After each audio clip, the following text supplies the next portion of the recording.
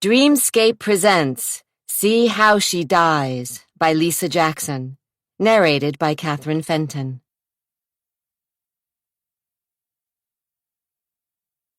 Prologue, 1980. Needles of hot water pounded upon her bare back. Steam filled the large, tiled stall, fogging the glass doors.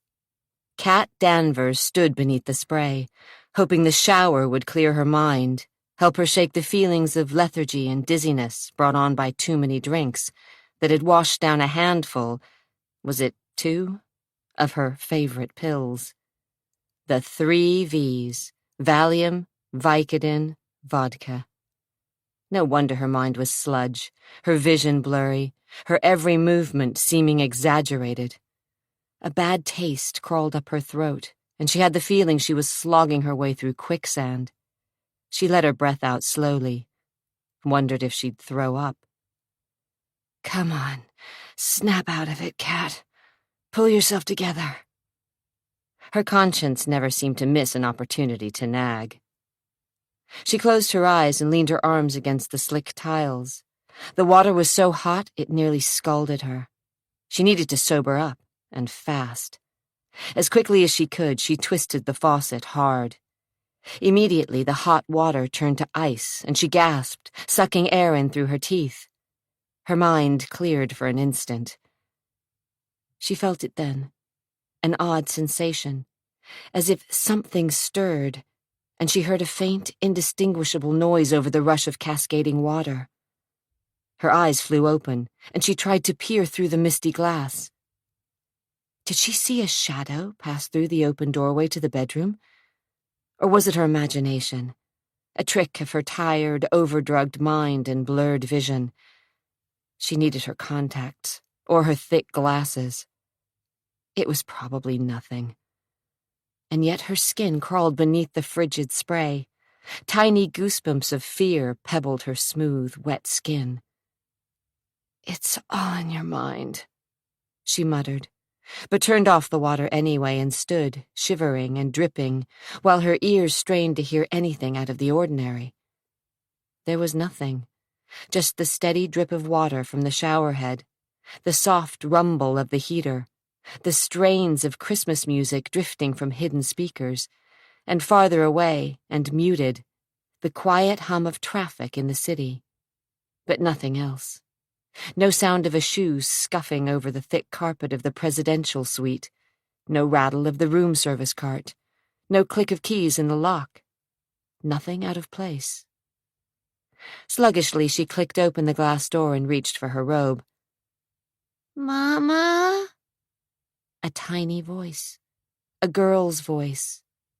Kat's heart clutched. She froze. No, it couldn't be. She wouldn't believe it. No toddler's voice had spoken. Her mind was playing tricks on her again, that was it. The drugs and booze had combined to...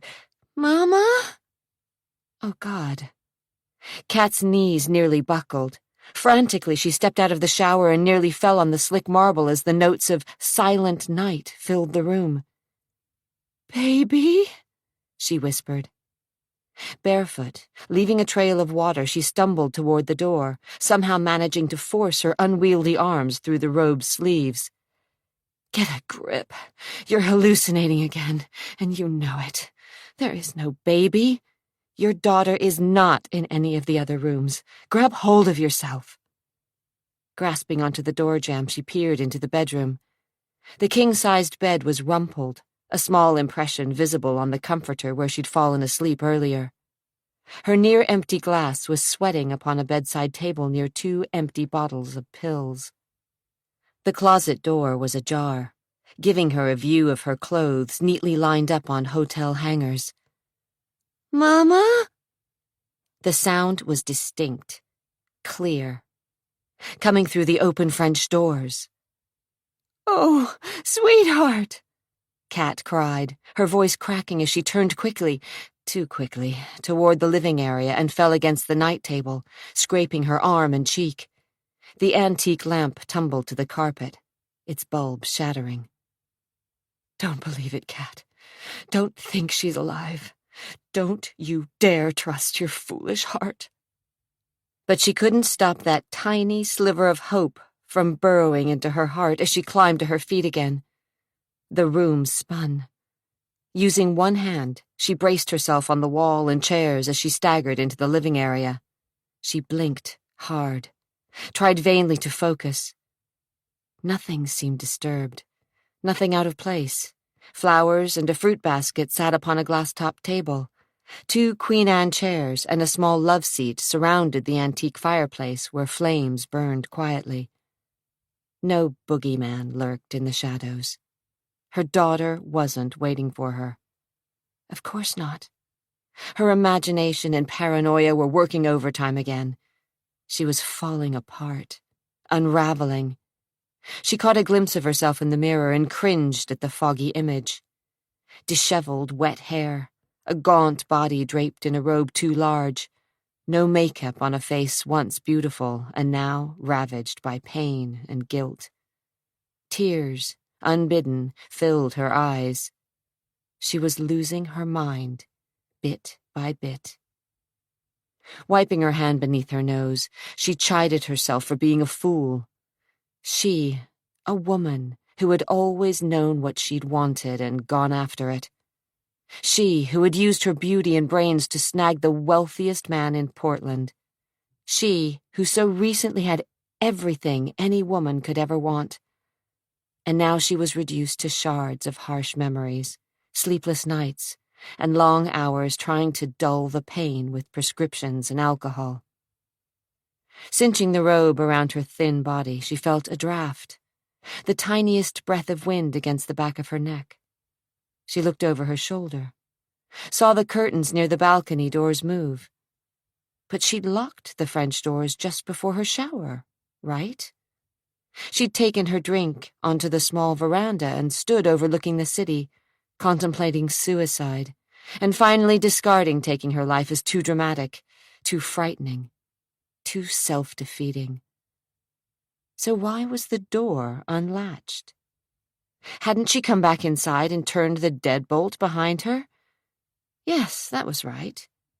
After securing the lock, she'd taken one last swallow of her drink, then left the glass on the bedside table before stripping and heading unsteadily for the shower. That was right, wasn't it? Or was she mixing things up? Why couldn't she remember? Why was everything so fuzzy? Maybe she'd imagined locking the door. Maybe she had heard someone prowling through these rooms while she'd stood under the shower's spray. Her throat turned to dust. Again, she sensed a presence, something eerily out of place. She started for the telephone. "Mama?" A scared little voice. Kat's heart nearly stopped.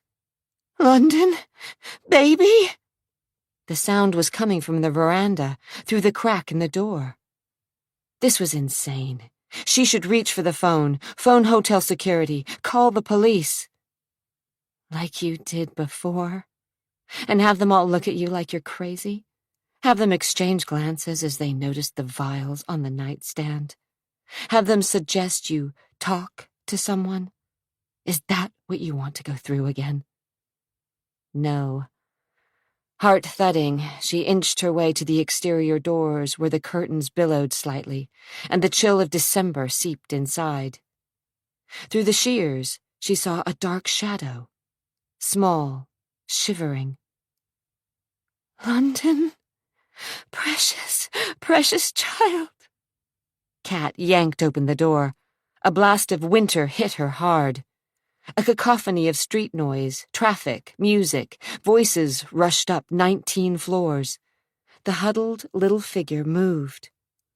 "Oh, honey," Kat whispered, her throat suddenly tight. The interior light snapped off. The figure turned a face toward her, and even through the fog in her mind and the semi-darkness of the city, she recognized the face. Not of her missing daughter, but of a treacherous, wicked liar. "You!" she spat, trying to turn away. Blindly, she flailed, trying to escape. Too late.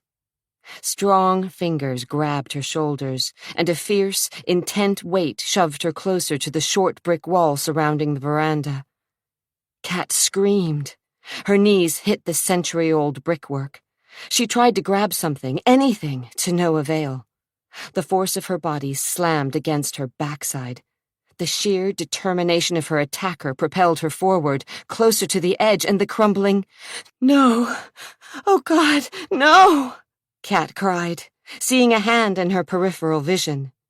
Gloved fingers clutched a bit of brick. Kat cringed. Bam! Pain exploded behind her eyes. Blackness pulled her under. She started to sag, but was propped up, pushed forward, the railing hitting her in the middle and disintegrating with her weight. And then suddenly, she was falling, sailing through the cold night air. Part 1, 1993. Chapter 1. If only she could remember. If only she knew the truth. If only she were certain she wasn't on a fool's mission. She glanced up at the dark October sky and felt the gentle wash of Oregon mist against her face. Had she ever tilted her head back and let the moistness linger on her lips and cheeks? Had she stood on this very corner, across the street from the old Hotel Danvers, holding onto her mother's hand, waiting for the light to change? Traffic rushed by, cars and buses spraying water as tires splashed through puddles. Deep in the folds of her coat, she shivered, but not from the cool autumn air, or the breath of a breeze rolling off the dank Willamette River only a few blocks to the east. No, she shivered at the thought of what she was planning to do. Her destiny, or so she'd been told. She knew she was in for the battle of her life. But she was committed. She couldn't give up now. She'd traveled hundreds of miles, been through emotional hell and back, and spent days searching her soul during painstaking, laborious hours in libraries and newspaper offices throughout the Northwest, reading every chronicle, article, or editorial she could find on the Danvers family. Now her plans were about to come to fruition. Or ruin. She stared up at the hotel. 7 stories of Victorian architecture, which had once been one of the tallest buildings in the city and now was dwarfed by its concrete and steel counterparts, great skyscrapers that knifed upward, looming over the narrow city streets. "God help me," she whispered. As beautiful as it was, the edifice of the Hotel Danvers seemed sinister somehow, as if it knew secrets, dark secrets, that could change the course of her life forever. Which was just plain silly. Still, Adria felt a chill that had nothing to do with the wind whipping through Portland's narrow streets. Without waiting for the light to change, she dashed across the street, the hood of her coat blowing off with a strong gust of wind. Daylight began to fade as the cloud-shrouded sun settled behind the westerly hills still rich with green forests and dotted by expensive mansions. Though the Hotel Danvers was closed to the public, as it had been for the past few months while it was being renovated and brought back to its turn-of-the-century grandeur, she walked through the lobby door that had been propped open for the workmen. The renovation was nearly complete. For the past 2 days she'd watched as delivery vans had brought tables, chairs, and other furniture to the service entrance. Today, linens, glassware, and even some food had been delivered in anticipation of the grand opening, which was slated for the weekend. The entire Danvers clan, Whit Danvers's first wife, and his 4 surviving children were rumored to be in town. Good. A cold fist of apprehension tightened in her stomach. Ever since learning of the hotel's closure and reopening, she'd planned her introduction to the family, but first, to test the waters, she needed to speak with the man in charge of the hotel's facelift. Zachary Danvers, the rebel of the family and second son to wit. According to every article she'd read, Zachary had never quite fit in. The Danvers family resemblance, so evident in his brothers and sisters, had skipped over him. And during his youth, he'd had more than one brush with the law. Only the old man's money had kept Zachary out of serious trouble, and gossip had it that not only was he the least favorite of Whit's children, but was also nearly cut out of the old man's will. Yes, Zachary was the man she needed to see first. She'd studied his photographs so often. She knew she would recognize him. A little over 6 feet, with coal-black hair, olive skin, and deep-set gray eyes guarded by heavy brows, he was the one son of Whit Danvers who didn't resemble his father. Leaner than his brothers or the bear of a man who had sired him, his features were as chiseled as the cliffs overlooking the Pacific Ocean. He was a rugged man, rawhide tough with a hard mouth that was rarely photographed in a smile. He bore a scar over his right ear that interrupted his hairline, and his broken nose was testament to his violent temper. In the lobby, 2 men were staggering under the weight of a long couch wrapped in plastic. She heard other workers talking in the background, saw hotel employees and workmen scurrying to and from the dining room and kitchen located opposite the front doors. The smells of cleaning solvent, turpentine, and varnish greeted her, and the whine of a skill saw screaming through the vestibule was muted by the rumble of industrial vacuums. As the workman shoved the couch near a huge fireplace, she paused in the lobby and eyed the hotel that had once been the most opulent in Portland, a place for dignitaries and town fathers to gather, where decisions were made and the shape of the future had been planned. She gazed upward to the intricate stained glass windows that rose over the outer doors where they caught the last rays of daylight and cast a pool of amber, rose, and blue on the tiled floor in front of the desk. She swallowed against a lump that closed in her throat. This hotel was her legacy, her birthright, her future. Or was it? There was only one way to find out. She headed for the wide, curved staircase that swept upward to the balcony. "Hey, you! Lady! We're closed!" The voice, deep and male, was coming from a big, burly man poised on the top of a high scaffold positioned under the second-floor landing. He was fiddling with the chandelier situated over the lobby desk. Ignoring him, she started up the carpeted steps. "Hey! I'm talking to you!" She hesitated, her hand trailing on the banister. This wasn't going to be easy, but the electrician was only a small stumbling block, the first of many. With a determined smile meant to disarm him, she turned and squared her shoulders. "Are you Zachary Danvers?" she asked, knowing full well he wasn't. "No, but—" "Are you related to the Danvers family?" "What the hell?" Beneath the edge of his hard hat, he scowled at her.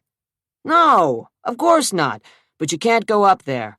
"I have a meeting with Zachary Danvers," she insisted, her voice filled with chilly authority. "A meeting?" the electrician repeated, obviously not believing her bluff. She stared at the worker without giving an inch. "A meeting." "That's news to me. I'm his foreman, and he didn't mention anything about it." His scowl grew dark, suspicious. "Maybe he forgot," she said as she forced a cold smile. "But I need to talk to him or a member of the Danvers family." "He'll be back in a half-hour or so," the man said reluctantly. "I'll wait for him. In the ballroom." "Hey, I don't think—" Without another glance in his direction, she hurried up the remaining stairs. Her boots were muffled on the thick carpet, and her breath was shallow, a sign of her case of nerves. "Shit," the man muttered under his breath, but stayed atop his perch and turned back to his work. "Damned women." Her heart was beating so fast she could hardly breathe, but at the top of the landing, she turned unerringly to the left and shouldered open the double doors. The room was dark. Her throat closed in on itself, and with her fingers she fumbled for the light switch. In a glorious blaze, the ballroom was suddenly lit by hundreds of miniature candles suspended in teardrop-shaped chandeliers. Her heart nearly stopped at the sight of the polished oak floor, the bank of tall, arched windows, the dizzying light from a million little bulbs that reflected in the cut crystal. Her throat clogged, and she blinked back tears. This was where it had all happened? Where the course of her young life had been thrown from its predestined path and into uncharted territory? Why? She chewed on her lower lip. Oh, God, why couldn't she remember? October rain slid down his hair and under the collar of his jacket. Dead leaves, already sodden, clung to the sidewalk and were beaten with the thick Oregon mist that seemed to rise from the wet streets and gather at the corners of the buildings. Cars, delivery vans, and trucks roared by, their headlights feeble against the watery illumination from the street lamps. Adria Danvers was pissed. This job had lasted too long and wasted too much of his time. What little pride he had in the renovation was tarnished. Working here made him feel like a hypocrite, and he was thankful the project was just about over. Muttering oaths at himself, his brothers, and especially at his dead father, he pushed open the glass doors of the old hotel. He'd spent a year of his life here, a year, all because of a promise he'd made at his father's deathbed a couple of years ago. Because he'd been greedy. His stomach soured at the thought. Maybe he was more like the old man than he wanted to admit. The hotel manager, a newly hired nervous type with thinning hair and an Adam's apple that worked double time, was laying down the law with a new clerk behind a long mahogany desk, the pride of the lobby. Zachary had discovered the battered piece of dark wood in a century-old tavern located off Burnside in a decrepit building. The tavern had been scheduled to be razed, but Zach had decided to take the time to have the bar restored. Now, the once scarred mahogany gleamed under the lights. All the fixtures in the hotel had been replaced with antiques or damned close replicas, and now the hotel could boast an authentic 1890s charm with 1990s conveniences. The advertising people had loved that turn of phrase. Why'd he'd agreed to renovate the old hotel still eluded him, though he was beginning to suspect he had developed a latent sense of family pride. Son of a bitch, he grumbled under his breath. He was tired of the city, the noise, the bad air, the lights, and most of all, his family, or what was left of it. Hey, Danvers! His foreman, Frank Gillette, yelled from his position on the scaffold 20 feet above the lobby floor. He was tinkering with the wiring of a particularly bad-tempered chandelier. Been waiting for you. There's a woman here, in the ballroom. She's been here over an hour. Zach's eyes narrowed a fraction. What woman? Didn't give her name. Claimed she had a meeting with you. With me? That's what she said. Frank started down the ladder. She couldn't talk to me as I wasn't a, and I'm quoting here, member of the Danvers family. Frank hopped to the floor and dusted his hands. He drew a wrinkled handkerchief from his back pocket and rubbed it under the brim of his hard hat. From somewhere near the kitchen there was a crash and rattle of silverware that echoed through the hotel. Christ! Frank's head snapped up, and he narrowed his eyes at the kitchen. Damn that Casey! Is she a reporter? The woman? Frank fumbled in his pocket for his cigarettes. Hell if I know. As I said, I'm not a Danvers, so she wouldn't talk to me. Not that I wouldn't mind spending a little time with her. Good looking? Frank said. Beyond a 10. Sure. Look, all I know is that short of bodily hauling her out of here, we got a problem. No one's supposed to be on the premises. If she slips and falls and breaks her neck and OSHA finds out. You worry too much. You pay me to worry. Frank found his crumpled pack of Camels and shook out a cigarette. Just finish the job. I'll deal with the insurance people and the woman. Good. Smiling as he clicked his lighter, Frank inhaled deeply. Now, let's see if this mother works. Hey, Roy, turn on the juice. Reaching around the desk, he flipped a switch and stared at the chandelier. Lights shaped like candles blazed for a second before flickering and dying. Fucking wiring, Frank growled, his face turning red, his cigarette bobbing between his lips. I told that half-wit Jerry to use... Ah, hell. Exasperated, he shot out a stream of smoke. Roy, turn it off again, he roared. I'll go talk to the mystery lady. Do that, Frank growled as he finished his smoke, then started back up the scaffolding. Zack didn't doubt that by the grand opening, everything would work perfectly. Frank would see to it, if he had to hold 2 wires together himself. From the stairs, Zack glanced around the lobby and thought of his father, Whit Danvers, a royal pain in the ass. Right now, Whit would have been proud of the son he'd disowned 6 times. Not that it mattered. Whit Danvers was dead and cremated. His ashes spread across the rolling forests of the Oregon hills 2 years ago. A just end to a timber baron who had spent all his years raping the land.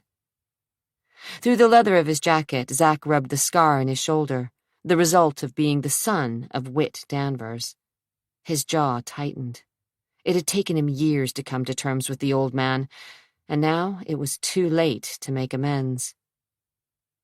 Rest in peace, you miserable bastard, Zachary said, his lips flattening as he opened the doors. His father had always treated Zack differently from the rest of his children. Not that he cared now. Zack had his own business, his own identity. The noose of being the son of one of Portland's wealthiest men didn't seem quite so tight. He took 2 long strides into the ballroom, then stopped dead in his tracks. The woman was there, dressed in a black long coat and matching knee-length boots. She turned at the sound of his entrance, and before she could say a word, he knew why she was waiting for him. Glossy black curls swirled away from a flawless face. Round blue eyes fringed by lacy black lashes stared straight at him. Thin black brows arched inquisitively. He felt as if his heart had stopped for a second as she smiled, showing off beautiful teeth, finely carved cheekbones, and a strong, slightly stubborn chin. His breath seemed to stop somewhere in his lungs. "You're Zachary," she said, as if she had every right to stand in the middle of the ballroom. As if she belonged. Zack's throat was suddenly dry and hot, and forbidden memories struggled to the surface of his mind. Right. Danvers, she supplied, her voice low, her lips tightening just a fraction. She smiled slightly, and with her hand extended walked slowly toward him. I've been waiting to meet you for a long time, she said, forcing a smile. My name is... London, he supplied, as every muscle in his body grew taut with the pain of the past. You recognize me? Hope lighted those blue eyes. There's a resemblance. I guessed. Oh, she hesitated, the wind suddenly out of her sails. But that's why you're here, isn't it? Yes. You think you're my long-lost sister. He couldn't hide the cynicism in his words. Those clear blue orbs clouded, and her hand, the one she'd offered and he'd ignored, dropped to her side. I think so, but I'm not sure. That's why I'm here. She seemed to find her confidence again. For a long time, my name's been Adria. You're not sure? For a minute, he could only stare into those wide blue eyes like another treacherous pair that had seemed to see right through him. But quickly, his senses came back to him in a rush. Why did he think for even a second that this woman could be London? Hadn't he been close enough to elaborate frauds to smell one a mile away? So she looked like his stepmother. Big deal. "My sister's been dead for almost 20 years, he said in the flat tone he reserved for liars and cheats. Half-sister. Doesn't matter. She glanced around the room. I just wanted to see if I remembered this place. London was only 4. Almost 5. And even 4-year-olds have memories. Maybe just impressions, but memories nonetheless. She looked at one corner near a bank of windows. The band was over there in that alcove, and there were plants. Trees, I think. Her eyebrows bunched together as if she were trying to catch hold of a fleeting memory. And there was a huge fountain, and an ice sculpture, a horse. No, not just a horse, a running horse, and— You've done your research. Her lips tightened. You don't believe me? I think you'd better leave. Zachary cocked his head toward the door. London's dead. She has been for over 20 years, so take whatever it is you're peddling and go back home before I haul you out of here and drop you on the front steps with the rest of the garbage. How do you know London's dead? His throat closed, and he remembered, with gut-wrenching clarity, the accusations, the fingers thrust in his direction, the suspicious looks cast his way. I'm serious.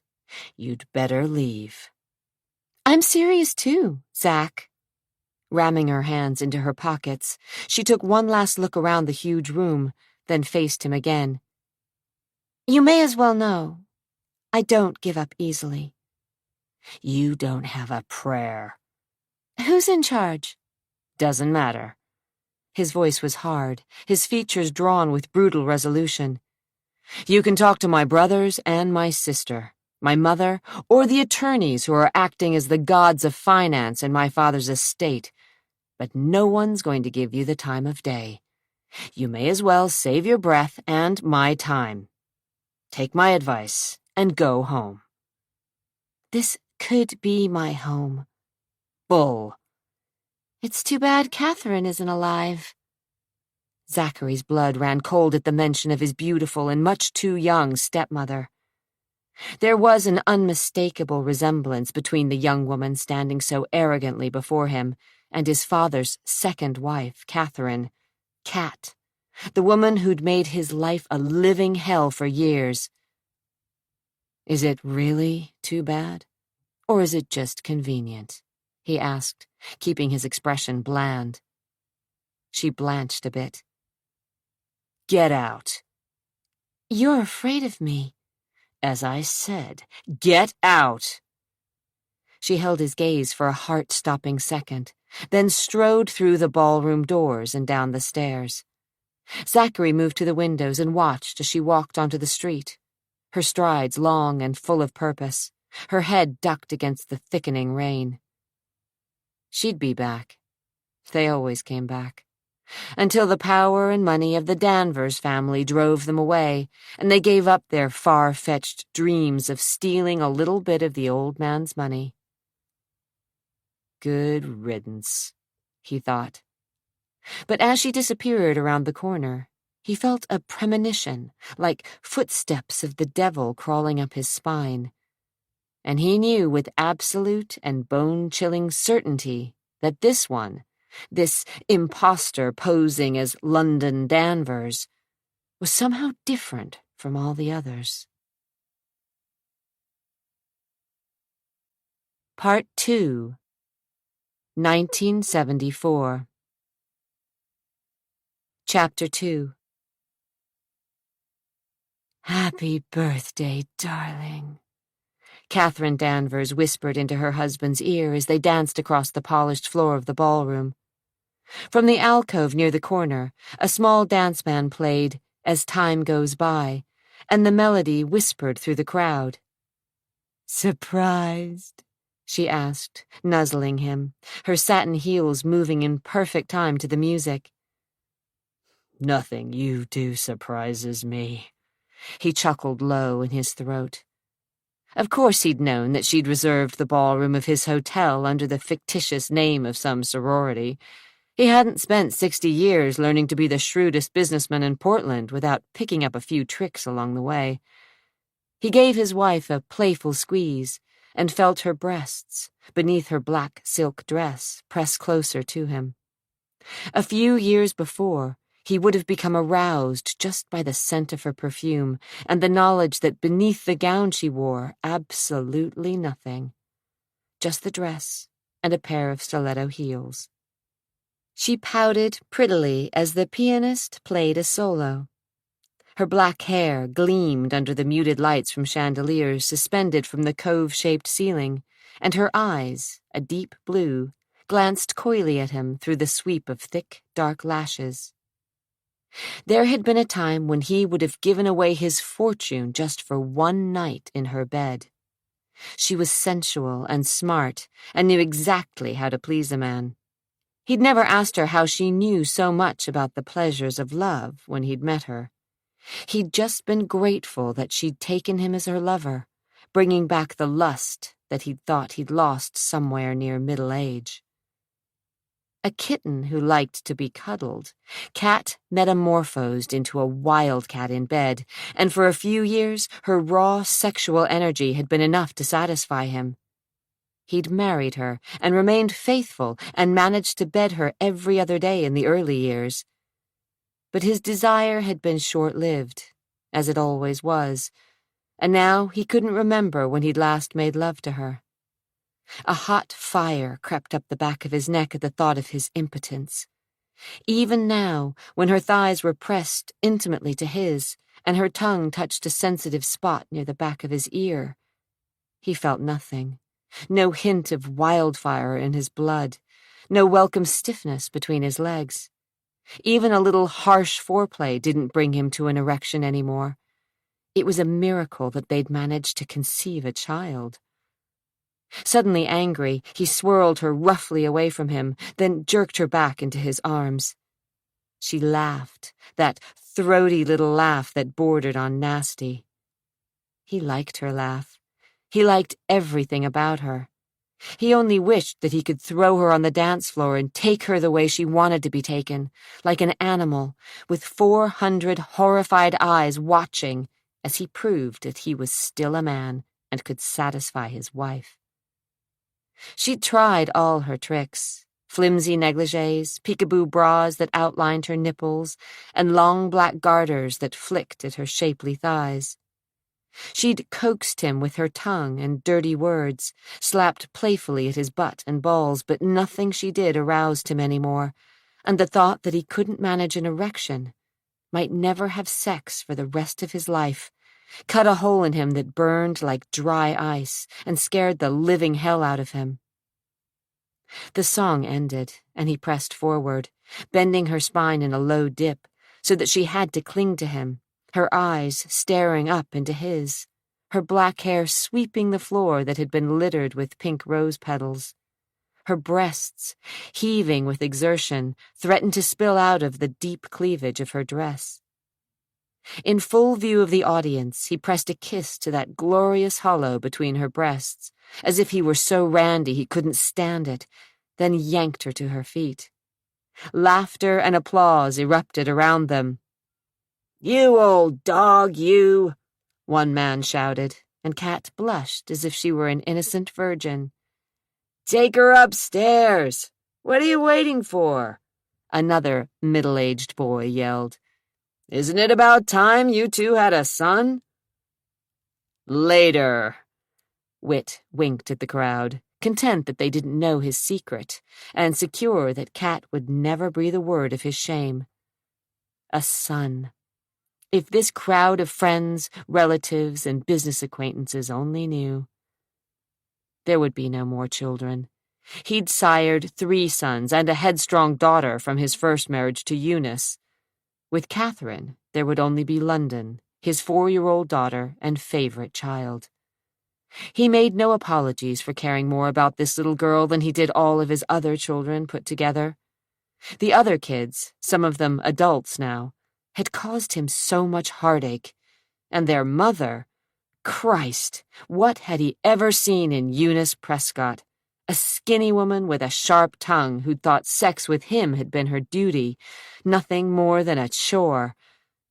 He'd decided she was frigid until— Hell, he didn't want to think about Eunice cheating on him behind his back, laughing at him. Angered at the turn of his thoughts, Whit escorted his wife to the center of the room where, beneath the glimmering lights of the chandelier, an ice sculpture in the shape of a running horse was beginning to melt. Nearby, a tiered fountain of champagne gurgled and splashed. The band started playing In the Mood, and a few brave couples strayed onto the dance floor. Whit snagged a glass from a silver tray and drained the champagne in one long swallow. "Daddy?" He glanced up and found London, her black curls dancing around her face, her chubby arms outstretched. Dressed in a navy blue dress with white lace collar and cuffs, she ran up to him and threw herself into his waiting arms. He hugged her tightly, the velvet of her dress crushed against him, her legs, encased in white tights, clamped around his waist. "How do you like the party, Princess?" Her crystal blue eyes were round and wide, her cheeks flushed with the excitement of the festivities. "It's loud," he laughed. "That it is." "And there's too much smoke." "Don't tell your mother. She planned this as a special surprise, and we wouldn't want her to feel bad," Whit said, grinning as he winked at his daughter. She winked back, then snuggled her pert little nose into his neck, and he got a whiff of baby shampoo. She tugged at his bow tie, and he laughed again. Nothing could make him as happy as this dynamic whirl of precociousness. "Hey, that's my job," Kat said as she smiled, and gently nudged London's fingers from Whit's neck. Kissing her daughter's crown, she said, "Leave Daddy's tie alone." "How about a dance?" Whit asked his young daughter, and those little lines between Kat's eyebrows, the ones that suggested silently that she disapproved, appeared. Whit didn't care. He drained another glass of champagne and twirled a laughing London onto the dance floor. The child, his princess, squealed in delight. "Sickening, isn't it?" Tricia observed from her position near the band. She leaned against the glossy top of the concert grand and petulantly sipped from a fluted glass. She was allowed, having just turned 21. Zachary lifted a shoulder. He was used to his old man's theatrics, and he really didn't care what Whit did anymore. He and his father had never gotten along, and things had only become worse when Whit had divorced his first wife and eventually married a woman only 7 years older than his oldest son, Jason, Zachary's brother. Truth be known, Zach didn't really want to be here, had only come because he was forced. He couldn't wait to escape the smoky, loud ballroom filled with boring old people, suck-ups, every last one of them. "Dad can't keep his hands off Kat," Tricia said, her voice slurring a little. "It's obscene." She took another swallow. "The lecherous old fart."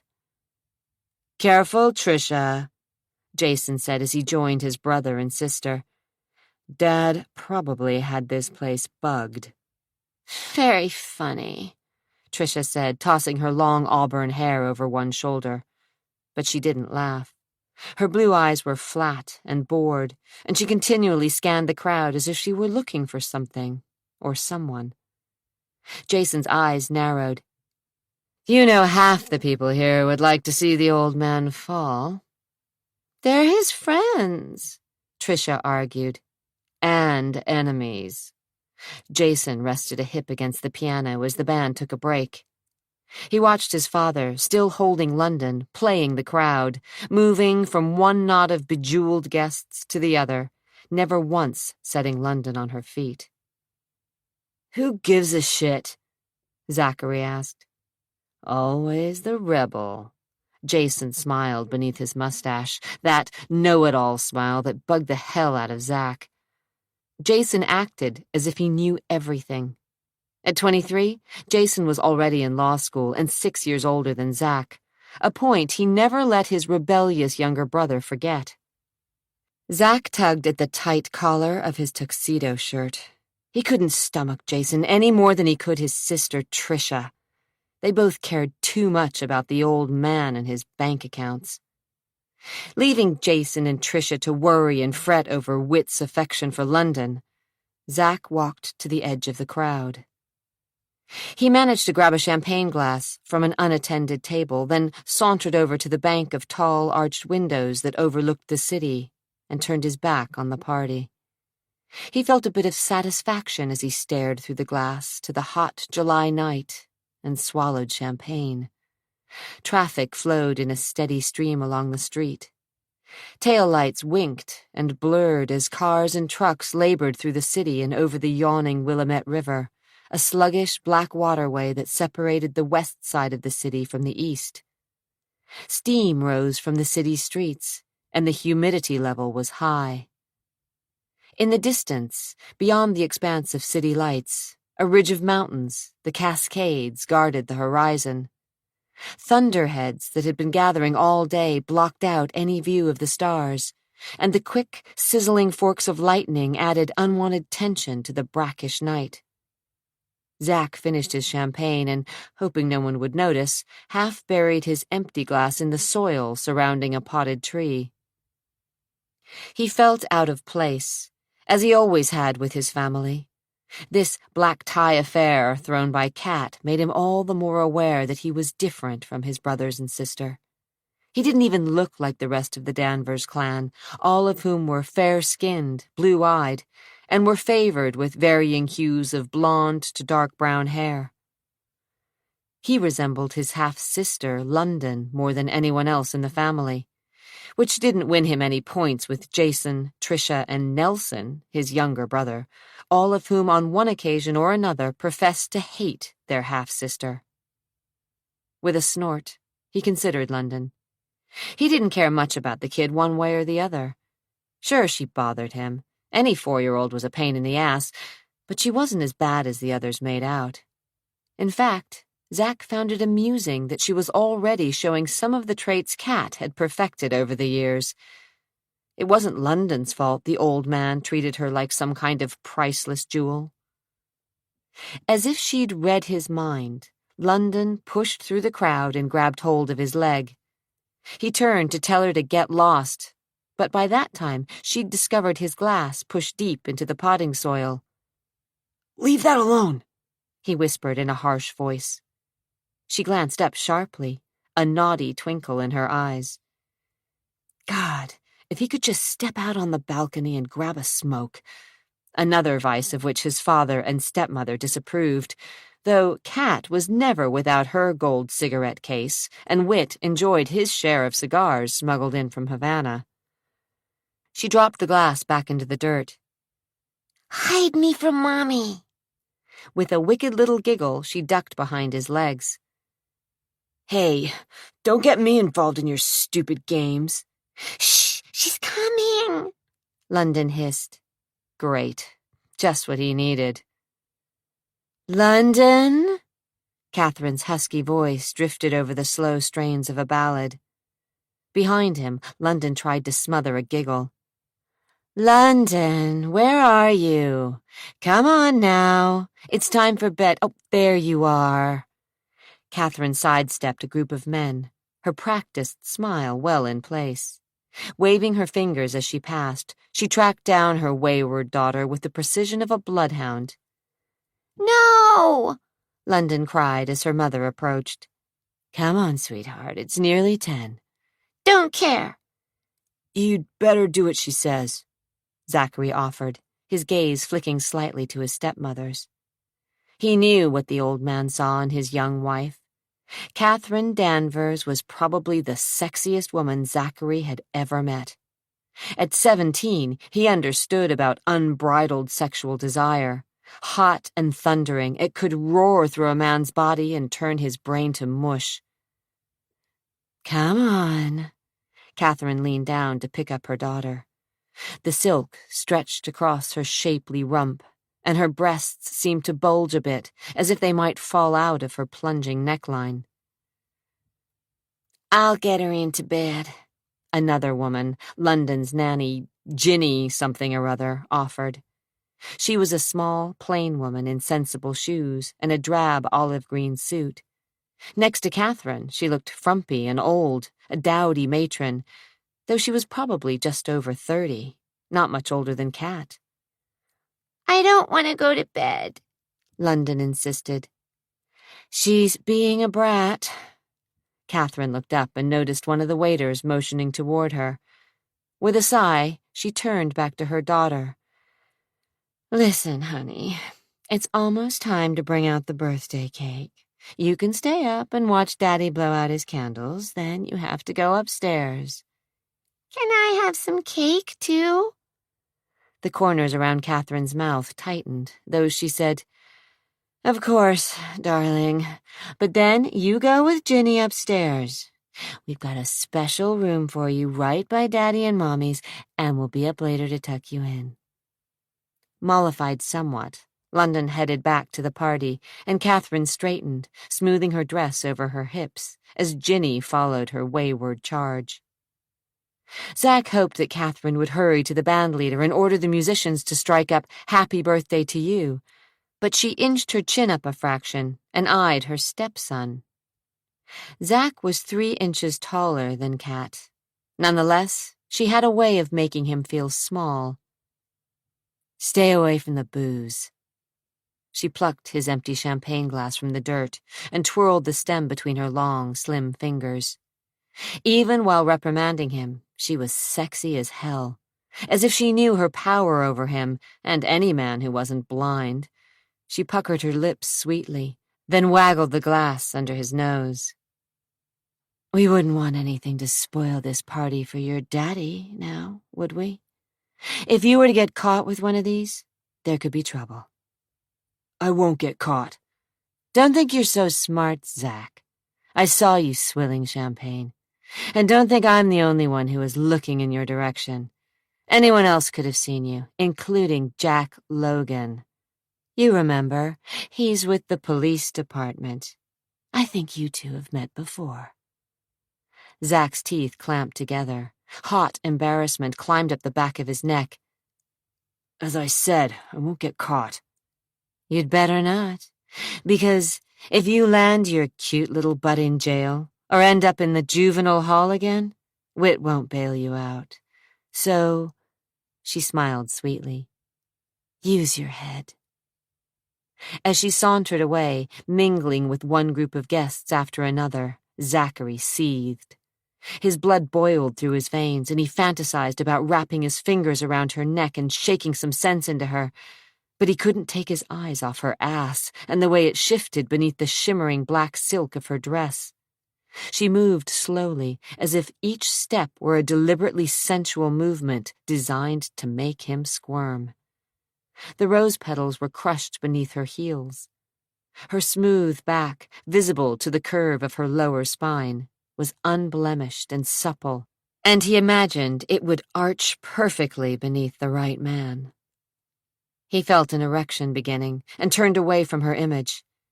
Half the time he thought she put on a sexual show for him intentionally. Other times, he told himself that it was his imagination, that he was finding sexual overtures in the most innocent of gestures. To cool his blood, he placed his head against the window. Steam fogged the inside of the glass. The room was so hot he felt that he was suffocating, and his blood still pounded at his temples. At 17, he was still a virgin, which wasn't a big deal, unless he had to spend any time alone with Cat, something he tried to avoid. Stuffing one hand into his pocket to hide the swell in his pants, He walked to the nearest tray of filled glasses, grabbed one and downed it quickly, all the while staring at his stepmother. She didn't seem to see him. Buoyed by his newfound source of rebellion, he sauntered over to another unattended tray, snatched another glass, and downed the champagne in one gulp.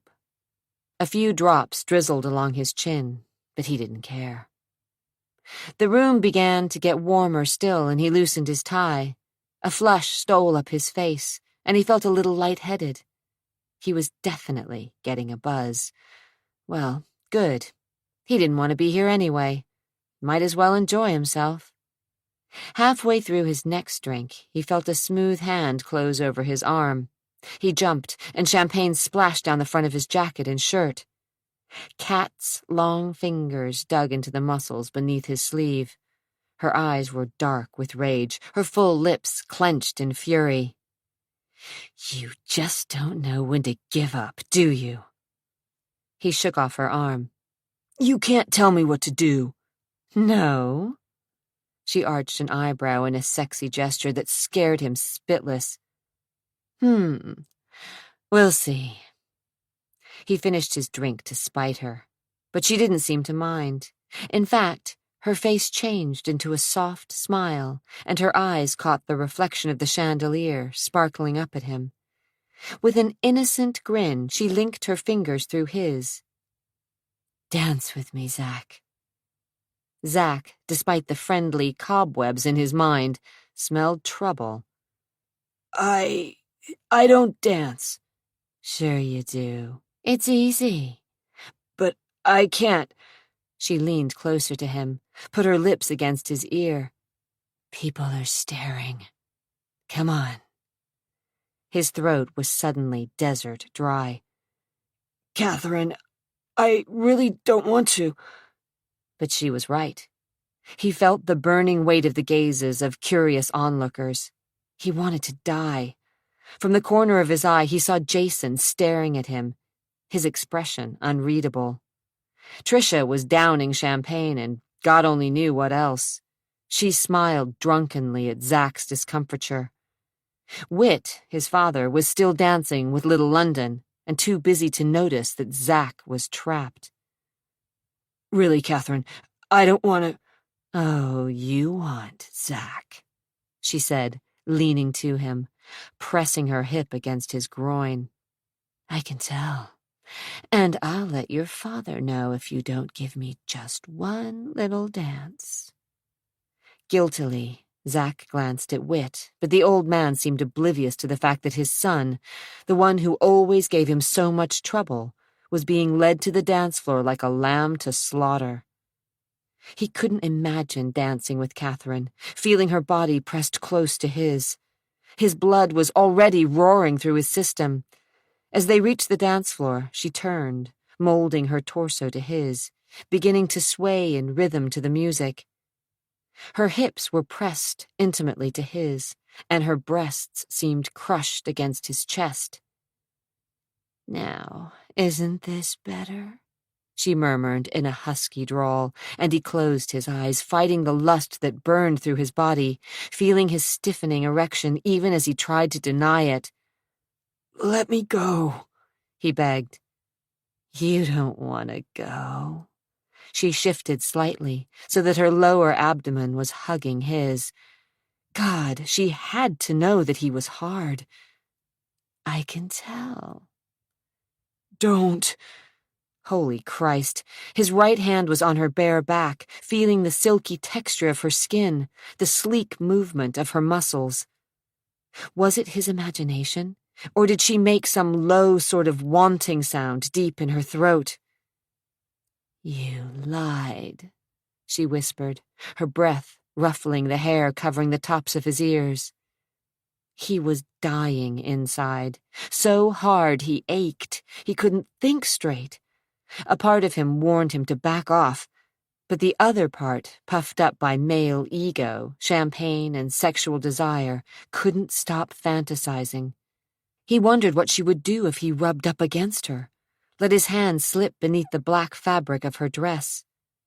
What would happen if he slowly let his mouth and tongue wander down the delicate column of her throat, As if she understood his need, she lolled her head to one side, exposing more of her white skin, showing off just a little more of her gorgeous bosom. "Mind if I cut in?" Whit's voice seemed to reverberate through the ballroom, and Zachary started, dropping his hands guiltily.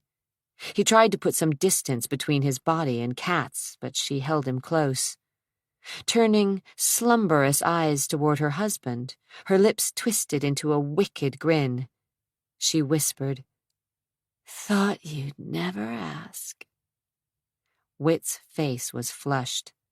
His eyes thinned on his rebellious son as Zachary took a step back, and London, who was still clinging to her father, was plopped into Zach's empty arms. "Stay away from the champagne," Whit said. "It would be a hell of an embarrassment if Jack had to arrest you here. Now, give London a spin on the floor and ask one of the Kramer girls to dance. They've been watching you all night." Gulping, Zachary wished he could knock the old man's lights out. When he glanced at Kat, she was laughing, her eyes twinkling with naughty amusement. At his expense. His fingers clenched into fists, and if it wasn't for the fact that he was holding London, he might have made an already ugly situation worse. It was as if his father and stepmother had conspired together to make him look a fool. His shoulders tensed and heat surged up the back of his neck to spread through his face. Though several girls in expensive dresses were trying to capture his attention, Zach didn't even give them the time of day. He handed London to her nanny and wished he could hit something, anything. Ripping his tie from his neck, he wanted nothing more than to leave the goddamn hotel and cool off. Spoiling for a fight, he left the dance floor. How could he have been such a fool? How? Because of Kat. Damn the woman. His fists curled in angry impotence. He had to get out of here. Jason, drink in hand, found Zach insolently leaning a shoulder against one of the pillars near the door as he plotted his escape. "Don't let her get to you," Jason advised. "Who?" "Kat." Sipping his drink, bourbon straight up, Jason smiled. "What do you mean?" Zach asked, trying to sound nonchalant. Jason snorted and cocked his head toward the dance floor. "I saw that little exhibition." Mortified, Zach gritted his teeth. "Christ, she can be a bitch." Jason raked an impatient hand through his thick, chestnut-colored hair. "I know what she's up to. Saw her coming on to you. She damn near laid down and spread her legs right in the middle of the dance floor." He took a swallow of his drink and stared at Kat and Whit. "It's some sort of game with her." A muscle worked in Zach's jaw. He felt the angry tick and couldn't control it. "She did it on purpose, you know. Decided you needed putting in your place, which, I might add, she did." "I hate her." "Don't we all?" Jason replied, his eyes following his stepmother as she danced. "But she might just be the most incredibly sexy woman on this planet. I wonder what she's like in bed." "I don't want to know." Zachary scowled and refused to look at the object of their discussion. "Sure you do. Every man here would like a little piece of the cat." He flung a brotherly arm over Zach's shoulders. "But she doesn't play her games with them. No way. For some reason, she's picked you to toy with. If I didn't know better, I think she might have set her sights on you."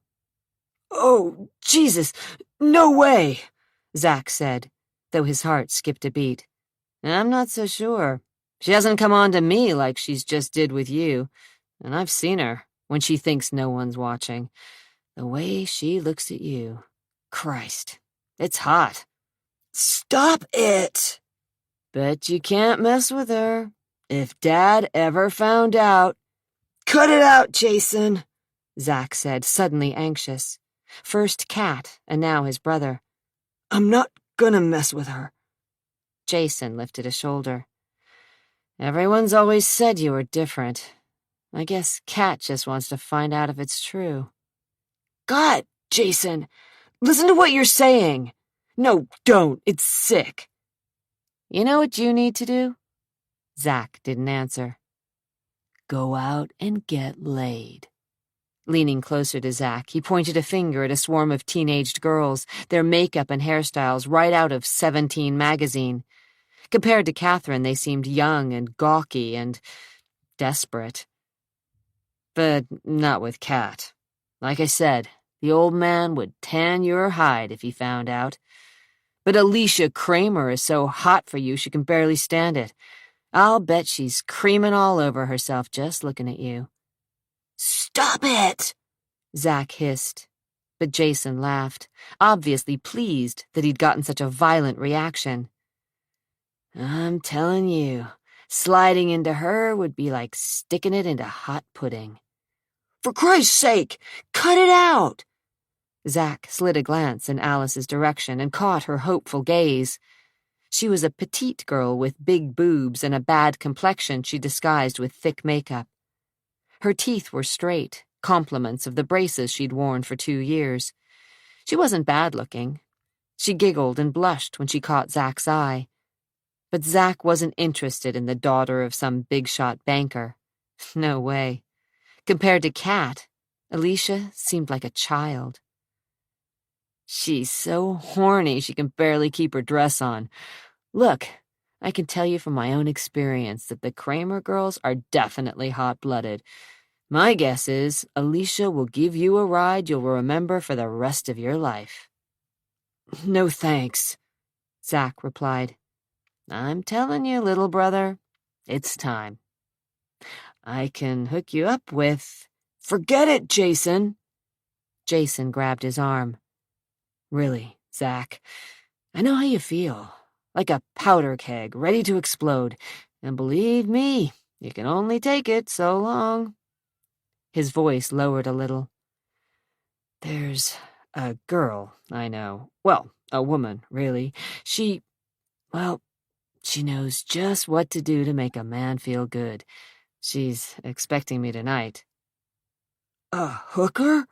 Are you talking about a hooker? Zach demanded, shocked, yet a little intrigued. Did Jason really know a prostitute? Holy shit! Jason took his arm and steered him to a quiet corner of the room, far away from the guests and the linen-clad tables of food and drink. Now, just listen. This girl, Sophia, she's, well, believe me, you'll like her. She's a good person. Zach snorted.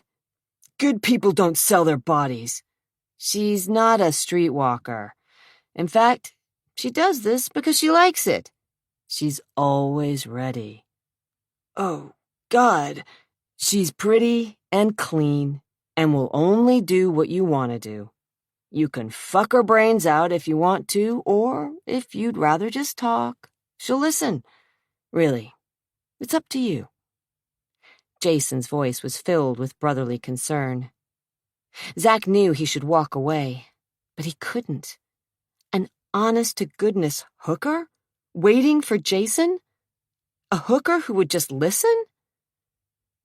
I know you and I don't always see eye to eye, but this time, for the love of Christ, listen to me. You need a woman. Bad. And it can't be Kat.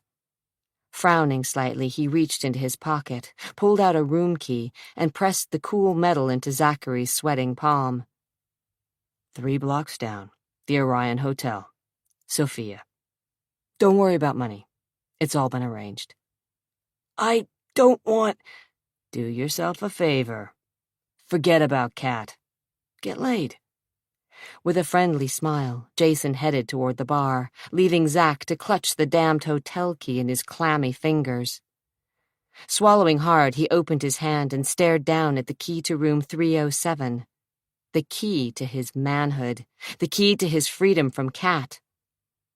Suddenly aware that any number of his father's guests could have overheard his conversation with Jason, Zach jammed his hands deep into his pockets and wondered how many of the other people at the party had witnessed his humiliation on the dance floor. How many eyes other than his brother's and his father's had seen Cat's lips brush against his ear, or watched as his sweaty fingers had itched to delve beneath the zipper of her dress, to grasp one of those firm buttocks. Jesus, he had to quit thinking about her like this. The key felt heavy in his pocket.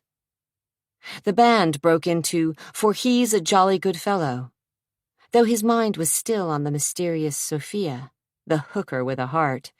Zack watched as a huge cake in the shape of a fir tree was wheeled into the room on an elaborate cart. 60 candles arranged in a string like holiday lights decorating a Christmas tree had been placed upon the needles of green frosting. Tiny flames flickered and danced as Wit, with Catherine and London's help, blew out every last spark. Laughter and applause erupted, and Wit, like a bridegroom, cut a fat piece of cake and fed the gooey concoction to his wife. Everyone cheered, and Zack thought he might get sick as Catherine returned the favor, smiling up at her husband, licked her fingers slowly. By the time London was hustled upstairs to one of the suites reserved for the Danvers family, the old man was starting to look a little tipsy. He hazarded a hard glance Zack's way, and even in the crowded room, Zack read the warning in his father's eyes.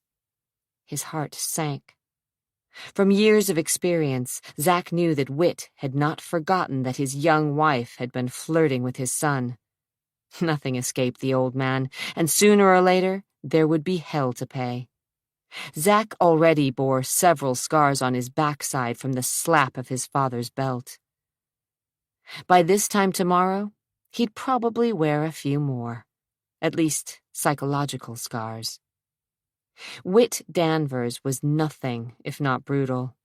He wouldn't spare Zack's feelings and would let his rebellious son know that he was no good, didn't live up to his expectations, would never amount to anything in life.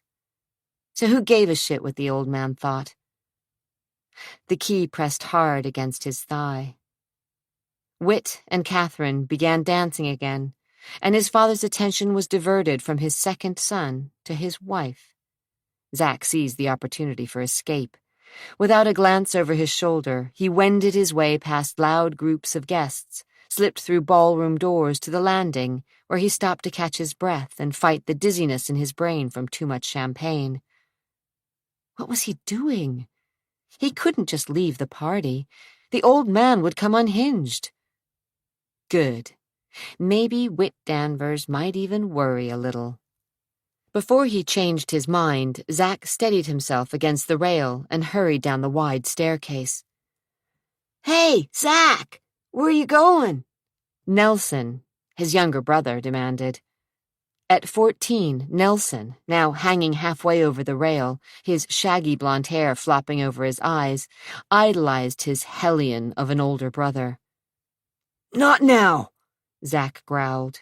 He didn't need the kid's adoration any more than he needed Wit's disapproval. "But just keep quiet, Nelson, okay?" Refusing to acknowledge Nelson as the kid ran down the stairs, Zack strode through the front lobby where club chairs, brass lamps, and glossy dark tables were positioned around a massive fireplace. Past the main desk and a forest of potted palms, he walked quickly, trying not to think about the ramifications of his actions when Wit discovered him missing. Outside, the night was humid. The smell of the river drifted on air so still it seemed to cling to Zack's skin. He yanked off his jacket and began walking fast, heading north, trying to cool his blood and clear his head. What he was contemplating was crazy, and yet he'd consumed enough alcohol to feel bolder than usual. So what if the old man found out?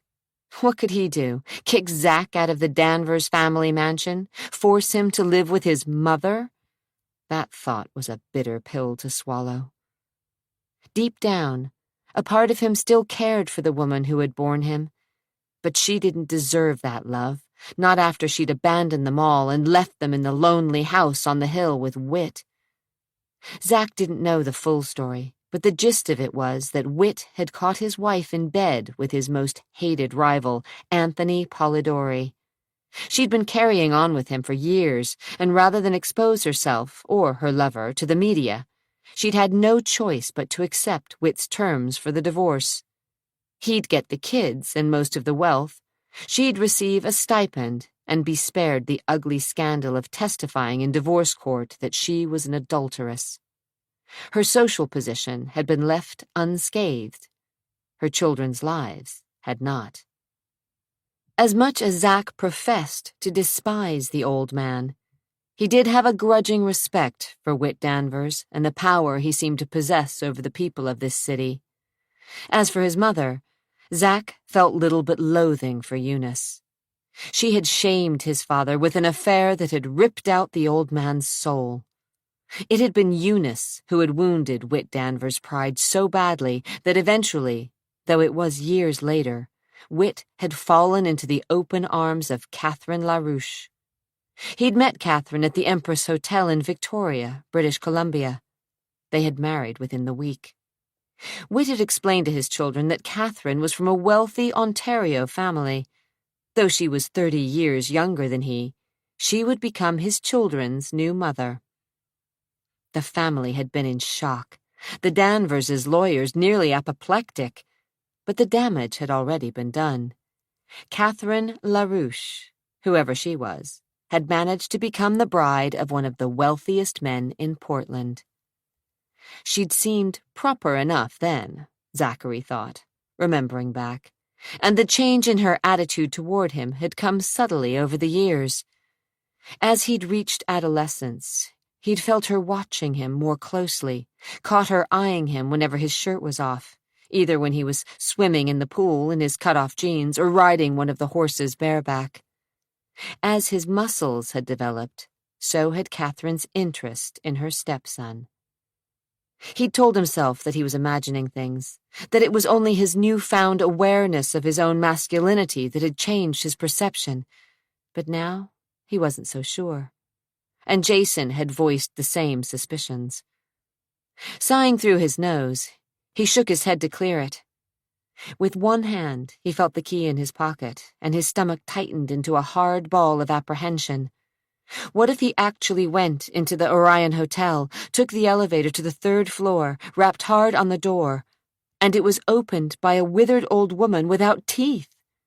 What if the damn door was opened by a man, a queer dressed up as a hooker? Oh, Jesus! What if this whole arrangement was a setup, the result of Jason's twisted sense of humor? He gritted his teeth and glanced behind him as he reached the Orion. No one seemed to have followed him, and no one other than Jason would guess that he was here.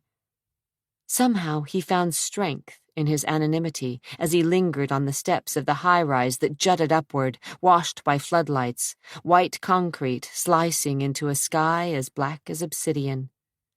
Hesitating a fraction of a second, Zachary locked his jaw, squared his shoulders, threw open the hotel's front door, and decided it was time he became a man. Chapter 3. The hotel corridor was empty, a long hallway of gold shag carpeting and metal doors painted to look like wood. The Orion had none of the charm of the Hotel Danvers, but Zack didn't care. Swallowing back the urge to turn tail and run, Zachary let the stairwell door bang shut behind him and walked, heart knocking, toward room 307, to Sophia, his destiny. Before he lost his already faltering courage, he rapped sharply on the door and waited. "It's open," a cool feminine voice called through the metal. Oh, Christ! Zack's heart nearly stopped. He reached for the knob with clammy fingers and threw open the door. The woman was lying with her back to him, sprawled sensually across the bed, wearing only a black bra and a lacy black belt with long garters that dangled over a scanty pair of panties. She stretched. Zack could see the dimples above her smooth rump and long thighs, and his mouth turned to sand. "You're late," she reprimanded gently. Zack's diaphragm slammed up against his lungs, and he could barely breathe. Heat radiated from his groin.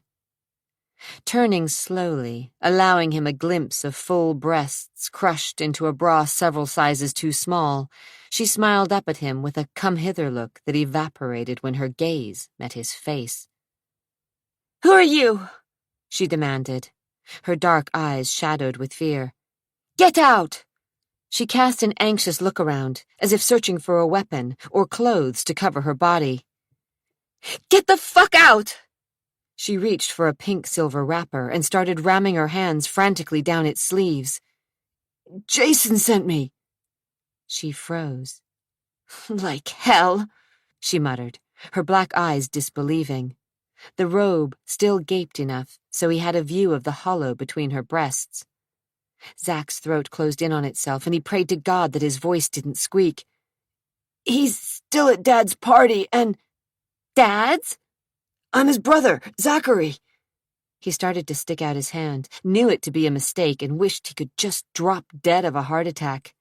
She was a hooker, for God's sake, a professional, and he was a bumbling, tongue-tied, green virgin. She could probably smell it. Suspicion lingered on her features. "You don't look like him." The bane of Zach's existence. "I know." Still, he didn't move. "Close the door." Zach kicked it closed, but didn't bother with the bolt. Scooting closer to the headboard, trying to hold the robe closed over her skin, looking as if she might bolt for the door at any minute, she asked, "Why'd he send you?" She tossed a thick rope of coal-black hair off her face. "Jesus, you scared the living shit out of me." "I didn't mean to." "Well, come in," she ordered, obviously agitated. Carefully, afraid she might jump up and run down the hall screaming rape, he walked across the orange carpet and eased himself onto the foot of the bed.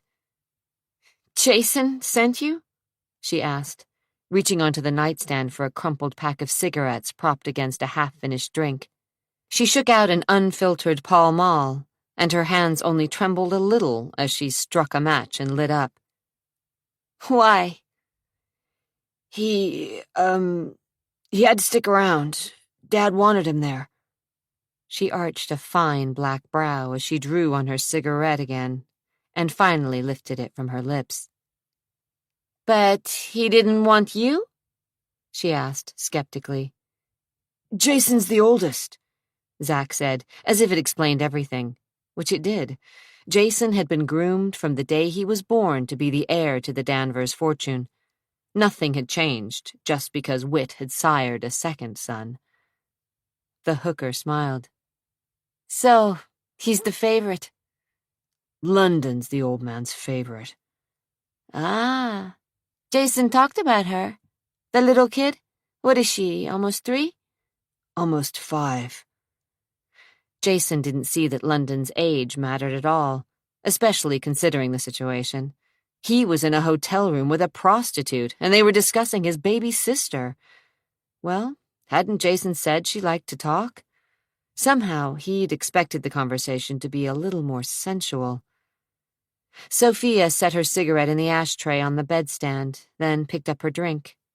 Swirling the melting ice cubes with one long finger, she stared at Zach, letting her eyes rove up his half-buttoned shirt to his wind-blown hair. "Jason wants you to take his place?" "That seemed to be the plan." She took a swallow from her glass, and the tip of her tongue rimmed her wet lips. "Are you a virgin, Zachary?" The question hit him like a slap in the face. "Of course not." Then you've had a lot of women?" She sipped her drink, trying to smother a smile. "My share," he said, realizing that they both knew he was lying. Hell, what did you say to a prostitute when she asked you things like that? "You ever had a blowjob?" His head snapped up. Was she for real? Or was she teasing him? He stared straight into her dark eyes and wondered if she was laughing at him. His gut tightened as she set the glass on the night table, allowing the robe to gape open and reveal her breasts. He couldn't help but stare. He was already beginning to get hard, but he didn't try to hide his erection. The robe fell off one of her shoulders, and her skin looked soft and smooth, moving easily beneath the silky ebony strap of her bra. "So, what are we going to do about this?" she asked, as she settled back on the bed, the pink wrapper no longer clutched in her fingers, her navel and the top of the lacy black underpants visible. When he didn't reply, she inched closer to him, first with her toe, then with the rest of her, sliding slowly down the bed, rumpling the coverlet with her rounded buttocks. Her eyes were hot, dark mirrors, seeming to reflect the torment of his soul. She seemed to stare past all the lies he'd told her as she pulled herself up to her knees and moved her head close to his. She smelled of perfume and smoke and bourbon. "So, you won't tell me, eh? Well, just let me know when I do something you don't like, okay?" She pressed her hot, wet tongue against the shell of his ear, and he groaned. The swelling between his legs began to ache, and as her tongue dipped into his ear, he wondered if he might embarrass them both by coming in his pants. "Come on, baby. What are you waiting for?" she whispered in a whiskey-smooth voice. The invitation was impossible to resist.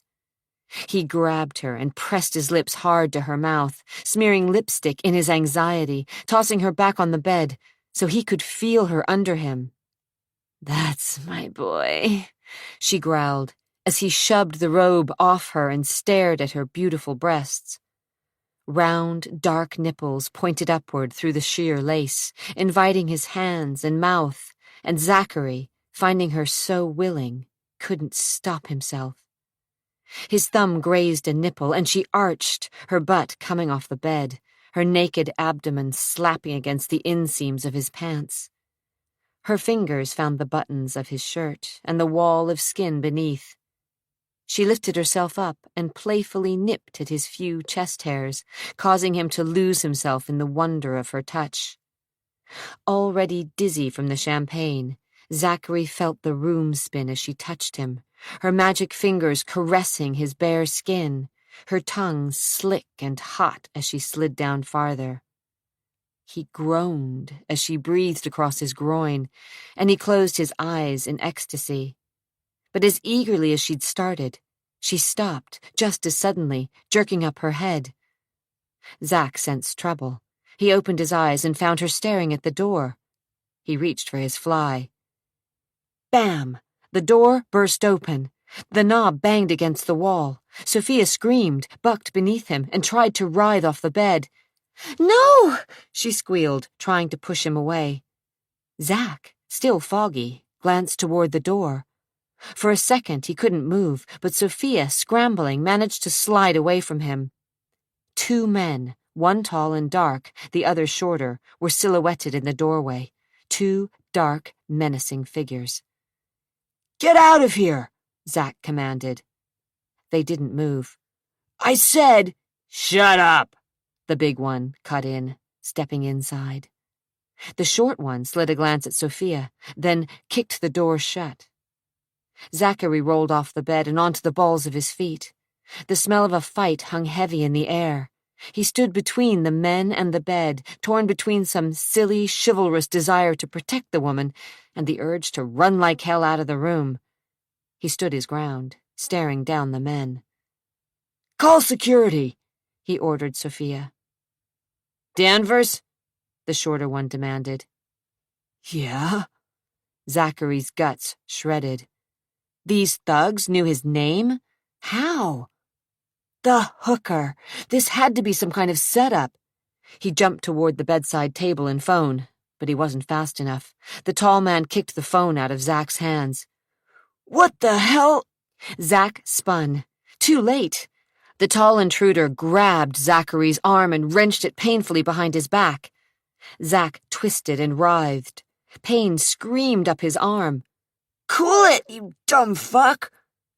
Zach kicked, the heel of his boot connecting with the man's shin. Wind whistled beneath the attacker's teeth. You son of a bitch! You lousy little bastard! The man yanked harder on Zach's arm. Agony ripped through his shoulder. Zach heard a sickening rip, and his muscles turned to fire. Help me out, Rudy, the tall man ordered. From the corner of his eye, Zach noticed Sophia scoot backward on the bed. Her face was white with fear as she tried to grab the receiver that dangled from the phone. No way, sister, the shorter man, the one called Rudy, said as he yanked the cord from the wall. Please, she cried. Shut up, the thug snarled. Zach kicked his attacker again. Let go of me! No way, Danvers. You fucked up one time too many. Again, he wrenched Zach's arm. Agony jarred through his body. Zach screamed. You trying to kill him, Joey? Rudy barked. Maybe.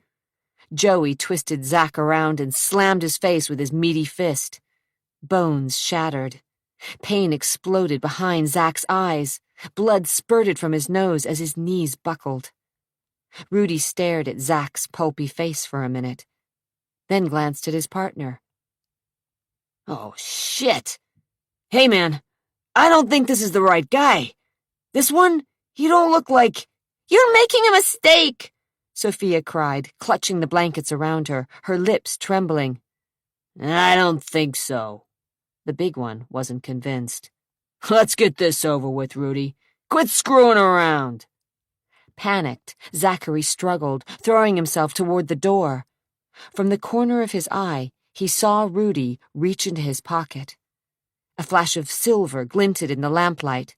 Zach's guts twisted with a new numbing fear.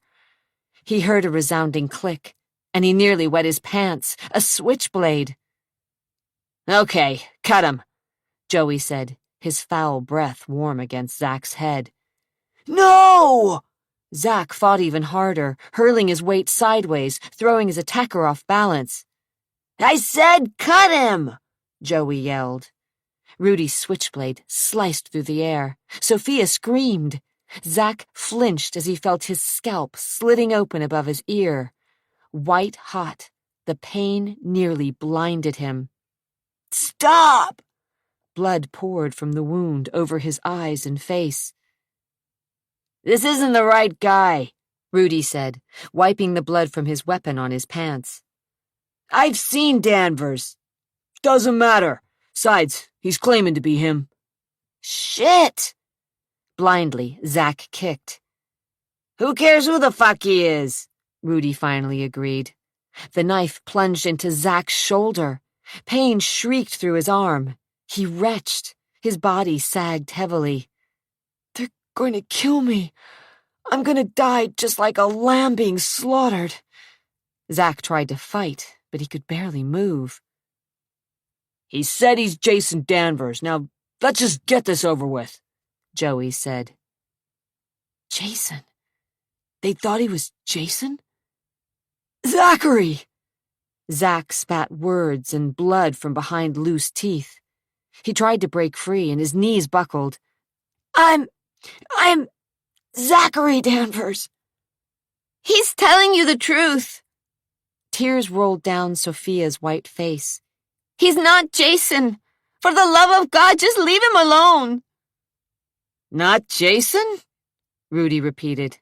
I knew it. Shit. Joey let go of Zach and jerked the knife out of his shoulder. The wound burned like acid. Zach dropped to the floor, banged his head, and couldn't move out of the sticky blood pooling beneath him. I told you he was the wrong guy. Shit, man. Why didn't you ever listen? Rudy hissed. He pointed at the bed where Sophia was still huddled in fear. You, get some clothes on and get out of here. But the boy... He'll live, Rudy snarled, casting a dark look toward Zach before eyeing the hooker again. Unless you want to explain what you're doing up here with the half-dead son of wit Danvers, you move your sweet little ass out of here. Don't leave, Zach tried to say, but the words wouldn't form over his thick tongue. He watched 3 sets of feet, Her small bare ones, the others in black work boots, moving in slow motion away from him. Footsteps scuffled on the shag carpet. Blood seeped from his body to the floor. He tried to lift his head. Bastard! He saw the shoe, felt a hard kick in the groin and curled into a ball. Bile sprayed up the back of his throat. Stay put, Danvers. You'll live longer. A tide of black swirled around his eyes, though he willed himself to stay conscious. He saw the door to room 307 open, then close, and he gave in to the warm, dark void that swallowed him. Catherine's feet ached, her head throbbed, and her eyes burned from cigarette smoke. The celebration had been a success, and Whit, if he hadn't been surprised, had put on a good show of acting astounded at his wife's carefully planned party. Seated on one of the chairs near the empty stage, she ignored the litter on the floor and took off one of her spiked heels to rub the bottom of her foot. Soon dawn would be streaking the eastern sky, and still a few guests lingered, talking, laughing, refusing to call it a night. "Come on upstairs," Kat suggested to her husband as she slipped her toes into her shoe again. "London will be up before we know it." She stood and stretched, aware that after hours on her feet, her hair tangled, her makeup all but gone, she was still beautiful and sexy. She caught more than one male gaze lingering on the swell of her bosom. Whit, having consumed champagne for hours, yawned and wrapped an arm around her shoulders. He was heavy, this big bear of a man, and she staggered under the combination of his sagging weight and too many glasses of champagne.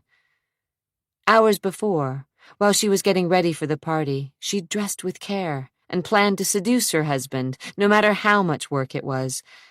But now she was tired, her feet ached, her head pounded, and she wasn't interested in anything but falling into the huge bed in their suite and sleeping for at least 1,000,000 hours. She helped Whit into the elevator. For a few hours, the guests, dressed in their finest clothes and jewelry, had forgotten about anything other than celebrating Whit Danvers's 60 years. With a groan, the elevator car moved upward, only to shudder to a stop on the 7th floor. "Come on, birthday boy," she said, still supporting him as they reached their suite with its panoramic view of the river. She didn't much care about the view as she unlocked the door, snapped on the lights, and helped him to the king-size bed that had already been turned down by the maid. Whit fell across the silk sheets like a heavy sack of potatoes. "Come here," he said thickly, reaching for his wife as she pulled the draperies shut. Catherine giggled. "Want me?" "Always," he assured her. "I love you, Catherine. Thanks." Tears stung the back of her eyes as the drapes snapped shut. She did care about him. "I love you too, honey." "I wish I could. Shh, it doesn't matter," she said, and meant it at that moment. Sex was important, but it wasn't as valuable as love. Kat could find sex anywhere, but she'd learned long ago how stingy people were with love. Leaning over, she rumpled his hair playfully and placed a kiss on his cheek. "I'll be back in a minute. I just want to check on London." "Me too," he said, his foggy eyes clearing a bit as he thought of his little girl. Kat sighed. As much as she adored London, a tiny part of her was jealous of the attention Whit lavished upon his youngest daughter, their only child. As Whit pushed himself upright in the bed, Kat cracked open the connecting door, allowing a thin shaft of light from their suite to pierce into the room occupied by London and her nanny. At first, she thought her tired eyes were playing tricks on her, that she'd drunk too much champagne and her cloudy mind wasn't focusing. But as she stepped into the smaller room, her heart began to hammer, thunder in her ears. She fumbled for the switch. Suddenly, the room was flooded with light. Both beds were empty. Neither had been mussed. The sheets were turned down, and 2 mints sat untouched on the pillows. Catherine's throat constricted in a mind-numbing fear. "London?" she said weakly. Sagging against the doorframe, Cat glanced at the closet standing open and noticed that there was nothing inside, no clothes, no bags, no shoes, as there had been earlier. There wasn't a trace of London or Ginny. Dear God, please let this be a horrible mistake. She stepped into the room and felt a chill as cold as November. Don't panic. London was here. She had to be. But something was wrong, and a black fear started crawling up her spine, clutching at her heart. "Whit," she called, surprised at the calm in her voice. After all, this was probably just a mistake. The nanny moved London to another room to make sure that Whit and Catherine had the privacy they needed. "Whit!" "What?" Whit weaved to the doorway and propped a shoulder against the frame. "What's going on?" he asked thickly, and Cat knew a moment of absolute desolation, as if her soul had been stripped from her. "Call security. There's something wrong here. London and Ginny are gone. Probably in another room, but call the security guards and the manager just in case." Her mind, always so cool and dependable, was running away with her to horrible nightmares concerning her child, but she tried her best to stay calm and reasonable. There was just a mix-up, that was all. No reason to become hysterical. Not yet. Then why were her knees knocking? "Oh, God, please don't let anything happen to my baby." Whit strode into the room, knocked over the lamp, and swore. Suddenly comprehending that his daughter was truly missing, he began tearing the dresser and bed apart, as if he could find his precious child or some evidence of her in the room. "Leave it alone! For the police!" Cat threw herself at him. "Just call the damn security!" "She's not gone," Whit said, suddenly stone-cold sober. "She can't be! She's in this hotel, in the wrong room!" He opened the door and bellowed into the hallway. "Jason! Zach! For Christ's sake, get in here!" Turning to Catherine, he said, "We'll find her. And that damned nanny. And when I do, I swear I'll strangle Ginny Slade for this little prank." Whit's words were bold, but his face grew ashen, and Catherine knew the cold, jabbing fear that she might never see her daughter alive again. Guilt and fear took hold of her. She loved London, she did, with all her heart. All the times she'd been jealous of her little girl because of the attention she received from her father flitted through her mind, and she wondered, vaguely, if she were being punished. She didn't believe in God, but, oh, please, please, let her be safe. She ran back to her room and with shaking fingers dialed the main desk. Before the clerk could answer, she said, "This is Catherine Danvers. Send up security, room 714. And call the police. London's missing." Chapter 4. Whit loosened the top 2 buttons of his collar and stared out the window to the city he'd loved, the town he'd trusted. The streetlights, skyscrapers, and traffic looked the same as they had on any pre-dawn Sunday morning, but now the town seemed sinister and menacing. Portland, his home, had turned on him. He saw his reflection in the plate glass, ghostly and faint over the eastern skyline. His face was ravaged and drawn, his eyes haunted, his shoulders slumped. He looked 90 rather than 60. Whoever had taken his baby would pay, but a dark fear tore at his mind. What if they were never found? He wouldn't think such gloomy thoughts. Of course she'd be found. Of course she'd be fine. She was London Danvers, for Christ's sake. That part bothered him as much as the loss. That someone would dare defy him, someone who knew how to wound him until he was bled dry. He reached for his wife's pack of Virginia Slims and lit up, hoping that sucking in smoke and inhaling nicotine would help. It didn't. Turning back to the suite, he saw the faces of his family, tired and drawn, with dark circles and eyes dark with fear. Everyone was accounted for, except London. And Zack. A loud knock jarred through Whit's head. Police! Danvers! What the hell is going on? Jason opened the door and admitted Jack Logan, who only a few hours before had been downstairs at the party. Jack, an honest cop before he'd met Whit, was now firmly trapped in Whit's gold-lined pockets. 4 officers were with Detective Sergeant Logan.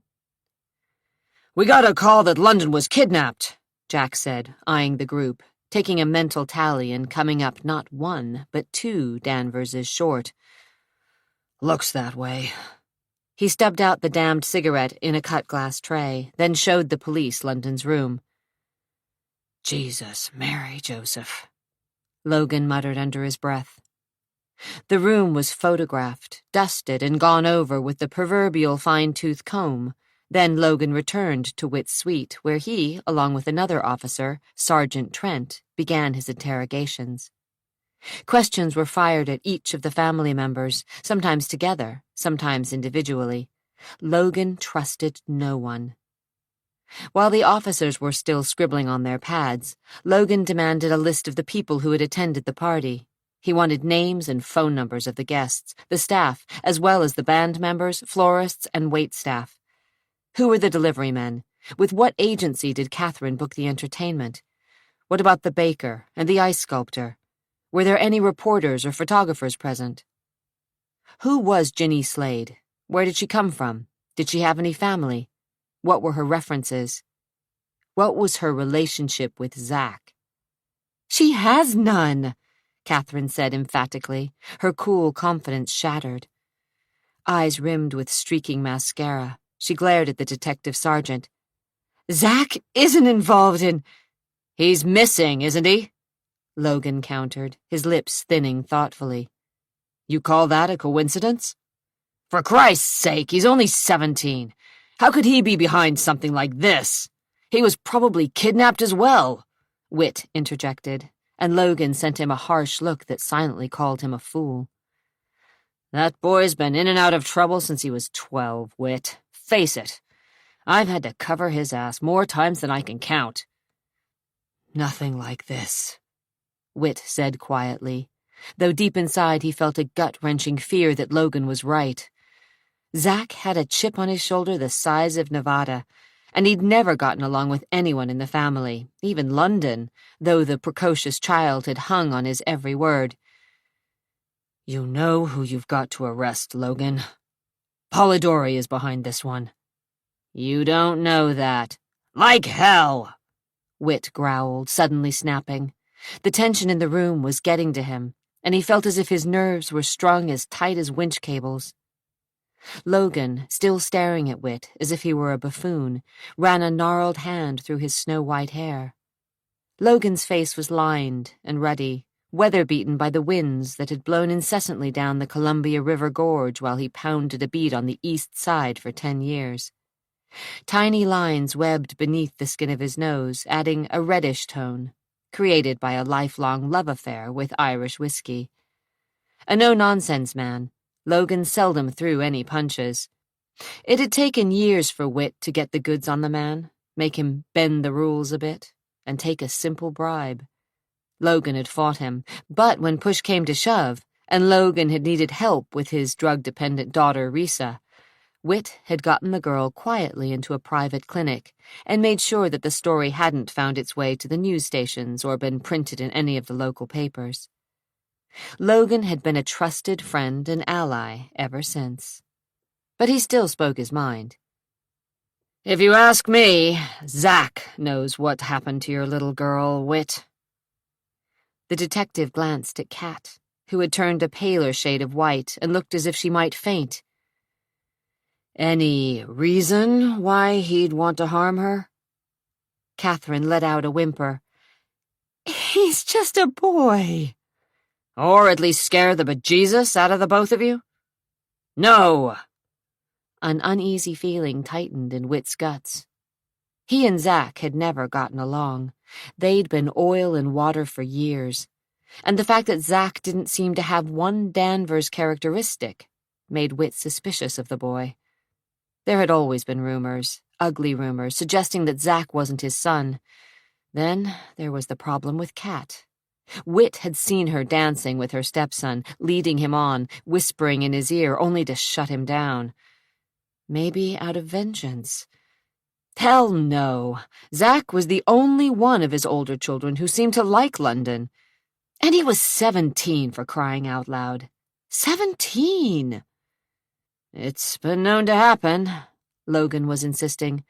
One kid gets jealous of another. No way!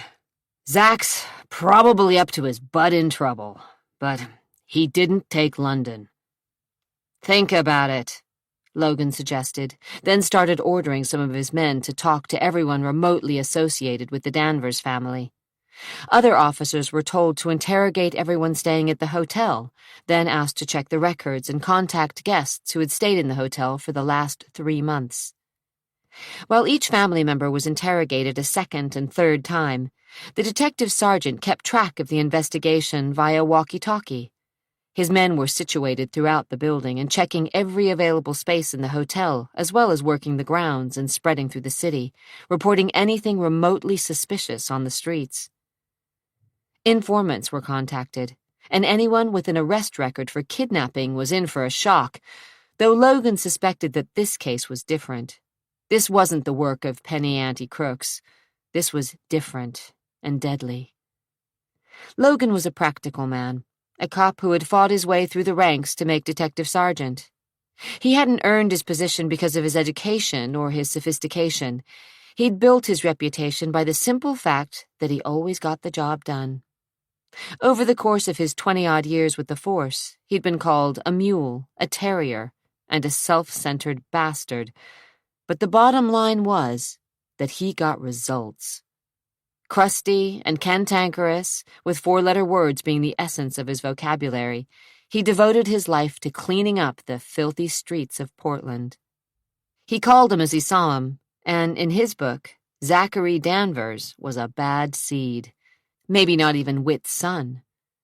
Rumor had it that Zack was sired by Anthony Polidori, and though Logan didn't give much credit to most of the gossip he heard, he did believe that where there was smoke, there was fire. He'd caught more than one slippery criminal on the anonymous tip, the gossip of the streets. So maybe the grudge between Zack and Whit was stronger than the old man wanted to admit. Maybe Zack hated the man who had raised him. Considering the feud between the Polidori and Danvers families, anything was possible. The sooner Zack was located, Logan was convinced, the sooner he'd find London. And when he did, his score with Whit Danvers would be even.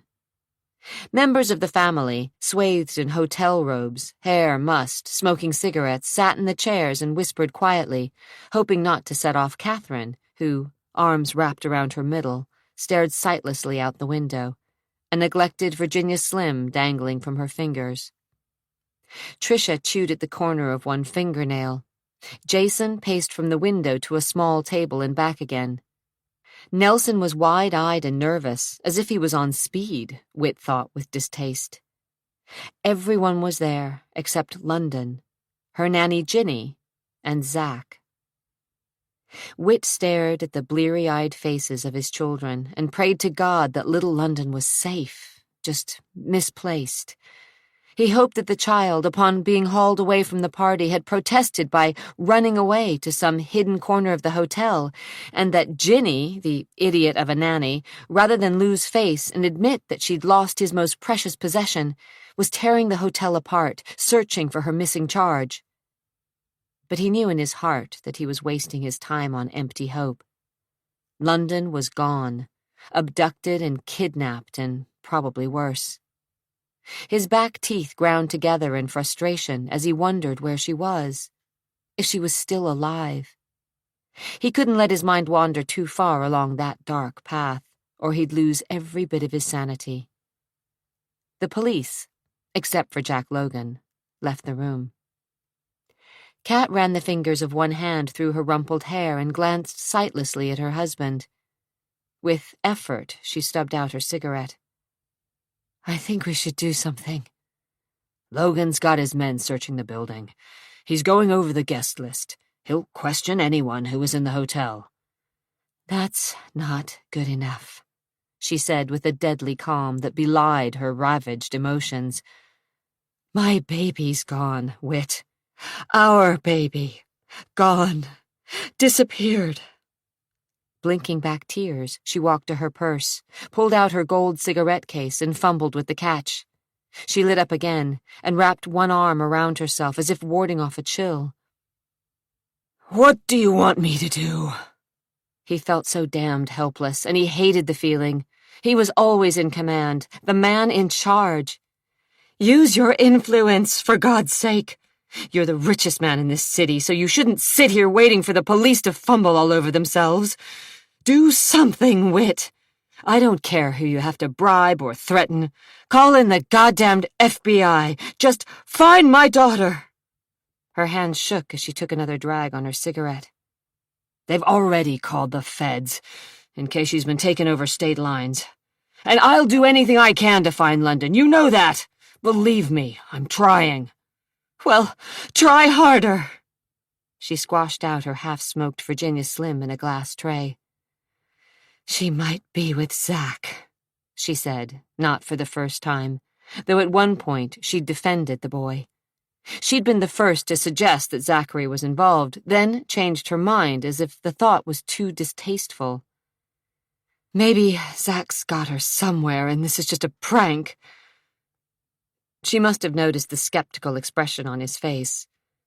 "Well, he's involved then. You know him, Whit. Always in trouble, walking on the wrong side of the law, like his father." Stung, Whit held his tongue. The crack about Zach's paternity struck home, but he didn't call her on it.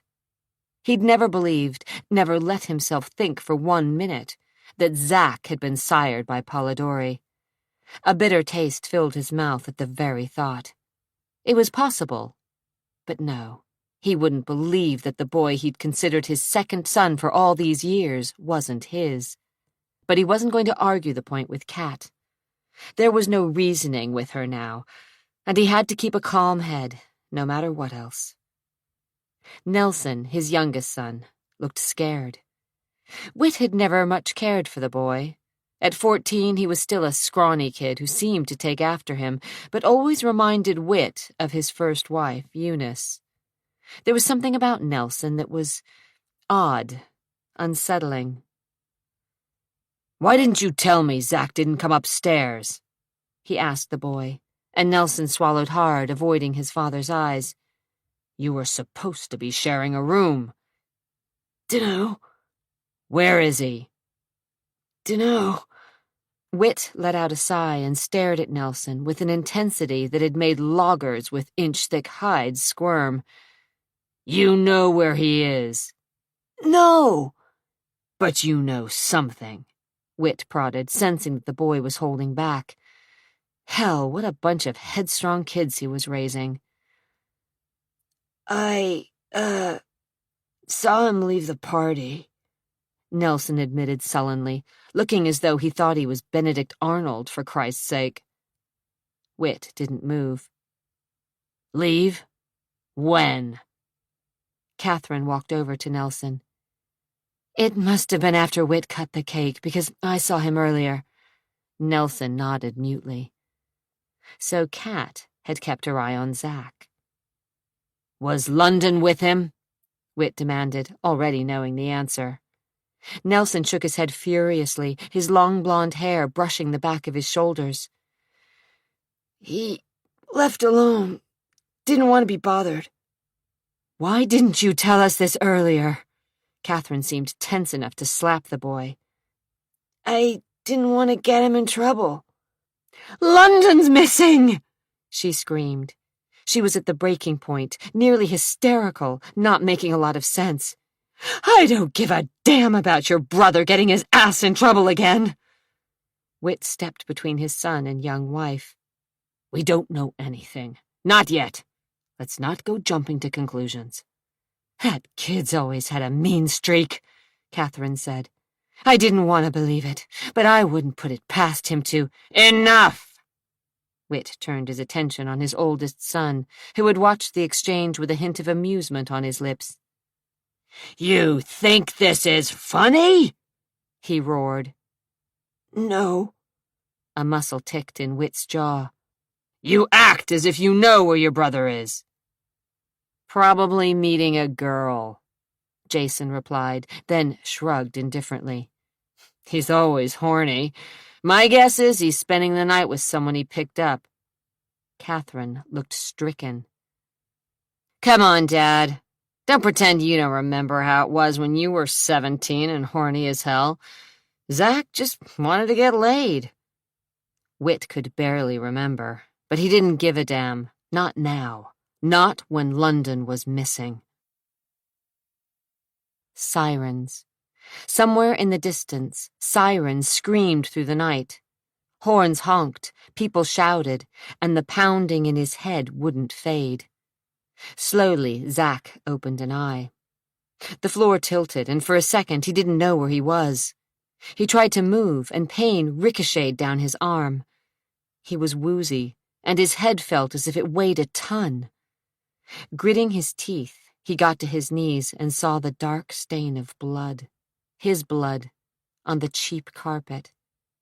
The room swayed. He was dizzy, his mind a blur, until he saw his bloody reflection in the mirror over the bureau. The Orion Hotel, room 307. Sophia. All at once, he remembered everything. The pretty girl, the hoodlums barging in and nearly killing him. Why? Because the thugs had thought he was Jason. That bastard. He'd been set up by his own brother. Zach pulled himself upright and staggered into the bathroom. His head throbbed, his gut ached from being kicked, and his shoulder felt as if it were aflame. But somehow he managed to twist on the faucets and splash some water onto what had once been his face. He looked like hell. His eyes were already beginning to blacken and swell shut. Blood crusted in his nostrils and clotted over his lips. One cheekbone was crushed, and a clean slice ran from the top of his head and down to his cheek. His monkey suit, the tuxedo Cat had bought for him, was torn and stained with blood. Shame and rage grappled with each other as he glared at his reflection. Jason had lured him with a hooker, a lousy hooker, and then let Zach take the fall. Jesus, he could have been killed.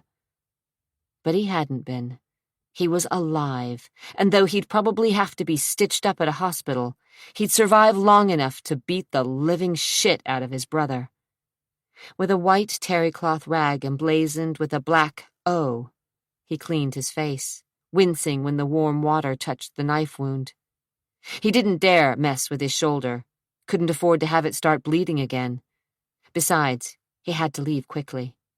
No way did he want to try and explain what had gone on here, or give the thugs another chance at him. He'd have to sneak back into the Hotel Danvers and up to his own room without being spotted by anyone. That shouldn't be too hard.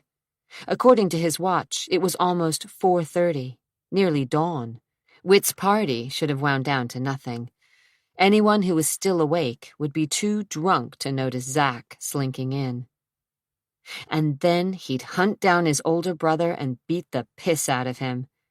Jason had a lot to answer for. He slipped out of the room unnoticed, took the stairs to the first floor, and while the desk clerk had his back turned, Zach crossed the lobby, hurried past the magazine stand where some old coot was hoping to sell the early edition of the newspaper, and was out the door. A summer storm had hit. Warm rain lashed from the sky, puddling on the sidewalk and drizzling down the back of Zach's neck. Ducking his head against the wind, he started back toward the Hotel Danvers. He hunched his shoulders. His legs felt as if they were made of rubber. As he rounded a corner, he noticed the police cars, 6 or 7 of them, parked in front of the hotel like vultures hovering over a dying sheep. Blue and red lights flashed against the side of the building, and a dozen uniformed officers milled around the grounds. Zack stopped dead in his tracks. His anger turned to fear as he realized what had happened. Joey and his pal had probably left Zack and attacked his older brother right in his father's hotel. Jason was dead. Oh, God! Without realizing what he was doing, Zack started running, forcing his heavy legs forward, unaware of the sight he made, unafraid of the police with their riot sticks and guns. His footsteps pounded on the wet cement, and he dashed across the cross streets, ignoring the early morning traffic, mindless of the brakes squealing and the horns honking as he flew toward the hotel. Jason! Oh, God! "Hey! You!" a loud male voice yelled. Zack didn't pay any attention. He sidestepped between two parked cars. "Kid, I'm talking to you! Stop!" Zack was barely aware of anything except the fear that gripped him and a burning sensation in his shoulder. "Police! Freeze!" He skidded to a stop as the words sank in and whirled on the two officers who approached him. They emerged from one of the cars, their weapons drawn, no nonsense written all over their features. "Hands in the air! Do it!" Zack slowly raised his one arm. The other hung limply at his side. "Shit! Look at him, will you, Bill?" The one with the loud voice said. "Looks like our boy here got himself into a fight. What happened to you? Haven't seen a little girl, have you?" "What?"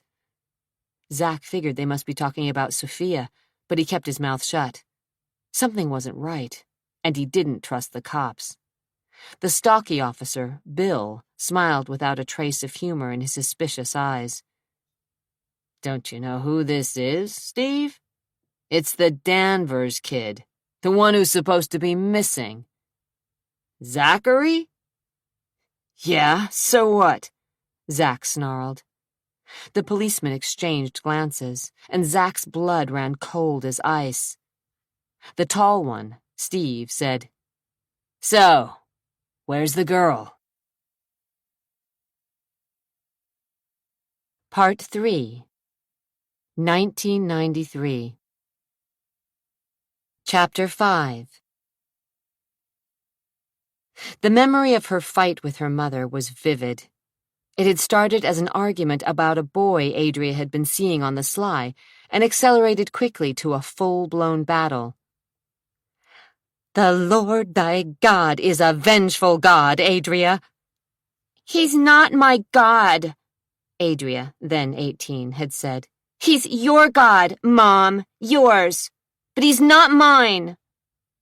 The slap had been one of the few blows Adria Nash had ever inflicted upon her adopted daughter, and it had stung deeper than Adria's skin.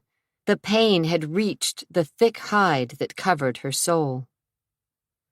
"Don't you ever talk like that again." Sharon's breath, bitter from the coffee and tinged with the underlying odor of gin, had drifted over Adria's face. "Now, go wash up. And you forget about ever seeing that boy again.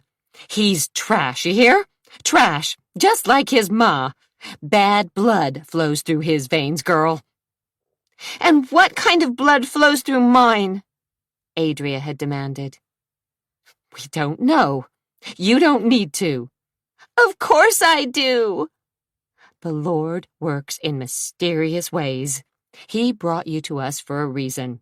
You're not to question his wisdom, you hear?" Adria had turned on her heel and fled to her little bedroom tucked under the eaves of the second story. Years ago. But it seemed like yesterday. And the argument seemed to ring through the tiny motel room near the airport. She remembered the fight because of Zachary Danvers, another rogue, another man she should avoid. Though she'd only talked with him for a few minutes, she'd read all about him and his family, her family, and she hadn't been disappointed. He was the black sheep of the family, kicked out of the house and cut out of his father's will more often than not. He did things his own way, didn't give a hang that he was born rich, and he was cursed with an irreverent spirit that just might want to help her find the truth. Or maybe not. In the year before his father's death, Zack and wit had seemed to bury the hatchet. Nonetheless, she knew instinctively that he would be her only ally in the family. The others appeared to be ready to pick at the old man's bones and take his fortune. Maybe Zachary was like the rest. If so, her battle would be harder than she'd thought. She stared at her reflection in the mirror over the sink in the bathroom and bit her lip. Was she on a fool's mission? How could she ever hope to battle the powerful Danvers family? And why was Zachary Danvers, her half-brother, for crying out loud, so attractive?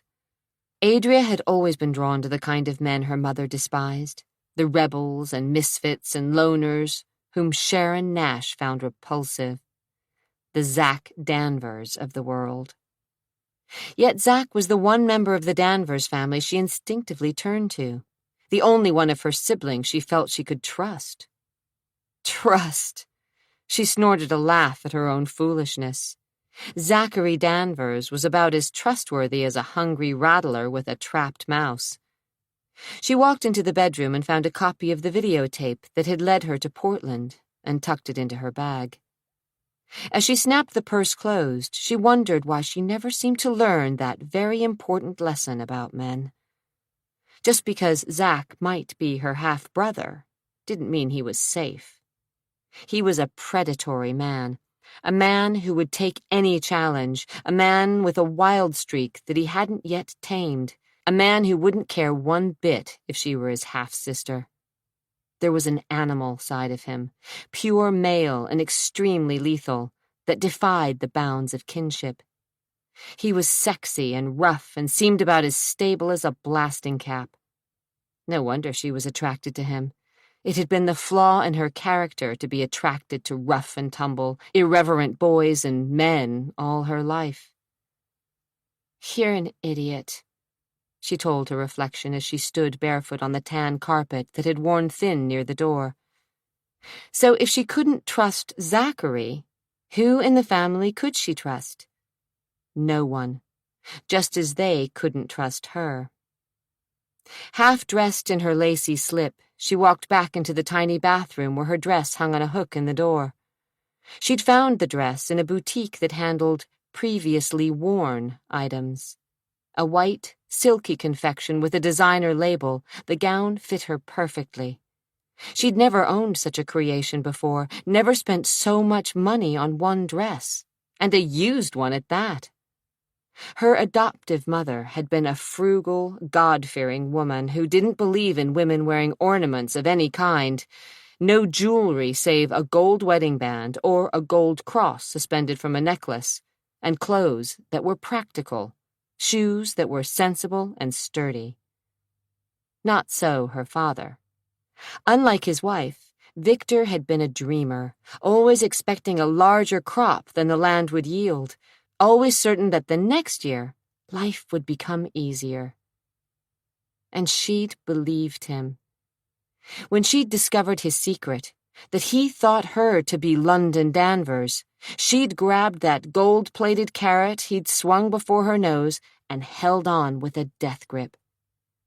She'd done her research, reading every clipping on the Danvers family and the kidnapping, searched through all the old papers in her father's desk, called her deceased Uncle Ezra's secretary, searching, digging through every scrap of information, praying she'd find some irrefutable evidence that either proved or disproved that she was the little lost princess.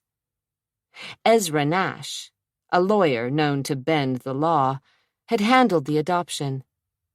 Either he hadn't bothered with records, or they'd long since been destroyed, or there was a secret surrounding her birth that he'd wanted to keep hidden.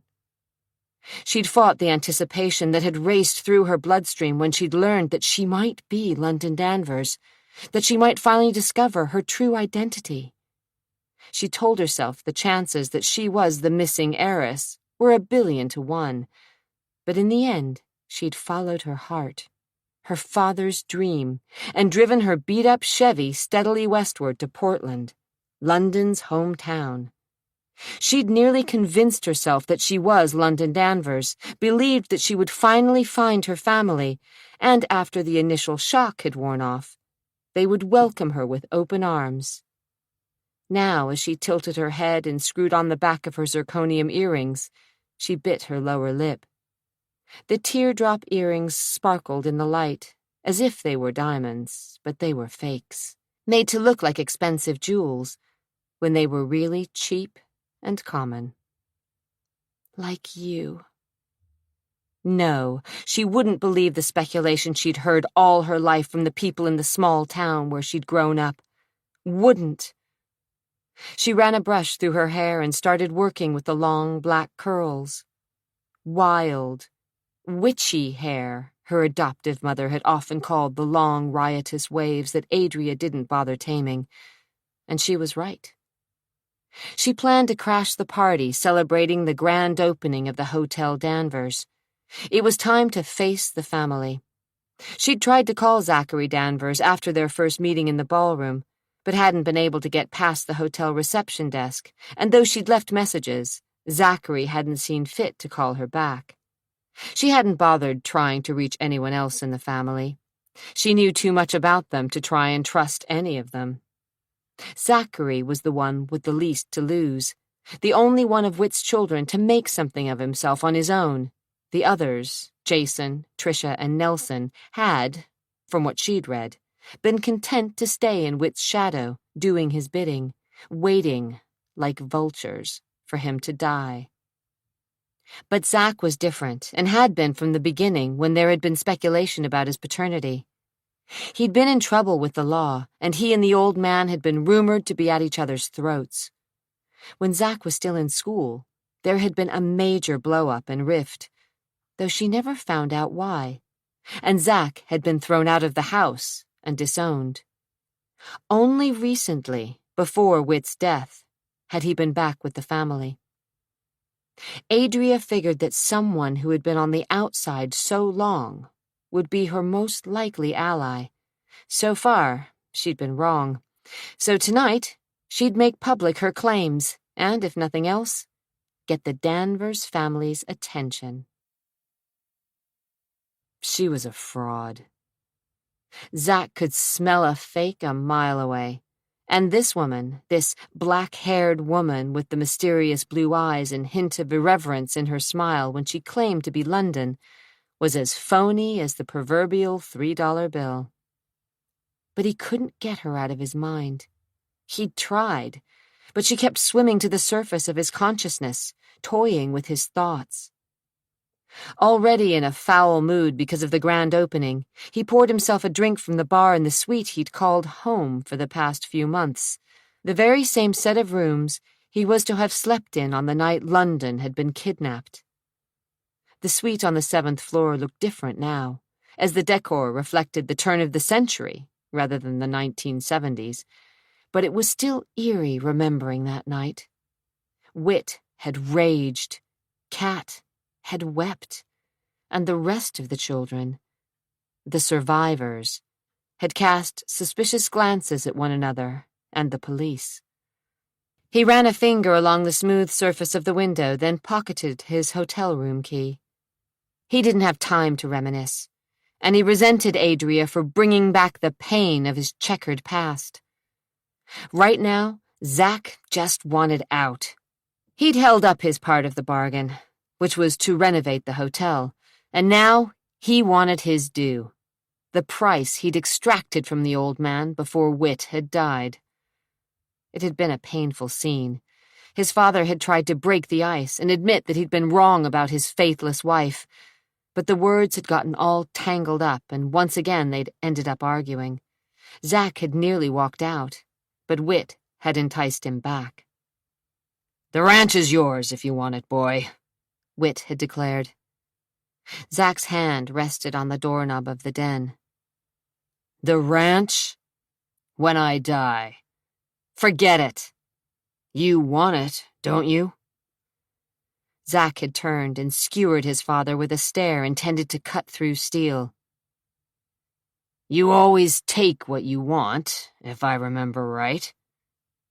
I'm out of here. Wait, the old man had pleaded.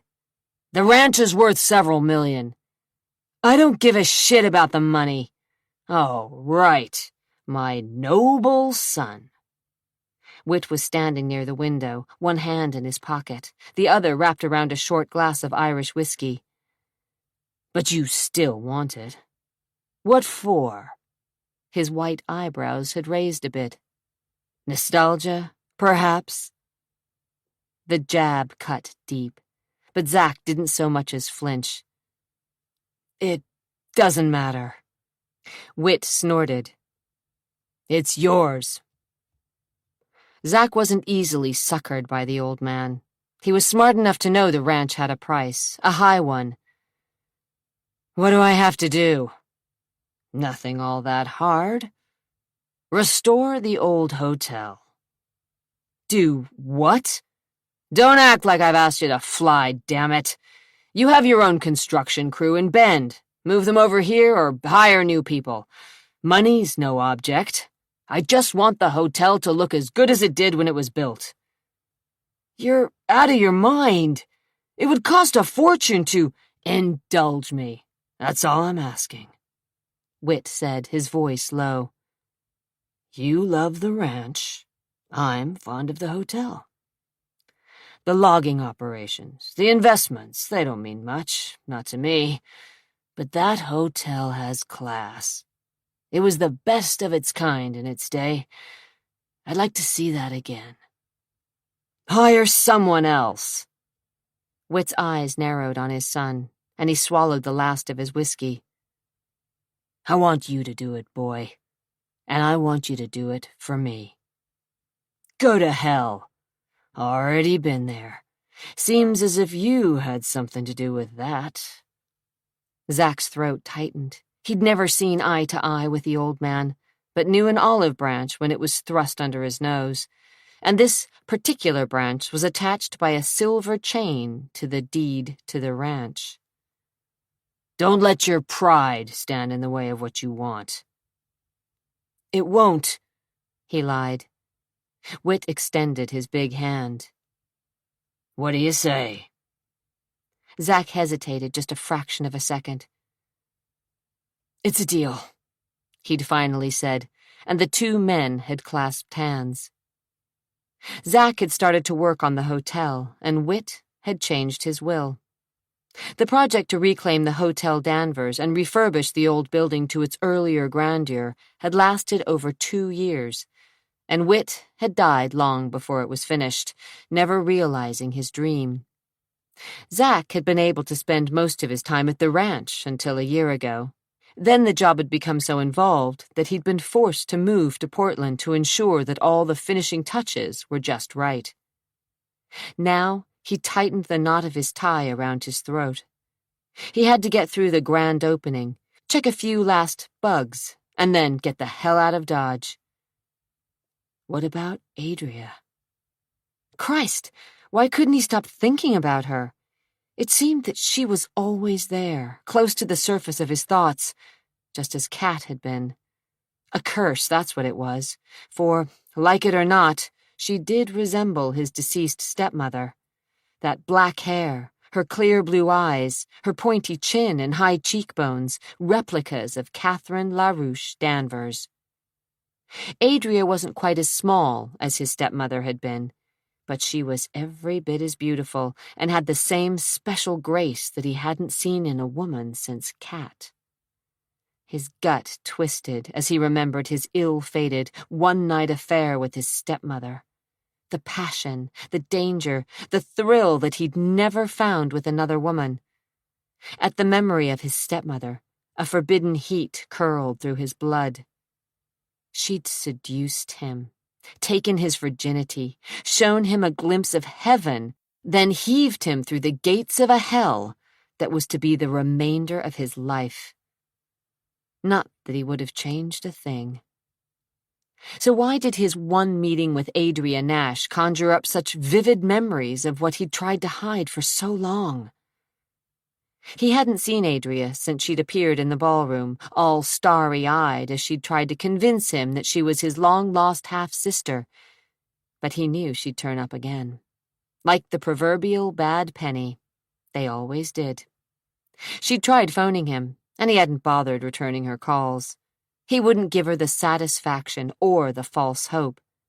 She wasn't the first imposter trying to claim to be darling little London, and she sure as hell wouldn't be the last. Sticking 2 fingers under the stiff collar of his tuxedo, he growled at his reflection and wondered why he bothered with the stupid monkey suit at all. Formality. And he hated it, just as he hated the party he was about to attend. He glanced at his duffel bag, packed and ready to go. He'd be out of here by noon tomorrow. Good riddance, he muttered as he locked the door behind him and strode along the corridor to the elevators. He hadn't told the rest of the family about Adria's visit. No reason. They'd all just wind themselves in tighter knots than they had tied themselves into already. The old man's estate hadn't been settled yet, and if the principal heirs got wind of the fact that another London impersonator had shown up— One side of his mouth lifted at the thought. He ran his thumbnail along the edge of the brass rail in the elevator car and considered dropping the bomb, then discarded the idea. He was well past toying with his siblings just to get a reaction. The car stopped on the 2nd floor, and Zachary stared into the open doors of the ballroom. Guests, like flocking birds, had already collected. A sense of déjà vu crept over him as he heard the rustle of silk, the clink of crystal, and the murmur of soft laughter. There hadn't been an event in this room for almost 20 years. The last party had been Whit's 60th birthday. Beneath his tuxedo jacket and shirt, his shoulder muscles bunched as if he expected trouble. From the corner, a pianist in long tails was playing on a concert grand that gleamed like polished ebony. Zachary recognized the tune, the theme from a recent movie, but he didn't pay much attention. Champagne flowed from a fountain that gurgled to a pool at the base of an ice sculpture of a rearing horse, the symbol for the Hotel Danvers. Pink roses floated in crystal vases, and petals were strewn across linen tablecloths. A fist nodded in Zach's stomach. This was too much as it had been on that fateful night when London disappeared. He'd let Tricia handle the arrangements for the event, barely listening as she'd rattled off the guest list, the menu, the musicians, the artists, or anything else to do with the damned celebration. He'd told her to do what she wanted. He'd done his part in fixing up the old hotel, and he'd stick around for the party, but that was it. He had no interest in the grand opening itself. Now he wondered if he'd let loose a demon. This celebration was certain to evoke memories of the surprise party Cat had thrown for Whit on his 60th birthday. The twinkling white lights in the trees, the polished dance floor, the prestigious guest list, even the champagne, served in long-throated glasses, were reminiscent of the faded celebration. He swept past a table laden with hors d'oeuvres. Making a beeline toward the bar, he ignored his brother, who was waving for him to join a group of his friends. The men with him looked a lot like Jason. Neatly trimmed hair, impeccable and expensive tuxedos, polished shoes, bodies built at exclusive athletic clubs. Zachary was willing to bet they were all junior partners in some stuffy law firm in the city. Who needed them? Insolently, Zach leaned an elbow on the bar. The bartender, barely 21 and sporting a thin mustache, trimmed beard, and gold earring, smiled. "What'll it be?" "A beer." "Pardon?" "Henry's, Coors, Miller, on tap or in a bottle, I don't care. Anything you've got." The bartender offered a patronizing smile. "I'm sorry, sir. We don't have—" "Get some," Zachary growled, and the bartender, though perturbed, spoke quickly to a passing waiter who scurried off in the direction of the service elevators. "Hey, Zach! Great job! The place looks fabulous!" A female voice enthused from somewhere behind him. Zach didn't bother to respond. Another woman, someone from the press, he thought, caught hold of his arm. "Just a few questions, Mr. Danvers, about the hotel. I think my sister sent out a press release." "I know, but I have some questions." Zach was barely civil. "Speak to Trisha McKittrick. She's the interior decorator." "But you were the general contractor." "She handled all the interior design." Turning on his heel, Zach left the woman with her questions and glanced pointedly at his watch. Jason was going to make some sort of speech and be congratulated by the mayor, the governor, and someone from the Historical Society. Zach would stick around, get his face photographed a couple of times, then make good his escape. Still waiting for his beer, Zach paced to the windows, frowning, wishing the evening were over. He shouldn't have agreed to stay. Damn, he was getting soft. There was a time when he would have told Jason explicitly what he could do to himself if his brother had asked that Zach be a part of this farce.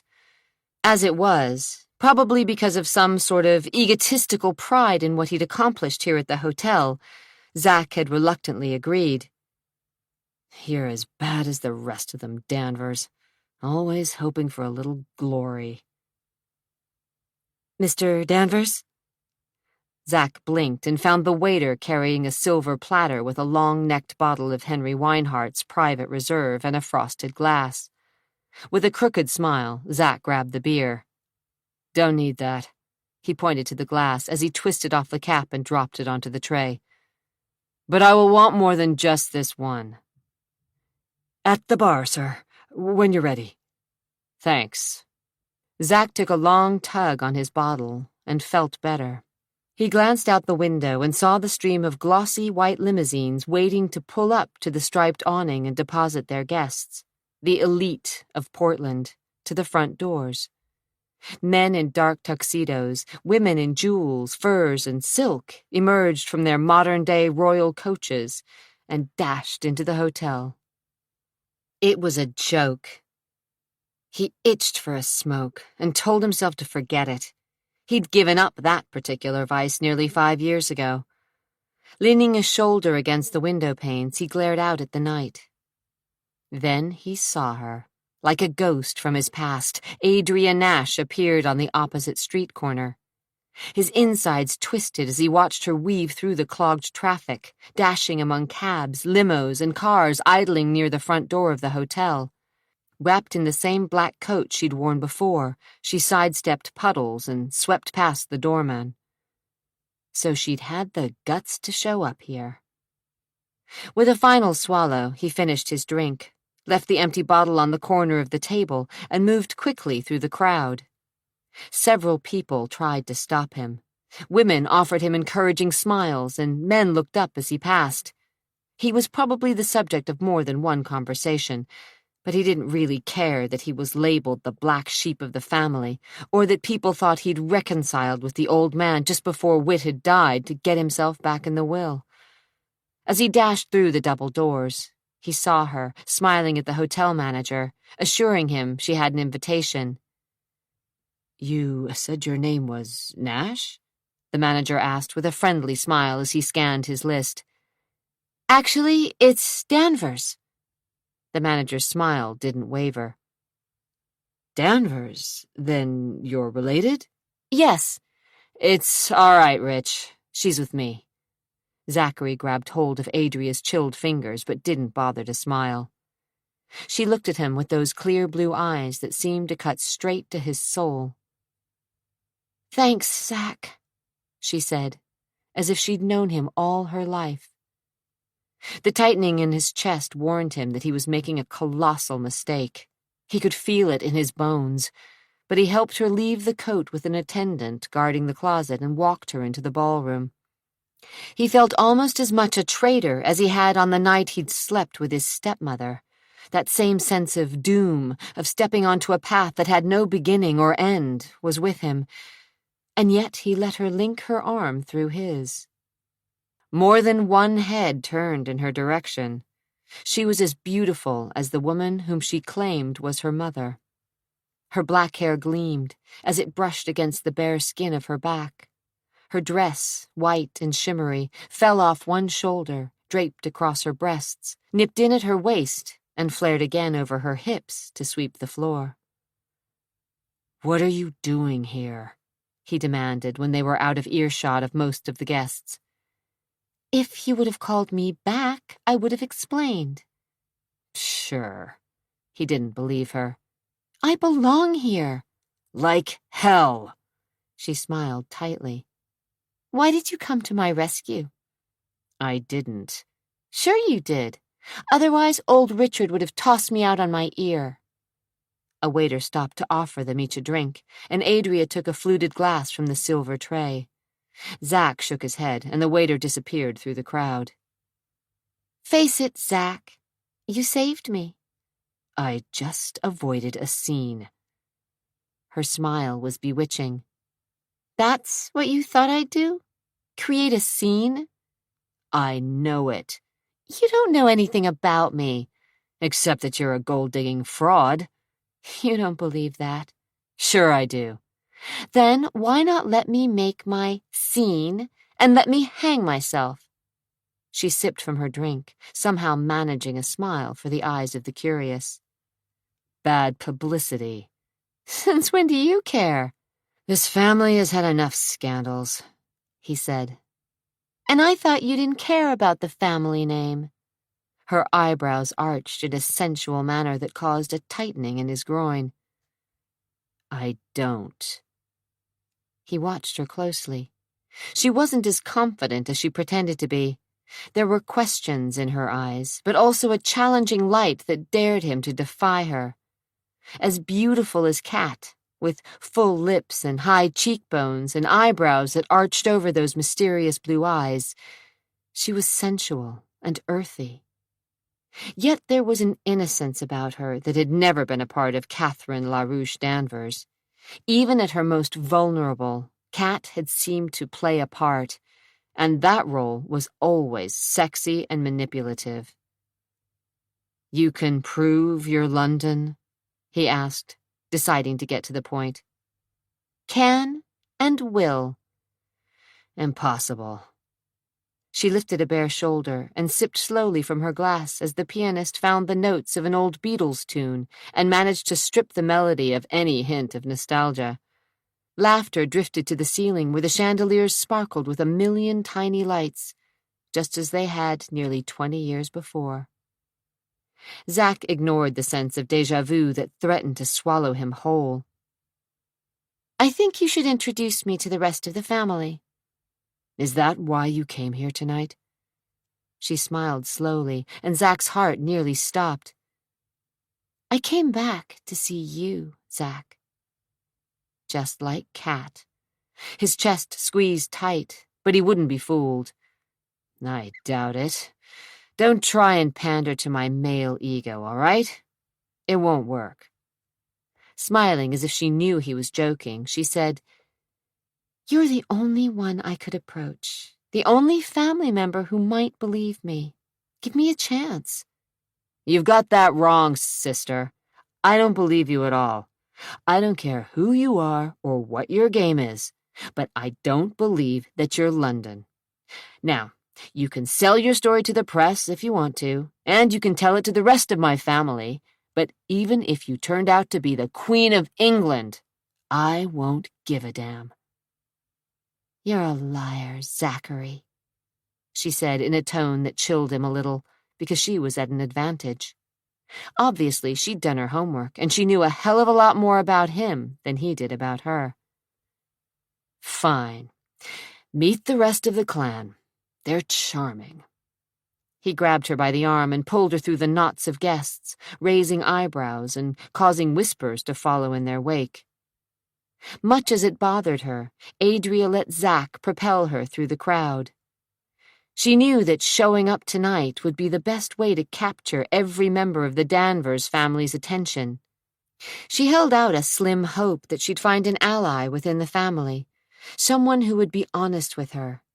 She'd thought that person might be Zachary because of everything she'd read about him, how, soon after his sister's kidnapping, he'd been disinherited, how he was always at odds with his father, How he'd struck out on his own and made a small fortune out of a bankrupt construction company that he'd managed to turn around.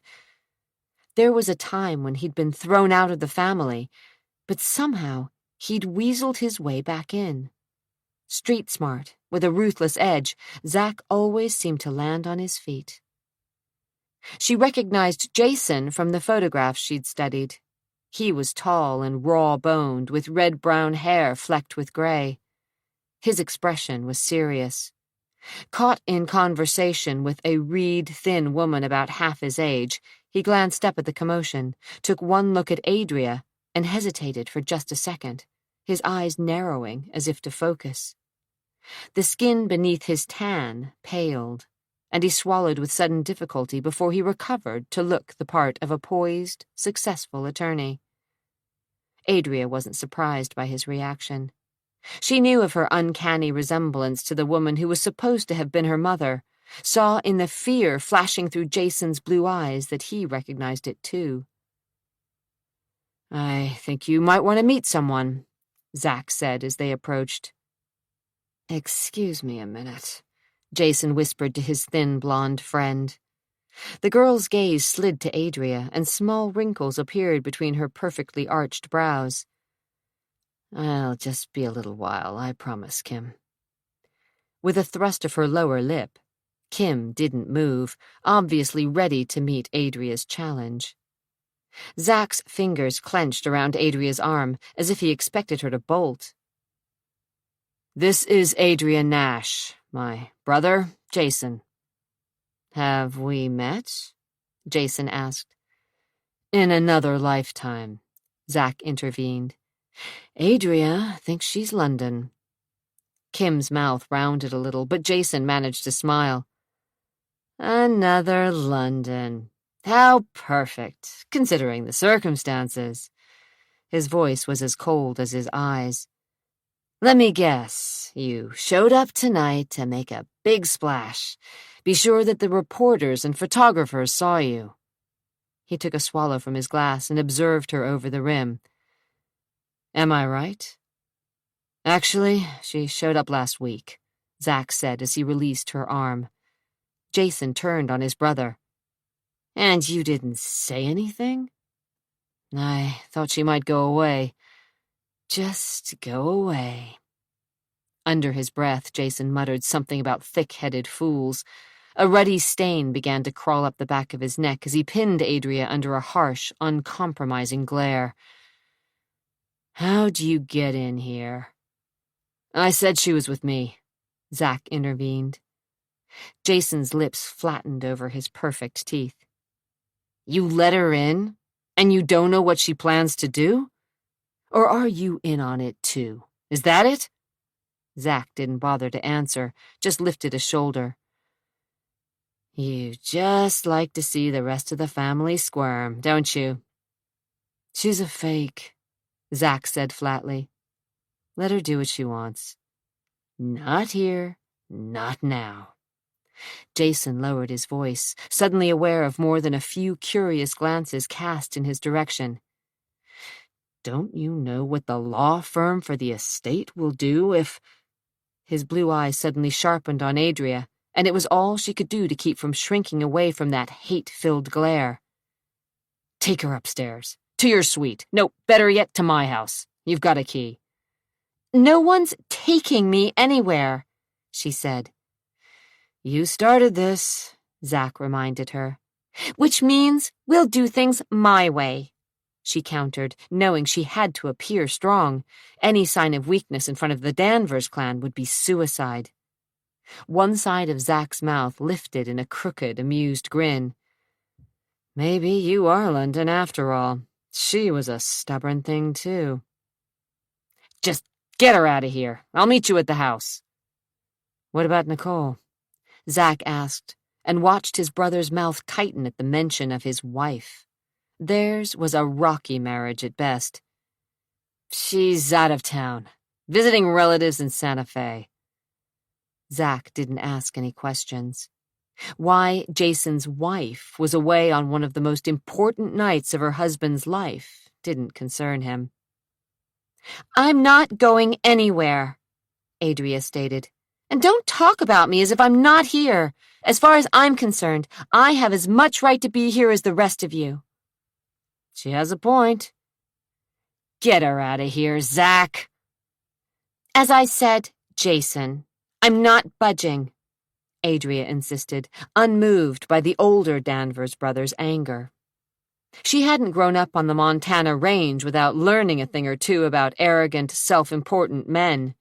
She could be just as headstrong as any man when it came to something she believed in, and she was certain, well, nearly, that she was London Danvers.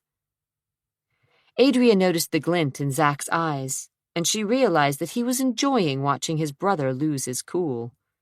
Jason, the attorney, Jason, who had married well, Jason, who seemed to be the one in charge of the family fortune. This is not the time or the place. Then name them, she said firmly, and caught a movement from the corner of her eye. Kim, the waif-thin blonde, inched closer, listening to every word. What? The time and place. Name them. Adria wasn't backing down, not after she'd come this far, swallowed all her doubts, and found her nerve. My God! Another male voice whispered behind her, and Adria turned to find a man, tall, blonde, and lanky, with startling blue eyes that widened when he caught sight of her face. She looks just like... We know, Nelson, Jason said, obviously irritated. Nelson, this is Adria Nash, Zachary drawled, as if enjoying his family's discomfiture. She's here, claiming to be London. Nelson looked quickly from his oldest brother to Zach.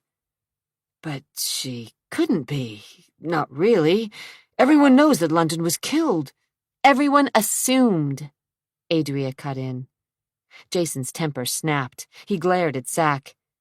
You got her in here. You get her out. Maybe I'm not ready to go.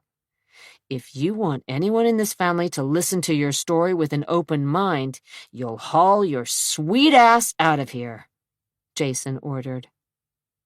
I'll take care of her. Zach's hands were coiling around her arm again, but she jerked away from him.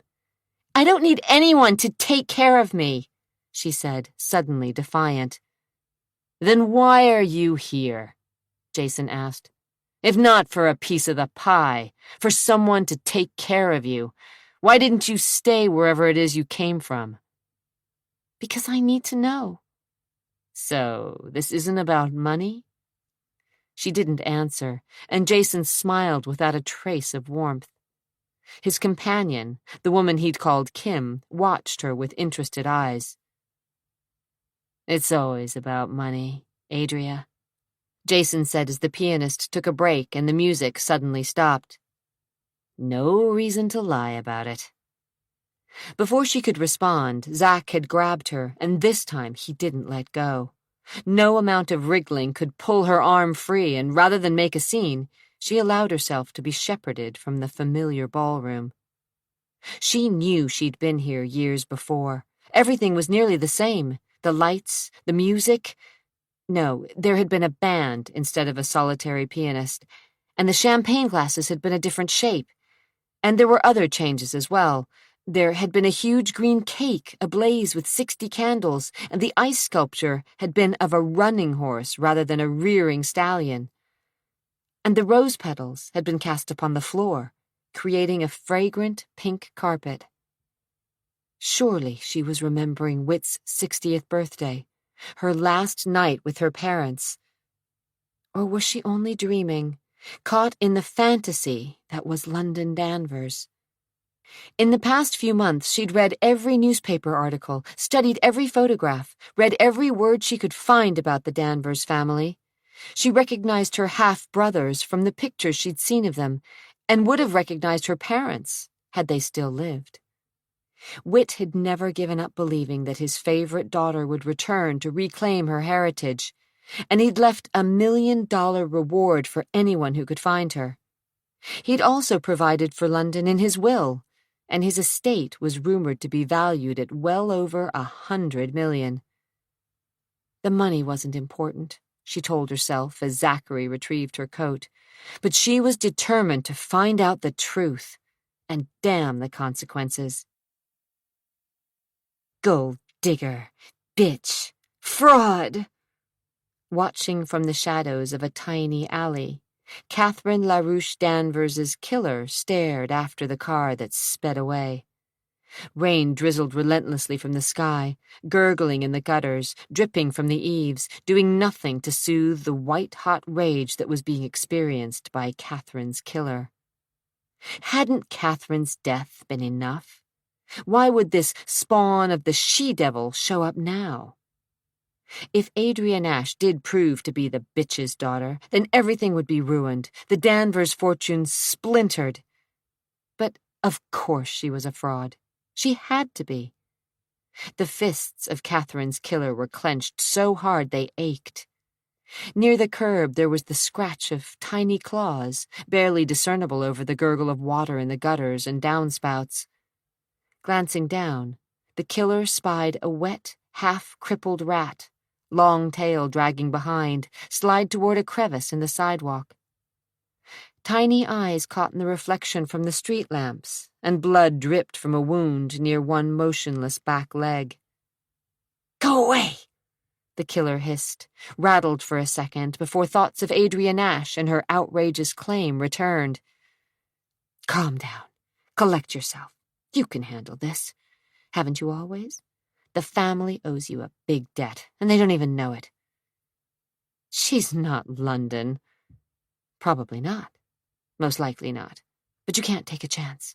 You've worked too hard to let it fall apart now. You have to stop her."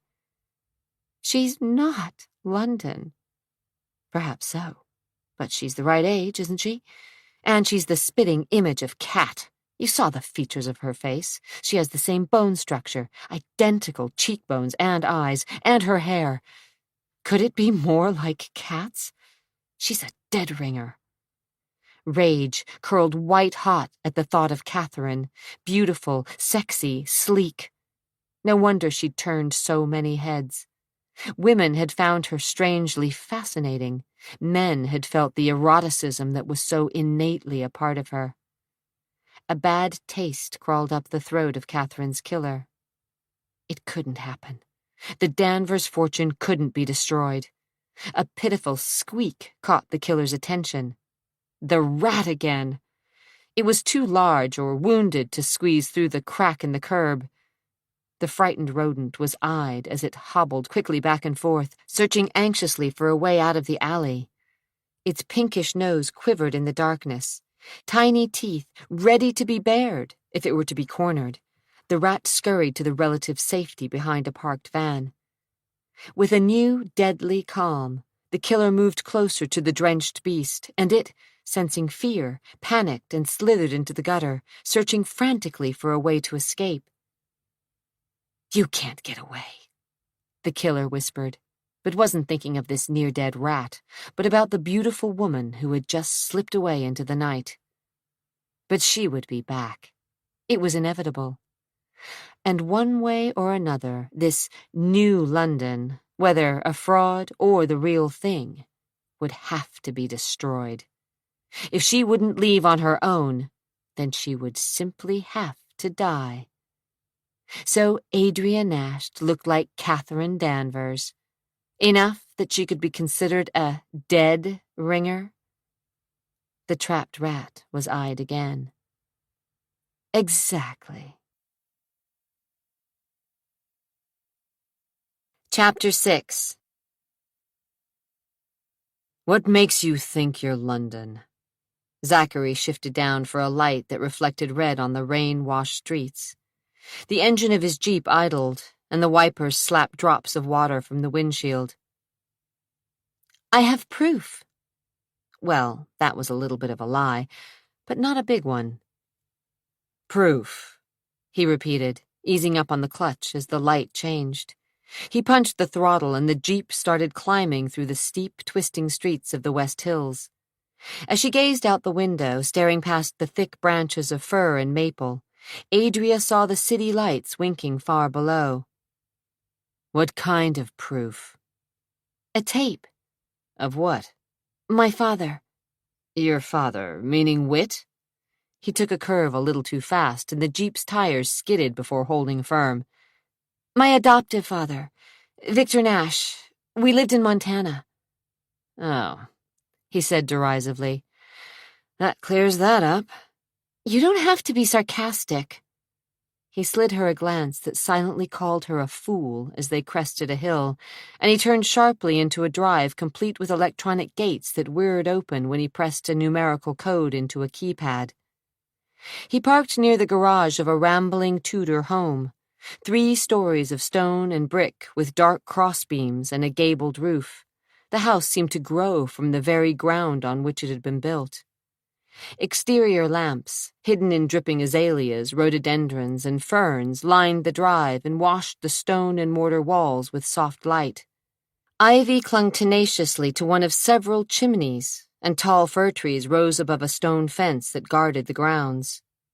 Come on, Zack instructed, leaning across her to open the door of the Jeep.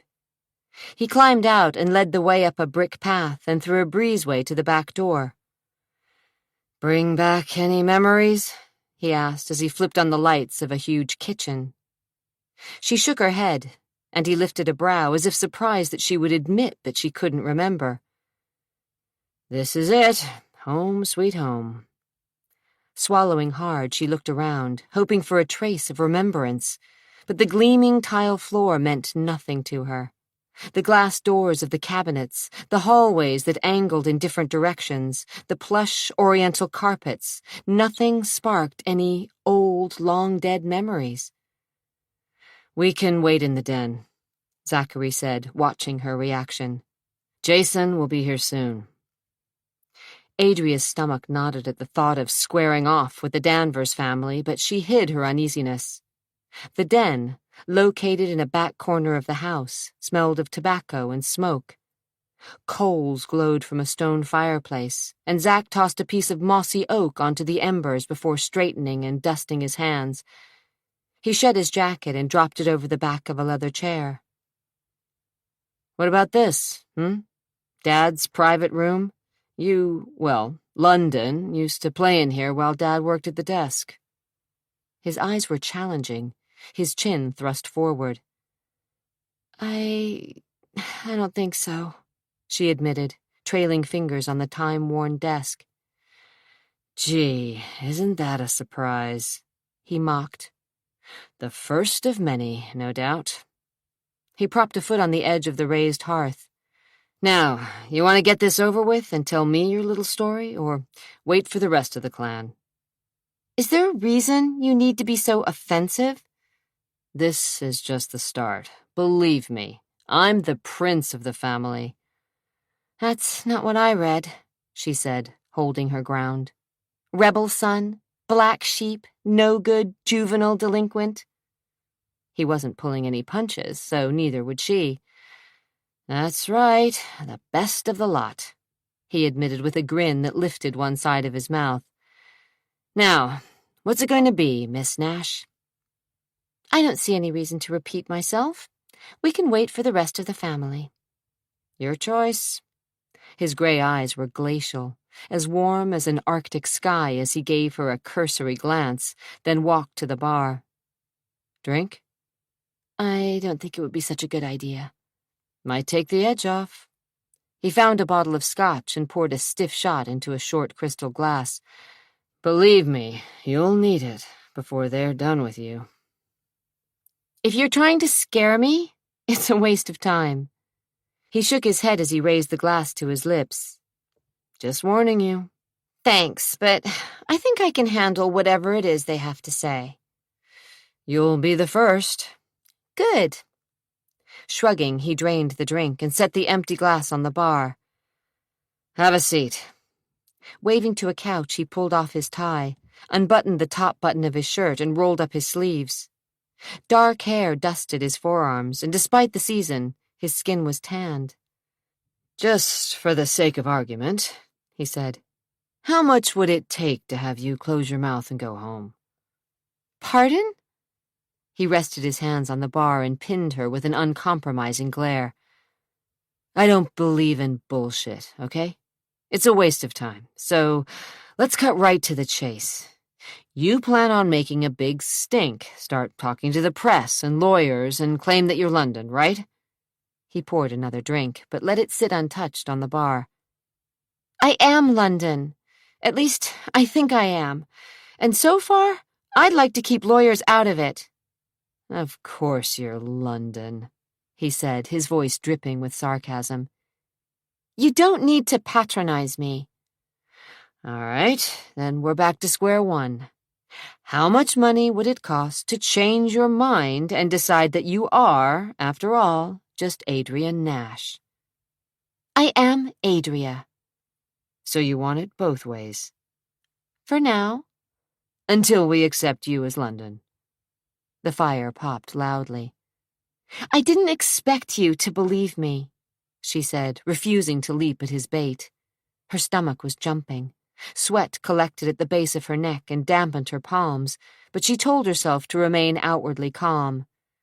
Don't let him get to you. That's exactly what he wants. I wouldn't have come all this way if I didn't think I am your sister. Half-sister, he said with a smile that didn't touch his eyes. Get it right. If you're going to do this thing, Adria, get all the facts and do it right. Rankled, she said. I have the facts, and I know all about your family. So you decided to take advantage of your resemblance to my stepmother. Maybe you should just see the tape. The tape? He challenged. Yes, the videotape that brought me here. The tape that had been the catalyst, but certainly not the proof, not all of it. Suddenly it seemed frail, as fragile as her father's dreams and beliefs that she was some sort of modern-day princess. I found it after my father died. He left it for me. Can't wait, he muttered sarcastically. Glancing at her for a moment, he poured a second glass. But we'll wait to start the show. He set her drink on the corner of a glass-topped coffee table, then snatched his off the bar and claimed his position at the window. He stood like a sentry, staring through the rain-drizzled glass. Standing, she said, If you don't mind, I'd like to use the powder room. Powder room, he said with a snort. Kind of a fancy term for a farm girl from Montana. She stared at her hands for a second, then lifted her eyes to meet his. You love this, don't you? I don't love anything. His gaze raked down the length of her body. Oh, but you enjoy baiting me. You get a perverse pleasure in taunting me, trying to trip me up. You started this. His lip curled slightly. Find the powder room yourself. See if you can conjure it up from all those hidden memories. Silently counting to 10, she grabbed her bag and hurried out of the room. The hallway was unfamiliar, but she turned to the right, rounded a corner, and stopped dead in her tracks when she saw what could only be described as a shrine to the family of Whit Danvers. Pictures, plaques, and trophies resting in a glass case cut into the wall were displayed prominently. She swallowed with difficulty when she spied a large portrait of the three of them, Whit, Catherine, and London. Could this be? Adria's heart caught, and she touched the glass, her finger displacing a tiny sheen of dust. Seated in a wicker chair, Catherine was dressed in a wine-colored dress with a scooped neck and long sleeves. Diamonds encircled her throat and winked from her fingers. She held a grinning London, who appeared near the age of 3. London's wild hair fell in ringlets, and she wore a pink velvet dress with a lacy collar and cuffs on the short, puffed sleeves. Whit stood behind them both, one hand placed possessively over his wife's shoulder. He was smiling at the camera, and his eyes seemed to twinkle mischievously. "Dad?" she mouthed, though the word wouldn't come. Could this have been her family? Her natural family? Her chest seemed to cave in on itself. Oh, God, Tears stung the back of her eyes, and she felt her teeth sink into her lower lip. After all the years of not knowing, could she be looking at her family? Her throat grew hot, and she blinked as she traced the line of Catherine's jaw, so like her own, with a finger, and then looked into the child's smiling face. True, there was a resemblance, though Victor and Sharon Nash had taken very few pictures when she was young. "Were you my mother?" she silently asked the woman in the portrait, and again she lifted her finger to the glass. Touching, wouldn't you say? Startled, she jumped backward. She hadn't heard Zack approach, didn't realize he was standing behind her, one shoulder propped on the opposite wall, watching her reaction. Her heart drummed wildly in her chest. I didn't hear you." He lifted his shoulder. "What do you think of the family memorial?" Sipping his drink slowly, he gazed at the wall of pictures. "The Danvers family et al. Kind of reminds you of Ozzie and Harriet, doesn't it?" Adria stared at the case. There were diplomas and football trophies, an art school award for Tricia, an outstanding student certificate for Nelson, a swimming medal with Jason's name engraved on it, and a key to the city issued to Whit Danvers. Surrounding the case were the pictures, shots of Whit with dignitaries, Whit with one or more of his children, Whit as a young man with his father, Jason in a football uniform, Nelson in cap and gown, Jason's wedding, even Tricia dressed in a long formal with a scrawny, long-haired beau. But there wasn't one snapshot, not one single, faded, black-and-white Polaroid of Zachary. She couldn't believe what her eyes told her, and she searched again. "I didn't win too many popularity contests," he explained, as if reading her mind. "The old man wasn't into mounting mugshots." I didn't expect to see this." She motioned toward the wall. "Who would?" He gazed at the framed portrait of Whit and his second wife and daughter, and Zack's eyes seemed to lock with those of Catherine. A muscle worked in his jaw, and Adria felt as if she were suddenly intruding, that this place was somehow sacred and intimate, and she was, indeed, the interloper. The air seemed suddenly hard to breathe as Zack stared at Catherine. "I couldn't find—" He snapped out of his reverie, and the darkness in his eyes disappeared. "Around the corner, second door on the left." She didn't wait for other directions, but hurried down the hall. Her steps were quick, as if she were running from something so private and dark that she felt a cold jab of dread. In the bathroom, she splashed cold water over her face. "Don't let them get to you," she told herself as she saw her pale reflection in the mirror. "Don't let him get to you." But she couldn't shake the sensation that something menacing and evil existed here in this expensive home. When she returned to the den, he was back at the window, staring out at the gloomy night. Reminding herself that she needed at least one ally in a family that was certain to try and discredit her, she picked up the drink he'd left for her and took a sip that burned all the way down her throat. "Do you know why I came to you first?" she asked, hoping to break down the barriers that he'd erected around himself. He didn't answer, just glared out at the night as if the blackness was hostile. "I thought you might understand." "I don't understand anything fake." She plunged on. "You know what it's like being on the outside." His shoulder muscles bunched, and he took another swallow of his scotch.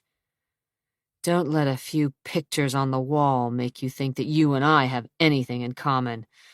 So I was on the outside." "But you wanted back in." His back stiffened. "Get this straight, sister. I never wanted in. It was the old man's idea." "Was it?" she asked, then decided that she wouldn't learn anything if she didn't push a little bit. "What did you do to him to have him disown you?" "Why did it have to be something I did? Why not him?" He slid her a cold glance that cut to her bone, then looked back through the window. "I'm just guessing," she admitted, but her hands were shaking a little, and she gripped the glass more tightly. Just being around him was unnerving. Sitting calmly under his harsh stare was nearly impossible. "Then figure it out yourself." "What happened, Zach?" He turned on her then, and his eyes, once so cold, had shifted subtly, and she felt as if the temperature in the room had suddenly elevated. From the fire, the flames reflected on the hard contours of his face, the flickering shadows making the angles and planes appear harsher, rougher. But she felt another sensation as well, one that started deep within her and caused her heart to pound, a sensation she didn't want to analyze too closely. She licked her lips. "It's really none of your business." Despite the knots in her stomach, she said, "I tried to find out what happened between you and Whit, but couldn't dig up anything substantial. I thought it was because you were considered a suspect in the kidnapping, that somehow what had happened to you that night was confirmation that you were involved." He snorted. "That was probably part of it." "And the other?" Zach's jaw tightened, and for a second she thought he might confide in her. Instead, he turned back to the window and continued to glower. "Doesn't matter." "Of course it does." "Leave it alone, Adria." She heard the warning in his voice and decided it was better to back off. For now. But she was determined to find out Zach's secret. More than ever, she wanted to find out what made Whit's rebellious son tick. Maybe there was some truth to the rumors that he wasn't really Whit's boy, that his father was Anthony Polidori. And maybe there was more. The way he had stared at Catherine's portrait had been chilling. There were far more secrets in this house than she'd guessed. She took another drink and slowly settled back into the cushions of the couch to wait. Jason Danvers threw caution to the wind as he put his Jaguar through its paces. Speeding up the narrow, rain-slickened streets of the West Hills, he tried to think rationally. He'd left the celebration early, after giving his well-rehearsed speech and spending enough time to dance with the mayor, a woman recently elected and surprisingly popular. He'd made small talk, accepted congratulations from the president of the Historical Society for refurbishing the old building, smiled at the appropriate times, and even managed a clever quote or two for the reporters of the Oregonian and Willamette Week. Finally, after 2 hours, he managed to stuff Kim into a cab and leave the celebration behind. He felt sweat beading along his collar line and remembered Adria's beautiful face, so much like Kat's. Could she be the real thing, after all these years? Jason's biggest fear, his worst nightmare, was that someone impersonating his long-lost sister would turn up and look so much like her that people might believe she was truly London. For nearly 20 years he'd sweated it out, suspecting that someday the impostor would waltz into Danvers Manor, calmly say she was the little lost princess, make a statement to the press, and start a legal battle over the fortune that would be tied up in court for decades. Jason had thought his father, while alive, would be foolish enough to believe any beautiful black-haired, blue-eyed woman who would smile at him and call him daddy. But Whit had proved to be made of tougher stuff than Jason had given him credit for. Soon after London's disappearance, when the police, the FBI, and even Whit's private eye, Phelps, had given up hope of ever locating the little girl again, Whit had determined he had to find her himself. He'd bought some airtime on television and offered a $1 million reward, no questions asked, if anyone could lead him to his little girl. The television appeal had created chaos. Thousands of phone calls and letters had poured in, not only from this country, but from as far away as Japan, Germany, and India. All of the would-be heiresses had been fakes, of course, screened by Whit's team of specialists and defrauded quickly, but the search had cost millions of dollars, only to turn up fruitless. Now this new interloper was here, and her resemblance to Kat was so damned creepy, It scared the shit out of him. What if she's really London? That thought settled like lead in his gut. But he knew, damn it, he knew she had to be a phony. The beams of headlights splashed against the window, and Zachary felt a sense of relief knowing that his brother had finally arrived. Good. Jason could deal with Adria, and Zach could get the hell out of town. He didn't want or need to be so close to a woman who reminded him of Kat. Looks like we've got company. About time. She was seated in a corner of the couch, her shoes kicked off, her knees drawn up beneath the silky folds of her gown. As if she belonged. As if she were really a Danvers. As if she were London. Shit. He watched his brother's car screech to a stop near the garage. He's not going to be happy. Neither are you. Zach caught the irony in her voice and felt the corners of his lips curve upward. She was something. Trouble was, he didn't know what. But she'd rattled Jason, and that, in and of itself, was a trait Zach respected. The Jaguar's powerful engine shut down, and a door slammed. Still time to back out of this. No way. Jason, like many lawyers, was one of the most consummate actors Zachary had ever met. Always aware of presence, drama, and effect, Jason never appeared surprised, unless it was to his advantage. Except tonight, when he'd been forced to face his deepest nightmare, that London, his half-sister, was back and ready to claim her portion of the estate, which just happened to be the lion's share. Jason's expression was grim as he strode into the room, but he seemed composed. Not a hair out of place. His tuxedo as crisp as when he'd taken it from his garment bag. He'd managed to regain control of his emotions. With a smile as cool as November, he walked to the bar and poured himself a drink. Let's just get down to it, shall we? He said as he recapped a bottle of expensive scotch. Zach rested a hip against the fireplace. What is it you want, Miss Nash? Jason asked. She was ready for him. Recognition. That you're London? Yes.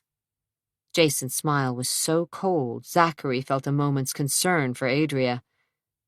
You know we don't believe you. I expected it, yes. And you know that there have been hundreds of young women who have claimed to be our half-sister. She didn't bother answering, but her eyes never left Jason's face. She says she has proof, Zach interjected, uncomfortable with Jason's arrogant attitude. Proof? Jason's eyebrows raised and a muscle tightened in his jaw. I have a tape. A tape of... It's from my adoptive father. It explains what happened. Jason looked at his brother. You've seen it? Not yet. Well, what are we waiting for? I assume you have it with you, Miss Nash? In my purse. She reached for the purse near her feet. Zach stuffed his hands in his pockets. Don't you think we should wait until Nelson and Tricia are here? Why? We're all involved, Jason, Zach said as Adria handed Jason the tape. Opening the plastic cover, Jason asked, Is this the only copy? Adria slanted him a glance that told him to quit acting as if she didn't have a brain in her head. Of course not. Didn't think so. Jason stared at the videocassette, flipped it over, and slipped it onto the corner of the desk. Everything on this tape can be verified, right? If there's any question of legality, there would be documents to back it up. Such as? Adoption papers, that sort of thing. The papers were destroyed. Jason's lips twitched. Destroyed? By a fire. Convenient. I don't think so. For a reason he couldn't explain, Zach stepped in. There must be copies filed with the start. Adria shook her head.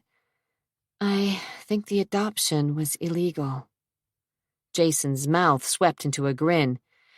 This just gets better and better. Zack felt his stomach curl at the way Jason stepped closer to Adria, moving in for the kill. Back off, he warned his brother. Oh no, she started this. Jason was suddenly enjoying the evening. But Adria didn't back down. Look, she said, getting to her feet and staring the brothers down. I know you're going to do everything you can to disprove me. I expect you to put me through hell.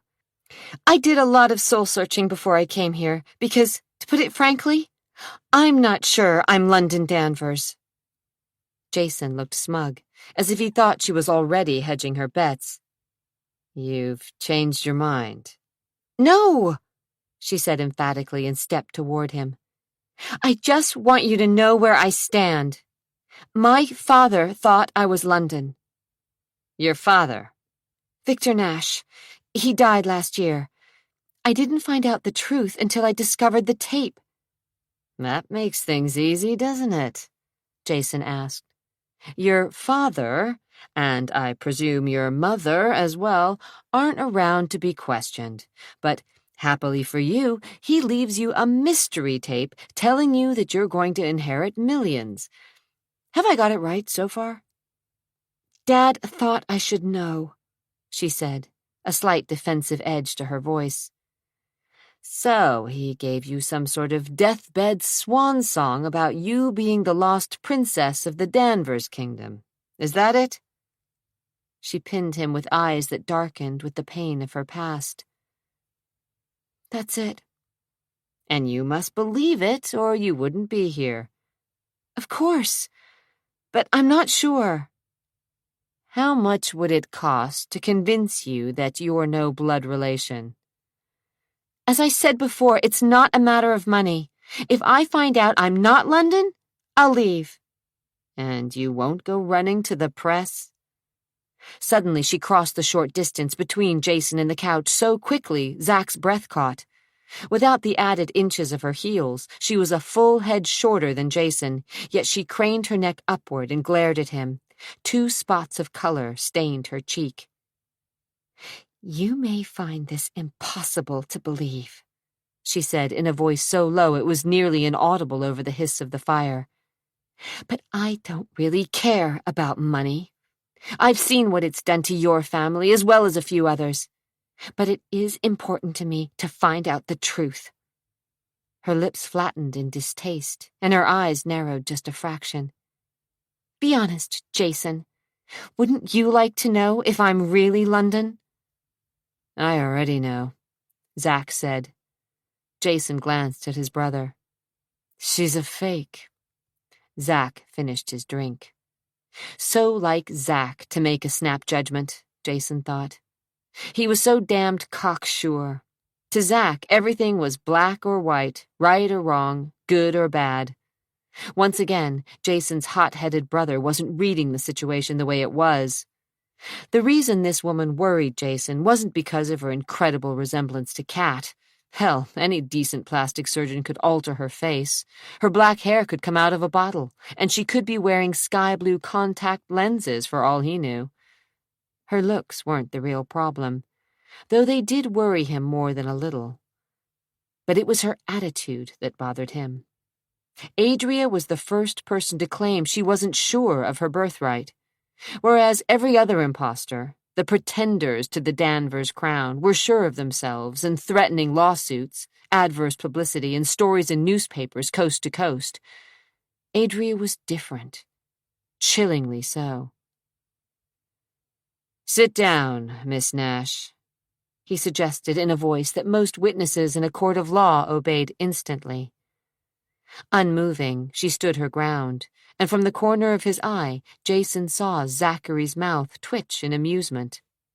He was enjoying this, because he didn't have much of a stake in the inheritance. The old man had written him out of his will once, and then, as he'd aged, wit had mellowed, tried to patch things up with Zack, and offered him the ranch, the only asset that Zack cared about. Zack had been reluctant, but finally capitulated. The old man and his rebellious middle son had struck a deal of sorts, something no one ever brought into conversation. There were no signed papers, and yet, somehow, Zack had ended up doing Whit's bidding and refurbishing the Hotel Danvers.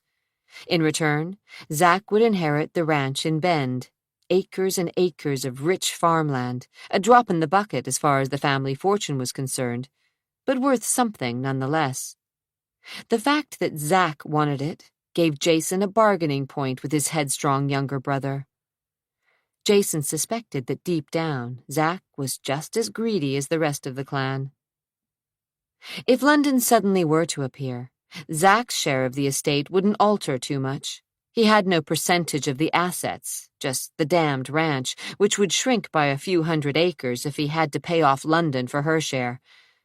But Jason, Tricia, and Nelson would suffer seriously because Whit, damn him, had talked his lawyers into leaving 50% of his holdings, including the value of the ranch, to his youngest daughter. 50 goddamned %. There was no provision for the fact that she couldn't be found. Only after 50 years, would the assets revert back to the rest of the estate. By that time, Jason would have one foot planted firmly in the grave. Hell, what a mess. Fortunately, most people didn't know the terms of the will, or there would be London Danvers after London Danvers crawling out of the woodwork trying to get their hands on the fortune. And this one was glaring defiantly up at him, and looking so much like Cat that he felt the same hot urges he had when he was in his early 20s, and his stepmother had been the most gorgeous and sexy woman on this earth. He'd had dreams about her, fantasized about making love to her, but she'd had the hots for Zachary, who had only been a boy at the time. Zack, for God's sake. Zack's attitude reeked of insolence, and he had no respect for the good things in life, yet women seemed to flock to him. Cat had been the first in a long succession of women who would have given their eye teeth or their diamond earrings just to get him into their beds. The fact that Zack had always appeared uninterested had seemed to drive them into wild and hot pursuit. Jason didn't understand it, never would. All he knew was that Zack had always been more trouble than he was worth. "Look," Adria was saying, her chin lifted several notches. "Why don't you just play the tape?" "I will," Jason assured her as he glanced at his watch. "But we can wait a few more minutes until Nelson and Tricia get here." "So, it's a family party after all," Zack said, cynicism edging his words. "Should be a barrel of laughs." "I tell you, Tricia, it was downright eerie," Nelson said as he braked in front of the garage. Zack's old Jeep and Jason's Jag were already parked in the drive. "I mean, I felt like I'd traveled back in time about 20 years. She looks just like Cat." Tricia wasn't impressed. She'd been through this routine too many times before. Nelson was quick to jump off the deep end. "So, what does she want?" "No one knows. Money, I imagine." "Where does she come from?" "I'm telling you, no one knows a damn thing about her." "Don't you think it would have been smarter to check her out before we confront her?" "Jason didn't want her to cause a scene at the party. Too many reporters were there." "So he hustled her out here. Great." Tricia climbed out of Nelson's Cadillac and slammed the door shut. She didn't have time for these kinds of games. There had always been women who claimed they were London Danvers, and there always would be. Why was this one any different? Either intimidate the bitch into leaving the family alone or buy her off. The imposters could usually be purchased cheaply. Offer them a check for $25,000 or $30,000 and a promise not to prosecute them for fraud, and they were only too happy to do anything anyone asked. They all signed sworn statements that they would never pretend to be London Danvers or bother the family again, and, in some cases, Tricia suspected, they'd slept with Jason. He seemed to get off on bedding any woman who remotely resembled Cat. some sort of weird Oedipal thing. Trisha didn't care, just as long as the women took off. Paying off the little fakes saved a whole lot of time and lawyers' fees, and everyone was happy. So why not do the same with this one? Nelson was babbling. Right now, we can't afford any adverse publicity. My job isn't worth diddly squat. You work for the public defender's office, she reminded him. If you didn't get checks from the trust fund, you'd be scrounging every month to pay the rent. Nelson's eyes thinned on his sister. You know why I work where I do. It's a stepping stone, Trisha. Politics, she said with a sneer. You're as bad as Dad was. Delusions of grandeur. Politics is power, Trisha. And we both know how you feel about powerful men. Kind of the same way you do, she cooed, though she felt like slapping him. He'd hit a raw nerve, but then Nelson had the uncanny ability to find a person's weak spot and expose it. Sometimes Trisha wondered if there were any secrets in the family that Nelson didn't know and wouldn't use for his own personal gain. Well, he had a few skeletons in his closet as well. As they walked through the front door, she checked her watch. It was after midnight, and she was tired. The hotel opening had been a success, and she would much rather have bathed in the accolades of the guests than return here, to the house where she'd been raised, a house filled with ghosts and bad blood, treachery and lies. There had been little laughter echoing through the hallways of the Danvers manor. In truth, she remembered nothing but the continual arguments and explosive outbursts as Whit Danvers tried to force his 5 bull-headed children into becoming exactly what he wanted them to be. Trisha reached into her purse and found her cigarette case. Pausing in the foyer, she lit up. She needed something stronger. A drink or a hit of cocaine would help. But she settled for nicotine and ambled farther down the hall, trying not to remember the emotional fights, the hate that had filled this house when her father had found out that she'd been seeing Mario Polidori. You did this to spite me, Whit had screamed, his face flushed scarlet, the veins in his temples throbbing. No, Daddy, I love him. Love? Whit had cried, his blue eyes electrified with disgust. Love? I want to marry him. For the love of Jesus, you're not gonna marry him. Don't you know what the Polidoris are? What they've done to this family? I love him, she said firmly, tears standing in her eyes. Then you're a fool, Trisha. And of all the things I've ever thought about you, I never thought you were stupid. She began to shake inside, but she squared her shoulders. You hate Mario because of Mom, because she slept with Anthony. The slap sent her reeling backward, and she fell against the wall of Whit's den, her head bouncing off the corner of the mantel. Don't you ever speak of that woman again, do you hear me? She left me as well as every one of you kids so she could carry on her affair with Polidori. So don't you be lecturing me about how you're in love with that bastard's son. You don't understand. No, Trisha, you don't understand. You're never to see him again. Got it? Cowering against the wall, faced with her father's horrid rage, she refused to agree. She loved Mario, she did. Her fists had curled into tight balls, and tears rained from her eyes, and it became blindingly clear that her father was an ogre, an ugly, ruthless monster who cared about only one thing, his precious daughter London. Trisha rubbed the welt on the side of her cheek, and bit her lip to keep from crying. At that moment, she hated Whit Danvers, and she'd do anything she could to hurt him. Now, years later, she still felt the shame. Her father had been a bastard while alive, and he was still controlling his children from the grave, putting reins on his money, making them jump through hoops. Angrily, she walked down the hall. Her father had never loved her, not at all. He only loved his youngest daughter, and now she, or more probably some imposter, was back, trying to get her greedy little fingers into the old man's fortune. Well, Trisha was bound and determined to fight the gold digger tooth and nail. London had escaped when the rest of them had been forced to suffer and face their father day after day, to cower and shudder and kiss the old man's ass so he wouldn't cut them out of his will. Except for Zack. He'd managed to tell his father to go to hell, and then slip back into Whit's good graces.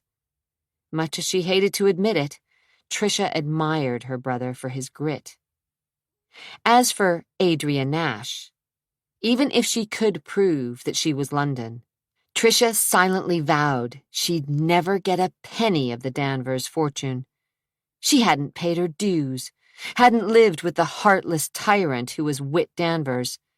London didn't deserve half the old man's estate, and besides, this woman was probably just another fortune hunter. "What are you thinking about?"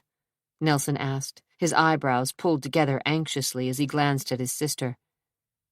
Nothing. He didn't believe her. "Just be on your best behavior, Trisha, and hear what she has to say. Brace yourself. She looks like our dear departed stepmother did 20 years ago." They entered the den, and Trisha nearly missed a step as her gaze fastened on the woman. A beautiful woman. The resemblance was uncanny, and although this girl didn't have the innate feline sensuality of the woman she claimed was her mother, she was nearly a dead ringer for Kat. Someone, Nelson probably, thrust a drink in Trisha's hand, and she took a sip. Zack made introductions, but Trisha didn't pay much attention. She was too wrapped up in memories of her stepmother. Her throat tightened. God, could it be? Was this woman really her half-sister? She took another calming drink and stubbed out her cigarette. Jason was talking. "So, we waited for you two before we looked it over. Adria assures us this is the proof we'll need." He slapped a black video into the VCR and turned on the power, and Trisha pulled her attention away from the woman with the uncanny resemblance to Kat and watched the screen. Zachary took his position at the window. The room was tense, but he found a grain of amusement in the tight smiles of his brothers and sister. Adria had gotten to them, all of them. They were worried, for the first time in nearly 20 years. He heard a voice and turned his attention to the television screen where an emaciated, bald man was lying on a hospital bed and speaking with obvious difficulty. "I suppose I should have told you this before, but for reasons I'll get to later. Selfish reasons, Adria. I kept the story of your birth a secret. When you asked me about it, I swear to God I didn't know the truth, and later, well, I couldn't bear to tell you. Your mother and I, rest her soul, always wanted children, but as you know, Sharon couldn't conceive. This was a constant torment to her, and she somehow thought that God was punishing her, though why I'll never understand. So when we found you, when you were handed to us, it was the blessing she'd been praying for. We adopted you through my brother Ezra. You probably don't remember him much, as he died in 77, but he was the one who brought you to us. He was a lawyer, practicing out of Bozeman. He knew that your mother and I were desperate for children. Already in our 50s, and with debts that were burying us and the farm, we were considered too old and too poor to adopt through the usual legal means. The man paused, took a sip of water from a glass on a nearby table, then cleared his throat and looked at the camera again. Ezra told me that one of our distant cousin's daughters had herself in a fix. The girl, Virginia Watson, was divorced and penniless and had a 5-year-old daughter whom she couldn't care for decently. All she wanted was to see that Adria, her girl, was placed with a loving family. Ezra was a bachelor. He didn't want a child, but he knew that Sharon and I would do anything for a baby. And we did. The adoption was secret, and the papers, well, there weren't many, let me tell you. We didn't want the state involved, you see. So anyway, Virginia came with you and dropped you off, and from that day forward, we thought of you as our own. He paused, the next words difficult. I suspected everything wasn't on the up and up, but I didn't care. Your mom, she was happy for the first time in years, and I had no idea who you really were. I told myself someone didn't want you, and we did, and that was that. Only years later, after Sharon had passed, did I start to figure it out. I swear, until that time, I didn't have a clue that you could be someone's missing daughter. Hell, Adria, truth to tell, even if I had known, I'm not sure I could have given you up. But the long and the short of it is that I was cleaning some old newspapers out of the barn, and I saw one with the story of the Danvers girl being kidnapped. The police were searching for her nursemaid, a woman by the name of Ginny Slade. That didn't mean anything to me either, but about 2 weeks later, I sat down in my chair by the fire to read a little from the Bible, and the page opened up to the family tree. And right there I see the name, big as life, Virginia Watson Slade. According to the tree, at one time Ginny Watson was married to Bobby Slade from Memphis. He licked his lips nervously. I'm not a stupid person, and even I can put 2 and 2 together and come up with 4. It looked like you could be the missing Danvers girl, but I wanted to be sure, so I tried to contact Virginia, but no one had heard of her for years. From the time she dropped you off at the house, she seemed to have disappeared. No phone calls, no letters, no address. Her parents didn't know if she was dead or alive, and had no idea where Bobby Slade was. It was almost as if she'd fallen off the face of the earth, and I hate to admit it, but I was relieved. I didn't want to lose you. Victor blinked rapidly and took another sip of water. The man sounded and looked sincere, as if he were really a dying father. But Zack wasn't going to let this dog and pony show get to him. In his mind, Adria was a fake. I know this sounds callous, Victor said in a hoarse whisper, but I couldn't stand the thought of losing you, Adria. You were all I had in the world. As for the Danvers family, I figured the damage was already done. I couldn't undo the kidnapping, and I had to consider the adoption. At the time we'd taken you in, we knew that all the proper papers weren't filed, that the adoption wasn't by the book. Hell, it was probably illegal. I was afraid that somehow I'd be implicated in the crime, even though I had no idea where you'd come from. So, I've decided to die with this secret intact, and leave this video in the safe by my bed. If anyone questions the tape's authenticity, so be it. Saul Anders lent me his equipment, set up the tripod, and saw to it that I had some privacy.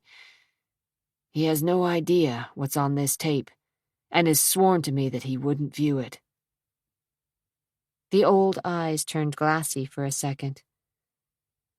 Okay, kiddo. That's all I know.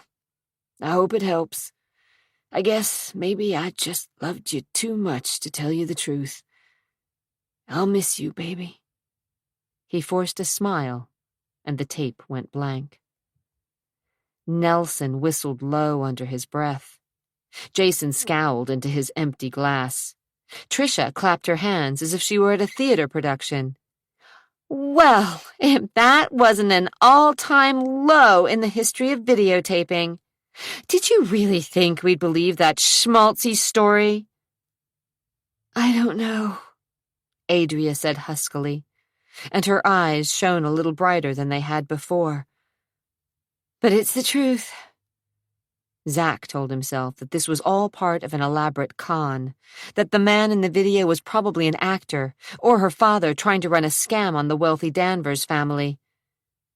The truth. Sure it is, Tricia said, unable or unwilling to hide her sarcasm. Jason pressed the eject button and pulled the video cartridge from the machine. "This is your proof?" he asked. "Yes." "All of it?" Adria nodded, and the quiet rage drawing Jason's features into a knot of anxiety seemed to fade. "Well, Miss Nash, it's not much, is it?" "What it is, Jason, is a start," she replied, standing and slipping into her shoes. "You don't have to believe me. God knows I didn't expect you to, but take this as a warning. I'm going to find out who I really am. If I'm not London Danvers, trust me, I'll walk. But if I am," she said, her small chin thrust in determination, "I'll fight you and every lawyer you sick on me to prove it." She grabbed her purse and slung her coat over her arm. "It's late, and I know you have a lot to discuss, so I'll just call a cab and—" "I'll drive you," Zachary said, unwilling to let her leave just yet, though why, he couldn't say. He was better off without her. But there was a part of him that was intrigued by her story. Who was she, really? "Don't bother." "I want to." "It's not necessary." "Sure it is." He caught a speculative glance from Tricia and a harder-edged, more pointed glare from Jason. "Danvers hospitality," he drawled. "Look, Zach, don't do me any favors, okay?" She started out of the room, and he caught her by the elbow. "I thought you said you needed a friend." His fingers clamped over her arm, and she felt his breath, warm and smelling faintly of scotch, brushing the nape of her neck. She reminded herself that this was the man like her, the man who had no past if the family portraits could be believed. "Maybe I changed my mind," she said, and her voice sounded ragged. "Wouldn't be wise, lady. Looks like you need all the friends you can get." Hesitating a heartbeat, she glanced over his shoulder to the rest of the Danvers family. Her family. Or was it? In a show of independence, she yanked back her arm and stepped away from him. "Thanks anyway." Obviously, Zach wasn't about to let her make a fool of him. He followed her out of the den and through the kitchen where she reached for the phone, and he deftly plucked the receiver out of her fingers. "I'd think you'd jump at the chance to be alone with me." "Don't flatter yourself." His lips twisted into a self-deprecating grin. "No, I mean to get more information on the family. That is what you want, isn't it?" A little wrinkle of contention formed between her eyebrows. "Whose side are you on?" "No sides," he said, opening the back door. The night seeped into the room. "I only look out for myself." A solitary man. A man who needed no one. Or so he wanted her to believe. "Humble of you." "I didn't think you were looking for humility. Just the truth." "I am." His expression was hard and unyielding. "Then you may as well know that I really don't give a damn about the family or the money." "But you do care about the ranch," she said, slipping her coat over her shoulders. His eyes flashed in the darkness. "My weakness." They stepped into the breezeway, and the cold midnight wind whistling through the fir trees lining the drive. She was struck by the width of his shoulders, the angle of his jaw, raw-boned and sexy. "Do you have many? Weaknesses, that is?" "Not anymore." He opened the door to his Jeep. "I gave up on my family when I was 17. I quit trusting women when I was 28. And I'd give up drinking, too, but I think a man should have at least one vice." "At least." "At least I'm not a pathological liar." He slid behind the steering wheel, and his features seemed more rugged and dangerous in the encroaching darkness. "So why would you want anything to do with me?" He switched on the ignition and flipped on the headlights. "Let's get one thing straight, okay? I don't want anything from you." Pumping the accelerator, he jammed the Jeep into reverse. "But I have a feeling you're going to shake things up a little, Miss Nash." "That doesn't worry you?" "Nope." He cranked on the wheel, and the Jeep turned easily on the slick asphalt. His eyes were dark as obsidian. "Because I still believe you're a fake. A good one, maybe, but still just a cheap fake." Chapter 7. What the hell was he going to do with her? He drove through the gates and shot a quick glance in her direction. She was huddled against the door, staring through the windshield, and her profile was so like Kat's it caused his gut to clench into a painful fist. If she wasn't London Danvers, she was one hell of a look-alike, a dead ringer for London's mother. The curve of her jaw, the thick black hair, even the way she slid a glance through the fringe of curling lashes, half seductive, half innocent. So much like Kat. He clutched the wheel in a vise-like grip, his knuckles showing white.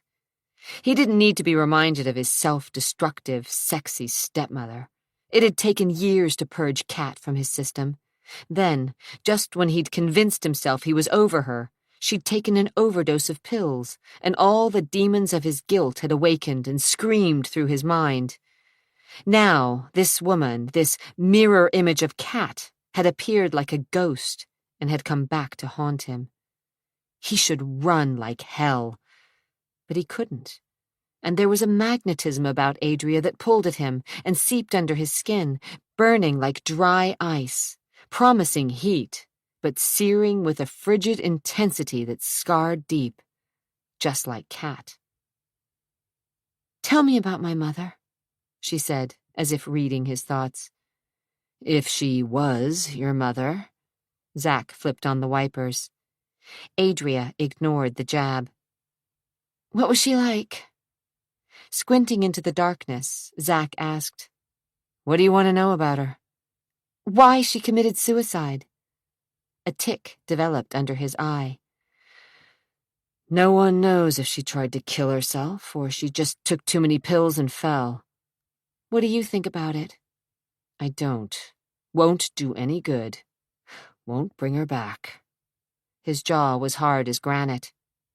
"Would you want that? Her alive?" He flicked her a disdainful glance. "Let's get something straight, okay? I didn't like Kat. In my book, she was a manipulative bitch." He slowed for a corner and added, "But I didn't wish her dead." She'd obviously hit a nerve, but she didn't believe he was being completely honest with her. Too much tension coiled in his muscles, too much anger grooved in the lines of his face. There was more he wasn't telling her. "What about the rest of your family? How did they feel?" He snorted. "You'll have to ask them." The Jeep reached the bottom of the hill, and Zack merged into the traffic heading east. "Where are you staying?" She was ready with her lie. "The Benson." He lifted an interested brow, and Adria knew why. The Benson, like the Hotel Danvers, was one of Portland's oldest and most prestigious hotels.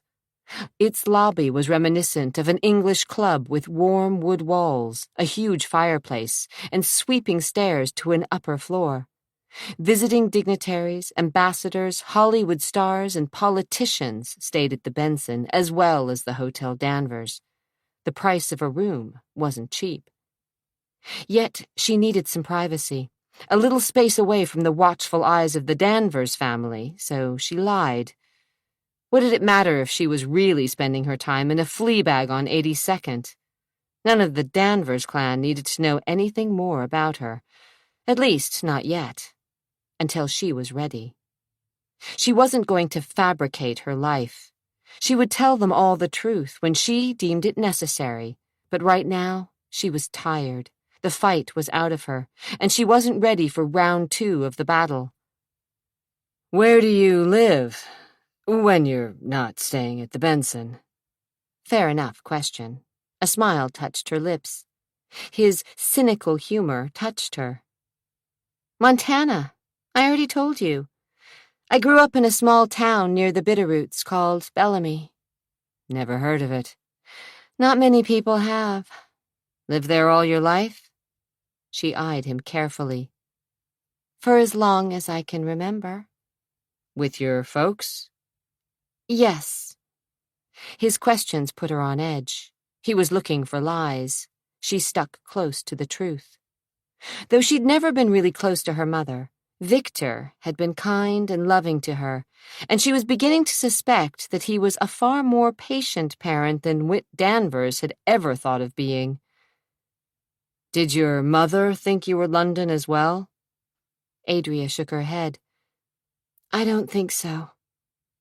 Accelerating through a yellow light, he asked, Don't you remember the first time you met your folks? If you were London, you would have been around 5. As you pointed out, even 5-year-olds have memories. She watched as the skyscrapers fingered upward into the night-black sky. I don't have memories, not real ones, just images. Images? Of what? He nosed the jeep into a side street near the Benson. Of the party. It was loud and exciting and... You read about it. I remember Whit, with his silvery hair. He reminded me of a polar bear, so huge. Again, the newspapers. He pulled into the lane reserved for guests of the Benson, and she turned her startling blue eyes at him. You're right, of course, she said, reaching for the door handle. But there's something that doesn't quite fit.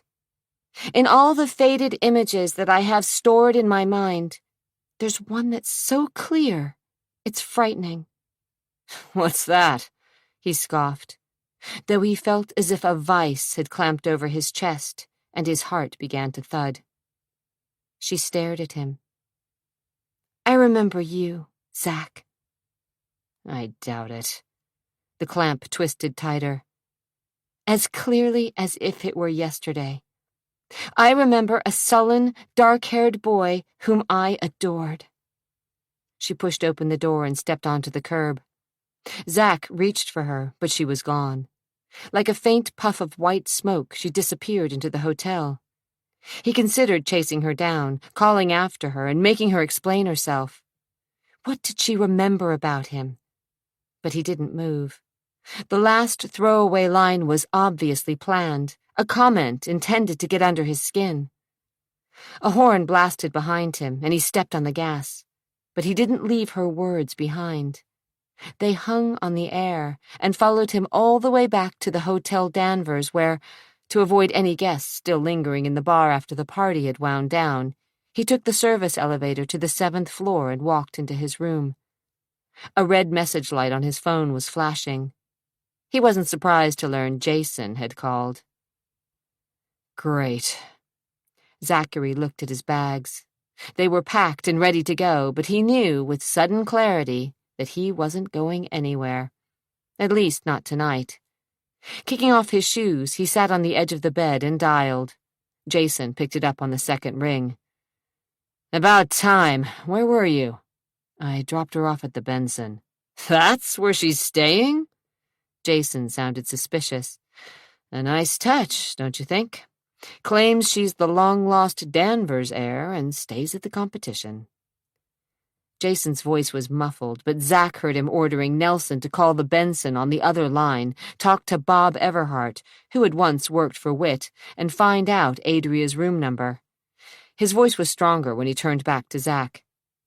You should have hung around after you dropped her off at the hotel. Why? Why? To follow her, of course. Of course, Zach mouthed. Why didn't I think of it? She represents a threat, Zach. I don't think so. Flopping back on the bed, he wondered why he was even bothering with the conversation. Look, it's late. I'm taking off. Now? You're leaving now? Soon. When we're in the middle of a fucking family crisis? I don't give a shit. Sure you do, Jason said, and Zach stared up at the ceiling. He was lying a little. He did care about the ranch, and he was curious about Adria. Just what was her game? Jason wasn't giving up. You think your ranch is protected, right? Because it was a specific bequest? Well, things change if this woman proves she's London. A lot of extra acres were bought after the will was originally signed, and all those wouldn't be considered part of the ranch, per se. And if anyone else has to cough up to make sure she gets her 50%, you will too. Zach frowned into the receiver. You've been busy. Now listen, Adria seems to trust you. She came to you first. Get close to her. Find out what makes her tick. What? His voice faded as he turned his head and the words were muffled, but Zach heard them all. I knew it. Okay, so start calling cab companies. I don't know. Just do it. The police do it all the time.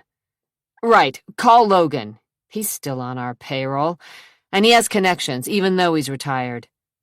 Oh, for Christ's sake, don't give me that conflict of interest crap. There was further argument, and Zach was about to hang up, but Jason turned back to the receiver. Big fucking surprise.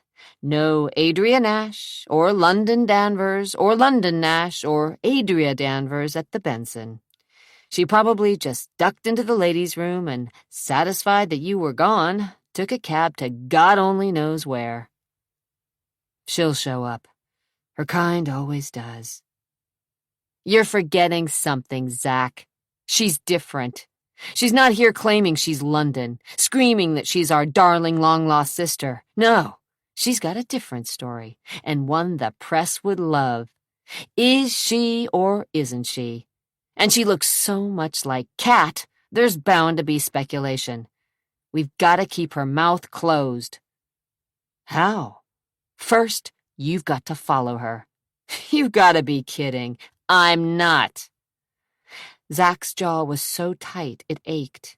He didn't like being manipulated, and for as long as he could remember, someone in his family, Whit or Kat or Jason, was trying to pull his strings.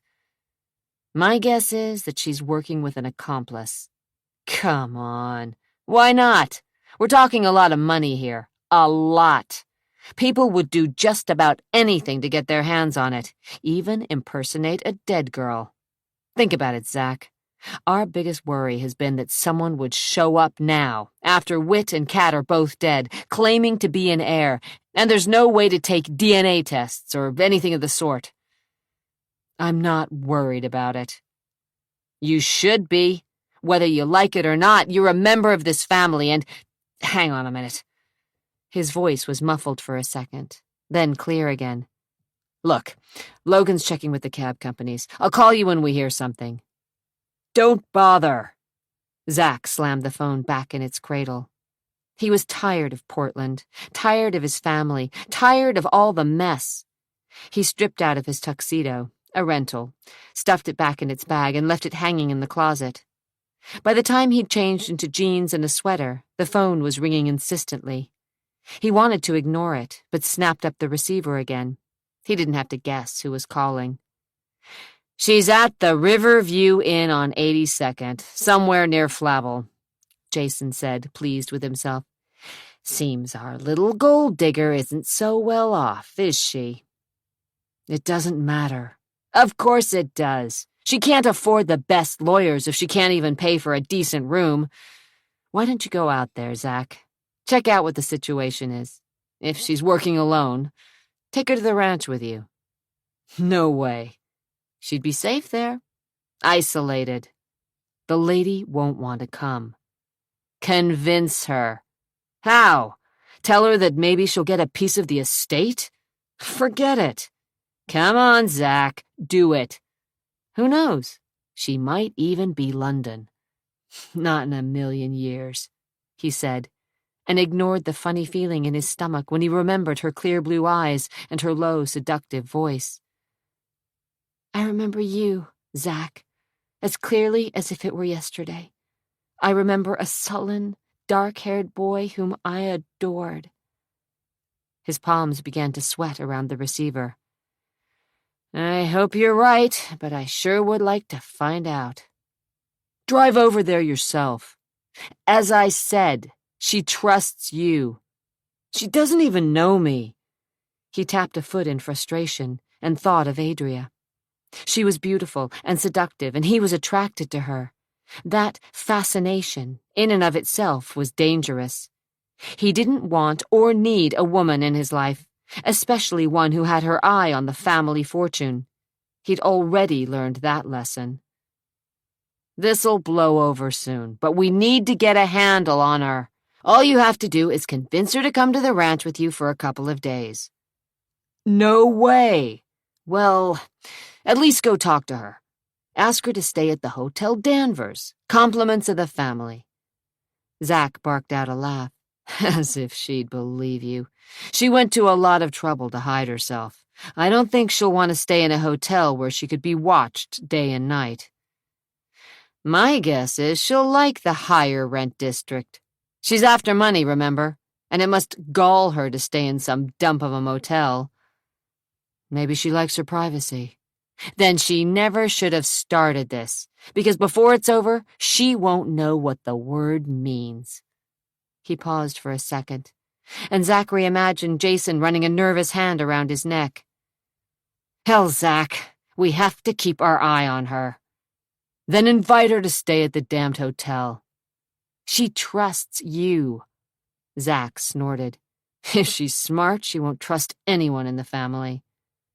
He thought about the way she'd gazed at the picture of Wit and Catherine in London, as if she really cared. She either believed her far-fetched story herself, or was the best damned actress he'd ever met.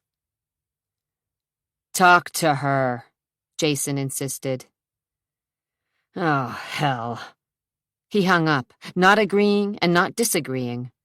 Grabbing his bag, he mentally kicked himself all the way to the parking garage. Adria Nash was trouble, big-time trouble. Trouble he didn't need or want. "Shit."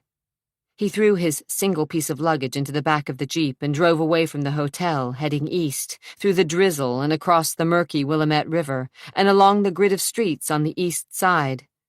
Traffic was light as he pushed the speed limit, suddenly anxious to find her. He was as bad as the rest of the family. He'd never heard of the Riverview Inn, but found it easily. A low-rent cinder-block building painted stark white. The flickering lighted sign advertised free cable television. All the units were connected in a U shape. The panoramic view from the windows of the units was a pockmarked asphalt lot and an all-night bar across the street. Riverview stretched the imagination. No river, no view, but cheap daily rates. Zach studied the cars in the lot and spied a battered Chevy Nova with Montana plates parked in front of Unit 8. "So, you are here," he said, backing the Jeep into an unmarked spot near a solitary oak tree. He turned off the ignition and stared at the bank of rooms facing each other. The manager's unit was dark, and he hoped no one peeked out the window and wondered what he was doing. He slid lower in the seat, glanced at his watch, and frowned. It was nearly 4 a.m, and traffic still whizzed by, throwing up rainwater and creating a low, constant hum. He wondered if Adria was an early riser, and told himself he'd soon find out. Jason ran a nervous hand around the back of his neck. He had to think. He was the brains of the family, the only person who knew how to run his father's vast holdings. Tricia dabbled with her art and decorating. Nelson practiced some archaic form of law as a public defender. Zach had earned his trade as a builder and now owned a construction firm in Bend while he managed the ranch in Central Oregon. But Jason was the one who held the whole fraying fabric of the family business together. He stripped off his tuxedo, threw it over the back of a chair for the maid to deal with in the morning, and frowned when he looked at his bed. Ever since Adria Nash had crashed the grand opening of the hotel, Jason's plans for the night had been thrown into a tailspin. Right now, if things had progressed as he'd hoped, he would be in bed with Kim, rolling in the sheets, arms and legs entwined, mouths pressed to body parts, groans and moans of pleasure filling the room. Instead, he was standing here, half-dressed, wishing he had another drink, and worried that somehow a woman, a cunning and gorgeous woman he'd never seen before tonight, might find a way to steal the family's fortune. After Zack and Adria had left, he'd been forced to deal with his neurotic younger brother and sister, both of whom, in Jason's opinion, needed to spend a few more hours a week on psychiatrists' couches. Zack was a pain, but at least he didn't have any hang-ups, not like Trisha and Nelson. Trisha, though she'd been through a dozen lovers and one marriage, had never been happy, and Jason suspected that she'd never really gotten over Mario Polidori. As for Nelson, different demons attacked that boy.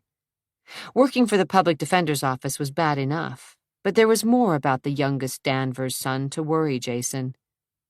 Nelson had a high set of moral standards, which he expounded for endless hours, and yet there was a darker side to Nelson, a secretive side that only surfaced when he was angry or worried.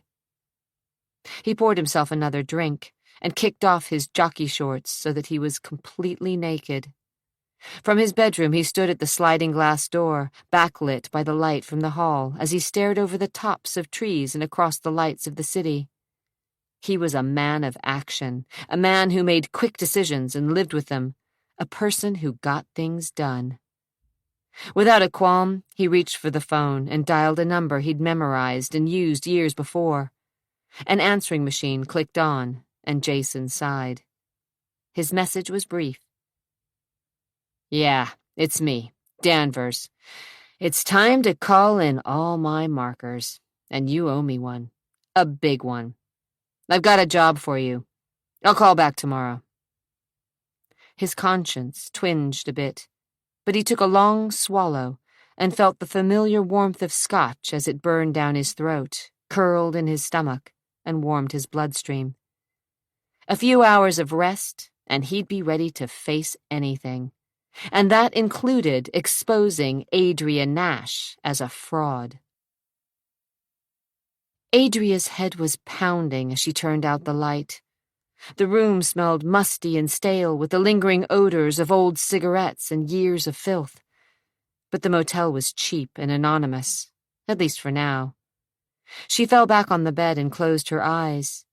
Images of Zachary went through her mind.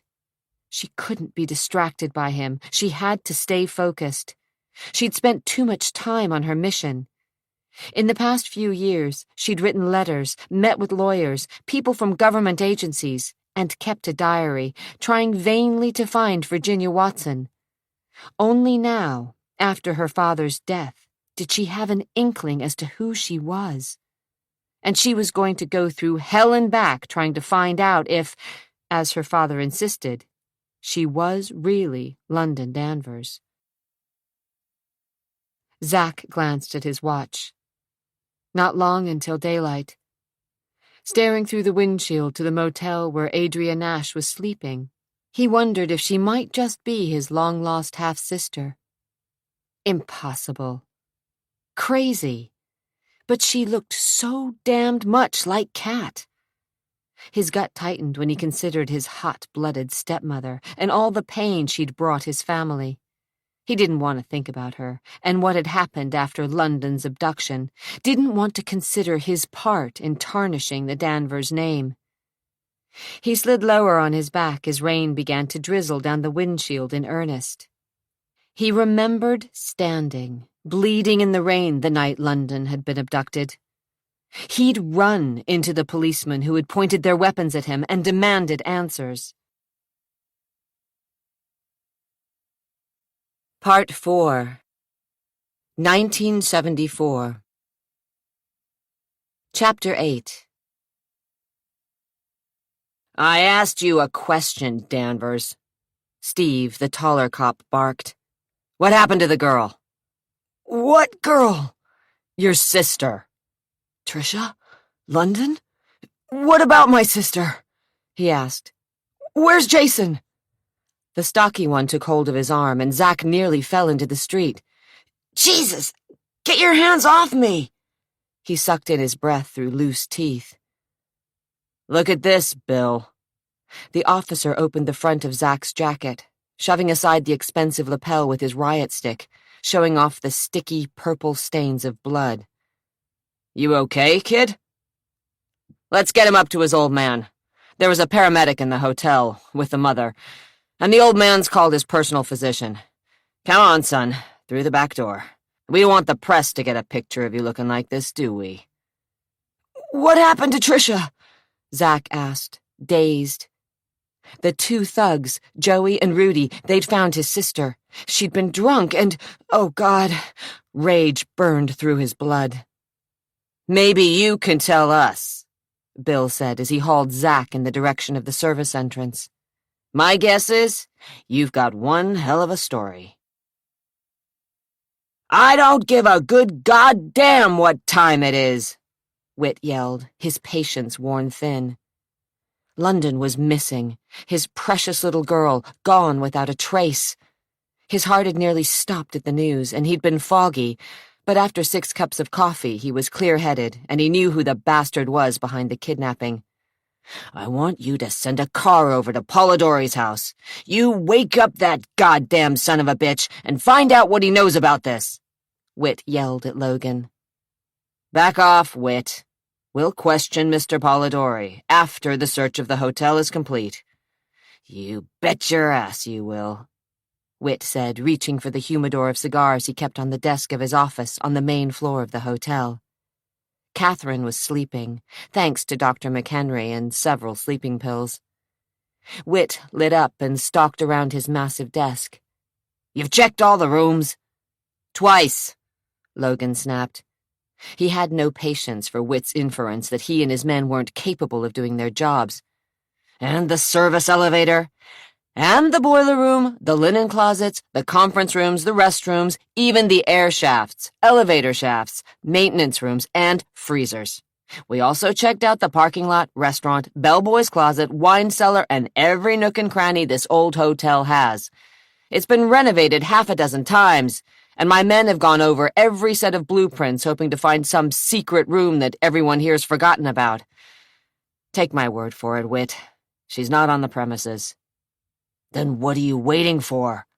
I still haven't heard from the men outside. We're covering a 10-square-block area, talking to people on the street, checking other buildings nearby, and literally beating the bushes. We've got people at the airport, the train station, and the bus station. You're wasting your time, Whit growled impatiently. Polidori's! He glanced up and saw 2 officers and Zack, bloodied and beaten, stumble into the office. Whit's guts twisted. The boy's face was the color of chalk, and a nasty cut had ripped his skin open near his ear. He was still bleeding, and his nose was a pulpy mass. On his feet in an instant, Whit rounded the desk. Get the doctor, he ordered a policeman, then faced his son. What happened? Zack glanced suspiciously to the police. He ran his tongue over dry, swollen lips. What's going on? He asked, squinting against the light. Did something happen to Tricia? Hell no! What are you talking about? They said, the police, that she was missing. Whit's guts twisted. They were talking about London. London? But she's only a kid. Zack swallowed hard. You weren't with her? Zack, stricken, shook his head. Christ! His entire world was collapsing, and he knew where to put the blame. What happened to her? Zack asked. She's missing, Whit said. Missing? But she was at the party. I saw her. You saw her. It happened later. Ginny's gone too. That's all we know. Through his silent fear, Whit forced himself to turn his attention to the boy who was nearly beaten beyond recognition. Are you all right? Zack gritted his teeth. I'll live. So, how'd this happen? Whit demanded, then picked up the phone and dialed 3 digits. Is McHenry still there? I sent a man for him. Well, just tell him to come down here, on the double. Yeah, my office. What? Oh, it's Zach. He's back, and he's been roughed up. Looks serious. He slammed down the receiver and motioned 2 police officers off a green leather couch. Come on, you better lie down. Looks like you lost a lot of blood. I'm okay. Whit felt his temper snap. Just do it, okay? For once in your life, Zach, don't fight me. Lie on the couch and let McHenry examine you, for crying out loud. Zach looked like he was about to snarl back a hot retort. But instead he sat on the couch as Dr. McHenry walked through the door.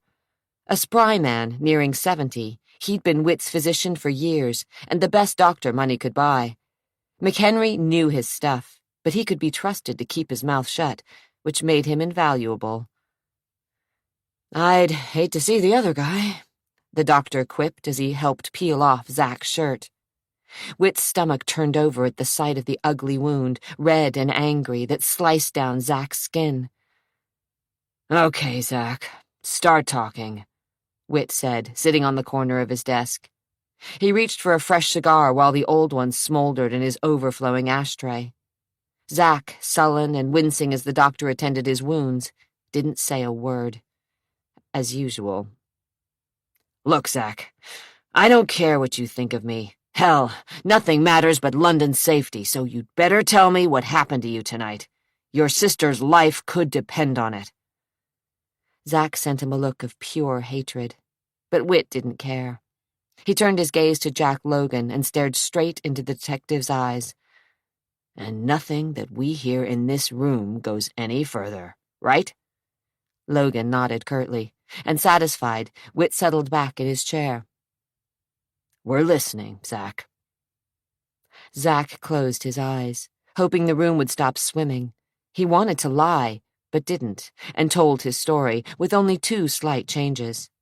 He didn't admit that his stepmother had turned him on during their dance at the party, and he kept Jason's name out of the mess.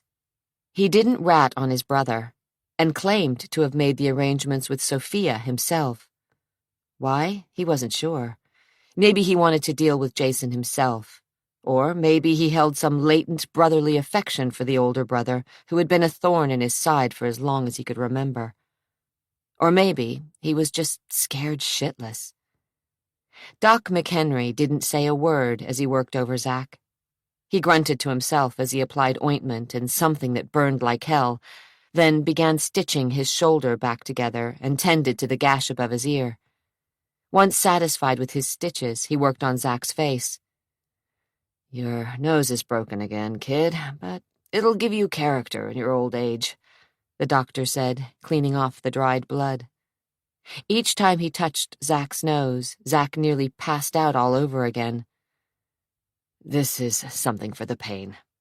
He found a hypodermic needle in his black bag, rolled down the waistband of Zach's pants, and punched the needle into Zach's butt. And another tetanus booster. Zach refused to be mortified that McHenry had shown his ass to his father and several of Logan's men. He didn't give a damn what the old man or the doctor did to him.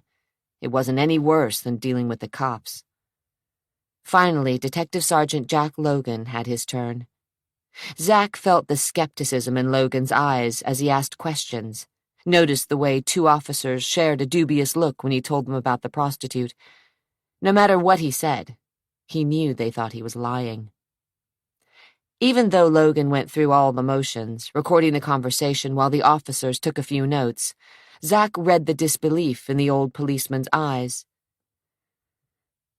These men who attacked you, Logan finally said as McHenry packed up his doctor's bag. Rudy and Joey? That's what they called each other. You ever seen them before? Never. He's got to go to the hospital, the doctor interrupted. Logan didn't miss a beat. Look, Doc, we're trying to find Whit's little girl. I shouldn't have to tell you that time is critical. We just need Zach to come down to the station and look at a few pictures, that's all. I'd advise against it. Whit's frown deepened. Zach? His mouth tasted foul, his head thundered, and his shoulder throbbed like holy hell, but he nodded to his father. "I'll go." There was nothing further McHenry could do. He pulled Whit aside, warned him about something, but Zack couldn't make out what. They rode in a squad car to the police station and, seated in a small room with flickering fluorescent lighting and the thin smell of stale cigarettes and old coffee, Zack flipped through pages of mugshots and stared at black-and-white pictures through a haze of pain. "What about this one?" an officer would ask, and Zack would focus, only to shake his head. There were more people in the room than had been in the hotel. As the hours passed, officers would come and go, glancing at him as they strapped on weapons, took statements, or told dirty jokes. "Him. What about him?" The questions didn't stop, and Zack stared at photograph after photograph, grainy black and whites of men he'd never seen. He thumbed the pages, shook his head, and thumbed some more. His father was in the room, pacing, looking as if he wished he could tear someone, anyone, limb from limb. The pictures started to look alike and swim before his eyes. His back ached, and he felt as if he hadn't slept for 100 years. One officer sat on the corner of the table, watching his reactions, while another went out for coffee. Zack slumped in his chair and craved a cigarette. The coffee didn't help. "That's it. Nothing," a burly officer said over a yawn as another, a slim woman who had just come on duty, started gathering the books. "I guess Rudy and Joey weren't processed here," Officer Ralph O'Donnelly said, as he squashed out the butt of his cigarette in his empty coffee cup. "Rudy?" The woman glanced from Logan to Whit. "Yeah, the kid here heard their names." Officer O'Donnelly stood and stretched. His back popped loudly. "Why didn't you say so?" she asked, searching through the books again and flipping one open. She shoved the open pages under Zack's nose. "Look again." Every eye in the room was on Zack, as, aching, he ran his finger under the pictures and forced his eyes to each face. They blurred for a second, but he kept looking, and he felt the air in the room charge. "I don't think—" "Look again. Imagine your man clean-shaven or with different-colored hair or whatever," Logan muttered angrily. "Let's get an artist in here." Zack gritted his teeth, eyeing the mugshots, knowing that there wasn't a clue on the page, when he stopped at a shot on the bottom row. The hair was different, longer now, and a beard and mustache in the photo covered what appeared to be a pock-marked jaw, but the eyes, the malicious eyes, were the same. His throat barely worked as he laid a finger on the incriminating shot. "I think—" "Rudolfo Giannotti," the woman officer said with a satisfied grin. Zack got the impression she liked beating the men at their own game. "A speedhead who hangs out with Joseph Seary." "Hell!" Whit ground out. He strode across the room and glared at the mugshots. Red in the face, he trembled. "I bet they're connected with Polidori." "Bingo," the woman said. "The Vice Squad is checking them out. Drugs and prostitution. Maybe even some penny ante gambling." "I told you," Whit growled, kicking at the leg of the table. "When I get my hands on Polidori, there's gonna be hell to pay. Let's go." "Whoa," the woman officer said. "We're not talking about the old man. These guys," she tapped a short-clipped nail on Rudy Giannotti's mugshot, "are involved with the kid. Mario." Whit's eyes darkened to the color of midnight. He hated the sun as much as the old man. "Bring him in, Jack. Let's talk to him."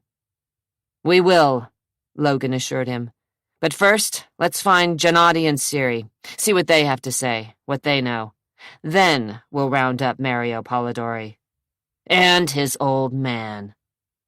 "Maybe." Whit's face twisted in ugly rage. "He's behind it, Jack. I told you that from the beginning. He took my little girl, and God only knows what's happened to her." "Don't worry, Whit. We'll find her." Logan's voice lowered, and Zack didn't really care what was said. The room was spinning. His head reeled, and his bones seemed to melt. He blinked to stay awake, but blackness enveloped him.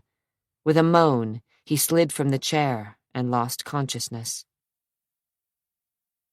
2 days later, Zach woke up in a hospital room, his shoulder on fire, his mouth tasting like puke.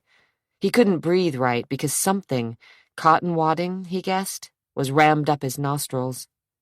Bandages swathed his head and held his shoulder together, and everything reeked of antiseptic. "You look awful." He turned quickly at the sound of Jason's voice. Pain seared down his arm. Memories, Sophia, the thugs, the switchblade, and London ran through his mind. "You bastard," he said, his tongue thick. "You set me up." He tried to rise up, yanking hard on the IV taped to the back of his hand. "You've got it all wrong, Zach. I'm sorry. I had no idea that—" "Liar!" Jason squeezed his eyes shut for a second time. "It's true. I knew I was in a little trouble with Sophia's pimp." "A little trouble? Those guys wanted to cut off my balls." So angry he could barely talk, Zach silently swore at himself for being such a fool, falling into Jason's lust-filled trap. "You make me sick. I didn't know they were going to be there. Like hell." Zach turned away and stared out the window. He could see the sky and the wake of a jet as it streamed across the blue vastness. Jaw clenched so tight it ached, he refused to look at his brother. The pillowcase felt rough against the wounds on his face, and his head pounded. God, he hated hospitals, almost as much as he hated Jason right now. "Dad thinks Polidori's behind London's kidnapping." Zach didn't respond. The feud between the Polidoris and the Danverses had existed for generations. Anything that went wrong in Whit's life was quickly laid at the feet of Anthony Polidori, deserved or not. "We haven't heard anything new. Not even the FBI has an answer. No one's asked for ransom, and Jack Logan's afraid that London may have been taken by some terrorist group." "Logan's a prick." But he has a point. Jason walked around the end of the bed, forcing himself squarely in the middle of Zach's line of vision. "Look, I know this all looks bad, Zach, and I feel—" His face screwed up as he searched for the right word. Shaking his head, he said, "Well, I feel responsible, I guess." "You should. But I really didn't think they'd come after you. You knew they'd be there." "No way, man, I swear. I only knew that Sophia was waiting for me. I had no idea that her pimp would be pissed off enough to send some goons with switchblades." He tugged anxiously at the corner of his mustache. "You gotta believe me, Zach. If I'd had a clue, I wouldn't have sent you to the Orion." Zach let out a sound of disgust. Jason sighed loudly. "I don't blame you for not believing me, 'cause the truth of the matter is, I'd already decided not to meet with Sophia. I would have avoided the place like the plague, but I didn't think you'd get cut. I thought you'd get laid, that's all. I swear it. You gotta believe me." Zach didn't. He'd been a fool to trust Jason the first time, and he wouldn't make that mistake again. He shifted his gaze to the metal bureau near the bed. "If I could change things, man, I would." Jason thrust one hand into his pocket and rested the other on the bureau. "You may as well know. Things are bad at home. Dad's on the warpath against Polidori. Kat's usually either drunk or on sleeping pills and Valium. And Trisha, well, she's a basket case, but what else is new?" Jason moved into Zach's limited field of vision, but Zach wouldn't give him the satisfaction of looking up at his eyes. "As for Nelson, you're a hero in his eyes." Zach gritted his teeth. "Yep," Jason said, grabbing the jacket he'd draped over the back of the one chair in the room. "Nelson thinks that anyone who makes it with a whore, then gets cut by a switchblade, is some kind of hero." "Zach?" Her voice was familiar and brought back warm memories from a long, long time ago. In his mind he heard childish laughter and smelled the scents of cinnamon and hot chocolate, and the jasmine of her perfume. Somewhere, maybe on the back porch, a dog barked. But it had been so long ago. I came as soon as I heard. Groggily, Zack opened an eye. The lamps had been dimmed. Only the nightlight illuminated the hospital room, though from the window the reflection from the security lights guarding the parking lot splashed against the wall. He squinted and saw a movement before he made out the features of a tall, big-boned woman in an expensive blouse and skirt. His mother, Eunice Patricia Prescott Danvers Smythe. She stood on the far side of the rails of his hospital bed. A dozen emotions riffled through him, none of which he wanted to examine too closely, and his head throbbed. What are you doing here?" Her eyes were sad, filled with a lifetime of grief for the mistakes of her youth. "Nelson called, explained what happened, and I took the first flight out of San Francisco." She reached across the rails and folded her long, cool fingers over his hand. Her grip was strong, the lines around her face desperate. "I'm so sorry this happened, Zack. Are you all right?" He'd never been all right. They both knew it. "What do you care?" he said, drawing his hand away and forcing his thick tongue to form words. She winced, but didn't move. "I do care, Zack. I care lots. More than anyone you'll ever meet." He snorted. "You don't believe that I love you," she said, her voice losing all inflection. "You never did." He closed his eyes again and wished he had the strength to cover his ears so he wouldn't have to hear her lies. If she'd loved him, really loved him, she wouldn't have left him with Whit. He didn't reply, just pretended, as he had for years, that she didn't exist. It was easier that way. Her rejection didn't hurt anymore. He'd had a long time to recover and heal. She could say what she wanted. Whit had bought her off, paid her enough money so that she gave up her children. "I thought you and I shared something special," she said on a tremulous sigh. He felt, rather than saw, her move to the window. How long had it been since he'd trusted her? 8 years? 9? Maybe never. "I hate to admit it. Lord knows a mother shouldn't, but you've always been my favorite. Of all my children, you were the one closest to my heart." "Don't lie to me, Mom. We both know you've never had a heart." Her intake of breath was swift. "Zachary, don't you ever—" As quickly as her anger had come, it disappeared. "I suppose I deserved that." What a bunch of crap. Why didn't she just shut up? Yet he couldn't stop listening. "I would never have left you, but, well, your father made sure I couldn't get near you kids. You probably don't believe this, but it was a horrible price to pay. I've regretted it." He closed his eyes. He wouldn't trust her. She'd carried on her affair with Polidori for years, knowing the inevitable consequences. In Zack's mind, she'd turned her back on her children, on her husband, on her life, for a fling with a man who used her just to get even with Whit. Zack didn't believe for a minute that there had ever been any love between Anthony Polidori and his mother. No, what they'd shared was sex, pure and simple, and that thought turned his stomach.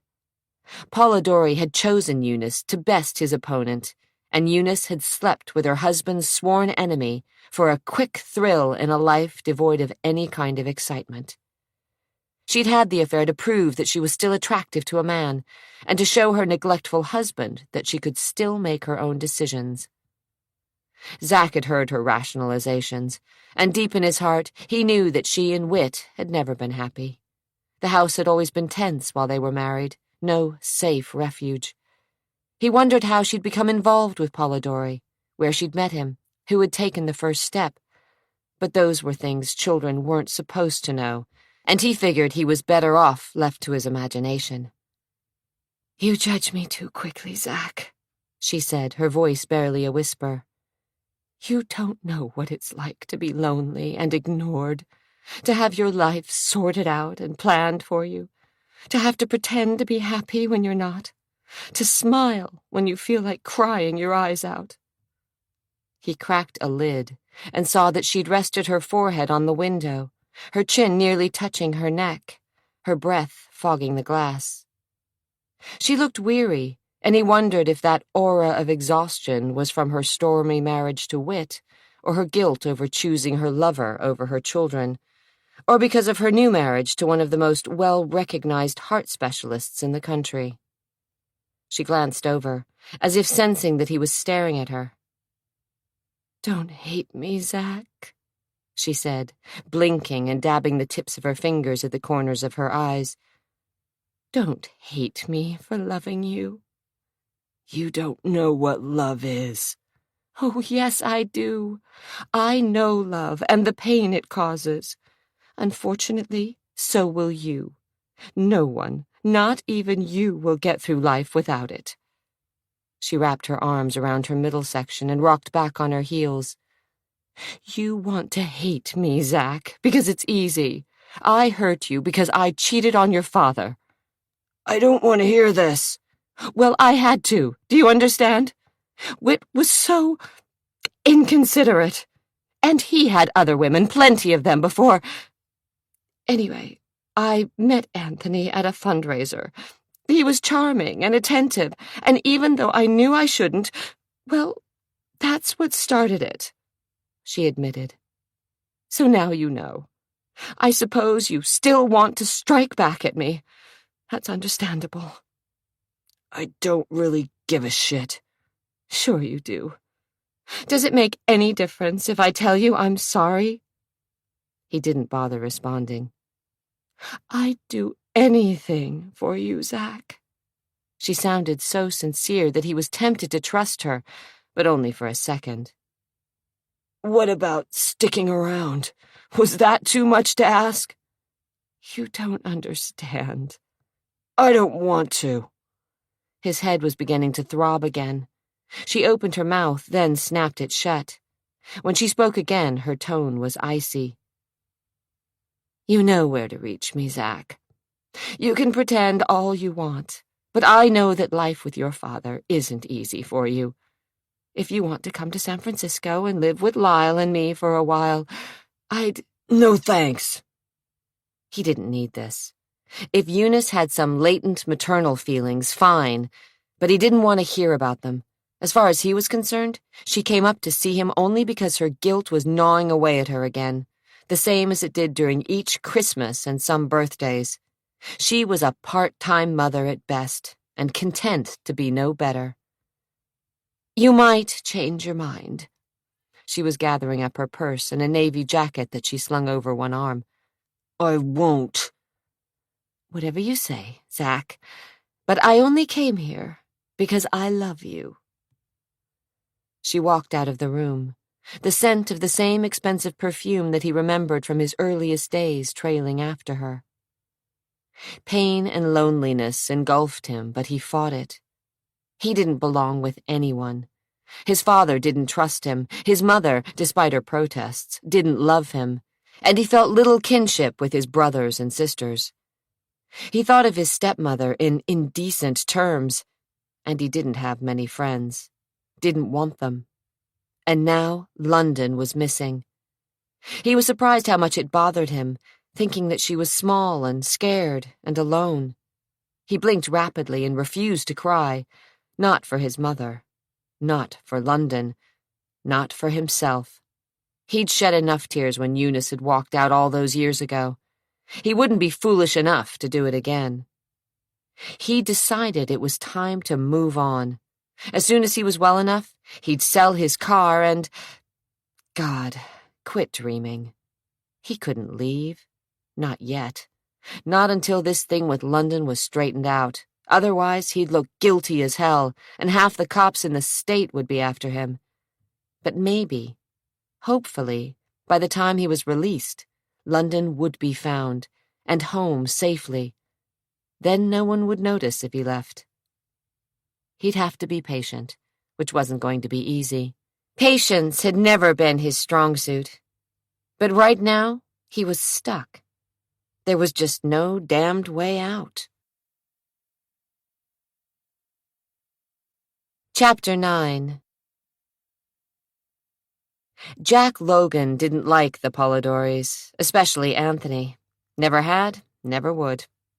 He snapped in the cigarette lighter of his pride and joy, a 1969 Ford Galaxy two-door, cherry red with an ivory top and horsepower that wouldn't quit.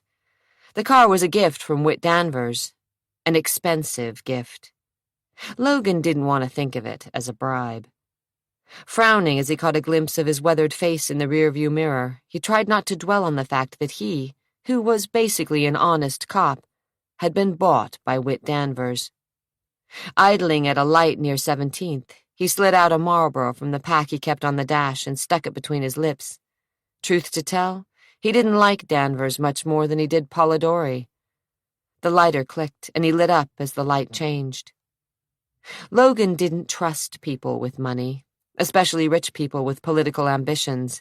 At the top of his list of most untrustworthy were Anthony Polidori and Whit Danvers.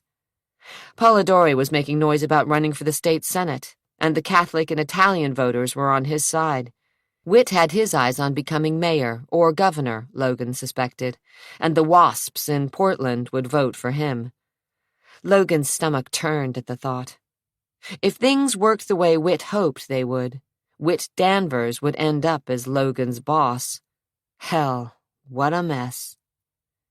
He wheeled the Ford through a yellow light on McLaughlin Boulevard and headed south, out of the city, toward Milwaukee, where an entire enclave of Italian truck farmers thrived for the better part of a century. The Polidoris had been vegetable vendors once, but they'd saved their money, invested in cheap land, sold their produce to the finest restaurants in Portland, and quietly amassed a fortune. Not as large as the Danvers wealth, but substantial just the same. Yep, Logan thought, drawing in a lungful of smoke. He'd love to see Anthony Polidori go down for the Danvers kidnapping. It would be fun to see that little creep squirm in the interrogation room. But it wasn't going to happen. He knew it. Polidori knew it. And Whit Danvers, whether the stubborn old man wanted to admit it or not, knew it too. He flipped the ash from his cigarette out the window and stepped on the gas pedal. Ignoring the speed limits, he wheeled through the crooked streets of Milwaukee to the fine-lined drive leading to Waverly Country Club, where mansions and landscaped grounds surrounded the most elite country club in the city. Acres of lush greens and fairways were part of the exclusive club that sprawled along the eastern banks of the Willamette River. Frowning slightly, Logan turned unerringly into the drive and waited at the gate for a security guard to determine if he should pass. Logan didn't have time for any bullshit. He flipped open his wallet, showing his badge, which was a waste of time, as the guard knew who he was anyway, then stubbed out his cigarette in the tray. With a whine of electrical gears, the gate slowly opened. Logan pushed on the throttle, and the Galaxy rolled past rose gardens and fountains to the rambling manor. Anthony Polidori met him at the front door.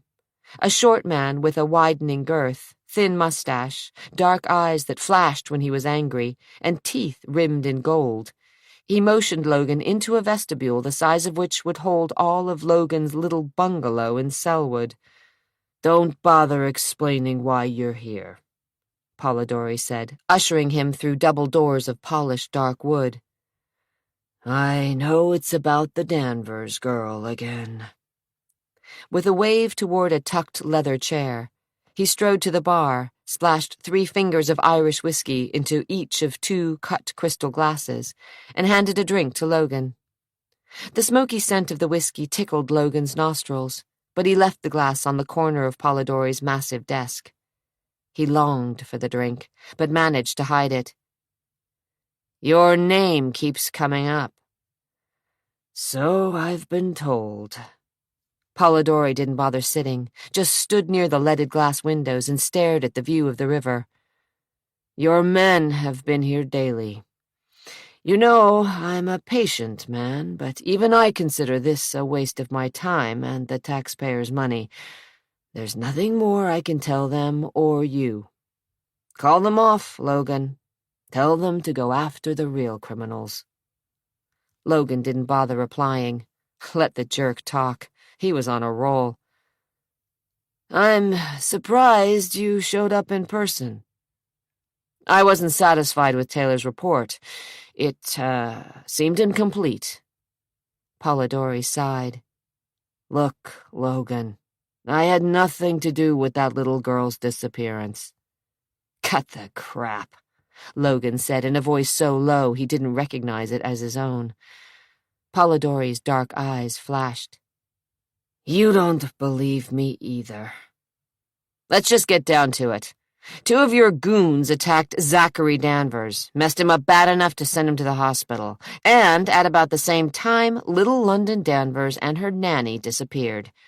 Coincidence?" "Do I need to call my lawyer?" "You tell me." "I had nothing to do with either incident," Polidori insisted, then strode to the bar and poured himself another drink. "Nothing." Logan didn't believe a word of it. "Maybe you'd like to know why we're riding you so hard.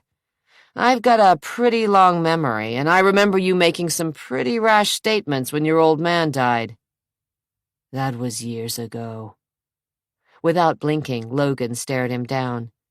"You made no bones about the fact that you blamed Julius Danvers, Whit's father, for that accident at the restaurant." Anthony's face flushed. "You swore vengeance on the whole Danvers clan."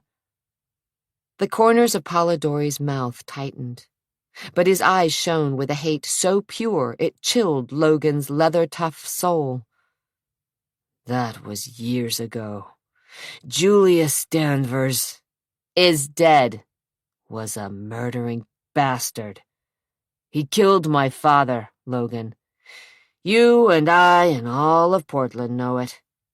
He hired one of his thugs to pour some kerosene in the hotel, and the whole damn thing went up in flames." His nostrils flared as he leaned closer to the detective. "That inferno killed 7 people. The only reason more didn't lose their lives is because the hotel was closed that weekend.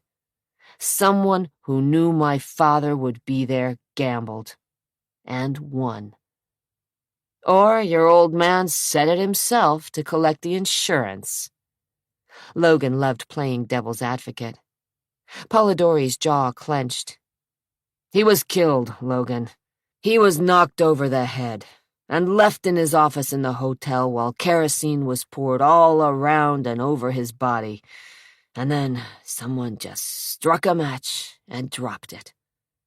I'll never know if my father died unconscious, or if he was awake, screaming and writhing, feeling the agony of hot flames eating away his flesh. There isn't a day that goes by that I don't wonder." He sipped his drink and caught Logan's gaze in the mirror over the bar.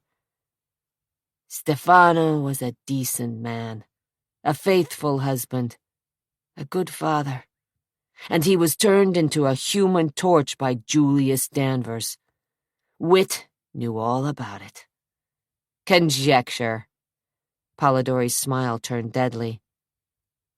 "How much is he paying you to keep you in his corner, Jack? Whatever it isn't enough." A muscle ticked in Logan's jaw. He thought about reaching for his drink, but settled back in the chair, hoping to appear unruffled. "Let's get back to Whit's little girl. Where is she?" "I don't know.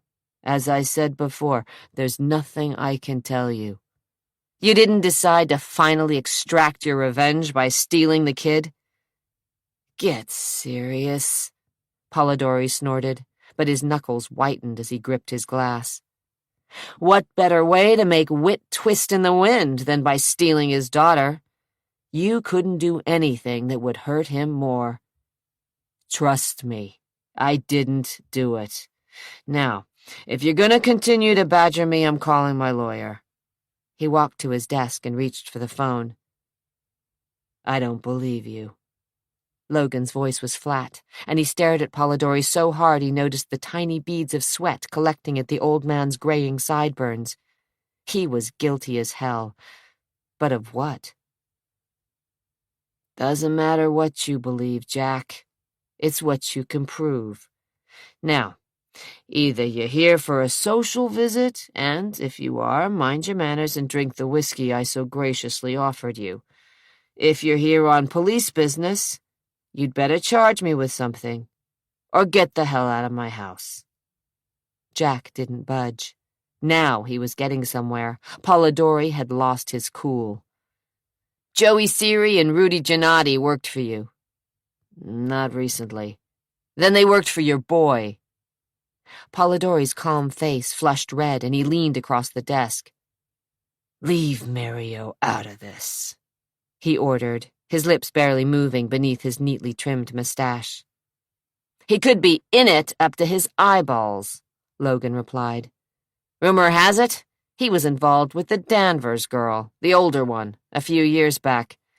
She was underage at the time, 16, if memory serves, when the romance went sour. Polidori's nostrils flared. My boy was in Hawaii when the little girl turned up missing. Convenient. He knows nothing about the kidnapping. Everyone in town knows about it, Tony. It's been in all the papers, even hit national television. I'll bet it even made it into the news on Waikiki. He pinned Polidori with one of his hard-ass, bad cop stares. The way I see it, someone just wanted to fuck with Danvers. So I've been checking into things, digging up people who have a grudge against the guy, and guess whose name keeps showing up at the top of the list? I don't need to listen to this. Polidori reached for the phone. Is Mario around? I'd like to talk to him. Logan finally felt that he had the upper hand. He reached for his drink. So he was on duty. What the hell? You have nothing to say to Mario. I can talk to him here, Logan said, rimming his glass with his finger. Or I can cuff him and haul him down to the station. He frowned thoughtfully, as if considering. Still, a lot of reporters hanging around there. Hungry guys, looking for a story, but it's your choice. You're a pig, Logan. And you're a liar. He leveled his gaze at the shorter man in the expensive suit. So what else is new? Polidori dropped the receiver and straightened his jacket. Logan could almost see the wheels turning in his mind. God, it felt good to make the bastard sweat a little. If Mario cooperates here, I probably won't have to run him in. If not... Logan lifted his huge shoulders and watched Polidori over the rim of his glass. The whiskey was expensive, smooth and warm. It burned a familiar and welcome path to his stomach.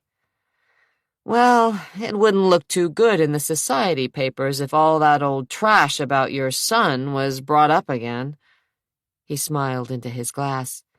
Scandals have a way of raising their ugly heads time and time again. People in this town have long memories. Polidori's eyes narrowed just a fraction. You'll keep this quiet? I might be a pig, but I don't lie. With a snort of disbelief, Polidori dropped into an oxblood chair, pressed a buzzer hidden in the drawer of his desk, and a guard appeared. After a rapid-fire exchange of Italian in which Mario's name was repeated several times, the guard slipped away. Logan sipped his drink. Within minutes, Mario appeared in the doorway. About 26, he was taller than his father by a full head, and his eyes were a lighter shade of brown. Curly dark hair, easy smile, the playboy son of the rich father. When he wasn't racing cars or sailing the Caribbean, Mario ran the family restaurant downtown. And he was edgy. A restless energy kept him moving. Drugs? Adrenaline? Or plain old kick-you-in-the-gut fear? Anthony motioned toward Logan's chair. You know Detective Sergeant Logan? We've met, Mario said, his gaze flicking toward Logan for only a second. Logan didn't bother to get up. He thinks you might know something about the Danvers kidnapping. In your dreams, Jack. Mario said, resting a jean-encased hip against the edge of the desk. His foot never stopped bouncing nervously. I was in Hawaii. You know Joey Siri and Rudy Giannotti. They used to work for me. Doing what? Whatever I asked, Mario said with a charming smile of even white teeth. Mainly odd jobs down at the restaurant. I fired Rudy 6 months ago. He was into drugs, uppers and downers. Caught him dealing and cut him loose. Joey had a fit, claimed he wouldn't stick around if I let Rudy go, so I fired him too. He shoved away from the desk, moved to the window, avoided the policeman's gaze. That was it? You've never seen them again? Logan finished his drink. Mario lifted a shoulder. I've seen them around. Some of the guys who work for me know 'em, but Rudy and Joey stay clear, and I like it that way. You know Zach Danvers claimed they attacked him. Mario's shoulders bunched. Zach Danvers lies. Not this time. Logan pretended interest in his empty glass. Rumor had it that you and Tricia Danvers were, well, involved. Almost imperceptibly, the corners around the younger Polidori's mouth tightened. I know her. The way I heard it, you knocked her up. What's your point, Logan? Mario's eyes snapped with an inner fury as dark as hell. Despite all his wealth, the boy carried one hell of a chip on his muscular shoulders. Somehow, Danvers put a stop to it. Wouldn't let his daughter be seen with a Polidori. Made sure she never had the kid. Logan set his empty glass on the desk.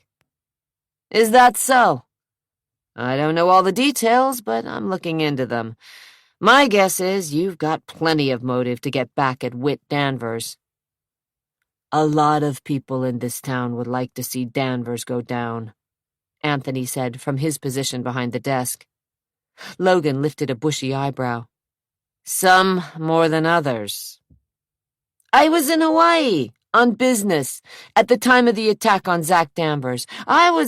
I know, sipping Mai Tais on the beach in Waikiki. Logan set his glass on the desk. But somehow Joey and Rudy messed up Zach Danvers, and at the same time his kid's sister and nanny were abducted. My money's still on Zachary. Mario's smile had turned cold. He shifted on the desk. It's no secret that Zach hates Whit. If you ask me, he staged the whole thing about the attack against him to get back at his father. If you want to find out what happened to London, talk to Zach. You think Dad would go to this much trouble if anyone else had been abducted? Tricia demanded, her blue eyes cloudy with anger. No way. He's in a state because it's London. Zach didn't want to hear it. Stretched out on a chaise near the pool, he closed his eyes behind the lenses of his sunglasses and wished Tricia would just go away. No such luck. She set up her easel in the shade from the old-growth fir trees that towered along the brick wall rimming the grounds. Sunlight dappled the grass and reflected off the water as Tricia adjusted a three-legged stool, trying to catch the right light. The day was sweltering. Heat rose in waves that shimmered off the concrete near the pool house. Zach's head throbbed, and his shoulder ached. He was recovering, but slowly. He grabbed his can of Coke and smiled to himself because he'd had the foresight to pour the real thing out of the can and fill it with Colt 45 malt liquor from a bottle he'd taken from the refrigerator. He'd probably get caught, but he really didn't care. He took a long swallow of the ale and felt it cool against the back of his throat. In a few minutes, he'd relax. In the meantime, he'd ignore his sister. Dad's fit to be tied because the police and the FBI can't find out who's behind it, she said, smudging her charcoal drawing with the tip of her finger. He wants to blame the Polidoris just because those two guys who attacked you worked for them once. Why was she bothering him? Zach had only been home from the hospital for 4 days, and this was the first time he'd ventured out of his room. He'd decided to rest by the pool because the 4 walls were closing in on him, and he was going out of his mind staring at posters of Jimi Hendrix and Ally McGraw. Mom called the other day to see how you were doing, but you were sleeping or something." He didn't want to think about his mother. Eunice. Some mother she'd turned out to be. "A mother shouldn't admit this, Zach, but you've always been my favorite." Her words still echoed in his mind. His chest was suddenly tight, and he had trouble saying, "She stopped by the hospital." "And you wouldn't talk to her?" "Nothing to say." "Christ, Zach, you can be such a prick," Tricia said, frowning at the image on her easel. "Family trait." "Be serious." "I am."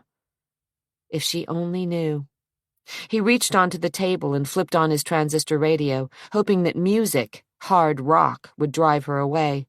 The radio crackled with static before he found a station blasting an old Rolling Stones hit. The throbbing beat of satisfaction echoed over the aquamarine water. "I can't get no. No, no, no, no." "I can't hear myself think with that blaring at me." He didn't respond. He didn't give a damn if she was stone deaf. He just hoped she'd quit yammering at him. He needed to be left alone, and he didn't want to think about his mother, or London, or anything. He took another gulp of the brew. Most of the time, he felt that everyone, including Tricia, was pumping him for information about the kidnapping, as if they could make him slip up and admit that he'd taken the kid. But why? And how? And where? He didn't trust anyone named Danvers. Maybe there was some truth about Polidori blood running through his veins, he thought with a sarcastic grimace. Wouldn't that be something? If he really turned out to be Anthony Polidori's son after all these years. It would explain a hell of a lot. Why he was Eunice's favorite, for crying out loud. But he didn't like the idea. Not a bit. It was true that Witt was a Class A bastard, no doubt about it, but Polidori was no better. For years the police had tried to connect him to organized crime. "Turn that thing off!" Tricia screamed. Zach ignored her request.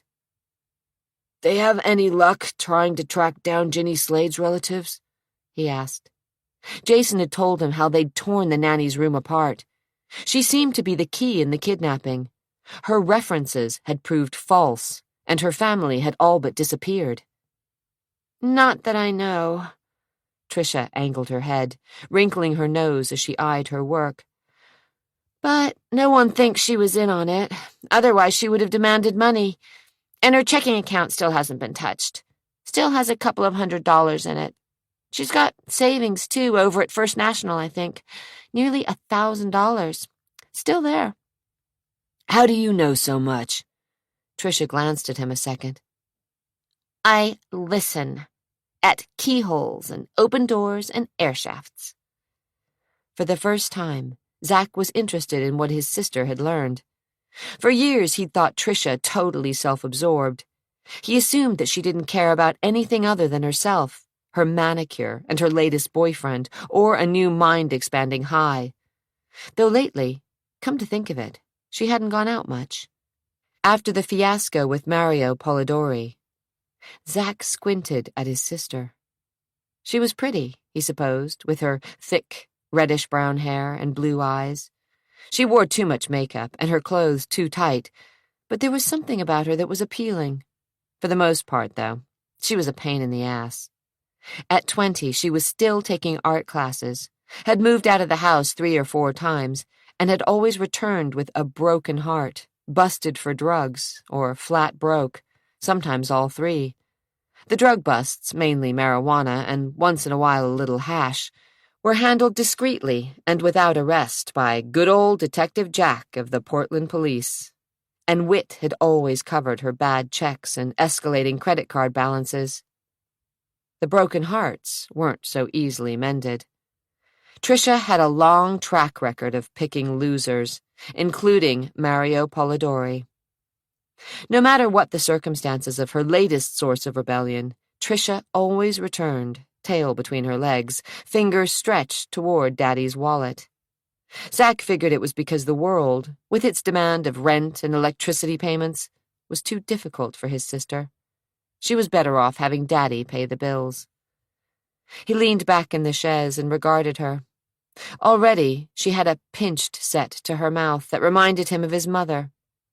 In the past few years, ever since the Polidori mess, Tricia had changed. Zach didn't know exactly what had happened between Mario and her, but he'd heard arguments that had reverberated through the timbers of the old house, and Zach had guessed that Mario Polidori had used his sister to get back at Wit. Tricia had been an innocent, but more than willing, accomplice in the war of hate that had existed between the families for nearly a century.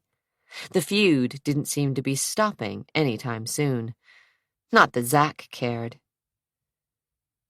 "You know Zach," Tricia said, spinning her easel around so he could see her work, a caricature of him as a laid-up, unshaven, generally slovenly teenager lying on a chaise longue and swilling coke. A blaring radio and a can of Colt 45 were propped on a nearby table. "You'd better be careful." "Very funny," he remarked, pointing at her picture. "I'm not the only one who can see through you, you know." She stuffed her charcoal back in its box. "Cat and Dad, they're on to you. There's a lot of talk about boarding school or sending you off to the ranch to, and I quote, work his butt off and keep him out of trouble." "No way," he responded. He gazed up at the thin clouds moving in from the west. "Any way you look at it, boarding school or shoveling shit at the Lazy M beats McLaren," she said, mentioning the Oregon School for Underage Male Criminals. "Is that where they think I'll end up?" "I don't know what they think, but it's my guess, Zach. You haven't exactly been easy to live with since you got out of the hospital, and that stunt with the reporters—" He grinned, rubbing the swollen knuckles of his fist with his other hand. "You're not winning friends." "The guy deserved it." Zach could still hear questions, see the cameras pointed at him as he tried to get out of Witt's Lincoln and away from the reporter who had appeared from behind the hedge. "Can you explain why you were attacked on the night your half-sister—" He'd reacted, and his fist had slammed into the guy's jaw with a bone-jarring crunch. Blood had spurted. Pain had ricocheted up Zach's arm, and the man had fallen, groaning, to the ground. There was already talk of a lawsuit. Now, as if reading her brother's thoughts, Tricia sighed and gathered up her easel. "You think I kidnapped London?" he asked, telling himself he didn't care one way or the other. Shaking her head and staring pointedly at the scar that still edged his face, she said, "I don't know what you did that night, but you're not telling the truth, not all of it, and you're going to end up taking the blame for this one unless you come clean." The muscles in the back of his neck tightened, because he thought the same thing. "Since when are you the goddess of virtue?"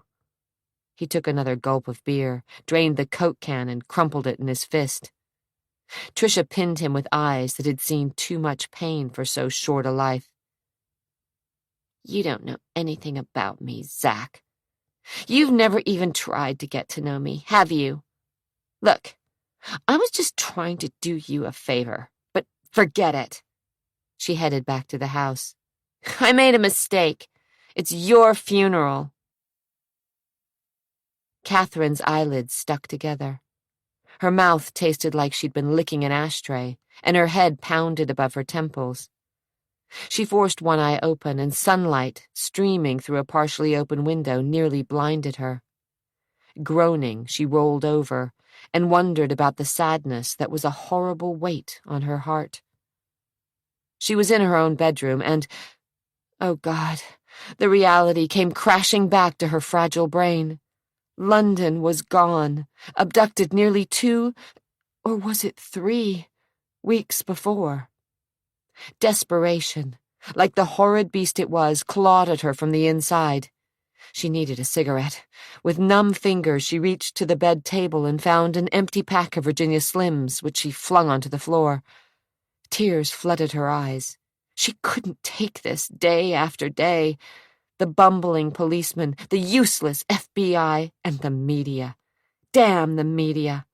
The few reporters who had gotten past the guards had asked questions that made her heart bleed, and the fire in their eyes, all looking for a story, and insensitive to her pain. No wonder Zack had punched out a reporter and broken a photographer's camera as he'd returned to the house from the hospital. She stood on unsteady legs, then drew the drapes open a little farther.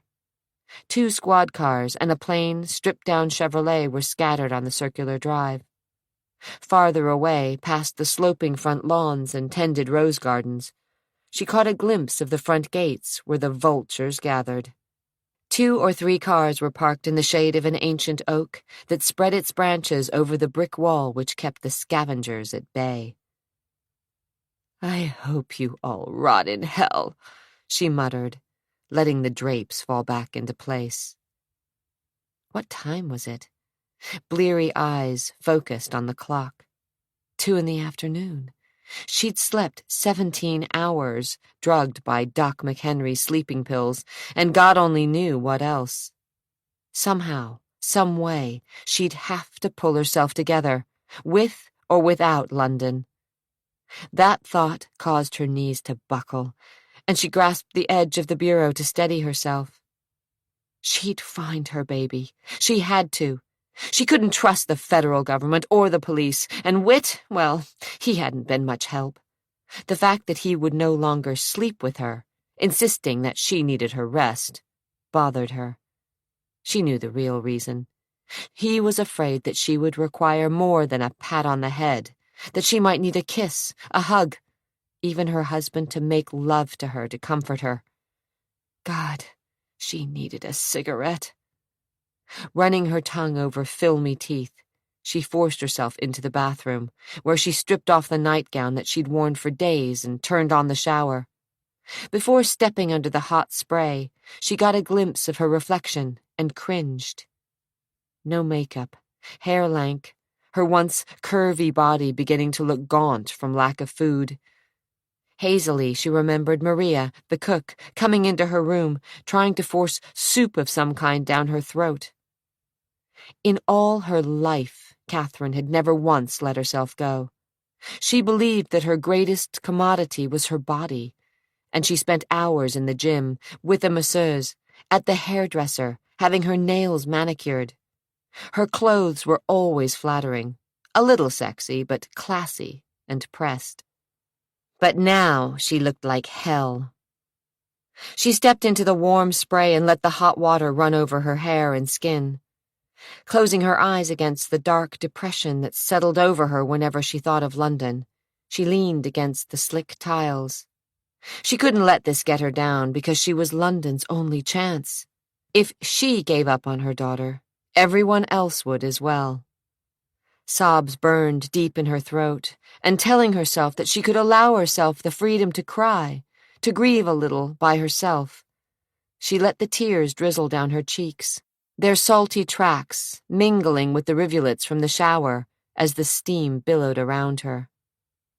As long as she was alone, she could wail and scream and gnash her teeth in frustration.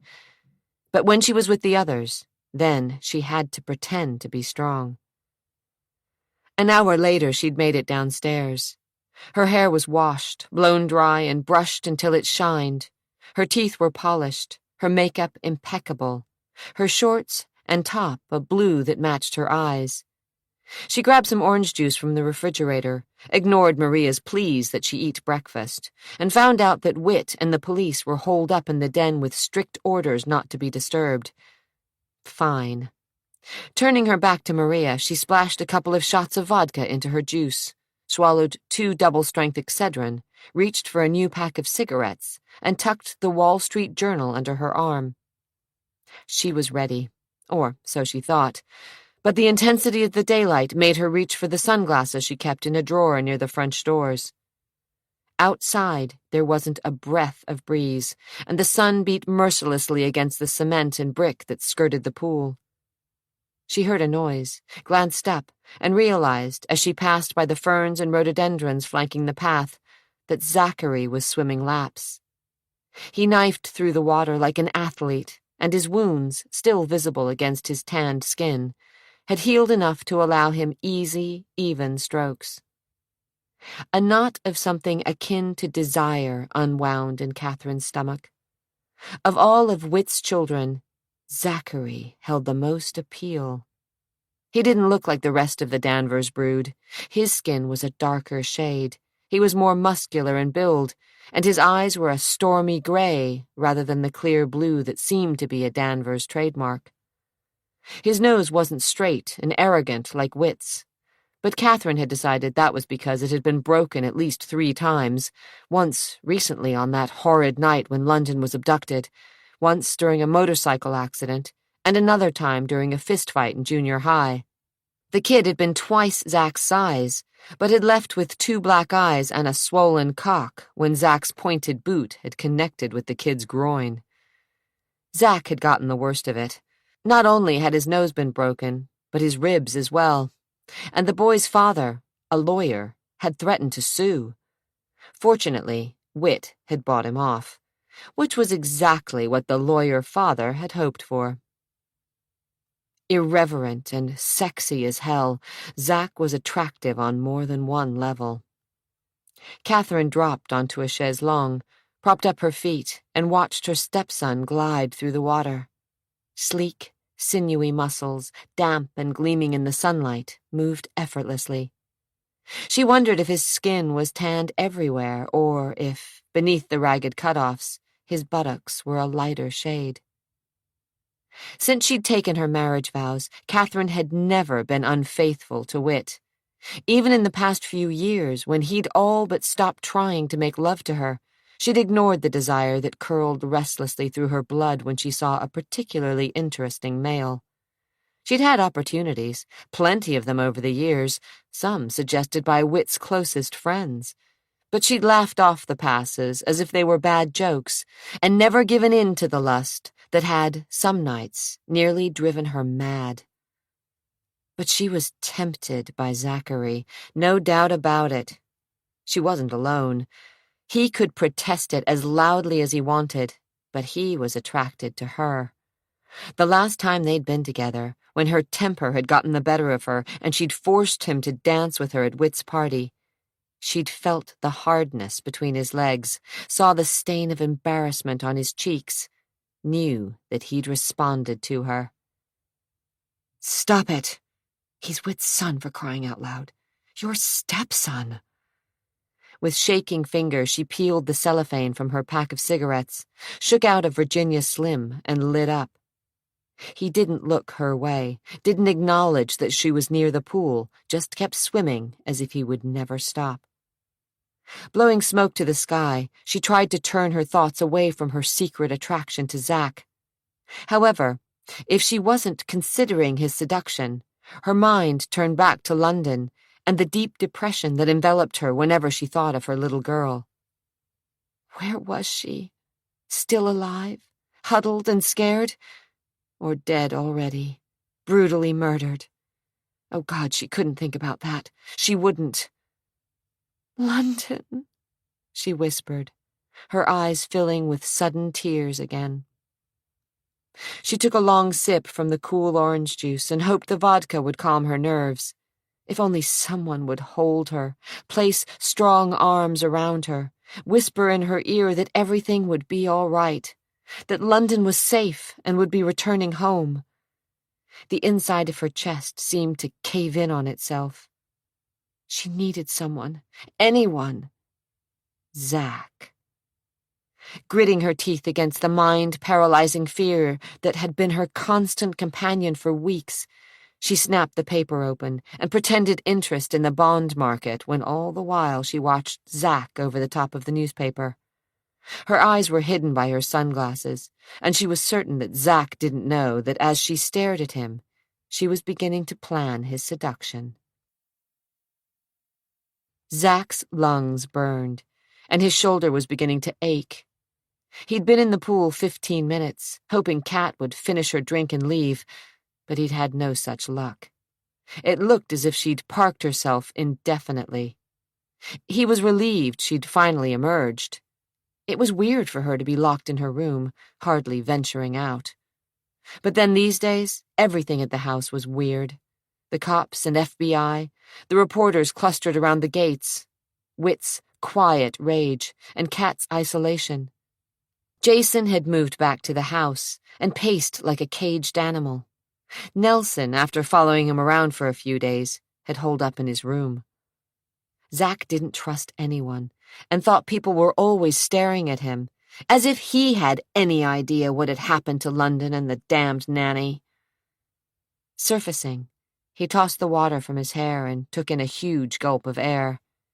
He hoisted himself out of the pool and stood dripping because his towel was at the other end, near Kat, and ever since the party, he'd wanted to avoid her. He was uncomfortable around her, partly because being near her reminded him of his fear for London, but partly because he was embarrassed about what had happened on the dance floor that night. He was even more humiliated because Kat knew that he'd gone to a hooker, a whore, like he had to pay for it. He'd had plenty of chances with girls his age, but he hadn't been interested in some giggling ninny who would let him touch her tits in exchange for his class ring or some such garbage.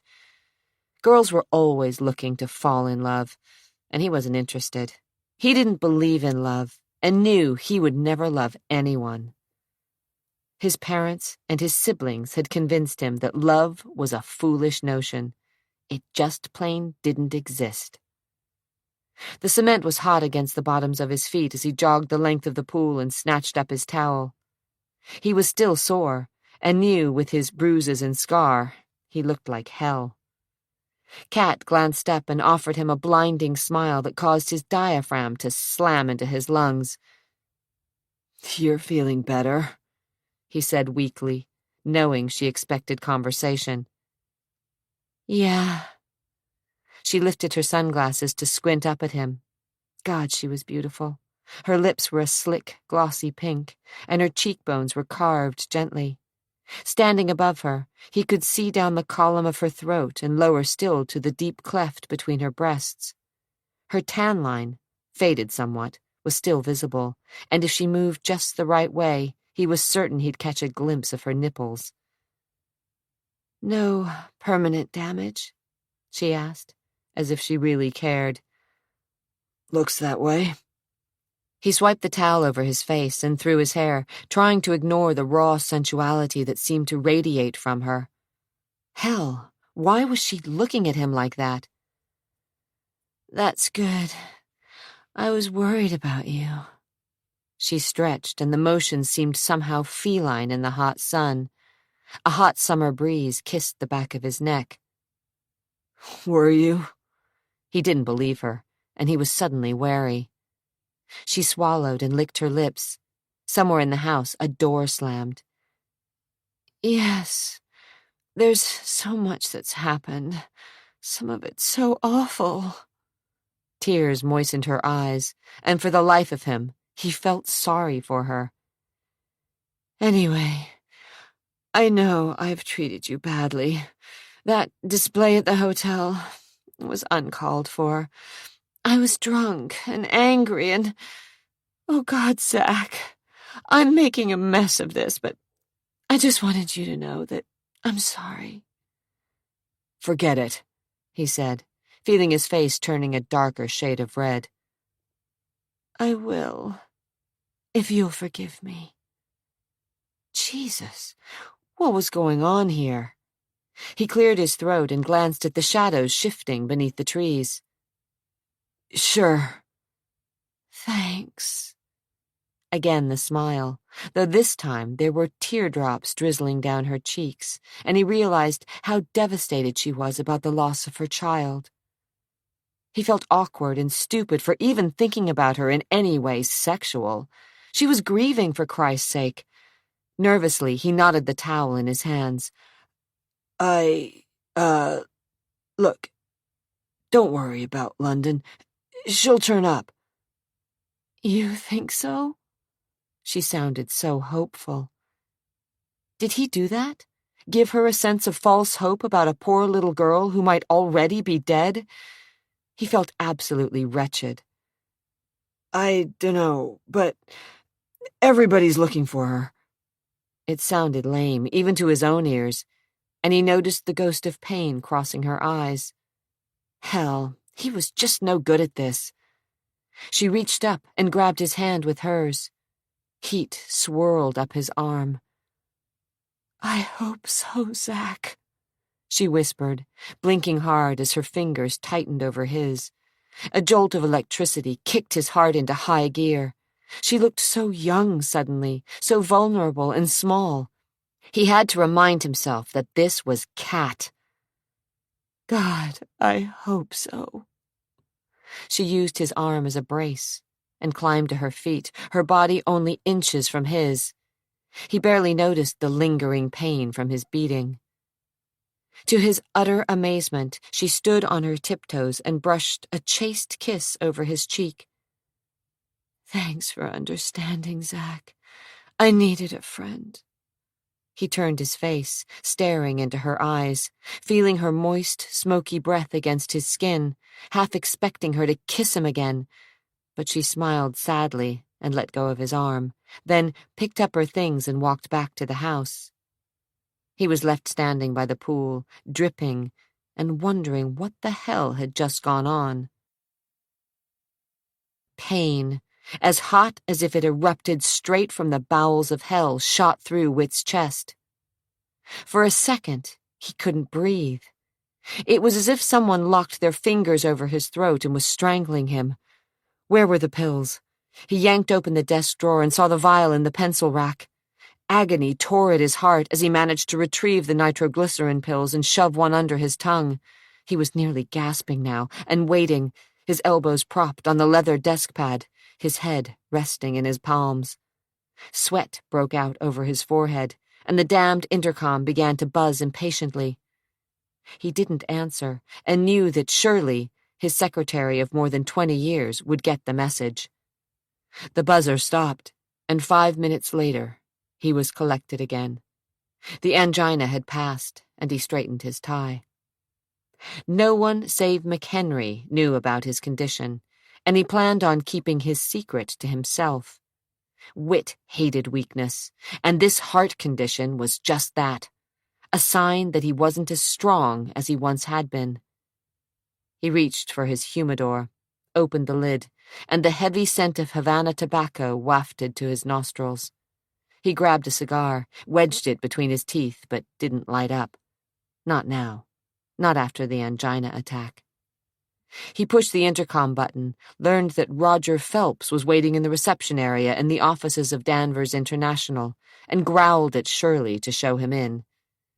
Disgusted, he didn't bother lighting up, though he longed for a few relaxing lungfuls of smoke. Within minutes, Phelps was seated on the opposite side of Whit's desk. He looked like Joe Average. Tan slacks, brown jacket, off-white shirt, and nondescript department store tie. His face wasn't noteworthy, just even features with the beginnings of jowls that matched the paunch developing at his beltline. Whit was more than a little disappointed in the man who had supposedly been an agent with the CIA before dropping out of the government to do independent work. "What can I do for you, Mr. Danvers?" Phelps said in a nasal voice. He hiked up his pants a bit, and Whit noticed that his shoes, cheap loafers from the looks of them, were scuffed. "You must have guessed why I wanted you.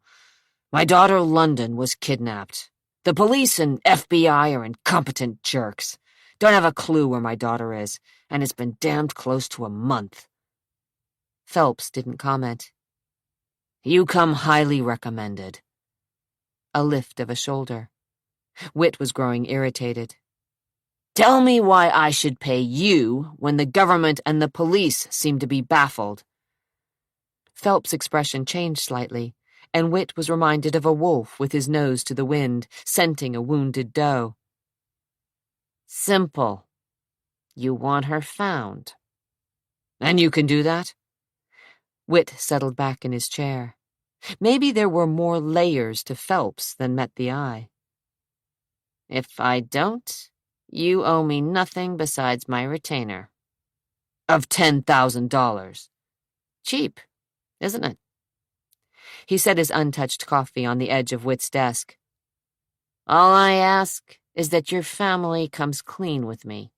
No secrets, no lies, no skeletons tucked into closets." Fair enough. You can question everyone here while we're still in Portland, but you may as well know that I'm moving them, even the older kids, to the ranch near Bend. I'm not going to chance losing another one. Zachary. He scowled when he thought of his middle son. Always the rebel, always cocksure, always in trouble. He's going first, but he doesn't know it yet. The rest of the family will follow in a couple of weeks, so you'd better start with him. He's the one with the phony story about the hooker? Whit's back went up. The story was true. The police talked to the girl. Sophia something or other. Costanzo. I already spoke with her. Whit moved the unsmoked cigar from one side of his mouth to the other. What'd she say? Same thing she said to the police. Not much. Gives your kid his alibi, but I have the feeling she's lying. A feeling? Whit was skeptical. Believe me, she's not telling everything she knows. He smiled grimly. But that won't be a problem. I'll handle her. And as for Zach, I'll talk to him, see what he says. Maybe he'll slip up. I'll catch everyone else before you send them packing. He pulled out a notepad from the inner pocket of his jacket, scribbled quickly, then frowned slightly, wrinkles lining his brow. What about your wife? Can I reach her here, or is she going to the ranch with your kids? Whit hesitated just a second. He'd been wrestling with this decision, but he couldn't put it off any longer. She needed to get away. Catherine will be at the ranch. Why sending her to Central Oregon was a relief to him, he didn't understand, but he hoped the change of scenery would do her some good. Phelps cocked his head at an angle. And you? I've got a business to run, Phelps. Already the man was getting on his nerves. You can reach me here. Good. Phelps folded his hands over his thickening girth. There's only one thing I want from you, Danvers, and that's honesty. From you and your family. You've got it, Whit agreed, anxious for the interview to be over. This blend into the woodwork guy was giving him a case of the creeps. But Whit needed him. He needed someone to help him find London. The police were beginning to look like a bunch of bumbling idiots, and the FBI wasn't any better. A darkness settled into his soul, and he wondered if he was being punished. He didn't much believe in God, though he attended church, but he'd committed more than his share of sins. But maybe you don't really get it, Phelps said, cutting into his thoughts. He leaned forward and pinned Whit with eyes that had suddenly come alive. If I find out that a member of your family is behind this, then I expect to be paid anyway. You will be, Whit agreed, though his collar seemed to tighten around his throat like one of those chains you slip around the neck of a guard dog. Phelps managed a phony grin, and Whit felt as if he'd pulled on that invisible chain. Good. Just so we understand each other. Chapter 10. A dry wind blew across the stubble of the fields, bringing dust and chaff and the thin smell of diesel from the tractor rumbling along the hillside beyond a ragged copse of pine trees. Digging in the heels of his boots, Zach stretched the barbed wire between the posts, his muscles straining with the effort. Sweat stained the red bandana he'd rolled and tied around his head. The sun was relentless, but Zach didn't care. Hang in there, Manny, the ranch foreman, called. Hold tight, and I'll tie her off. For the first time in weeks, Zach felt free. His wounds had nearly healed, and he loved the ranch, 3,000 acres northwest of Bend in Central Oregon. Sheltered by the eastern foothills of the Cascade Mountains, the Danvers spread stretched as far as the eye could see. Unlike the brick-walled fortress of the Danvers home in the West Hills of Portland, The lazy M was wild and open and touched the vagabond spirit of Zach's soul. He'd been sent here just after being interrogated by Roger Phelps, some sort of private eye his father had hired. The detective was patient, talking slowly, luring Zach into saying things he hadn't intended. Zach had left the interview feeling as if Phelps considered him a prime suspect in London's kidnapping. He'd thought about telling the truth, but couldn't see what good it would have done to rat on Jason about the whore. Who cared? One incident wasn't related to the other. Zach had his own moral code, loose though it may be. One thing he never did was snitch. After the interview with Phelps, he'd been shipped out here. Whit had figured that long hours working on the ranch, bucking hay, stretching fence line, herding cattle, and wearing himself out in the saddle would be good for him, better than the dreaded boarding school that had been a constant threat ever since London had disappeared. Whit had told his son that he thought the endless hours of work would keep him out of trouble, and Zach hadn't argued. He'd wanted out of the house, away from the suspicious glances thrown in his direction by everyone in the family, far from the distraction of his stepmother, and nowhere near the cops. Jack Logan, like Roger Phelps, seemed to think he was guilty of all kinds of crimes. If only they knew. Sure, he'd had his trouble with the law. He'd been caught as a minor in possession of alcohol more times than he'd like to admit, and he'd stolen the hearse from the local funeral home and gone joyriding, leaving the funeral director and a grieving family fit to be tied. Whit had been forced to do some fast talking on that one so that Zach, though underage, hadn't been charged with grand theft auto.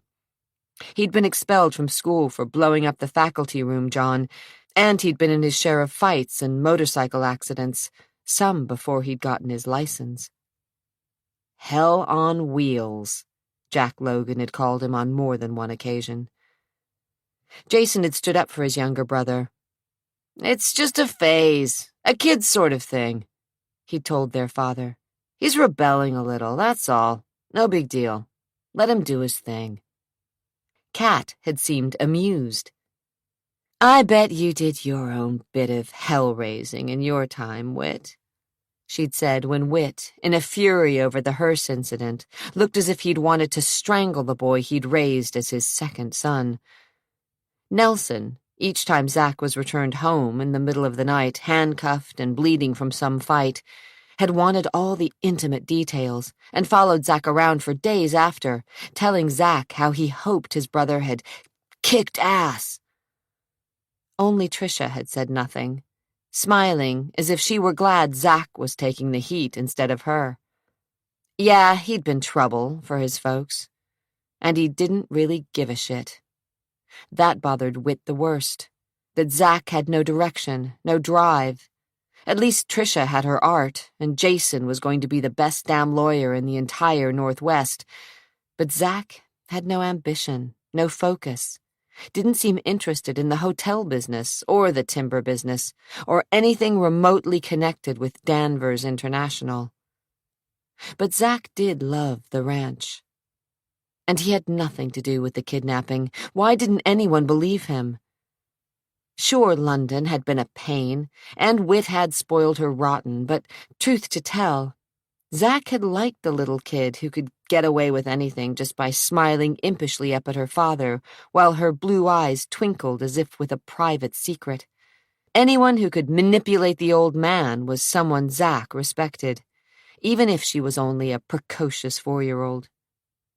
He was sorry she was gone, and had to keep his mind from wandering too far toward the murky thoughts of what had become of her.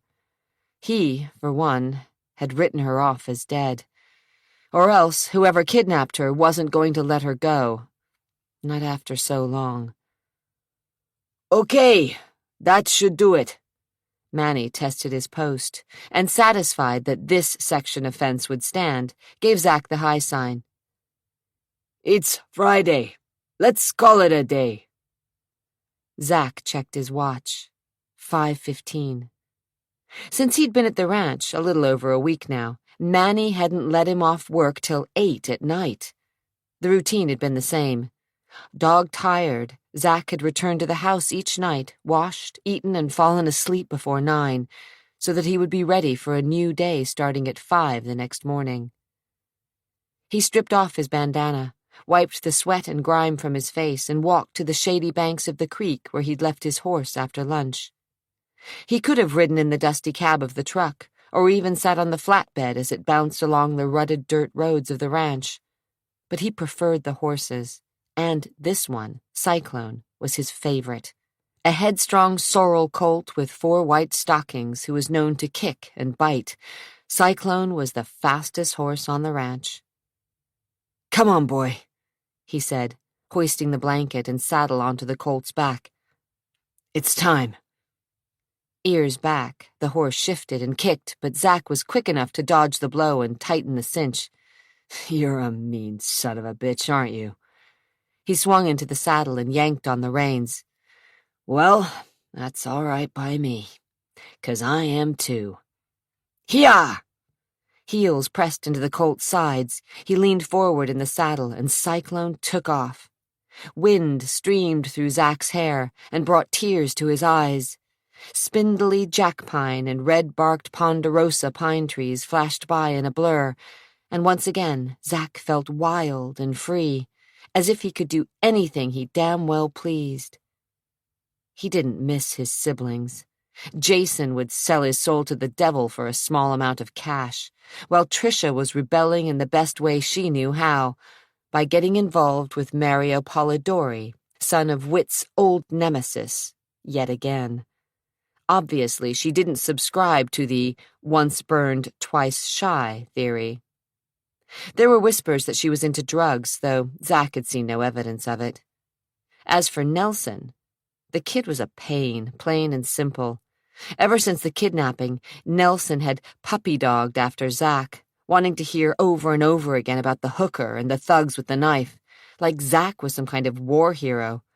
It bothered Zack because Nelson was a little on the soft side, his adoration a little too intense. But London, she was another matter. He closed his mind to all thoughts of her, preferring to be numb rather than think about the horrors his little half-sister might have endured. "Come on!" he yelled at the colt. Zack kicked the sorrel, and the horse responded without a second's hesitation, gathering speed like a comet streaking across the sky, approaching the ravine where the creek slashed through the field.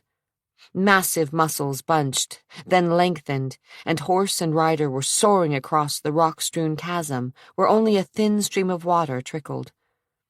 The colt landed with a thud on the pebble-strewn bank, and with renewed energy upon sight of the stables, ran flat out across the yellow stubble of the pasture. Grasshoppers and pheasants, wings flapping in a frenzy, were flushed from the straw. Zack leaned low over the sorrel's neck and urged the horse even faster. Cyclone took the bit between his teeth, his legs flashing over the cracked earth. Wind screamed past his ears and sweat darkened the horse's coat. Laughing for the first time in weeks, Zack yelled, "Move, you miserable hunk of horseflesh!" Only when they were near the paddock did Zack pull back on the reins, wresting control from the headstrong beast. "Slow down," he growled, standing in the stirrups. By the time they entered the paddock, the colt had switched from a gallop to a trot, and finally into a reluctant walk. Cyclone tossed his head, his bridle jangling as he fought the demanding demon on his back. "You did good," Zack said. Cyclone was blowing hard, and Zack kept him moving, walking slowly, until the colt's breathing was normal again. "That's better." Zack didn't see Trisha watching him, didn't notice her lurking in the shadows of the scrub pine until he'd reined up at the fence, and she climbed onto the top rail. With a sinking sensation, he knew he'd have to deal with his family again, and suddenly his wings seemed clipped. All the old anger and resentment welled up in him, and the ranch that had moments before appeared so vast quickly became confining and small. "This place is a prison," Trisha said, as she pushed aside a long-needled branch encroaching over the fence. "What are you doing here?" But he knew. They were all here. For good. "Family vacation," she said with more than a trace of sarcasm. Her nose wrinkled when she saw the horseflies gathering near the colt's rump. The smells of manure mixed with urine, sweat, and dust apparently offended her. "Believe me, I tried to talk Dad out of it, but you know how he is when he makes a decision." Zack swung down from the horse's back. "In a way, I understand. Dad's tired of everyone just sitting around and waiting for the phone to ring at the house in town. Even the police and the feds. Doing nothing." Zack remembered. "Dad said we were all getting on his nerves. Now there's something new," she added sarcastically. Zack didn't respond. "Anyway, I think he was worried about another kidnapping." "No way." Zack hauled the saddle off the horse and hung it over the top rail of the fence. "Aren't you the one who pointed out that he wouldn't care if one of us was abducted? Just London?" Trisha pouted. "You know, if I turned up missing, I think he might buy a bottle of expensive champagne and have himself a celebration." "He's not that bad," she said without much conviction. Then, catching Zack's steady gaze, sighed. "Okay, so he is that bad. Anyway, it doesn't matter why he sent us here. The fact of the matter is that we're all stuck in this godforsaken place." "Is that so?" "Including Cat." Zack's stomach dropped a little, but he managed to keep his face from registering the slightest trace of emotion. "She'll hate it here," he said flatly. "Already does." Plucking a few needles from the branch near her head, she sighed and twirled the sprig between her fingers. "You should have heard their fight. It reminded me of Mom and Dad before they split up. Cat put up a battle, I'll give her that, but despite her excruciatingly loud protests against being shipped out of Portland, she wound up here, with the rest of us, and that really pissed her off. She wanted to stay close to the investigation, and I thought she might grab Dad's .22 and put a bullet through him before she'd leave town. But of course, Dad got his way." Trisha's eyes clouded, and Zack knew she wasn't thinking about Cat any longer. "He always gets his way." Trisha glanced up at her brother. "I think Dad had an ulterior motive for shipping her off." Zack lifted a disinterested eyebrow. "Cat'll freak. 'Cause I think the investigation's winding down. The cops are out of leads, and the FBI isn't doing any better. All a bunch of fools with their thumbs round up their asses." "What about Phelps?" "The private investigator? He's a joke. Have you ever seen anyone so ordinary in your life?" Dropping the pine needles, she dusted her hands and glared up at Zachary, as if the situation were all his fault. "It's all a front anyway. Dad wants to believe that the Polidori's are behind the kidnapping." "Are they?" "They're not stupid, Zach. Anthony has to know that he'd be at the top of the suspect list." Zack wasn't convinced, but he didn't bother to comment. Let Trisha believe what she wanted. "It's all such a pain. Ever since London disappeared, no one can go anywhere without some goddamn bodyguard prowling around behind." Zack tied the reins to the second rail of the fence. He wasn't in the mood to listen to his sisters whining. Trisha was just ticked off because she couldn't sneak around meeting Mario Polidori. Both families disapproved of the romance between Mario and Trisha. The only subject the Polidoris and Danverses had agreed upon in the last 100 years was to forbid Mario and Trisha from seeing each other.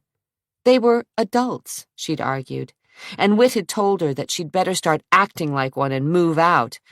But as far as he was concerned, while she lived under his roof, she'd abide by his rules. Trisha had other plans. She seemed to think she was some modern-day Juliet, and Mario was her Romeo. The thought made Zack sick, and he spat on the dusty ground. She should have learned her lesson about Mario Polidori. With a grunt, he grabbed the saddle and slung it over his shoulder to carry it into the stable. Following him inside, Tricia said, "I thought you and I could work a deal." Zack sent her a look, telling her silently to get lost. He didn't need Tricia's kind of trouble. He had enough of his own. Though he'd gotten a slight reprieve, the old man was still making noise about boarding school, and Zack was considering walking through the Danvers gates and never looking over his shoulder.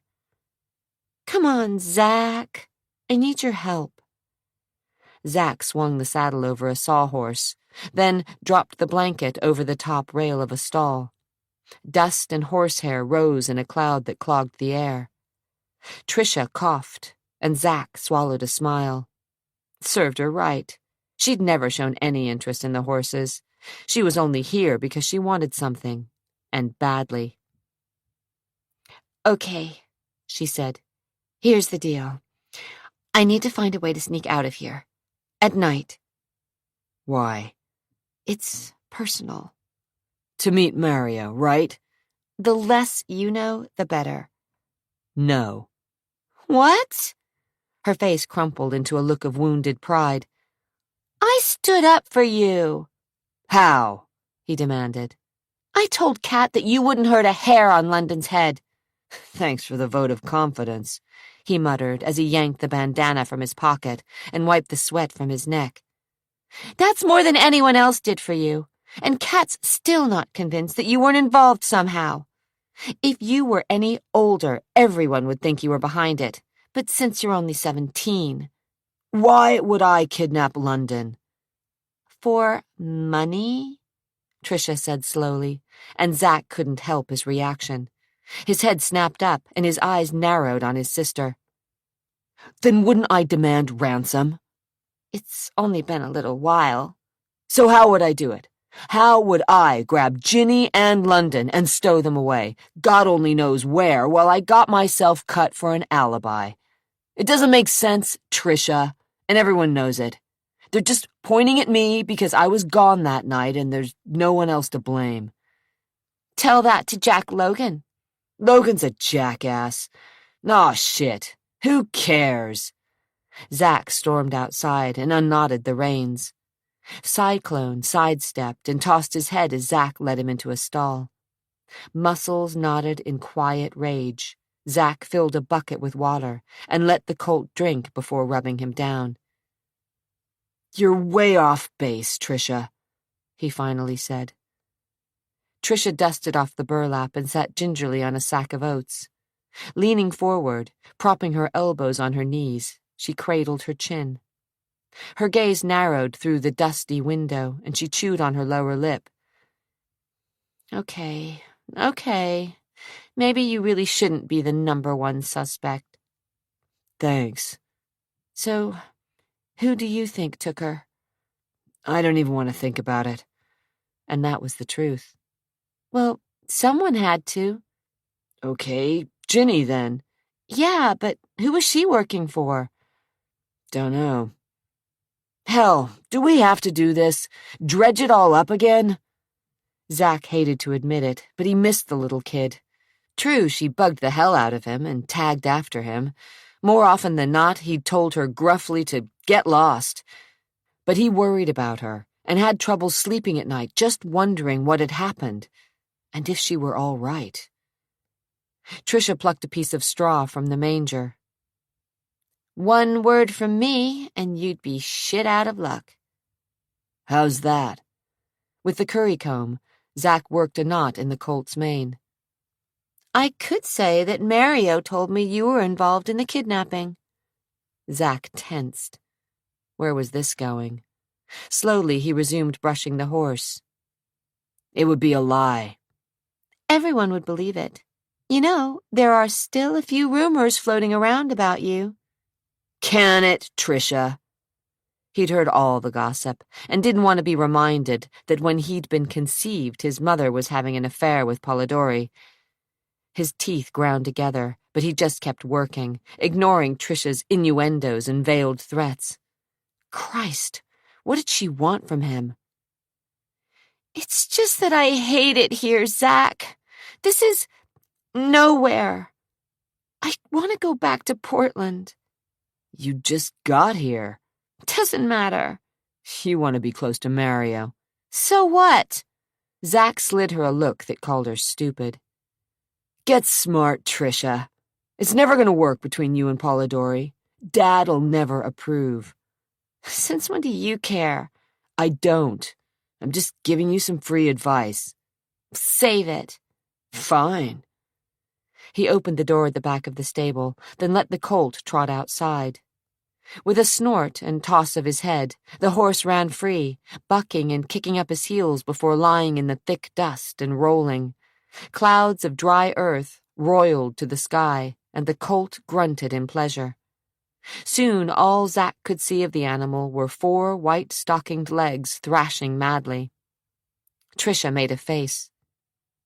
You're not going to help me? Zach shook his head. No way. She arched a delicate brow and set an expression somewhere between a sneer and smile on her pouty lips. You'll be sorry. Tell me something I don't know. Irritated, he strode out of the stable and wished that the rest of his family would just leave him alone. It was hours later when Kat found him. The sun had set, and Jason had taken Trisha and Nelson into town. Zach, avoiding his family as much as he could, had stolen 2 beers from the refrigerator and had climbed onto the roof of the tack shed that butted up to the stables. The dark sky was alive with shooting stars, and Zach sat alone, his back propped against the rough outer wall of the 2nd story of the stables, his legs stretched out on the sloping cedar shingles. Through the tar paper and split shakes, he heard the muffled sounds of horses, snorting, rustling in the straw, letting out an occasional whinny. The moon was small, just a sliver, but gave off enough light so he could see the stands of trees flanking the rambling ranch house and outbuildings. The house was lit like a Christmas tree, patches of warm light glowing through the windows. Kat was still awake, prowling the rooms. He caught glimpses of her now and again, moving restlessly from one window to the next, and he decided he wouldn't slip through the French doors to his room until all the lights had been turned down and he knew that she was asleep. So far, he'd avoided her, but he wouldn't be able to sidestep her forever. He opened a can of Coors and beer foamed over the side. He took a gulp, catching most of the overflow, when he heard the old dog let out a quiet bark, then the unmistakable sounds of footsteps walking unerringly to the stable. His heart nearly stopped. Seconds later, the rungs of the ladder to the hayloft clicked as someone climbed to the top. Now what? He smelled the scent of her perfume before he saw her in the open window of the hayloft, her face white, her black hair the color of midnight. His chest felt as if it were suddenly constricted with iron bands. Manny said you might be here, she said as casually as if she'd spent all her life creeping around barns and climbing into haymows. His gut tightened as she slid through the window and stepped onto the roof. Balancing herself with a hand on the roof of the stable, she walked the short distance to his side and slid onto her rear. The scent of her perfume was stronger as it drifted to his nostrils, and her arm was so close to his that he could feel the heat of her body. He remembered how she'd felt in his arms, supple and pliable and willing. Oh, God. What do you want? Company. She offered him a smile. I thought we were friends. Off in the distance, a coyote howled. I don't know if that's possible. We could try to be, especially if you offered me a beer. Throat so dry it felt like sand, he handed the 2nd can to her, and she, with a smile that flashed in the dark night, popped the tab and giggled when the foam erupted and spilled across her fingers. She lapped it up with her tongue, and Zach tried not to notice how sexy she looked with the white flecks on her lips. It's beautiful tonight, she said, staring up at the heavens and sighing loudly. If you like this kind of thing. You don't? I'm a city girl. She drank from the beer, then drew her legs up and wrapped her arms over her bare knees. Her shorts barely covered her butt, but Zack tried to keep his eyes and mind on anything but how damnably sensual she was. Grew up in Ottawa. He didn't reply. Couldn't. They sat in silence for what seemed forever. Zack's heart was drumming so loudly he wondered if she heard it, and though he pretended disinterested insolence, he suspected she saw right through him. I didn't want to come here, she admitted. I don't like being this far away if there's any news about London. Her throat caught on her daughter's name, but she didn't break down. Instead, she sighed and ran her fingers through the thick black curls that framed her perfect face. You don't like me much, do you, Zack? She asked suddenly. You're my stepmother. As in, wicked stepmother? He lifted a shoulder and took the last gulp of his beer. His fingers were still around the empty can when she turned her eyes up to him, and they sparked with an inner light. Zack could barely breathe as she, staring at him boldly, placed her hands on his shoulders and brushed her lips across his. Jesus, Catherine, he breathed, his heart knocking crazily. Don't. Shh. She placed those supple lips against his again, just for a second he was certain would change the course of his life forever. Her mouth was teasing and warm, filled with promise. Zack groaned low in his throat. Don't do this, Cat. You want it too, she murmured in a sigh as soft as the summer night. He told himself that he couldn't kiss her or touch her or even think about her, and yet he was too weak to tear away from her embrace. Her lips fastened over his, and her breasts, beneath the fragile barrier of her t-shirt, brushed across his bare chest. 1,000 reasons to stop screamed through his head, but when her tongue skimmed his lips, then pressed urgently, demanding entrance, he gave up, and he kissed her back, closing his mind to the warnings. Her tongue was wet and slick and wonderful. It touched the roof of his mouth, flicked against his lips and teeth, and promised untold delights. Heat swirled through his blood, and his cock was so hard it strained against the zipper of his cutoffs. Don't do this. Don't, an inner voice cried. But instead of protesting, he reached up, and his fingers wound in her thick hair. She slid down him and kissed his naked chest, her tongue licking its way against his skin. A shudder that felt like fire ripped through him. He dropped his beer, and the empty can rolled noisily down the roof. His body convulsed, and hot desire pumped through him. Grabbing her with strength born of desperation, he kissed her hard on the lips, and all he could think about was kissing her and touching her and riding her all night. She's your father's wife, Danvers, his mind yelled, and for once he listened to it. He found the strength to push her away. This isn't going to work, he said, breathing hard, wishing he could call back the words. He was so hard he was sure he would explode. His fingers clamped around her shoulders, keeping her at arm's length. Catherine chuckled deep in her throat, and the sound seemed to echo off the distant hills. What is this, Zack? Wrong. That's what it is. He dropped his arms, scooted farther away from her, and ran sweaty, trembling fingers through his long hair. She pouted a little in the darkness. Since when did you care about right and wrong? Don't play with me, Cat, he warned, and was surprised at the conviction in his voice. I just felt we had an understanding. With a lift of her shoulder, she tucked her feet under her and stared down at him. I don't get it, Zack. I thought... No, I knew. You wanted this. I don't, she snorted. As a matter of fact, I was certain this is what you needed. I don't need you, Catherine, he said, wishing he could put more distance between her sensual body and his own. I don't need anybody. Oh, baby, that's where you're wrong. To his mortification, she slid closer and patted his head as if he were a naughty little boy, finally forgiven. Zack jerked away from her touch, as if she repulsed him.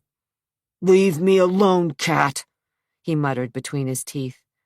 His groin still ached, and he was on fire inside, but he stared off into the distance, refusing to look at her. He focused instead on the ridge of dark mountains that loomed on the horizon, and heard her sigh before she climbed to her feet, walked the short distance along the roof, slipped through the window, and disappeared into the hayloft. When she was gone, he flopped back on the weathered cedar shakes, angrily gazed up at the stars and wondered why he was such a fool. He could have had her. She was there for the taking, and he, because of some latent sense of nobility, had shrugged off her advances.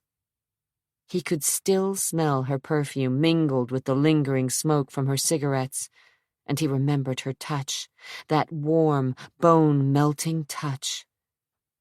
Jesus, you're an idiot. For the next few days, Zack managed to keep his distance.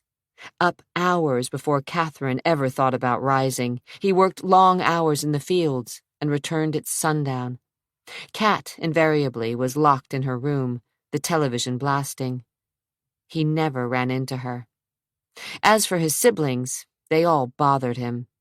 Jason kept crowding him, offering to take him into Bend to meet women, but Zack declined, and Jason went off prowling on his own. Tricia was pining for Mario, and probably plotting her escape from the family compound. Sometimes she reeked of marijuana smoke, and her eyes were often glassy. Zack had less trouble dealing with her stoned than when she was straight and plotting ways to escape. As for Nelson, the kid was still in the throes of hero worship, tagging after Zack as he went about his chores, trying to find ways to talk about his night with the prostitute. It didn't seem to matter how many ways Zack explained that nothing really had happened, except that he'd managed to get a few new scars. Nelson was still enthralled, certain that Zack had really scored with the whore, but was protecting her honor or some such crap. The kid was sick, Zack thought, as he stepped out of the shower and threw on a pair of cutoffs. Nelson's fascination with all things sexual seemed bent. He wanted to know all about bondage and S&M and all that shit that Zack didn't really know about and didn't want to know. Men and women in leather and chains, like some kinky group of Hell's Angels or something. It kind of made his skin crawl. Pushing all thoughts of Nelson aside, Zack found leftovers in the kitchen, and since the maid had already retired for the night, he heated up the pork chops in the microwave, snatched himself a beer out of the fridge, and took his meal onto the back porch, where the old collie was curled near the swing. Shep perked up at the smell of the meat and whined as Zack sat down and started in on the chops. Don't give me that, he said to the dog. You're too fat as it is. Shep thumped his tail on the floorboards. Somewhere in the distance, an owl hooted softly, and the sounds of bats' wings disturbed the silence. The air smelled of horses, dust, and sagebrush. Zack thought he could find peace out here in the middle of nowhere, if it weren't for his family. Zack finished his dinner, tossed his bones to the dog, and wiped his fingers on the frayed edges of his cut-off Levi's. He finished his Budweiser in 2 swallows, then walked back to the kitchen for another. Downing the second can quickly, he began to feel a slight buzz as he crushed the aluminum in his fist. He made his way back to his room, where he flipped on his stereo and flopped on to his bed.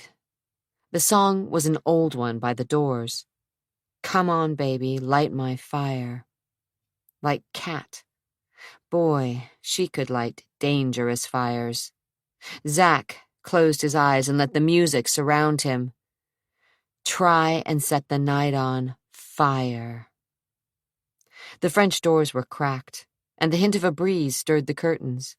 His eyes opened, and he stared up at the ceiling.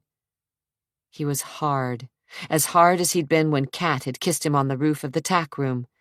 Just thinking about being with her had given him wet dreams for 3 nights running. The ache in his loins was so bad that he'd even considered driving into Bend with his brother and looking for some woman who would ease his pain. But the memory of his last visit to a whore had kept him at the ranch. He didn't need any more trouble, but, Lord, did he need some release. The pressure, pounding. Deep down, in the darkest oblivion of his soul, he knew that he didn't want just any woman, that though he would go through the motions with any willing female, he was certain that anyone but Kat wouldn't do, and Kat, his stepmother, was the worst choice of all. He rolled over to his side and considered jacking off. It sure as hell wouldn't be the first time, but it left him so empty or lonely or feeling stupid. Face it, Danvers, you want her. All you have to do is walk down the hall, turn the corner, and tap on her bedroom door, and the sweetest bit of pussy this side of the Rockies will be waiting to give you any fantasy you can dream up. His throat was so dry, he couldn't draw up any spit, and he squeezed his eyes shut, resigned to his fate as he reached for the fly of his pants. He heard the creak of the door, felt the wind turn, and his heart jolted. His eyes flew open. At first, he thought she was a vision, the beautiful woman on the other side of the glass. Moonlight spangled Kat's black hair silver, and her silk pajama top shimmered. His heart began to pump so loudly that he was certain she could hear it. The doors opened further, and dry leaves blew into the room.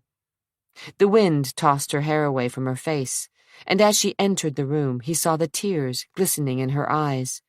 Her lips trembled, and her nose ran. What are you—" "Just hold me, Zach," she whispered in a voice strangled by grief. "What is it?" Walking numbly to the edge of his bed, she sniffed loudly, then stood in front of him as if hesitating. He drew himself into a sitting position. "You shouldn't be here, Kat." "I know, but— oh, God." She rolled her eyes toward the ceiling, and tears trickled down her cheeks. Between the broken sobs, she said, "Whit just called, and the police have run out of leads. The investigation is still open, but they all think, the police and the FBI, that London is dead." The last word was barely a squeak, and Zach couldn't help himself. He stood and took her into his arms, trying to comfort her as sob after heart-wrenching sob shook her body. "Oh, God! Oh, God!" Burying his face in the crook of her neck, holding her close, he willed himself to think of her not as a woman, but as a person to whom fate had handed a crushing blow. She clung to him and cried like a child, her tears raining down his chest. He told her it would be all right, that of course London was alive, that someday they would all see her again. But even as he said the words, he believed them to be lies. When at last the racking sobs quieted, he lifted his head. "You should go back to the room. Take some sleeping pills." "I can't. I don't want to be alone. Please, Zach, don't make me go. Let me stay with you. Just hold me, please." Her words held the echo of doom, but he couldn't deny her, and when she turned her face up to his, he kissed her trembling lips, knowing that he was about to cross a threshold from which there was no return. Life would never be the same. The truth would be blurred with lies. But he kissed her, and she responded, her body quivering in fear and desire. His brain thundered, and his blood turned to liquid heat as she let her finger slide down his scarred back, along the slope of his spine, lower still to his buttocks. He felt his already stiff cock rise to the occasion, knowing there was no turning back as she tugged, and the buttons holding his cutoffs together popped in a ripple, and her hands were upon him. Warm and soft, her fingers brought a magic that he never dreamed existed. They tumbled on the bed together, lips searching, tongues eager, and before he could consider all the consequences of his actions, Zachary stripped her of her nightshirt, ripping the buttons from their holes as the seams of the soft fabric gave way. Then he gazed at her breasts, felt the gentle pressure of her fingers on his spine, and watched as she licked her lips. He could barely breathe when she ran her tongue across his nipples and anxiously parted her legs, lifting her hips to rub her dewy nest of curls to his crotch. He thought he might come all over her. Cat! Just do it, Zach. Please. Her fingers dug deep into his muscles. Closing his eyes, he entered into that moist, dark warmth. A primal cry rumbled from his throat, and he couldn't stop himself. In 3 long strokes, it was over. Zachary came fast and hot and fell against her, realizing dimly that he'd just doomed himself to a living hell. No son dared lose his virginity to his father's wife and expect to survive. But he didn't care. He wrapped himself in her warmth and kissed her again, more sure of himself. He'd take it slower with her this time, learn from her, and be the best damned lover she ever had. Zach couldn't remember when he'd slept so soundly. He moved slightly and felt another body, warm and soft and naked. With a smile, he remembered the night of love-making, and he rolled over to find Kat, her eyes half open, staring at him. Dawn was breaking over the horizon, and soon the ranch hands would be up. She had to leave. I wondered how it would be with you, she said, as she slid a finger along the scar that was still visible near his hairline. Though she smiled, a sadness lingered in her eyes. How was it? He nuzzled her cheek. Though it was dangerous to be with her, he couldn't give up. He'd made love to her 3 times last night, and he'd woken up with a hard-on. Maybe there was still enough time for a quick... It was the best, Zach, she said, though her face remained troubled, and he knew she was lying. He touched her hair, brushing soft curls off her face, and wished he could stop the agony that pinched the corners of her mouth. As if reading his thoughts, she began to weep. Tears suddenly starred her lashes, and he pulled her closer to him, holding her naked body next to his. Don't worry. I can't help it. Shh. We'll find London. He suddenly felt strong, as if he could change the world. I'll find her. Oh, Zach, what can you do? You'd be surprised. His hands found her breasts, and he toyed with a nipple that stiffened expectantly under the gentle teasing of his fingers. Let me show you. She broke off suddenly, her eyes wide. Do you hear anything? No. I do. She scrambled away from him. I hear something. Zach listened and groaned at the sound of an engine whining as some kind of vehicle, most likely a truck, approached. Probably Pete coming early. He does that sometimes, Zach said, already aroused again. God, he couldn't get enough of her. He let one hand rest on the curve of her waist. You sure? She asked. He listened again and felt his heart knock a bit. The engine wasn't the deep rumble of a truck, but the smooth purr of an expensive car's engine as it sped down the lane, an expensive car like a Lincoln Continental. Oh, God. Gravel crunched and brakes squealed. "Whit," Catherine mouthed. No! But even as he denied it, he heard the car door open and brisk footsteps sound on the path. Footsteps he'd recognize anywhere. Authoritative footsteps belonging to his father. Footsteps of doom.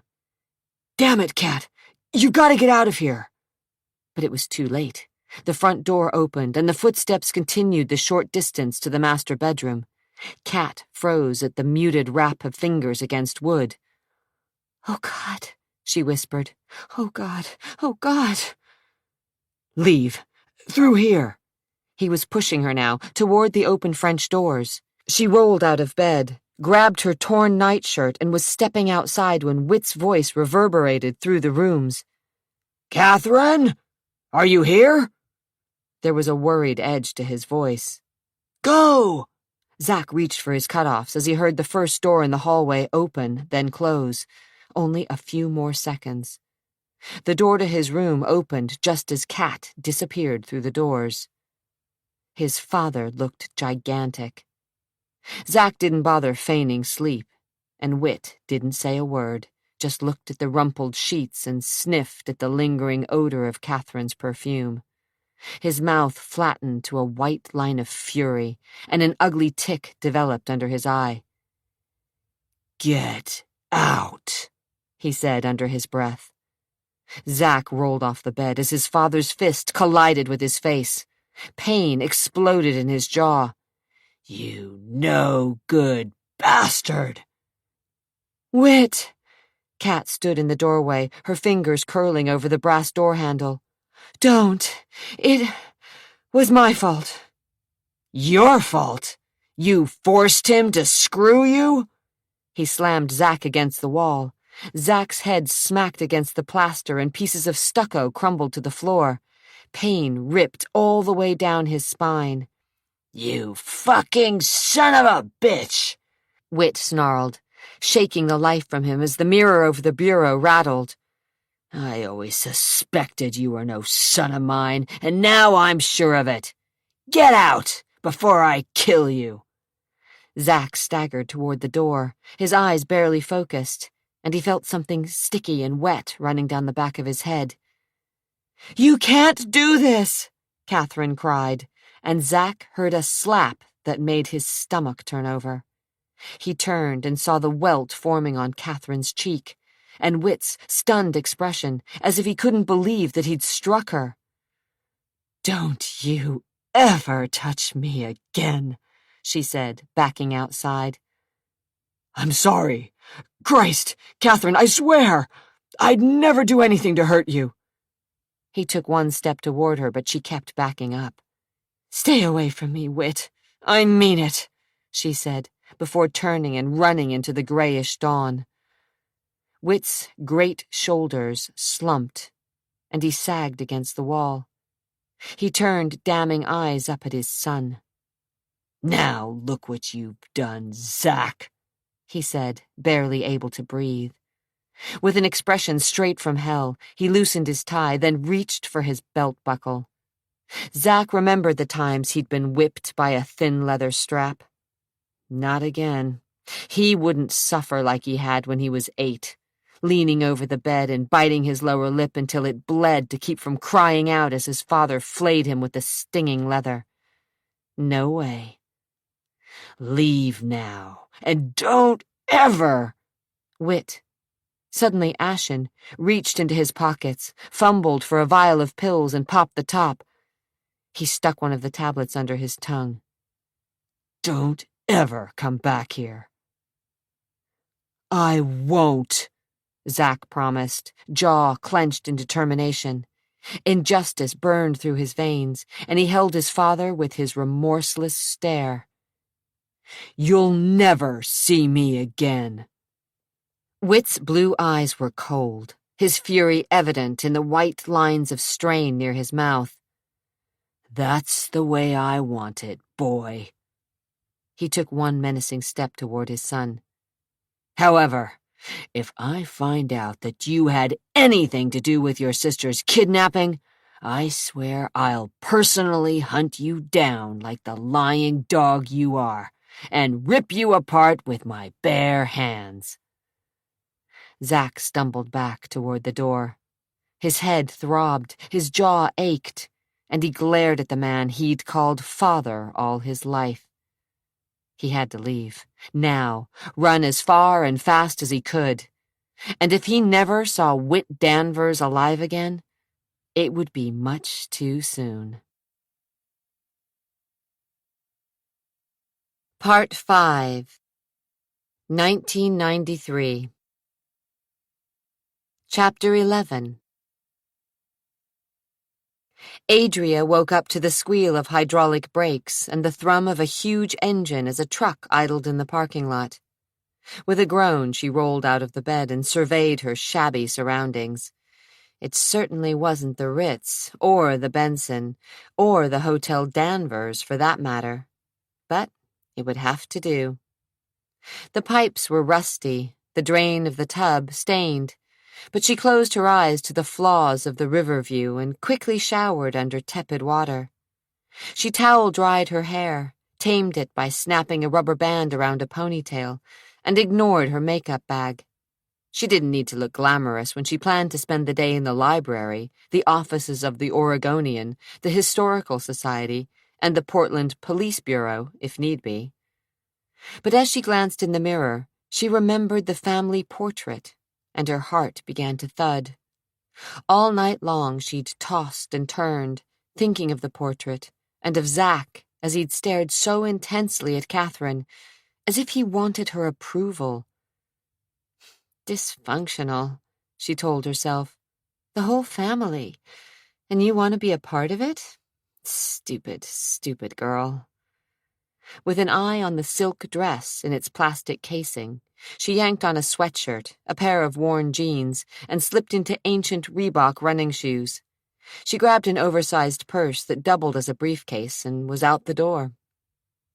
Reading an old city map, she drove to the drive-in window of a McDonald's and, while waiting for her coffee, reacquainted herself with Portland. Basically, the city was divided by the river, and the east side spread away from the banks of the Willamette in a careful grid that was infrequently interspersed with winding streets or slashed by a freeway.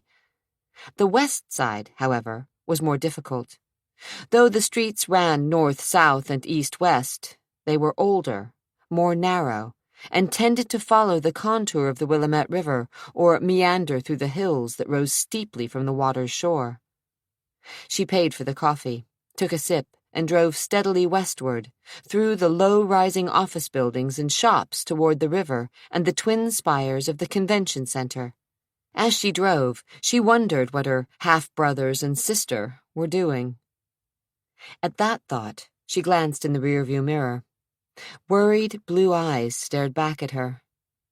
Was she really London Danvers? Or was this all a fierce joke that her father had played on her? Well, it was too late to start second-guessing herself.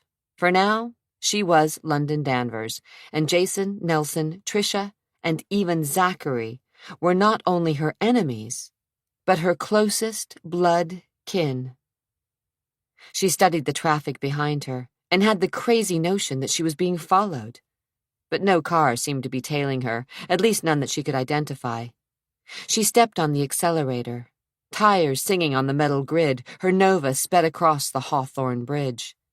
Unfortunately, she had to drive downtown again, close to the Hotel Danvers, to the building only 3 blocks down the street, from where the offices of Danvers International were housed. She parked her car in a corner lot, finished the coffee, and grabbed her bag.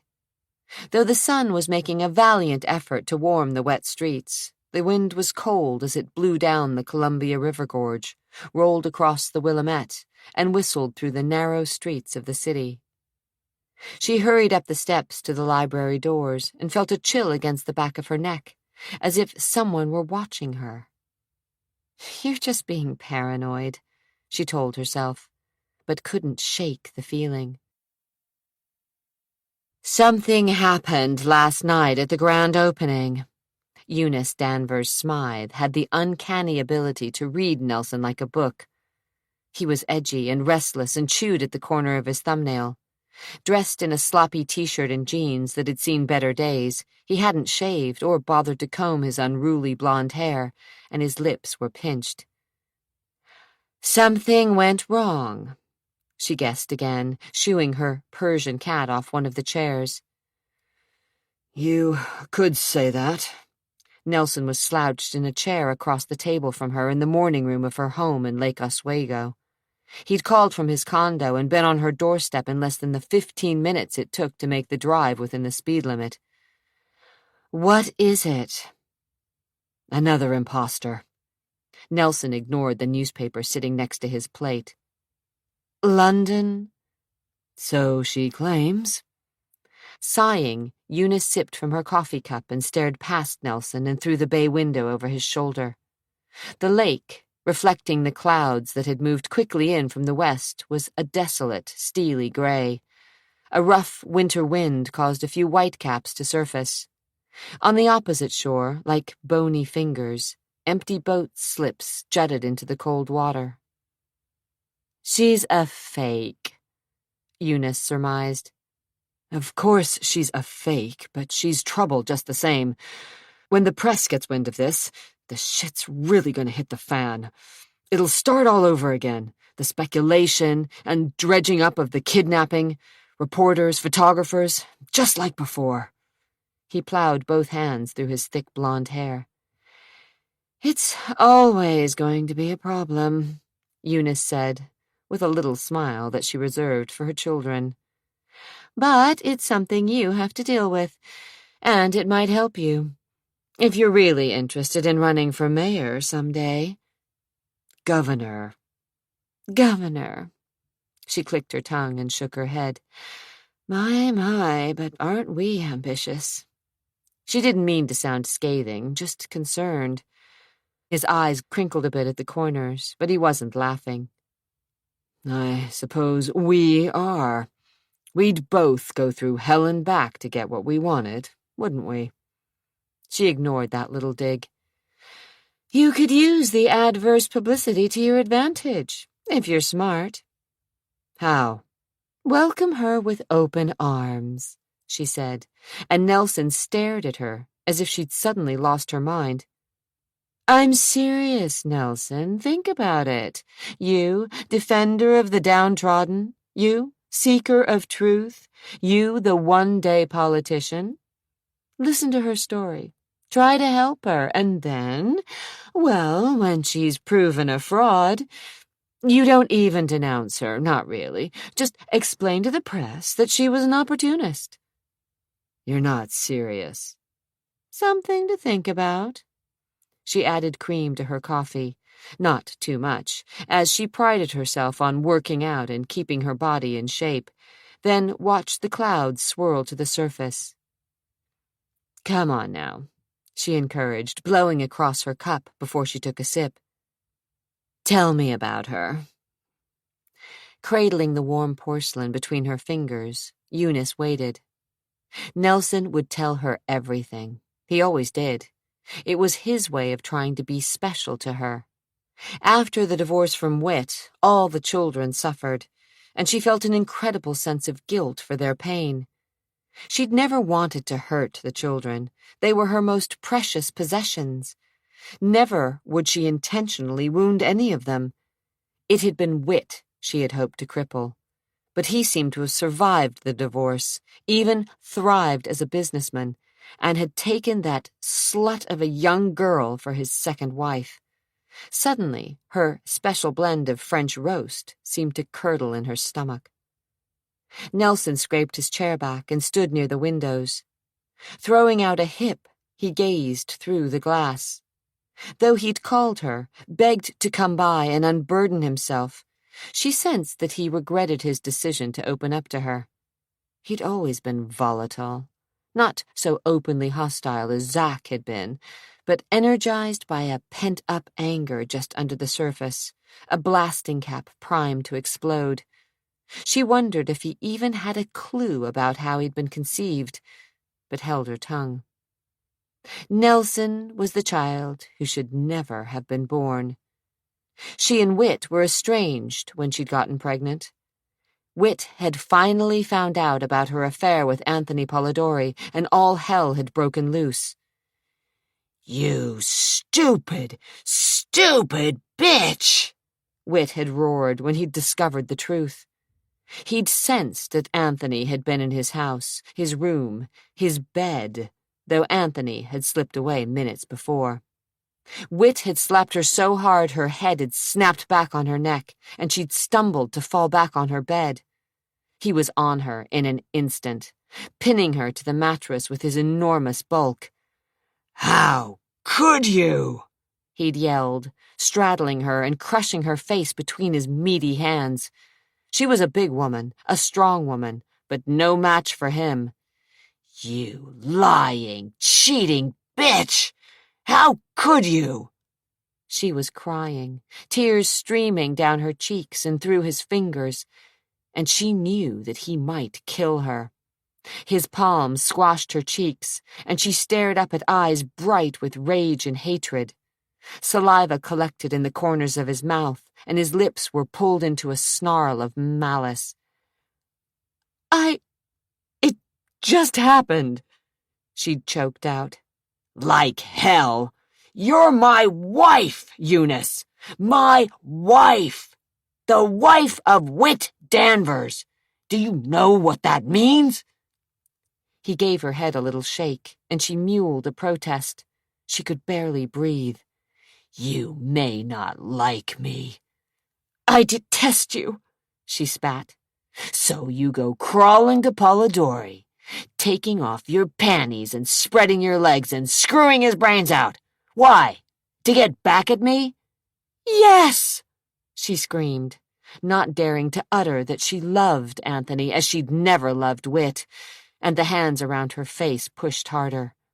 Pain jolted through her brain. "You're unbelievable." "At least he's a man, Whit. He knows how to satisfy a woman." He roared back, and this time the hand that came down against her cheek landed so hard she heard bones crack. A moan escaped her throat. "A man, eh?" Whit thundered. "I'll show you a man." She'd shivered as he'd held her down with one hand and undid his belt with the other. He'd never beaten her before, but now she was certain he was going to flay her until her skin was raw. Swallowing all of her pride, she whispered, "Don't, Whit, please." "You deserve it." "No." She got one hand free and held it up to protect her face. "Don't." He hesitated, his shirt undone, his breathing hard and fast. "You're a whore, Eunice." "No." "And you deserve to be treated like one." Still straddling her, he took her hand and guided it to his fly. "Undo it." "No, She withdrew her hand, and then held back a little scream as she saw his muscles flex beneath his shirt. He slid his leather belt out of the loops, and for a second, she saw the flash of a silver buckle, a running horse with sharp little hooves made of metal that could cut and scar. Oh, God! Pain jolted through her body. She bit her lip to keep from crying out. "Take the zipper down." "Whit, no." "Just do it, Eunice. You're still my wife." "Please, Whit, don't make me do this," she whispered and watched as his nostrils flared and his eyes bulged. How had they ever come to this? How had she ever thought she loved him? "Now!" Her hands were shaking, and she felt revulsion when she noticed the bulge beneath his fly. He was enjoying torturing her and had become hard after months of impotence, months of silent fury. He'd blamed the business, then her, and now he was wreaking his vengeance. The zipper slid down with a sickening hiss. "You know what to do. Do for me what you do for Polidori. Show me what it takes to make that filthy bastard come." Whit, no, I don't want. He grabbed her by her hair, and his eyes glowed with evil rancor. Thick fingers knotted in her French braid as it fell loose. We're going to do what I want, Eunice. You're gonna make me feel good, Eunice, no matter what it takes, no matter how it hurts. The fingers pulled hard on her hair. And when I'm finished with you, you'll never run back to that bastard again. Sick to her stomach, she had closed her eyes and given herself up to her husband and all his perversity. Mom? Nelson's voice broke into her painful reverie. Startled, she cleared her throat and quickly reached for her napkin to dab at her eyes. Nelson was staring at her. Her baby, the last of her children, the boy conceived during that night of hell. Never once had there been any question of Nelson's paternity.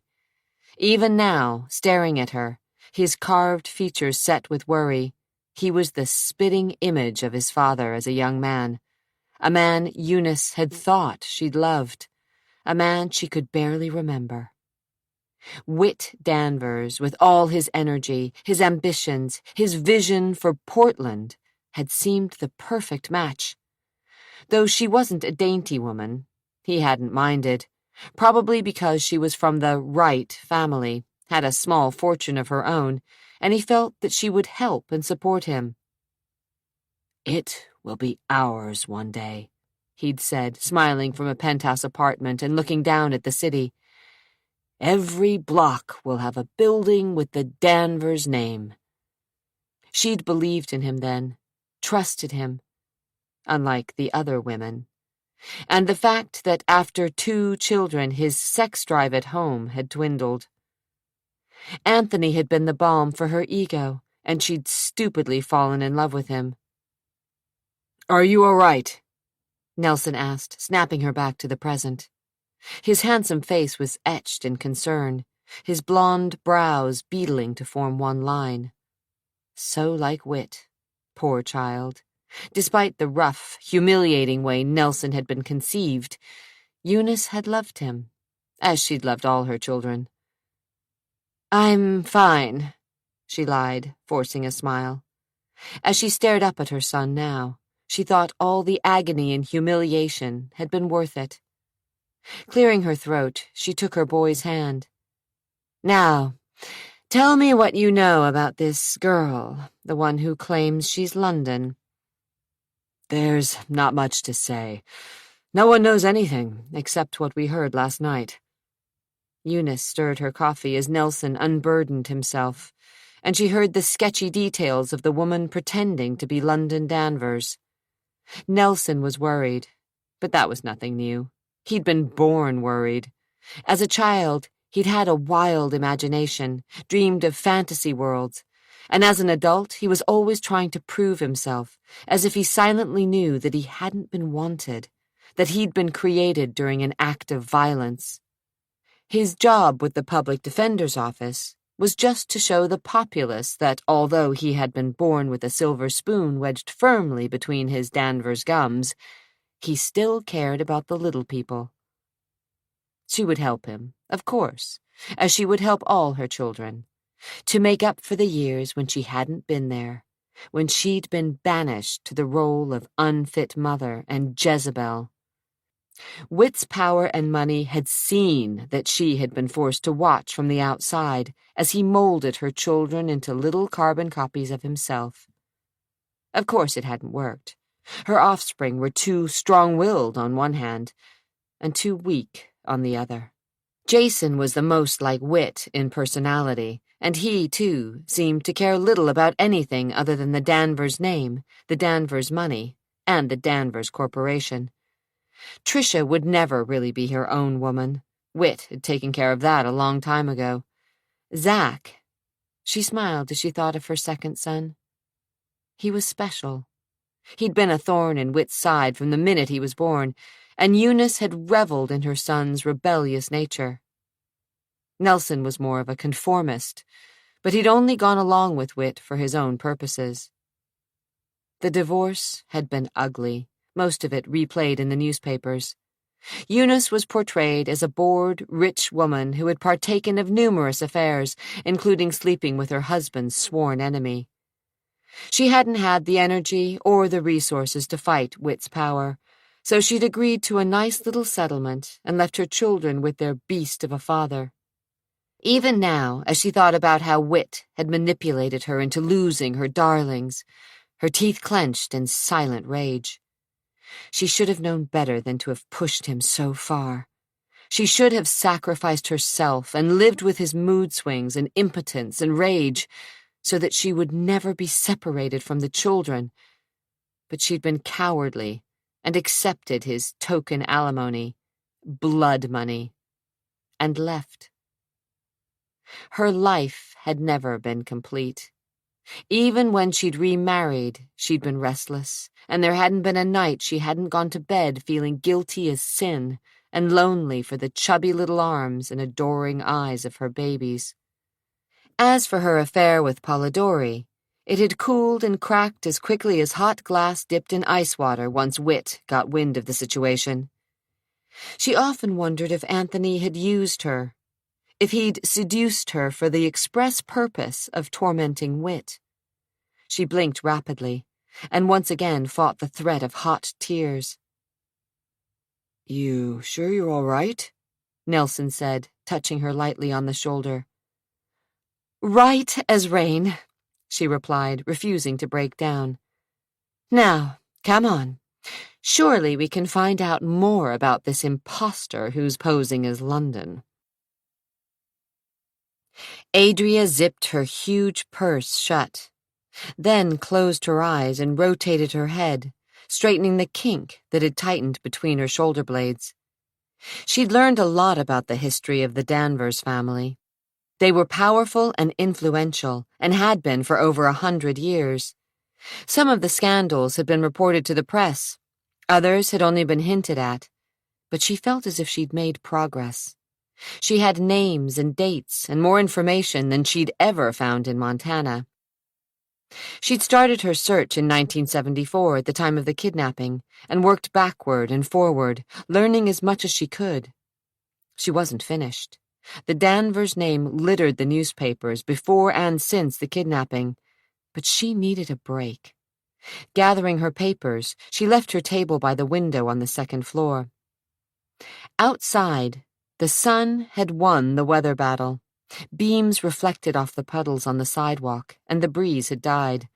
A few clouds drifted over the sky, but the day, for winter in the Pacific Northwest, was mild. She decided to walk south to the Galleria, an old department store that had been converted to several stories of shops. She found a cafe on the first floor. She'd just picked up the menu when she spied Zachary, and her breath caught at the base of her throat. Without a word or an invitation, Zachary picked up the chair opposite hers, turned it around, set it back down, and straddled it. In the few hours they'd been apart, she'd forgotten how imposing he was. Dressed down in faded Levi's, flannel shirt and jacket, he was formidable nonetheless. He hadn't bothered to shave, and his features bordered on harsh. He seemed distinctly displeased as he folded his arms over the back of the chair and glared at her. "You lied to me." "Did I?" she asked, as she ignored the sexy slope of his jaw. "Big time.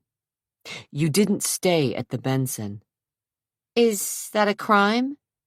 "I really don't give a damn where you stay, but the rest of the family seems to think it's important." "Then I must worry them." "Appears so," he drawled, his gray eyes cloudy. "What about you? If you don't give a damn, then why are you here?" "I got elected." She wasn't buying it. She didn't think that Zachary was the kind of man who let anyone talk him into doing something he opposed. "How did you find me?" "It wasn't hard." She had to hold on to her temper. "You followed me." He shrugged, and the tense little smile that touched the corners of his mouth infuriated her. "How?" "Doesn't matter. I'm here to extend you an invitation. She eyed him suspiciously, but a waitress dressed in a white blouse, black skirt, and bow tie appeared to take their order, and the conversation lagged for a few minutes. "You weren't invited here," she told him once the waitress turned her attention to the next table. "Just like you weren't invited last night." "Why are you following me?" "You make some members of the family nervous." "You? Do I make you nervous?" He hesitated and stared at her with such scrutiny that she wanted to squirm out of his range of vision. Cold, assessing gray eyes searched her face. "You bother me," he admitted, tilting his head back. "But you don't worry me." "You still don't believe me." "You don't believe it yourself. Not really." There was just no winning this argument. Zach Danvers was obviously like a terrier with a bone, and he believed what was convenient. Fine, she told herself. Let him think what he wants. But the cynical disbelief in his eyes made her uncomfortable. She took a sip from her water glass and decided she should try to make some peace with this man. He was her only link to the family. "You said something about an invitation," Adria reminded him as she buttered a slice of sourdough bread. "The family thinks it would be a good idea if you would stay in the Hotel Danvers." She should have expected as much, but she hadn't. "So it's easier for them to spy on me." "Probably." "Well, you can tell the family to go to hell." One side of his mouth lifted. "Already have." "Look, Zach, I don't like being manipulated. I hate being followed, and I detest the feeling that Big Brother is watching me." She broke off a piece of bread and chewed it. "You came looking for us, remember?" That much was true. With a sigh, she blew her bangs out of her eyes. She shouldn't have let her temper get the better of her. She was tired from too little sleep on a sagging mattress, grumpy from lack of food, and her nerves were strung tight as piano wires at the thought of facing the Danvers family, her family, again. "I just want you to help me find the truth." "I know the truth," he said. "If you're so sure, why are you following me?" Zach studied her another long minute. "I think you're going to stir up a hornet's nest the likes of which you've never seen before, and I think you'll regret it." "My mistake to make." "I'm just warning you." "About what?" She leaned her elbows on the table and pushed her face closer to his. "I've had months to think this through, Zachary. I've had doubts, of course I did, but I can't spend the rest of my life wondering who I am." "What if you find out you're not London?" Her smile was slow and sexy and caused Zach's diaphragm to cram hard against his lungs. "I believe in crossing bridges when I come to them." The waitress brought their orders, and Adria dived into her soup with a vengeance. "Jason thought you might be more comfortable at a suite in the hotel." Zach took a bite of his sandwich. "Concerned for my health and safety, is he?" She mocked. Zach lifted a shoulder. "Tell him thanks, but no thanks. The cost's a little too high." "The room is gratis." "I wasn't talking about money." Her eyes met his for an instant, and again Zach felt an unwanted tug on his gut. She was getting to him, with her clear blue eyes, sexy smile, and quick wit. He didn't say another word until they were finished with their meal, and he insisted on paying. She argued, of course, but he wouldn't take no for an answer, and in the end, she gave up, deciding that she'd forego the small battles for the larger ones to come, or so she'd said. The streets were crawling with people by the time they started walking back to the library. Cars, trucks, bicycles, and pedestrians clogged the alleys and sidewalks. Adria yanked the rubber band holding her hair away from her face and shook the loose curls free.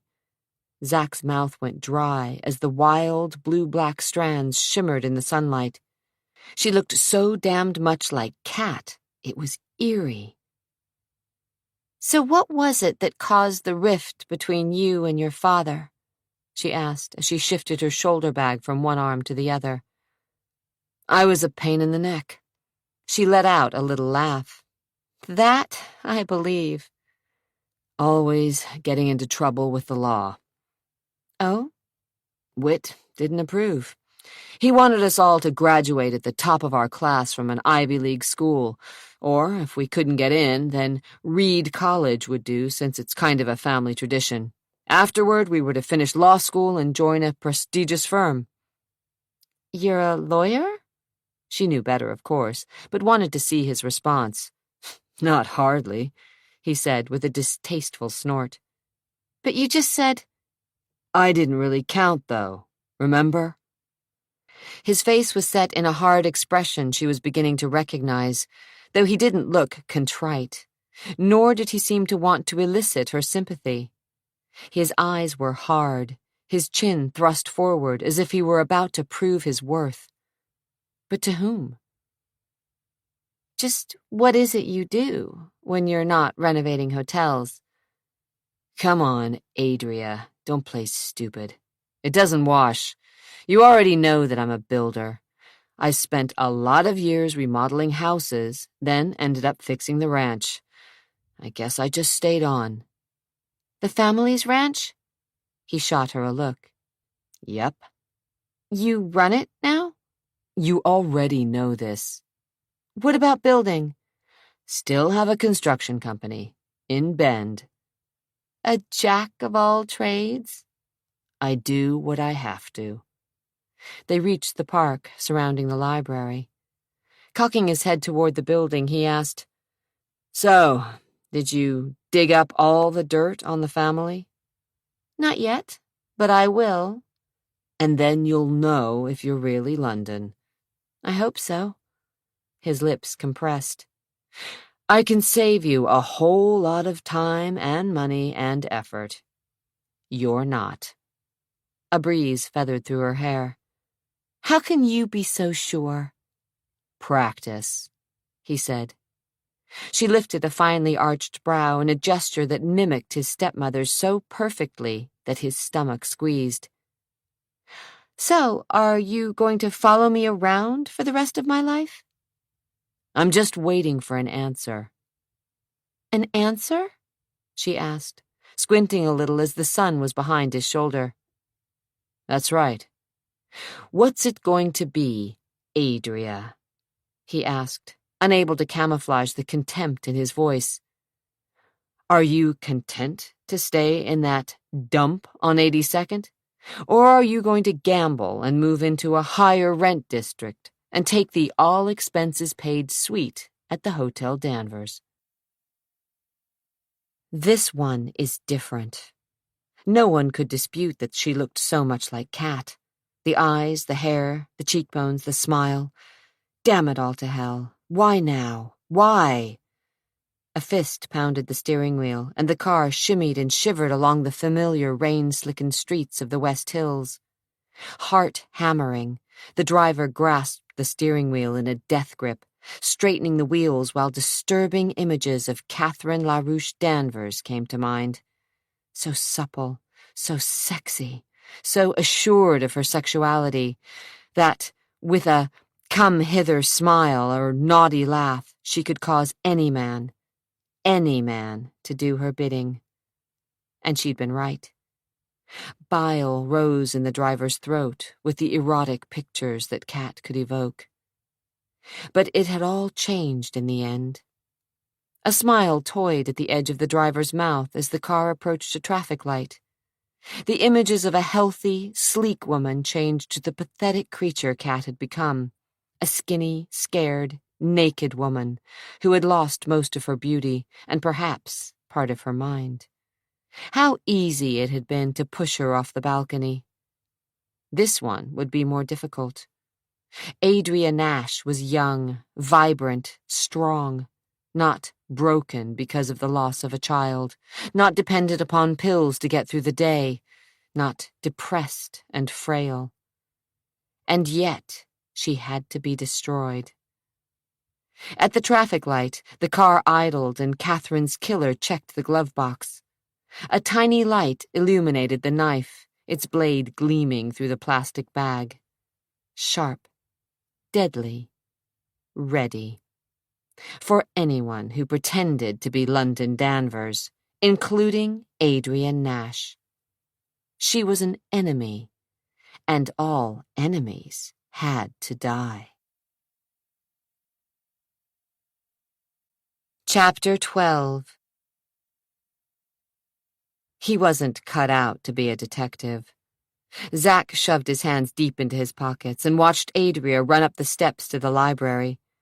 Though she hadn't agreed to take the family's offer of a free room at the hotel, Zack figured it was only a matter of time before she caved in, and gladly accepted the first of what would be a string of gifts.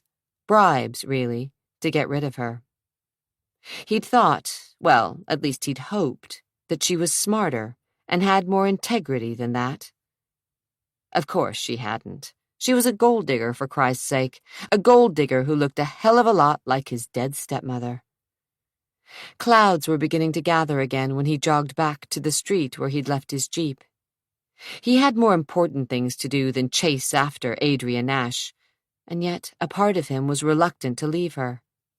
She was an interesting creature, sly and beautiful, shrewd and fascinating. He wondered just how much like Kat she was. For an instant, he imagined what she would feel like writhing beneath him in bed. Stop it! He was as bad as the rest of the family. Slamming the door on those dangerous thoughts, he drove toward the river, pulled into the parking garage under the hotel, and told himself he'd stay a couple more days. That was all, just until things with Adria were settled. It shouldn't take long. A little game of cat and mouse, money offered and declined, until the family reached a number she liked, or until someone dug up the dirt on her and threatened to expose her for a fraud. Either way, the end result would be the same. She'd be gone.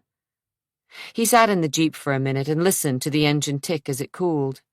Sightlessly, he stared into the middle distance, but was unaware of other cars or people emerging from the elevator. Adria was getting to him, and he didn't like a woman, any woman, starting to turn his thinking around. Snapping back to the present, he hoisted his bag from the back of the jeep, then walked to the service elevator and rode to the main lobby. 3 clerks in green jackets were working at computer terminals at the front desk, and bellboys ducked in and out of the front door. Several people loitered in the lobby, and one woman was angrily arguing with a clerk about the telephone charges on her bill. Though the Hotel Danvers had passed final inspection and was up and running, there were a few bugs left to iron out. Cable television trouble on the upper 3 floors, plumbing leaks in the basement, faulty locks on the doors on the 6th floor, a chlorine problem with the pool, and a touchy stove in the kitchen were just a few of the minor headaches that his crew was fine-tuning. He found Frank Gillette in the kitchen, with one of the ovens pulled away from the wall. He frowned and checked the wiring. Glancing up, he spied Zack. Whatever we paid for this, it was too damn much. You ordered it, so I made a mistake, Frank grumbled. Give me a minute. He twisted to look over his shoulder. Okay, Casey, let's give this bitch some juice. Within seconds, there was a whir, and more lights in the kitchen blinked on. Frank stood and, with Zack's help, shouldered the oven back into place. It's a heavy bastard, he said. Fire it up, he told the cook, who was a thin Chinese man with a small goatee. With a skeptical glance at Frank, the cook did as he was told. The lights on the face of the oven winked on, and when the cook switched on the gas, after a series of clicks and a whoosh, blue flames eagerly licked upward. How about that? Looks like it's fixed, Frank said. Sometimes I even amaze myself. Why don't you tell me everything else that's gone wrong? Zack said. Got a few hours? All the time in the world, Zack said as they walked out of the kitchen, along a short hallway that opened to a small office located behind the lobby desk. Good, Frank said. Let's start with the security system. Oswald Sweeney prided himself on being everything Jason Danvers was not. Well, almost everything. Short, with a thickening waist and dark eyes that could see nearly 180 degrees without moving, Oswald had spent a decade with Army intelligence before being dishonorably discharged over a small matter of beating up an enlisted man who'd made the mistake of trying to pick him up. Oswald had knocked out his 2 front teeth, and the kid had taken offense. He'd had enough balls to file charges against Oswald. In the end, they were both kicked out of the service. Which was fine with Oswald, just as it was fine that he wasn't a stuffed shirt like Danvers. They were as opposite as 2 men could be. Jason was rich. Oswald was always sweating out his next paycheck. Jason was educated. Oswald thought academics were for idiots. Jason was married and kept a mistress. Oswald took his pleasure in $30 streetwalkers and never asked their names. His only vices were unfiltered cigarettes, cheap women, and fast horses. Sometimes, unfortunately, the women were faster than the nags he picked. Despite their differences, however, Oswald and Jason had a common trait. They were both willing to do whatever it took to get what they wanted. Right now, Jason wanted the dirt on some woman named Adria Nash, a woman who claimed she was London Danvers, and Jason was willing to spare no expense. It seemed that this woman was the spitting image of his stepmother, a beautiful woman who managed to kill herself with booze and pills. Few people understood the reason Catherine LaRouche Danvers took a flyer. Sweeney was one of the privileged who thought he knew that particular piece of information. He should write a book. He could make a fucking fortune in a tell-all about the Danvers family. I don't care what it takes, Jason said, as he paced restlessly on the cracked linoleum in Oswald's hole-in-the-wall office. The single room contained a few Army surplus file cabinets, an answering machine hooked up to a phone he never picked up, a desk in which every drawer stuck, and 2 chairs. Oswald didn't trust anyone. He did his own books and typed his own letters. He paid his rent from month to month for the little cubicle overlooking Stark Street, in case he had to blow town quick. No need to be tied into a yearly lease. Oswald needed to keep mobile, and though this old concrete building didn't have an uptown address, it served his needs just fine. He kept his money in a safe deposit box and figured he had nearly $50,000 tucked away. Not a fortune, but a nice little nest egg. He squashed out the stub of his cigarette in an overflowing ashtray. Find out everything you can about her, and here. Jason snapped open his leather briefcase and withdrew a videotape. This is a copy of her proof, which is some guy who's supposed to be her father making a tear-jerking confession which he thinks could be Whit Danvers' long-lost daughter. It's schmaltzy enough to turn your stomach. You think she's in this alone? Hell, I don't know. Jason slid the tape across the desk. All I know is she's trouble. If she runs to the press with this, it could hang up probate for another couple of years. You give a copy to the police? Jason frowned. Not yet. Too many leaks in the department. So Danvers was trying to avoid the press. Oswald fingered the black plastic case holding the videotape. Couldn't she get Watson to handle this? Oswald needled and was rewarded with a look that would melt steel. Bob Watson was the private investigator sometimes used by Danvers International. Bob wore 3-piece suits and $80 ties and had more secretaries and flunkies than Kellogg's had cornflakes. You know why I want you. Oswald knew all right. He was willing to push the limits of the law, go a little further than anyone else, including Watson. Oswald Sweeney was only called in when Jason was desperate and needed more than a simple surveillance job. I want you to follow Ms. Nash. Find out if she's working alone or if she has any accomplices.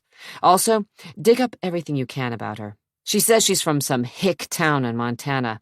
Bellamy, I believe. And that uncle of hers, Ezra, practiced law in Bozeman. See what you can find on him and everyone else in the family. How much do you want? Sweeney asked, resisting the urge to rub his hands together in anticipation of his payment. Everything. All the dirt on this woman. Enough so we can discredit her and force her out of town.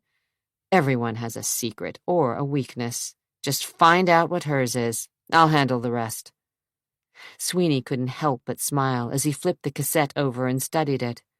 He enjoyed seeing Danvers sweat, and right now, Jason Danvers seemed more desperate than ever.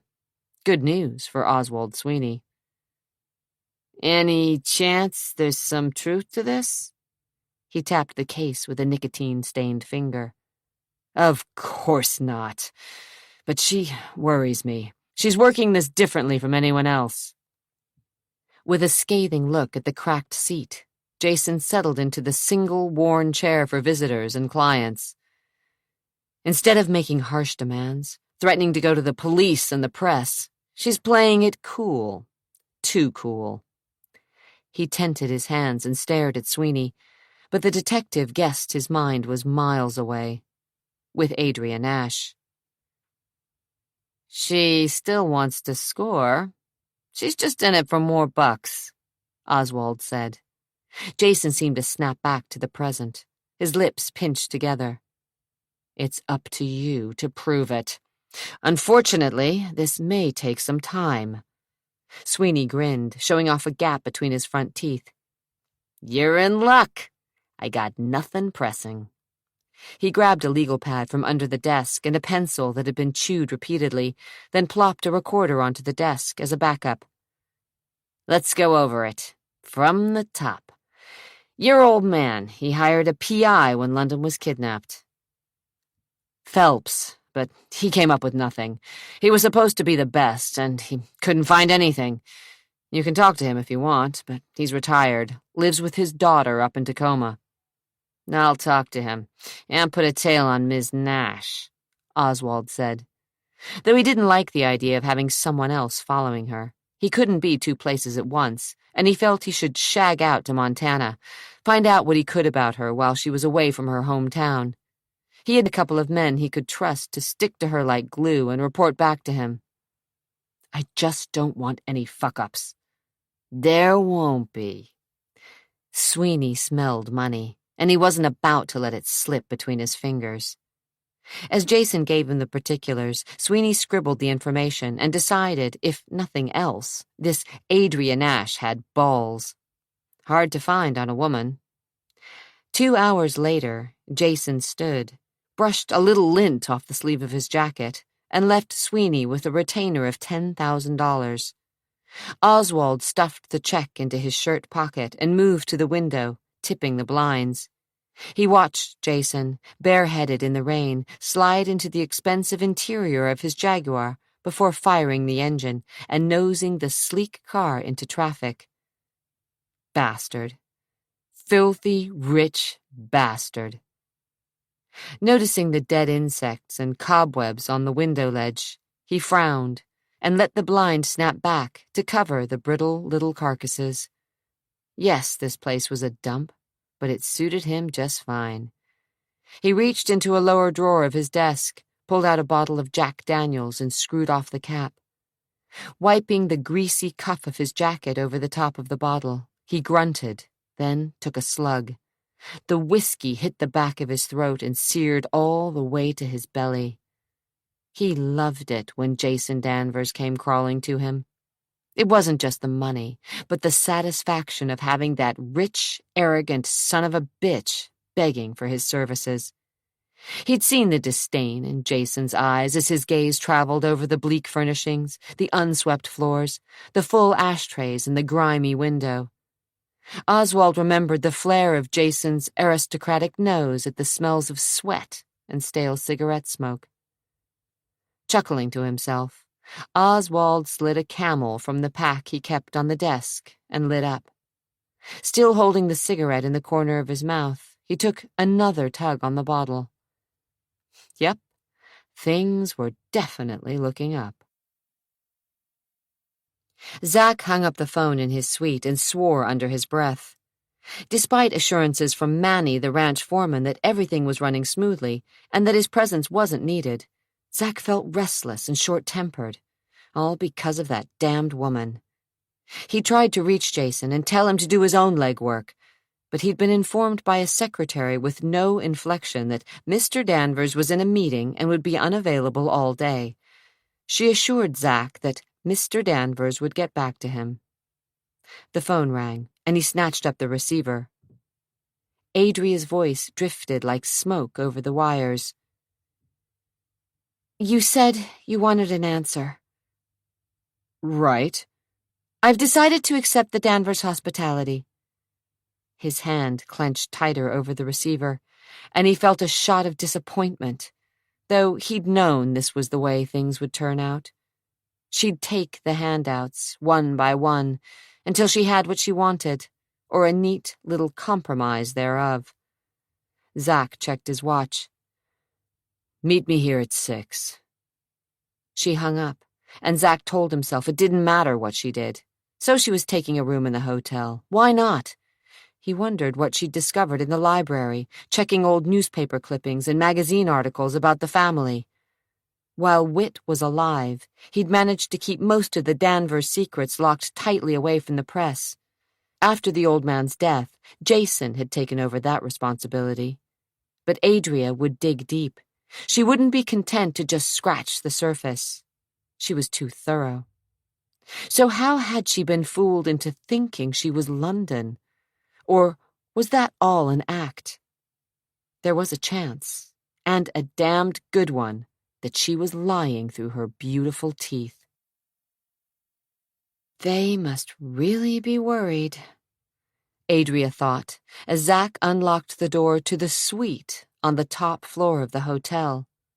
With a sitting room complete with a fireplace, 2 bedrooms, 2 baths, jacuzzi, French doors opening onto a flagstone veranda, and a view of the city that stretched for miles, the suite was spacious and decorated in hues of soft peach and ivory. The furniture looked to be antique, though Adria guessed the highboy, Queen Anne canopied bed, tea table, and Chippendale side chairs were all modern imitations, not authentic pieces. The carpet was plush, the bar stocked with the best labels, and a vase filled with pink roses rested on a glass-topped coffee table. "Is this a bribe?" she asked, as Zach hung her garment bag in one of the closets. He lifted a shoulder. "Call it anything you want."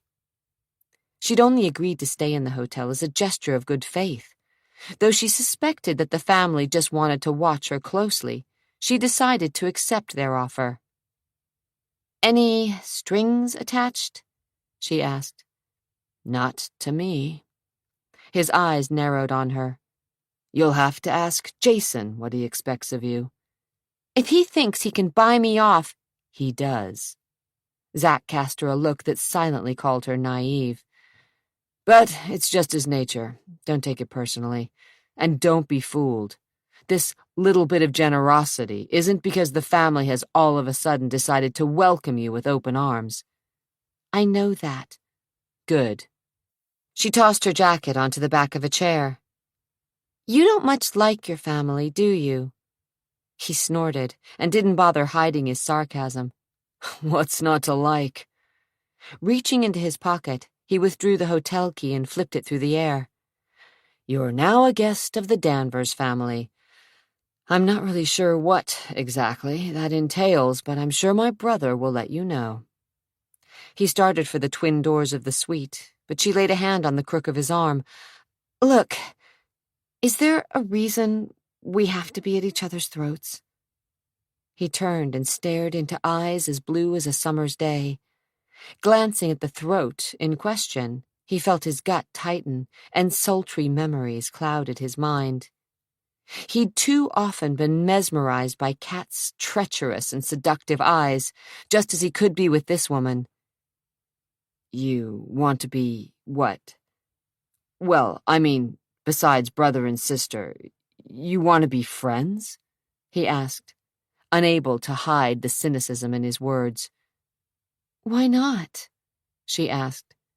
Her smile was sincere and cracked open a dark corner of his heart, a corner he preferred to keep locked. I don't know a lot of people in town.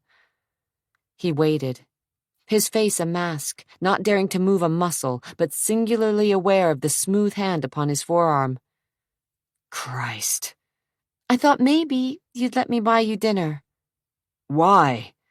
Because it would be easier on both of us if we weren't always looking to kill each other. You think that's possible?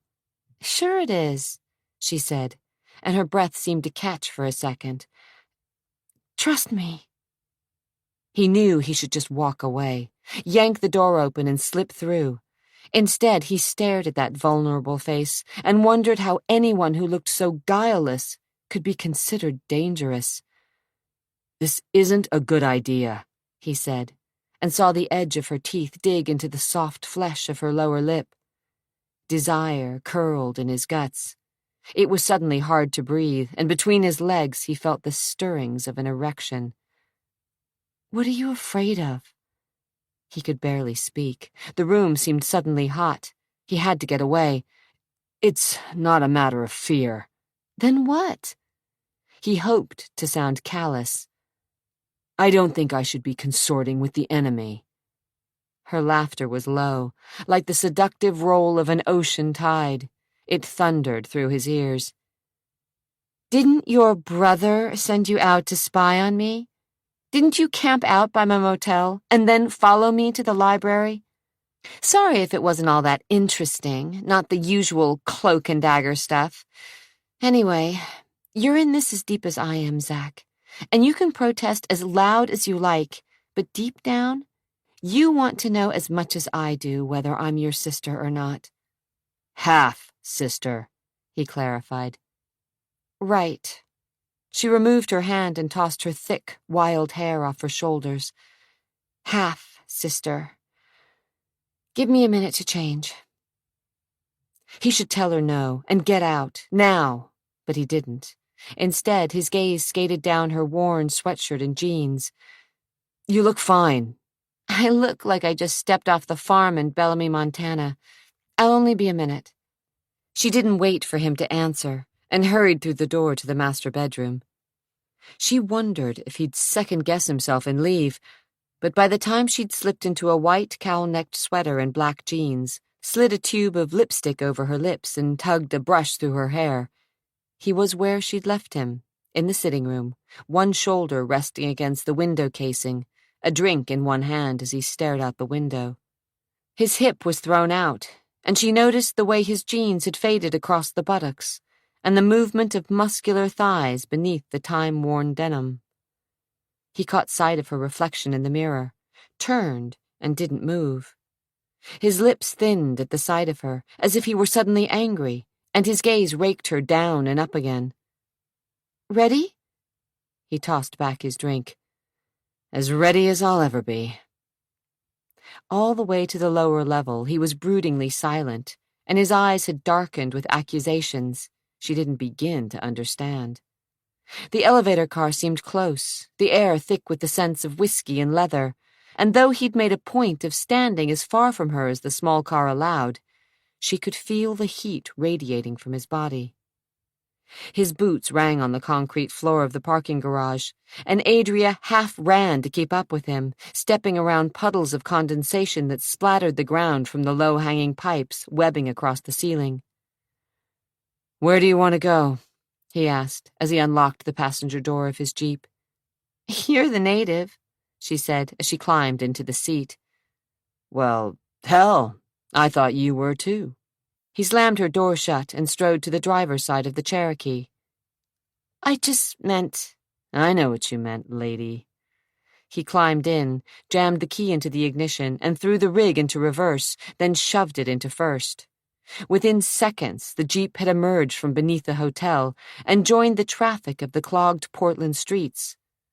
A light mist was falling, catching in the headlights and adding a silvery sheen to the streets.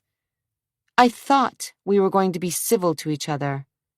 He slid her a non-committal glance. "Why do you hate me?" His lips compressed as he headed east across the river. "Zach?" "I don't hate you.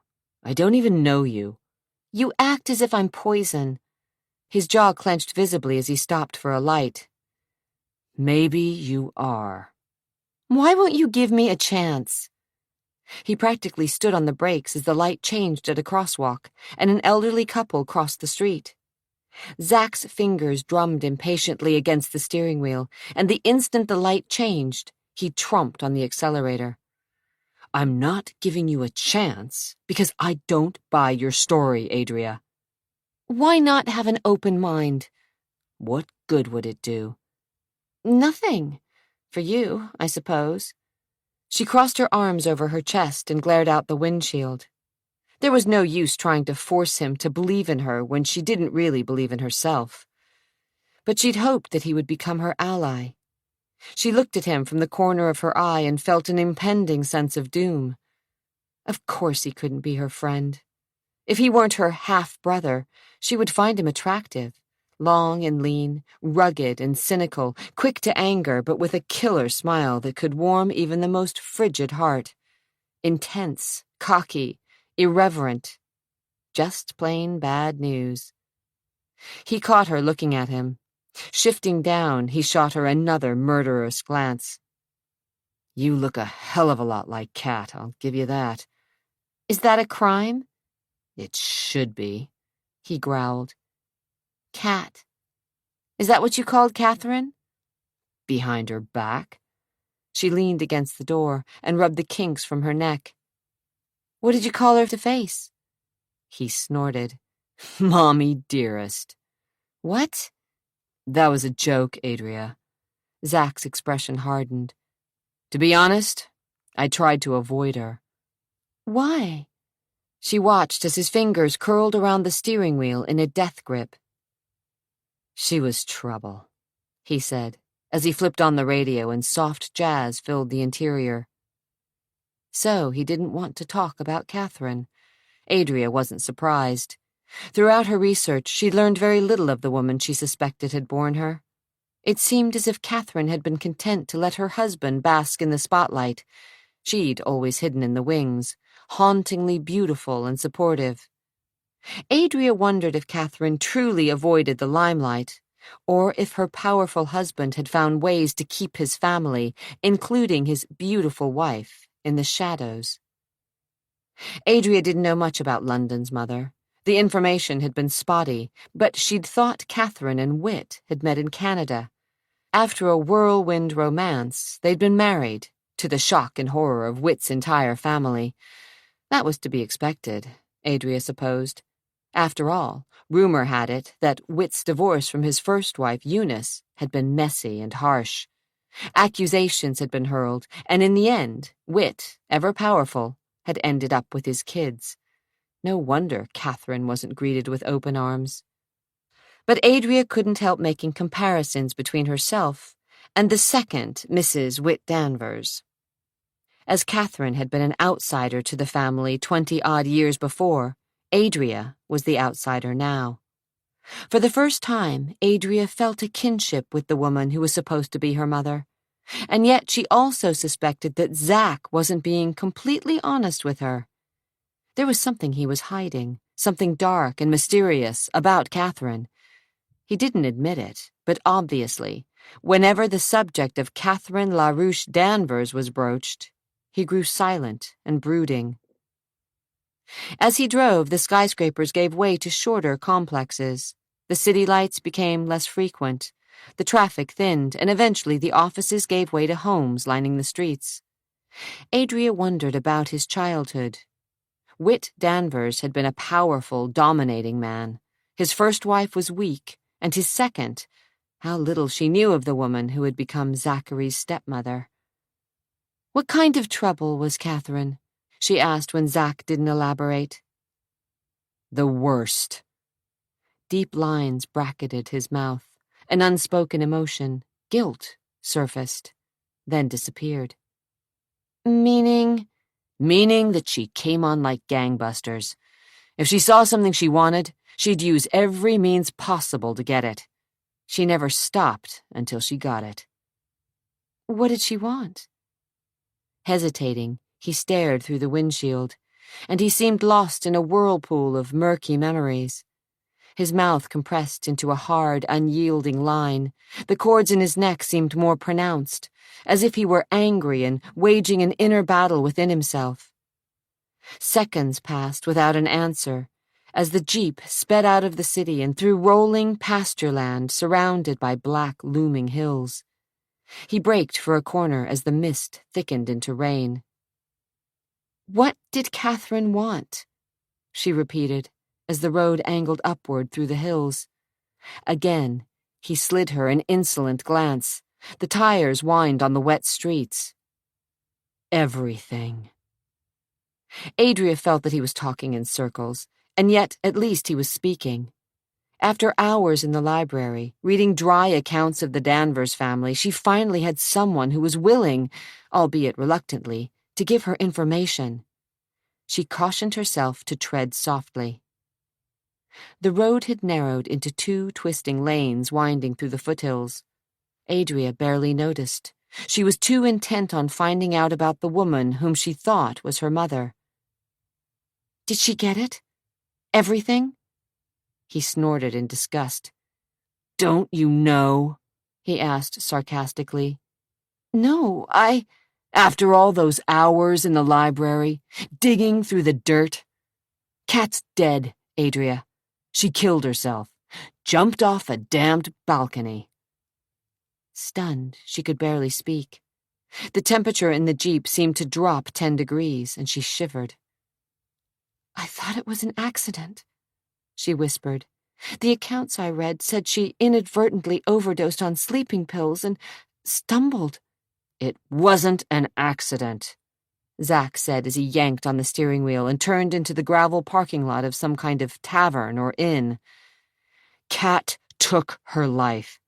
She opened up a bottle of sleeping pills and downed them all with half a bottle of 80-proof whiskey, then took a walk on a balcony and took a flying leap. You don't know. He slammed on the brakes, cut the engine, and grabbed her with both hands.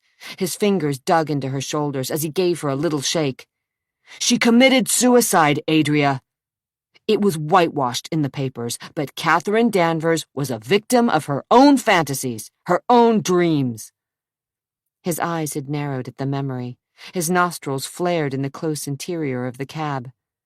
Raindrops beat against the roof of the car and music, floating out of the door of the inn whenever a customer entered or left, drifted through the closed windows of the jeep. Adria licked her lips and stared up at him, this man who could be her half-brother. His breath was warm against her face, his hands strong and forceful, his eyes as dark as the night. Adria's throat caught, and she couldn't look away. Spellbound, she held his gaze and knew in an instant that he was going to kiss her. Her heart squeezed. Unwanted desire, wicked and wanton, crept stealthily through her blood. "Damn you," he whispered hoarsely, his face so close to hers she could see smoky desire in his eyes. "You look so much like her." Zachary. "Go home, Adria," he said, letting go of her so suddenly she nearly fell against him. His expression turned harsh. "Go home, before you get hurt." Chapter 13. Who's going to hurt me? She demanded, pushing away from him and creating as much distance as possible in the jeep. Her heart was pounding so loudly she could barely breathe. She'd thought he would kiss her, knew it was on his mind, and he'd run scared. She couldn't get involved with him.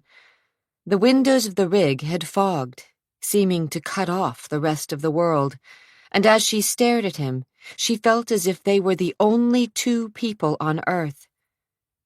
"You're going to hurt yourself." How?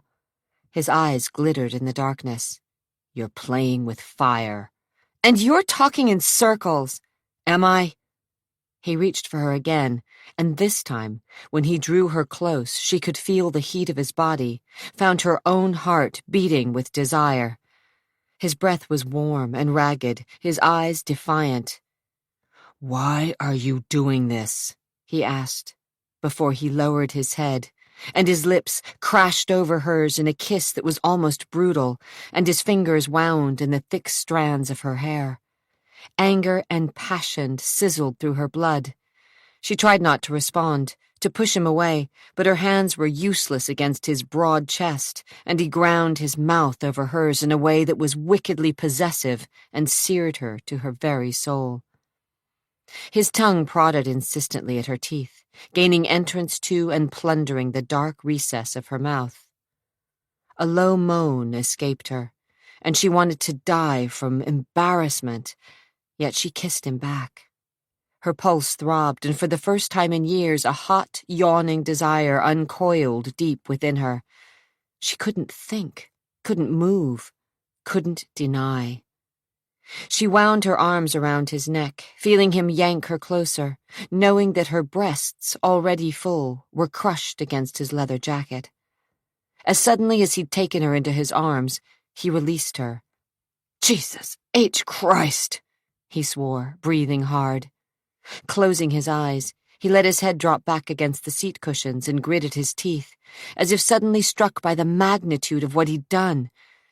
It seemed as if he were mentally willing his desire away. "Damn it, Cat! What is it you want from me?" I'm not Cat," she whispered, horrified. A deep stain crawled up his neck as he realized his mistake. "And you're not London. Look, we can't do this." "I don't want to—" The glare he sent her cut her to the bone. "And don't give me any crap about wanting to be friends. I think I just proved we're way past that." She swallowed with difficulty. Desire pulsed through her veins. "Zachary, I can't. This isn't—" "What isn't?" His eyes flew open, and he searched her face as if he intended to kiss her until she finally shut up. For several heartbeats, she felt his indecision. "Hell!" he ground out before reaching for her again, and roughly folding her into his arms. He kissed her without restraint, his lips anxious and hungry, his body hard and straining against hers as he forced her back against the seat, his weight pinning her. Again his tongue delved deep, and she felt the hardness between his legs. She should stop him, but she couldn't. Delicious little flames of desire lapped at her, caused her lungs to constrict. He kissed her lips, her face, her eyes, his hands restless but not moving from her back. When he finally lifted his head, he glared down at her, and there was hatred in his eyes, intense, self-loathing hatred.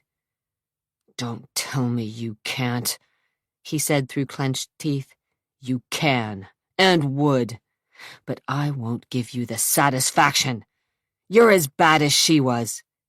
He struggled to a sitting position and reached for the door handle. "As who?"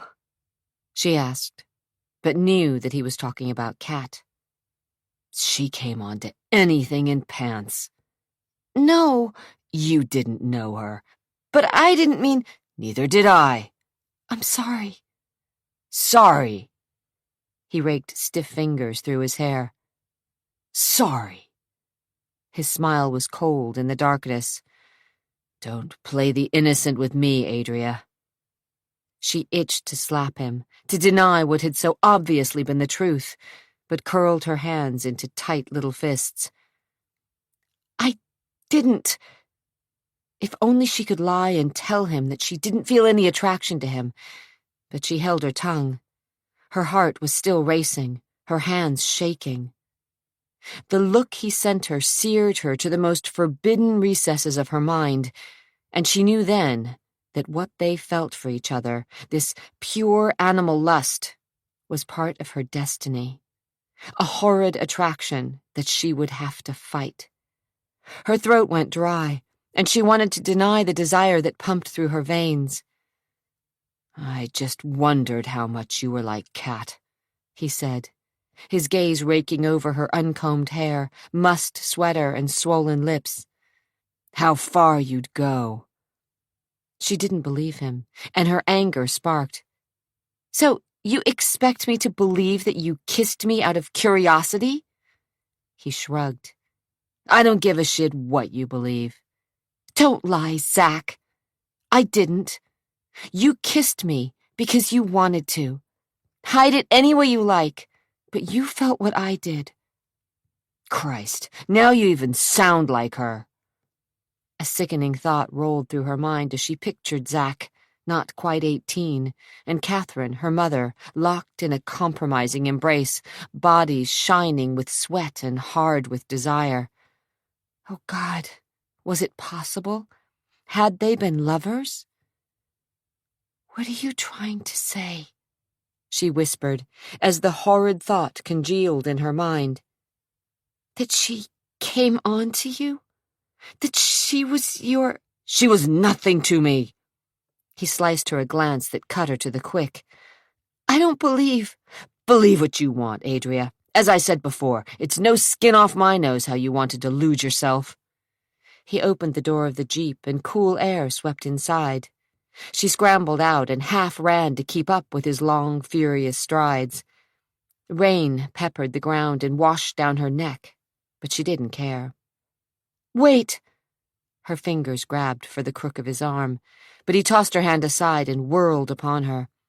His face was twisted into a mask of rage, and he seemed larger than ever in the darkness. Rain caught in his black hair before trickling down the contours of his face and disappearing beneath his collar. His lips flattened, and the neon lights from the restaurant reflected red and blue in his eyes. I don't know what you want from me, Adria, but you'd better be careful. You might just get it. He turned and walked up 2 long, low steps to the porch of the log cabin. Adria had no choice but to follow him. Slowly, counting to 10, she followed his path, shouldered open the door, walked through a pine-paneled vestibule, and found him standing at the bar, one boot resting on a tarnished brass rail, his elbows propped on the battle-scarred surface of glossy cherry wood. I already ordered for you, he said as the bartender, a slim woman with kinky blonde hair and red lipstick, slid 2 frosted glasses of beer to him, then deftly snatched up the bills he'd left on the counter. His eyes met Adria's in the mirror over the bar, and his gaze had become cloudy again. Come on, let's grab a table. He cocked his head to an empty booth. Adria tried to put a lid on her simmering temper. Though she was boiling inside, she slid onto the cushions and accepted the beer, his notion of a peace offering. Zach gulped half his beer in one swallow. Anything else you'd like to know about the Danvers family? He asked with a scornful lift of his brow. Whatever you want to tell me. That's the problem. I don't want to tell you anything. I think it would be better if you just packed it all in and drove off to Bozeman. Bellamy. Whatever. Now you're sounding like the rest of your family. God forbid. He muttered and drained his glass. He signaled for another drink, which a waitress, a heavier version of the blonde bartender, brought over along with menus. She winked at Zachary as if they were long-time friends, then smiled at Adria. Refill? Not right now. I'll give you a few minutes to decide. She moved to a nearby table, and Adria kept her voice low. You know, she said, not really believing her own words, despite what you said earlier, we could be friends if we tried. He made a sound of disgust. Friends. His lips curved into a smile without any warmth. Is that how you treat all your friends? Don't do this. You don't do it. We can never, never be friends. I thought I already made that clear. He growled, leaning over the table and grabbing her shoulders. She threw off his hands and glared furiously at him. Why are you trying so hard to hate me? He hesitated, then sighed and looked away. Maybe it's just easier that way. Dropping back onto his bench, he studied the head of his beer, and his jaw clenched. For both of us. You're afraid I might end up with the Danvers fortune, she said, realizing he was more like his family than he wanted to admit. He snorted and rolled his glass between his fingers. I don't care if you end up with the whole damned lot of the inheritance. The logging company, the sawmills, the hotel, the house in Tahoe, even the ranch. If you did, I'd say good riddance. I'm not afraid of you. I don't believe you. Your prerogative, he said with a shrug. You can be a real bastard, Danvers. You know that, don't you? One side of his mouth lifted insolently. I work at it. A true Danvers. His smile faded. Let's order. They didn't say another word to each other, and Adria watched while the waitress flirted outrageously with Zachary as she spouted off the specials of the day. In the end, they both ordered steak sandwiches. Some country song about lost love and broken hearts was overshadowed by the clink of glasses, rap of pool balls, and murmuring of differing conversations. More tavern than restaurant, the old log cabin seemed home to a dozen or so blue-collar types.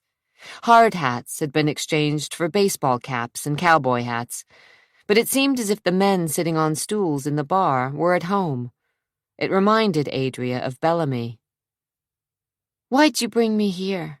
she asked as the waitress slid their drinks onto the table. It was your idea, remember?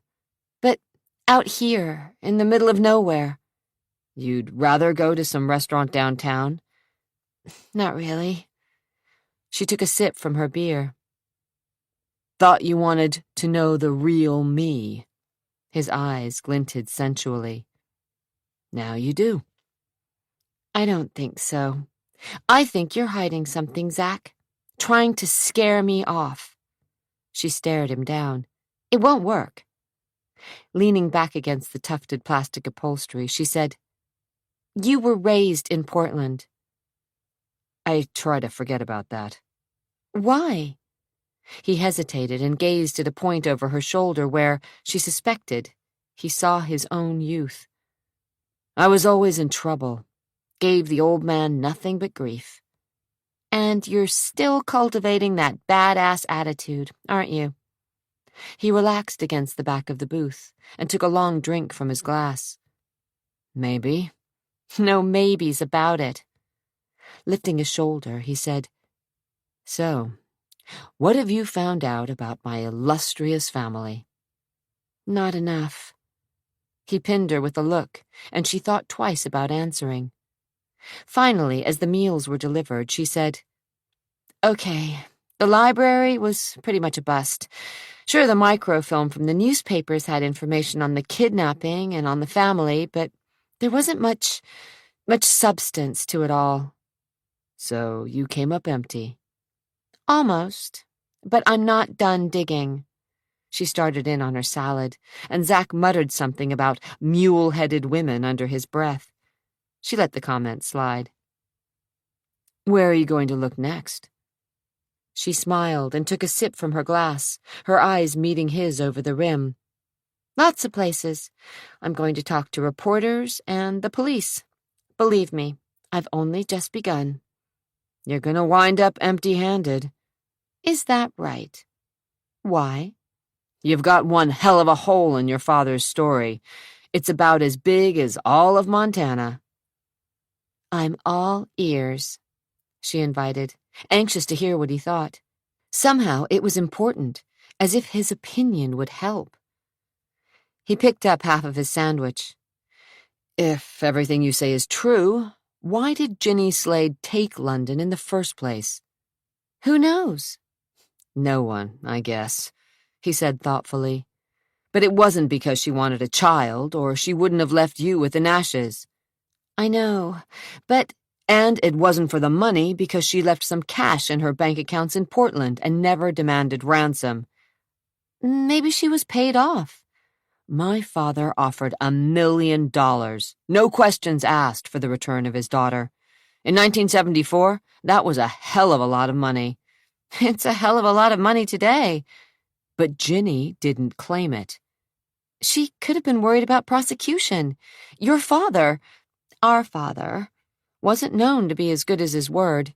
He had a reputation for retribution. The plain truth of the matter is, you might not be London. There is still one motive left, she said as she finished her beer and set the empty glass on the table. Which is? Revenge. Whit had made more than his share of enemies, Zach. He'd walked all over people, didn't care who he stepped on to get what he wanted. Seems to me there were plenty of people who would have loved to see him hurt. I just have to figure out who it is. I was hoping you would help me. Why would I bother? He asked. Because London was your half-sister. And a lot of people in town thought you were somehow behind her disappearance. I was a kid at the time. A kid who was always in trouble. A kid who had more than his share of run-ins with the law. A kid who suffered big time at Whit Danvers' hand. And a kid who was involved in some kind of mugging that night. I didn't have anything to do with what happened to London, he growled, the skin over his cheekbones stretching tight. Okay, Danvers. Now's your chance to prove it. All you have to do is help me find out who I really am. If I'm London, then your name is in the clear. The little girl didn't really die. She was raised in Montana. And if you're not? You're no worse off than you were before. At least your family and the people who care will know that you tried to find out the truth. Except, he said, nudging his plate aside. Except? Except I don't give a shit what the people who care think. He settled back in his chair and regarded her with eyes suddenly smoky with desire. Your offer's not good enough, Adria. His gaze drilled into hers. I'm not interested. Oswald Sweeney shivered in the breeze that roared off the mountains and cut through his coat. He drew one last warm lungful of smoke from his Camel and ground the butt into the gravel lot surrounding the rooming house. In his opinion, Bellamy, Montana was about as far from civilization as he ever wanted to be. He locked the car door and shuffled up the steps to the wide front porch. Inside, heat and the smell of something cooking, soup or stew, maybe, enveloped him. He heard the landlady rattling around in the kitchen, but didn't bother with any chit-chat just now. He hurried upstairs, snapped on the light, and yanked off his jacket. He hadn't found more than he'd expected in Bellamy, Montana, and that bothered him because he was already tired of this little town and its straight-arrow, salt-of-the-earth citizens. He'd suspected Adria Nash was broke, and it looked like she was drowning in red ink. Hospital debts, a large mortgage on the farm she owned, college loans, doctor bills. He had to do a little more checking to find out just how desperate she was for money. Danvers money. For the last 24 hours, he'd trudged around this podunk town and nearly frozen his butt clean off trying to pick apart Adria's story. There were discrepancies, but not many, and the part about her growing up as the adopted daughter of Victor and Sharon Nash was absolutely true. But there was more dirt yet to dig. He'd seen it in a few of the good citizens' eyes when he started asking questions about the Nash family in general, and Adria in particular. Sweeney was certain she was hiding something. He just didn't know what. The pieces, as he'd put them together from the few people in Bellamy who were willing to talk to him, linked into a straightforward picture. Sharon Nash had once been a pretty girl who had married Victor, a decent farmer a few years older than she. All she'd wanted in life was to be a wife and mother, but her dreams had been stolen away when she wasn't able to get pregnant, and medical research in the 50s and 60s was more interested in preventing births than helping sterile couples conceive. She'd gone from doctor to doctor, becoming more desperate as the years passed. When medical technology had swung around and fertility pills were available, she was too old. Fertility pills didn't work. She reluctantly accepted the fact that she was barren, and she convinced herself that God, in keeping her from having children, was punishing her for not believing more strongly in him. The farming years had been lean, and no adoption agency would offer the land-poor couple a child they couldn't afford. A private adoption, because of the cost, was out of the question. It seemed as if Sharon was destined to be childless. As the years passed, Sharon threw all her energy into the church. Though her husband rarely attended services, Sharon never missed a Sunday or a weekly prayer meeting. As everyone here on earth, her husband, the doctors, and the lawyers had failed her. She decided to trust in God completely and became nearly fanatic in serving him. Suddenly, her prayers were answered, though not through the church, but through Victor's brother's law firm. A little girl, a relative, most people thought, had become available, and, if Sharon and Victor asked few questions, the adoption could be handled. Sharon didn't need to have any answers. There were no questions. In her mind, this girl was sent from heaven. Victor was more hesitant, as he and his wife were getting up in years, but as much to help out the struggling mother of the girl, a shirt-tail relative, Sweeney had gleaned, as to keep his wife happy. Victor agreed. In the end, Adria became the apple of her father's eye. Sweeney pulled a small flask from his jacket pocket and took a warming swallow. Everything he'd found out so far was all just town gossip and speculation, the idle talk of neighbors and friends. There were no public records of the adoption, and Adria Nash, the lawyer who had handled the case, was dead, the paperwork in his office in Bozeman destroyed in a fire. It was frustrating as hell. All the information fit neatly into Adria's story and matched the testimony of the pathetic man in the video, but Sweeney could smell a rat. Something didn't quite mesh. And it had to do with money. Money she didn't have. Ms. Nash could have all the good intentions in the world, but Sweeney was certain that she was after the Danvers family fortune. Somehow she'd managed to put herself through college and graduated at the top of her class with a double major in architecture and business, but she'd only worked for a construction company after graduation. Tomorrow, he'd ask for a simple credit report that would confirm the town gossip. Then, he'd request some information from the Department of Motor Vehicles that would give him some personal insight into the woman, help him find out what it was that made her tick. He took another swallow from his flask and, without removing his shoes, dropped onto the bed. For the next couple of days, he was stuck in Bellamy, which was little more than a stoplight stuck in the middle of no goddamned where. The sooner he was out of here, the better. His only lead was Ginny Slade, a.k.a. Virginia Watson Slade, and he'd have to track her down, but it wouldn't be easy. It would take time and money, lots and lots of Danvers money. Adria rubbed the knots from the back of her neck as she peeled off her clothes. She tossed her sweater onto the bed, then stepped out of her slacks. Finger-combing the tangles from her hair, she walked to the bathroom with its cool marble floor, gold-colored fixtures, and expansive mirrors. Plush robes emblazoned with Hotel Danvers in gold script hung on hooks near a shower big enough for two. She twisted on the faucets to the jacuzzi and added bath oil from the tiny bottles the maid had left earlier. "A far cry from the Riverview Inn," she muttered as she unhooked her bra and stepped out of her panties. Within seconds, she was immersed in the warm water, letting pulsating jets ease her tired muscles. With a sigh, she closed her eyes and tried not to think of Zachary Danvers and the unwanted emotions he evoked in her. He was too sexy and raw for his own damned good, or hers. She remembered him staring at the portrait of Catherine, his stepmother, in the hallway of the Danvers mansion. There had been secrets in his eyes. And what else? Longing? Guilt? "You're making too much of it," she told herself as lavender-scented bubbles surrounded her and the jacuzzi rumbled, churning the warm water. How long had it been since she'd indulged in a bubble bath? 10 years? 20? It wasn't the kind of luxury Sharon Nash believed in, not even for a child.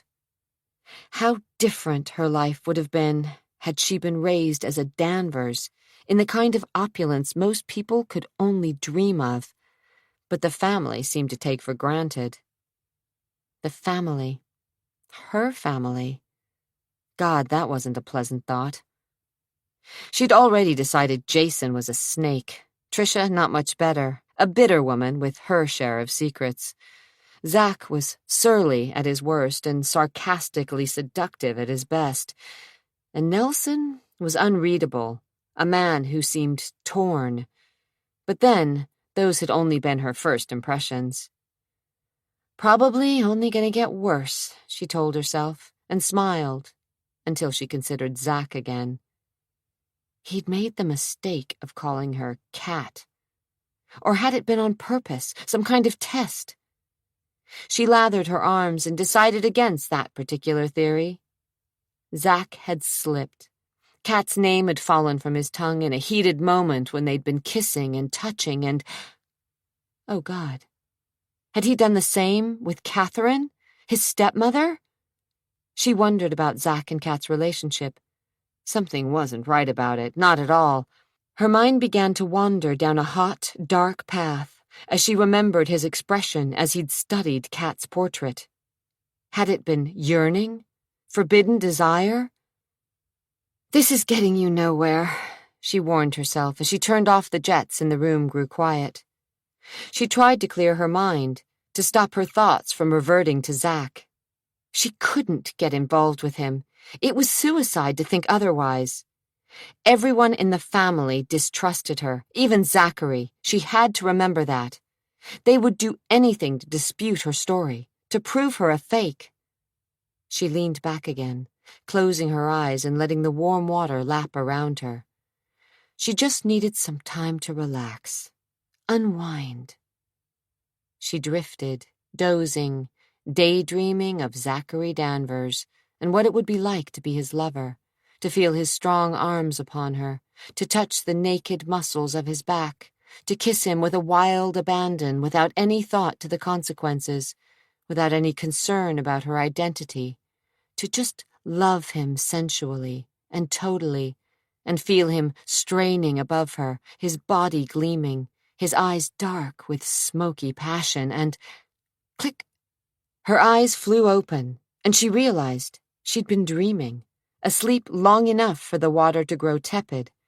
She strained to listen. She'd heard something. The door? "Hello?" she said, reaching for a towel and standing. Her skin prickled with goosebumps, and the air seemed chilled, colder than it should be. "Is anyone there?" No answer, and yet she sensed that someone had been close by. Heart thudding, she threw on one of the robes and slipped quietly into the bedroom. Nothing looked disturbed. Her clothes were where she'd tossed them, her shoes near the closet. The French doors leading to the living area were ajar, but she hadn't closed them. She walked into the sitting room where the furniture was arranged just as it had been when she'd walked in less than an hour earlier. The door was shut, but she hadn't thrown the deadbolt. What does it matter? Whoever was in here, if someone had intruded, would be connected to the family. Your family.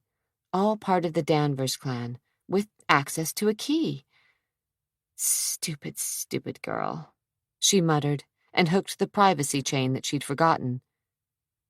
But why would anyone risk coming into her room? Is it really yours? How do you know it's not set up with spy cameras? How do you know that someone isn't looking at you right now, didn't have a view of you lounging naked in the bathtub? Stop it, she whispered under her breath. This was paranoia talking, nothing more. Still, she eyed the ceiling and walls, checking for tiny cameras, her skin crawling at the thought of unseen eyes observing her. She'd been a fool to accept a room here. The old hotel had been so recently remodeled that it could be equipped with all sorts of spy devices. After all, she didn't choose this room. It was chosen for her. by a member of the family. "Have a little trust," she advised herself, but looked at the carpet, searching for footprints or tracks that someone else had been in the room. She couldn't discern anything, and after searching through the closet and finding nothing disturbed, she donned a pair of pajamas and slipped between the covers of the king-sized bed. Nothing was wrong. Nothing. Her imagination was just running away with her, that was all. But deep in her heart, she didn't believe it. Not for a second.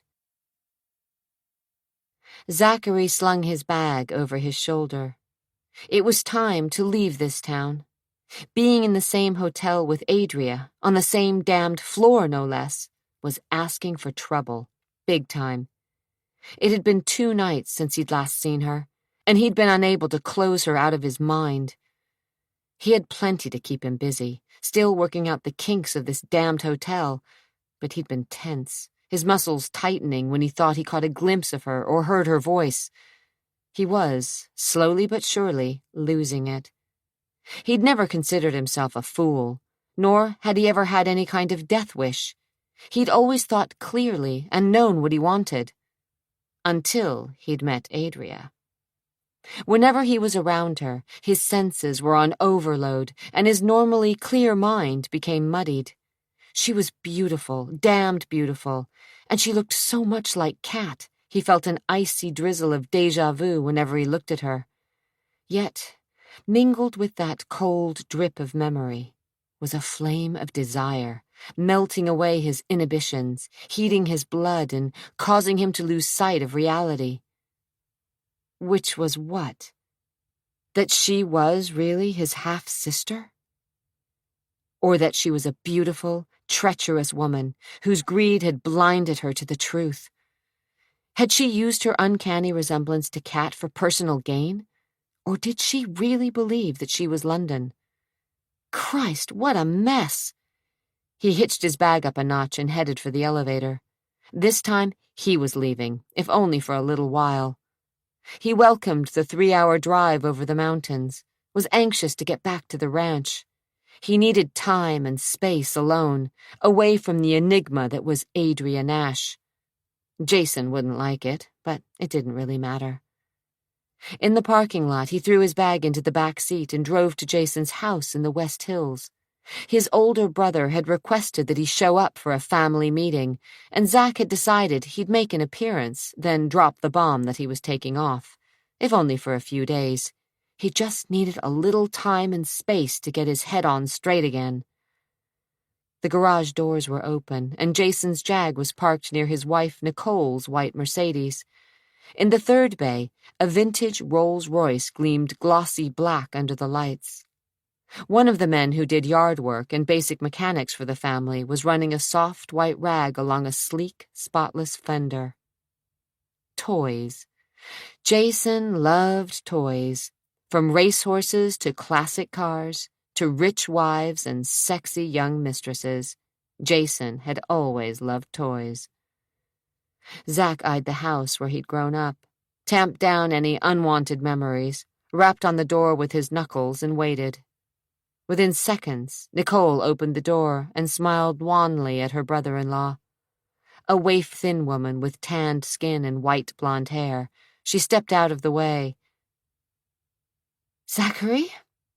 "Is Jason here?" "In the basement." "Good. I'll see myself down," he added, when she seemed intent on leading him down the stairs he'd played on as a kid. He and Nelson had slid down the staircase in cardboard boxes, raced each other up and down the steep steps, and been hauled downstairs whenever Whit wanted to discipline them. Whit, one hand on the back of Zach's collar, the other clenched firmly around his belt, had dragged his second son down the stairs more times than Zach wanted to remember. Whit had seemed determined to break Zach's spirit, and despite Eunice's pleading to go easy on the boy, Whit, he's just a child, Zach had felt the razor-sharp sting of Whit's leather belt against the skin on his back, time after time. "Shit," he muttered, as the memories and pain thundered through his brain. The beatings had been brutal, but had never broken Zach's spirit. Clenching his teeth until his jaw ached, he shoved those hideous memories to the dark corners of his brain as he rounded the corner of the staircase.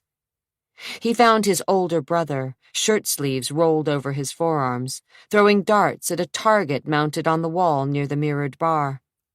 A pool table dominated the room, and a flagstone fireplace climbed up one wall. Through steamy French doors, a sauna and jacuzzi waited, and on every wall hung trophies, the heads of bear, antelope, tiger, and bison, contributions from his grandfather, Julius Danvers, who'd prided himself on being a big game hunter. A polar bear, claws extended, stood in one corner, and a zebra hide was stretched beside that of a kangaroo. Glassy eyes and snarling teeth greeted all who entered. What did you find out? Jason didn't even look his way, just threw another dart towards the bullseye. From Adria? Not much. Zack grabbed the cue ball and rolled it in his hands. His conversations with Adria had been minimal, but he did know a few facts. However, he wasn't particularly interested in sharing them with Jason. She grew up a poor farm girl in Montana. Her mother was kind of a religious nut, and her father put up with it but wasn't a fanatic. He leaned a hip against the table. She's bound and determined to see this through, no matter what the outcome. So it's her personal quest. Zack frowned and stared at the fire. I think she's just trying to find the truth. Jason glanced at him, then threw a dart, hitting the target dead on. Sounds like you're weakening where our new little lost sister is concerned. I still think she's a fake. Of course she is. He threw another dart and just missed the red bullseye. We'll watch her and she'll trip up. I'm going back to the ranch. Not now. Tonight. A tick developed beneath Jason's eye. Can't it wait? Manny seems to be more than capable. I'll be back in a couple of days. I just need to do a few things. Check what's going on at the ranch and in the office. Jason looked about to argue, but held his tongue at the sound of footsteps on the stairs. Tricia didn't bother saying a word to either of her brothers, just ambled over to the bar and poured herself a straight shot of tequila. "Where's Nelson?" she asked as she hoisted a hip onto the stool and sipped her drink. He'll be here. I heard Mother was invited too. Hell, Zack muttered, placing the cue ball back on the table. She was included in the will, Jason said. Part of her deal with Dad when they divorced. Nonetheless, she counts. Christ. Tricia motioned to the bar. Maybe you need a drink, Zack. Not tonight. She glanced at Jason. And the girl's coming too? Zack's neck muscles bunched. Adria? You invited her here? Jason checked his watch. She should be arriving any minute. Didn't want to leave her out, you know. I thought maybe we could hammer out a deal and send her packing back to the farm. I don't think so. Zack was irritated. He didn't want to see Adria again, didn't want to smell her perfume or get lost in her eyes. Look, even if she is a fraud, she looks too much like Kat to let it pass. The press will go crazy. There will be pictures in the paper, old photos of Kat put up against new ones of Adria. Comparisons are going to be made, whether we like it or not, and unfortunately, we all have to admit that the girl does look a lot like our late stepmother. I'm not admitting anything. Tricia tossed back her drink and poured herself another. I don't want to hear this. The newspapers and television reports are just the beginning. Then she'll get herself a lawyer, a good lawyer who wants some notoriety, someone who's willing to take a risk just to score big and get his face in the papers. A lot of attorneys are more interested in fame than money. Tricia snorted. Well, nearly as interested. So what do you plan to do? Zack asked, his gut twisting a little. Talking about Adria behind her back, plotting against her, bothered him more than it should have. Maybe Trisha was right. Maybe he needed a beer. Jason's lips curved into a smooth smile. What's the saying from The Godfather? I'm going to make her an offer she can't refuse. There is none. I think 100 grand will do it. Trisha's mouth fell open. You'd give her that much? Not to begin with, of course. We'll start low and try to intimidate her. But 100,000 isn't much when you think of the cost of attorneys if we have to go to court. And think of all the time the estate will be tangled up in probate. It's bad enough as it is. An estate this size takes forever. I bet the old man is sitting down in hell somewhere and laughing at us, Trisha said, lighting a cigarette and blowing smoke rings. Imagine leaving nearly 50% of his estate to a daughter he couldn't find and didn't even know if she was dead or alive. What a joke. Unless we have proof of her death, Jason reminded them both. Then her share of the inheritance can be divided among the rest of us. Zach's blood turned to ice as he noticed the cold hint of a smile curving Jason's lips. Just how far would any of his siblings go to get their hands on Whit's fortune?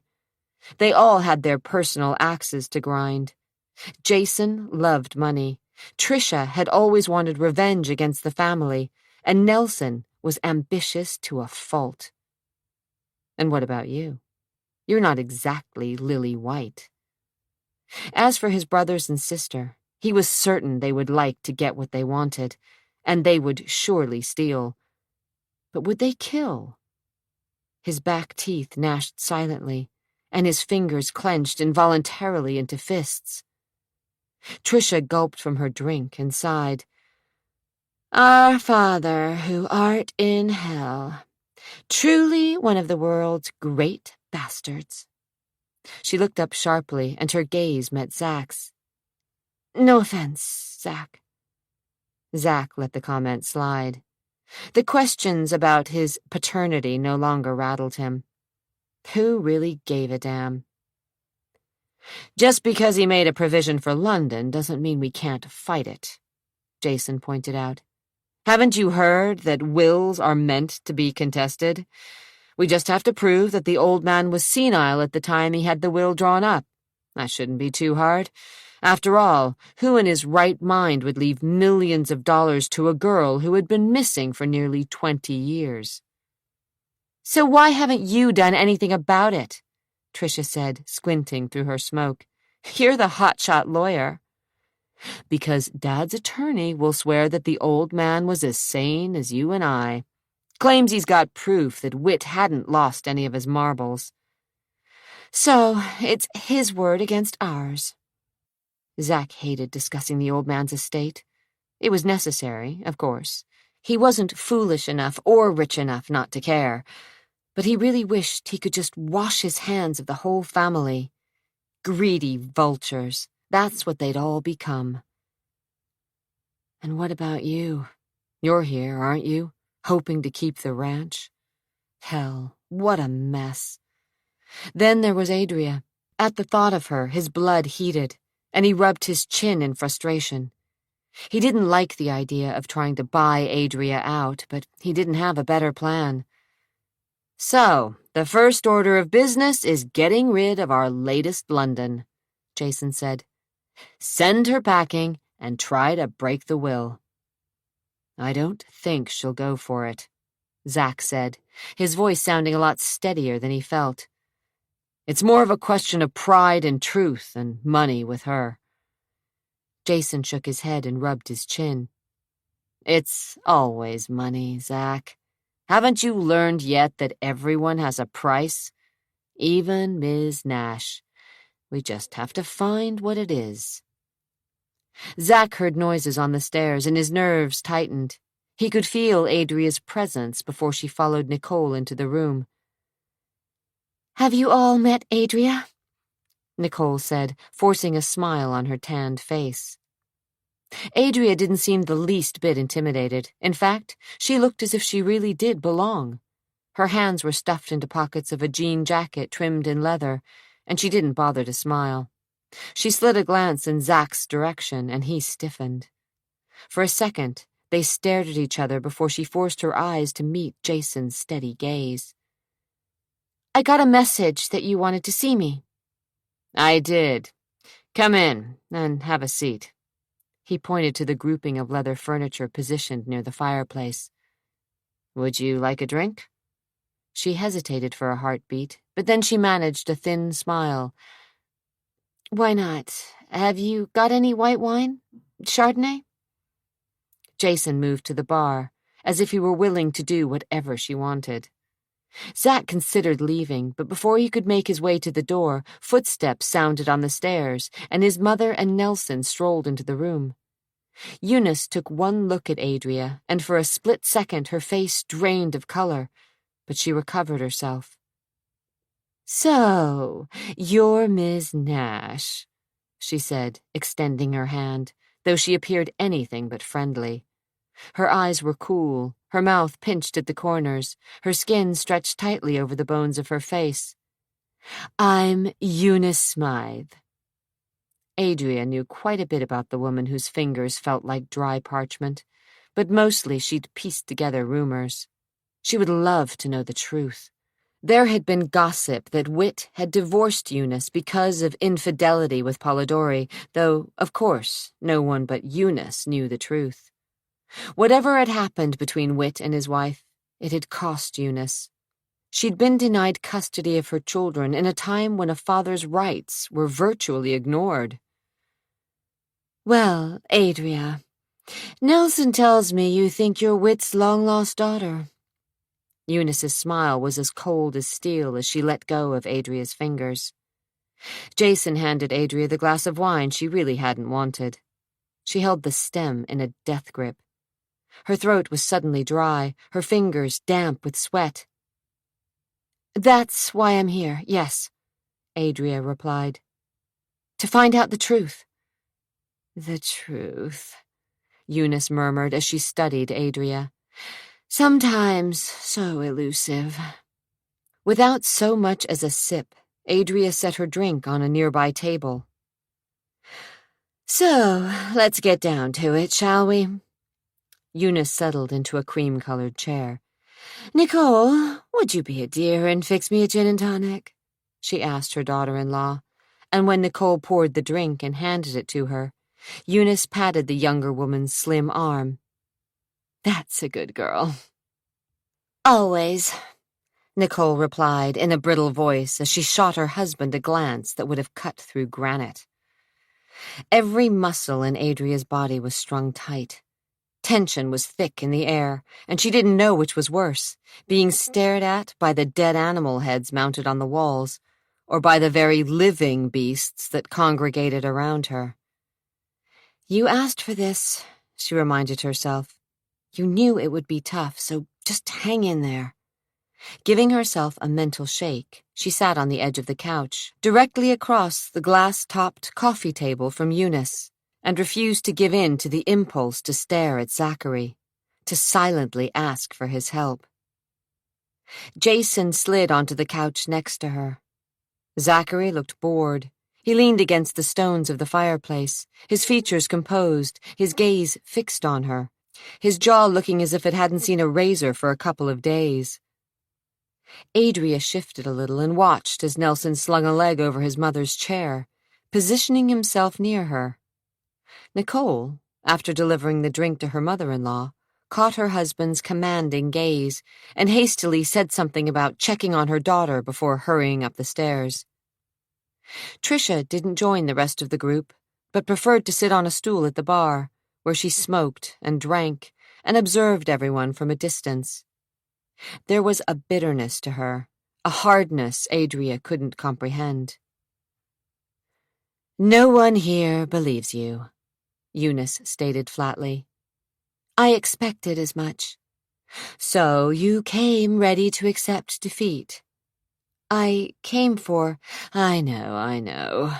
Eunice waved in the air, as if swatting a bothersome insect. The truth. Listen. She leaned closer. Let's get past all this talk about the truth, all right? It's tedious. Noble, I suppose, but tedious just the same. And we all know it's a lie. What you really want is to be taken seriously enough so that the family scrambles around and offers you a decent amount of money to go back to wherever it is you came from. I didn't? Cut the crap, Nelson said quietly. We're prepared to pay you, but you'd have to sign a document. Aren't any of you interested in the fact that I could, just could, be your sister? Adria asked. I know you're worried about the estate, but think about it. What if I really am London? Doesn't make any difference, Tricia said through a cloud of smoke. To us, you're a stranger. And if you fell off the earth, we wouldn't care. Her lips curved up just a little. In fact, a few of us might celebrate. Tricia, Eunice said sharply, then turned her attention from her daughter to Adria. She's a little harsh. Look, I don't need this. I thought you called me here to talk to me, to ask me questions, to help me find out the truth, but I guess I was wrong. She stood and slung the strap of her purse over her shoulder. Believe it or not, I didn't drive to Portland to wreak havoc on your lives, or steal your fortune, or hurt anyone in any way. Of course you did, Tricia said. Adria's back stiffened. I won't give up. Tricia, with her cigarette dangling from the corner of her mouth, clapped her hands. Bravo! What a fine performance. Stop it, Tricia! Zachary said so vehemently that Eunice's eyes narrowed on her second son. Jason ignored the outburst. We could make it worth your while. You still want to pay me off? She picked up her glass and sipped. Say 25,000? She almost choked on a swallow of wine. She had expected a bribe, but the amount staggered her. I don't think so. Jason's smile tightened. We'd be willing to go up to 50. Nelson visibly blanched, and when Adria shot a glance in Zach's direction, he returned her stare impassively. He was in on it. He wanted to buy her out, too.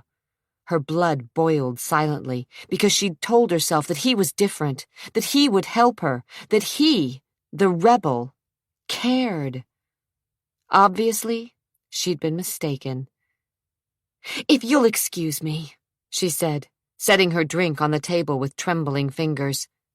I think I'll go pack. Jason was on his feet. You don't have to move out of the hotel. Of course I do. Staying there was a mistake. Only one of many. Her gaze swiveled once again to Zachary's, and this time she saw a little spark of the fire in his gray eyes. She thought about their kisses in his Jeep, the anger and passion that had radiated from him. Had it all been part of the plan to break down her defenses? Would he stoop low enough to try and seduce her, just to scare her off? Sick at the thought, she squared her shoulders, turned on her heel, and marched up the stairs. As far as she was concerned, the battle lines had been drawn. The Danvers family could rot in hell for all she cared. The locket glittered and spun, catching the light as it dangled from a worn gold chain. Cheap, a fake, like the woman who owned it. It had been a big risk sneaking into Adria's hotel room, but sometimes risks were necessary. And look what the spoils were. A cheap piece of jewelry and an even cheaper pair of panties. Oh, they were sexy enough. Black lace and not much of it.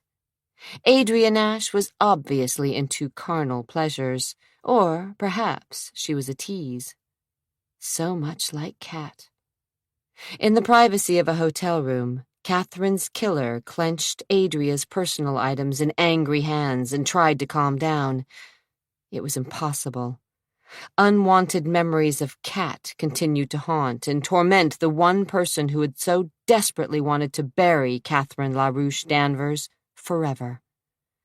Even now, as Catherine's killer stood near the windows of a penthouse suite with a view of Portland's city lights, the panorama was lost beneath visions of long black hair that gleamed blue as it fell down an unmarred back, breasts that were full and high, long legs that promised men dangerous pleasures. Cat. Would she never die? Would her image never fade? Dear God, how long would this torment go on? As long as the family is threatened, as long as there is a chance Cat's child is alive, as long as London walks this earth. Rage coursed through the blood of Catherine's killer. The locket, clenched so tightly, cut into a palm, drawing blood that was wiped with the scrap of lace Adria Nash called underwear. No, this job was far from finished. The threat still existed. Because of Adria Nash. Because of London. But that would change. Soon. Very, very soon. Chapter 14. No one believed her. She'd told the front desk, the man in charge of security, and even Zachary Danvers himself that she'd felt someone had been in her room, even though she'd insisted that she was missing her locket, and probably a few other things as well, that they had been stolen. She'd been dismissed. "You think I set you up to be ripped off?" Zach had asked when she'd called him. "I'm just telling you what happened." "While you were dozing in the jacuzzi," he'd clarified, unable or unwilling to keep the disbelief from his voice. "Yes." "And you think someone, no, make that the Danvers family, is spying on you, is that it? That we put you into a room filled with all kinds of electronic surveillance equipment, and then sent a burglar up when we caught you sleeping in the tub?" "I know, it sounds crazy, but nothing. It is crazy, Adria." "It happened, Zach." "Fine. I'll talk with security."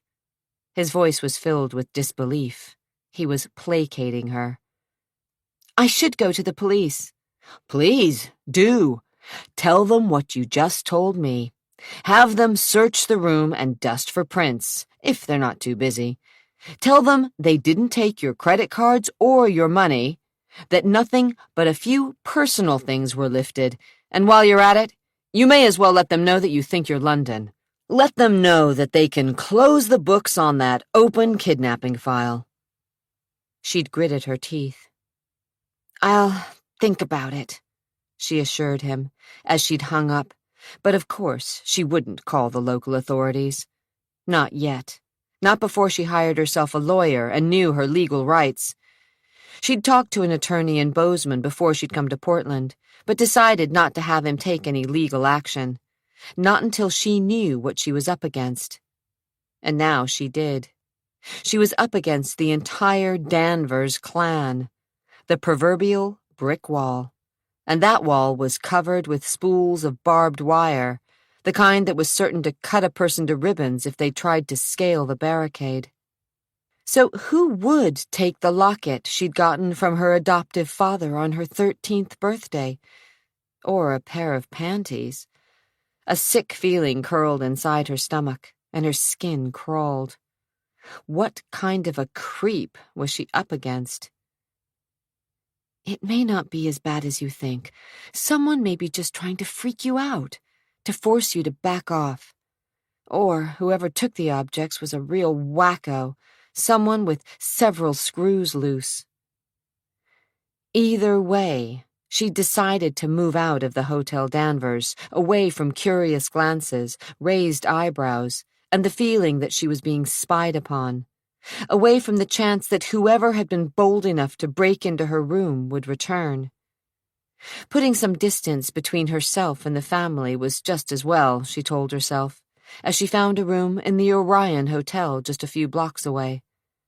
The Orion intrigued her, because it was the hotel where Zachary was supposed to have been beaten up and left for dead on the night London had been abducted. The Orion had changed hands several times in the last few years and had been updated, whereas the Hotel Danvers had been refurbished to offer a charming glimpse of Victorian Portland. The Orion was modern with plush beige carpeting, recessed lighting, and walls tinged a subtle shade of gold. What it lacked in character, the Orion made up for in convenience, with 3 restaurants, a pool, weight room, and sauna. She pored over her notes until 2 a.m. and tried to shove all thoughts of her meeting with the family out of her mind. At least she knew where she stood, and she didn't have an ally in the lot of them. Even Zachary. Some rebel he turned out to be. When it came to the Danvers fortune, he was as greedy as the rest. He seemed anxious to be out of town and rid of her and away from the problems of the estate. As she curled up on the queen-size bed, she wondered about him. He'd kissed her as if he meant it, and yet it had been nothing more than a test. She'd nearly been duped into thinking that he cared for her, but that notion was foolish. If she were London Danvers, then he was her half-brother, and a romance was out of the question. If she wasn't London, then he'd expose her as a fraud, and a romance would be out of the question. Not that she wanted romance, she told herself. She'd learned that lesson the hard way, and she wasn't going to fall for Zachary, not even if he wasn't related to her. No, all she wanted was to find out who she was. She'd fight tooth and nail to discover the truth, no matter how deeply the Danvers kin had buried it. As his jeep crested the Santiam Pass, Zachary reached into his pocket for a cigarette, then frowned at himself and scowled at the twin beams his headlights threw on the asphalt slipping beneath the rig's tires. He'd stopped smoking years ago, but since he'd first set eyes on Adria, he'd felt a growing restlessness gnawing at him, a restlessness nicotine wouldn't satisfy. Nothing could drive away the feeling except one thing: sex with Adria Nash. His lips tightened at the thought, and his jeans felt suddenly tight. She was definitely off limits. For Christ's sake, she could be your half-sister. He gnashed his teeth and shifted into fourth.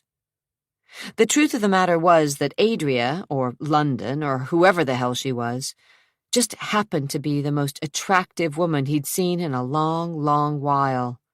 Beautiful, sexy as hell, with a quiet confidence and sharp tongue that should have repelled him, he found her more fascinating than any of the women he'd known. Even Kat. There had been a predatory edge to his stepmother that he hadn't liked, and during the time she'd set out to seduce him, Zachary had felt manipulated. While in Kat's bed, he'd felt primal and lost himself in her eroticism, but after the hot sex was over, he'd been empty, emotionally drained, and left with the uneasy sensation that he was being used. He'd tried to avoid women after Kat, but it had been difficult as the more aloof he'd become, the more female attention he attracted. The hell of it was, he loved sex. It was just that simple.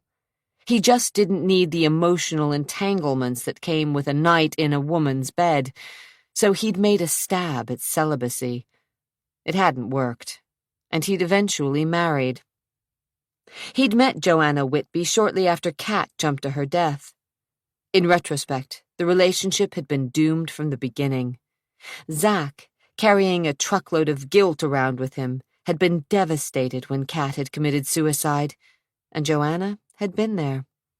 With her magical hands, soothing words, and compliant body, she'd helped him forget. He'd married her. He hadn't even suspected that she was after her slice of the Danvers family pie, but of course that had been her motive. When he'd told her he wasn't interested in the fortune, she hadn't believed him. "You can't be serious," she'd said with one of her beautiful smiles. "Zach, that's crazy." No more crazy than it is to sit around here and kiss up to the old man, just hoping that he cuts me into the will. When she'd finally figured out that Zach wasn't going to beg Whit to leave him so much as a dime, she'd found a reason to divorce him, and had moved on. Word had it that she'd remarried an older man in Seattle, a widower with no children, and now she was fixed for life. Zach hoped so. He'd learned his lesson about what women really wanted out of life, and it seemed to revolve around dollar signs. Adria wasn't any different. And she looked so damn much like Kat, it was scary. Jack Logan wouldn't give Adria the time of day. Retired from the police department, he lived in Selwood, a small community wedged between southeast Portland and Milwaukee. His cottage was 1 block off 13th, behind a warehouse that had been converted into one of the antique shops for which Selwood was famous. Adria had called and left messages on his answering machine, and, when he hadn't called her back, she'd decided to visit him. But she couldn't get past the gate at the front walk, where a snarling German shepherd stood guard. Obviously, the ex-police detective wanted his privacy. She didn't have any better luck with Roger Phelps, a private investigator Whit had used in trying to locate his daughter 20 years ago. Phelps was retired, living in Tacoma, and when Adria had reached him by phone, he told her he never discussed his clients' cases. She'd explained who she was, and he'd laughed, telling her to join the club. Apparently, he'd seen more than his share of would-be London Danverses when Whit had posted the $1 million reward. "Strike 2, she told herself, as she hung up the phone in her hotel room. Another reason she'd stayed at the Orion was in the hopes that there might be someone working in the old building who would remember back to the night when London Danvers had been kidnapped and Zachary Danvers had been nearly killed. Most of the people who had worked there had long since left the employ of the hotel. Only a middle-aged Thai woman and a man who ran the magazine shop in the lobby remained. The maid wouldn't talk to her, explaining in halting English that she didn't understand. But the man who sold candy, cigarettes, and magazines enjoyed reminiscing. "Sure I remember," he said when she approached him. "Hell, I was right here in this very booth when I saw Whit's kid stumble out of the elevator. I knew right away something was wrong with him. Course, I didn't realize who he was at the time. Not until the next day when the word hit the street." With a gnarled hand, he slapped a stack of newspapers under the counter. "The talk was fast and wild about a kidnapping or a murder of some big heist, but no one knew the real scoop. Rumor had it that the Danvers kid had been with some call girl.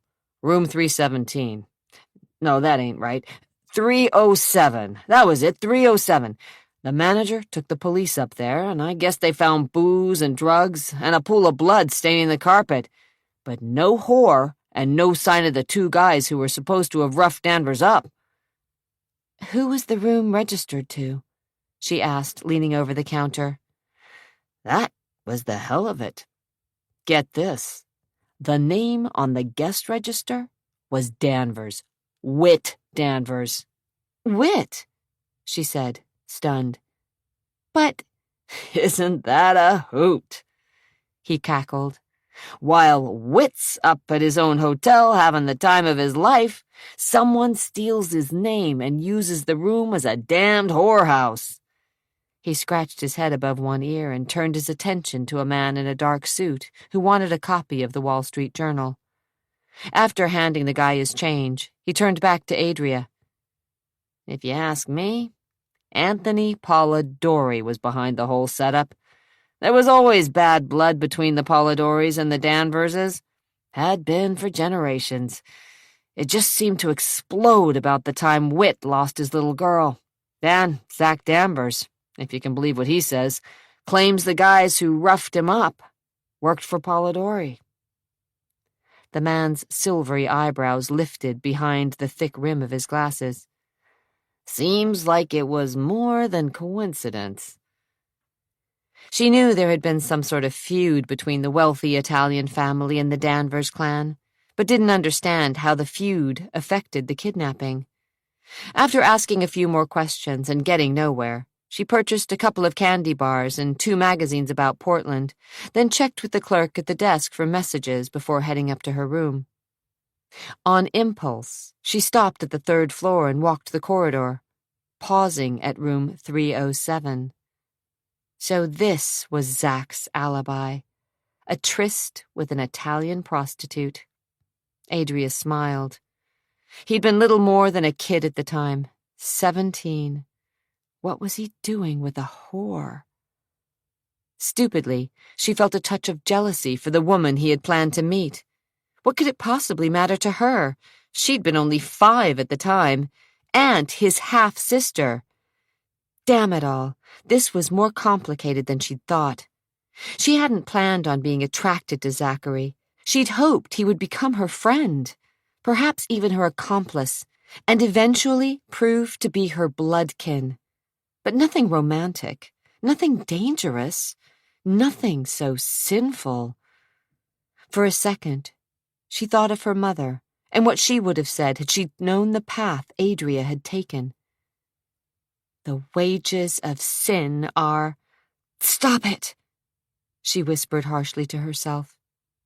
She'd already convinced herself to forget Zachary. Aside from the fact that he might be her half-brother, he wasn't the kind of man to get involved with, a rawhide, tough man who dared cross the line to the wrong side of the law, who didn't give 2 cents about what other people thought, who ran the world the way he thought it should run, rather than the way it was. A good man to avoid. Except that she needed him, if she were ever to get to the truth. Refusing to dwell on Zachary, she twisted the doorknob and turned, but the bolt was drawn, and she couldn't peek inside. Not that it would help. The room had probably been redecorated 3 times over since the night Zach was beaten to a pulp. How much of this story was true? How much fabrication? How much exaggerated by the old man in the lobby? Zach seemed to hold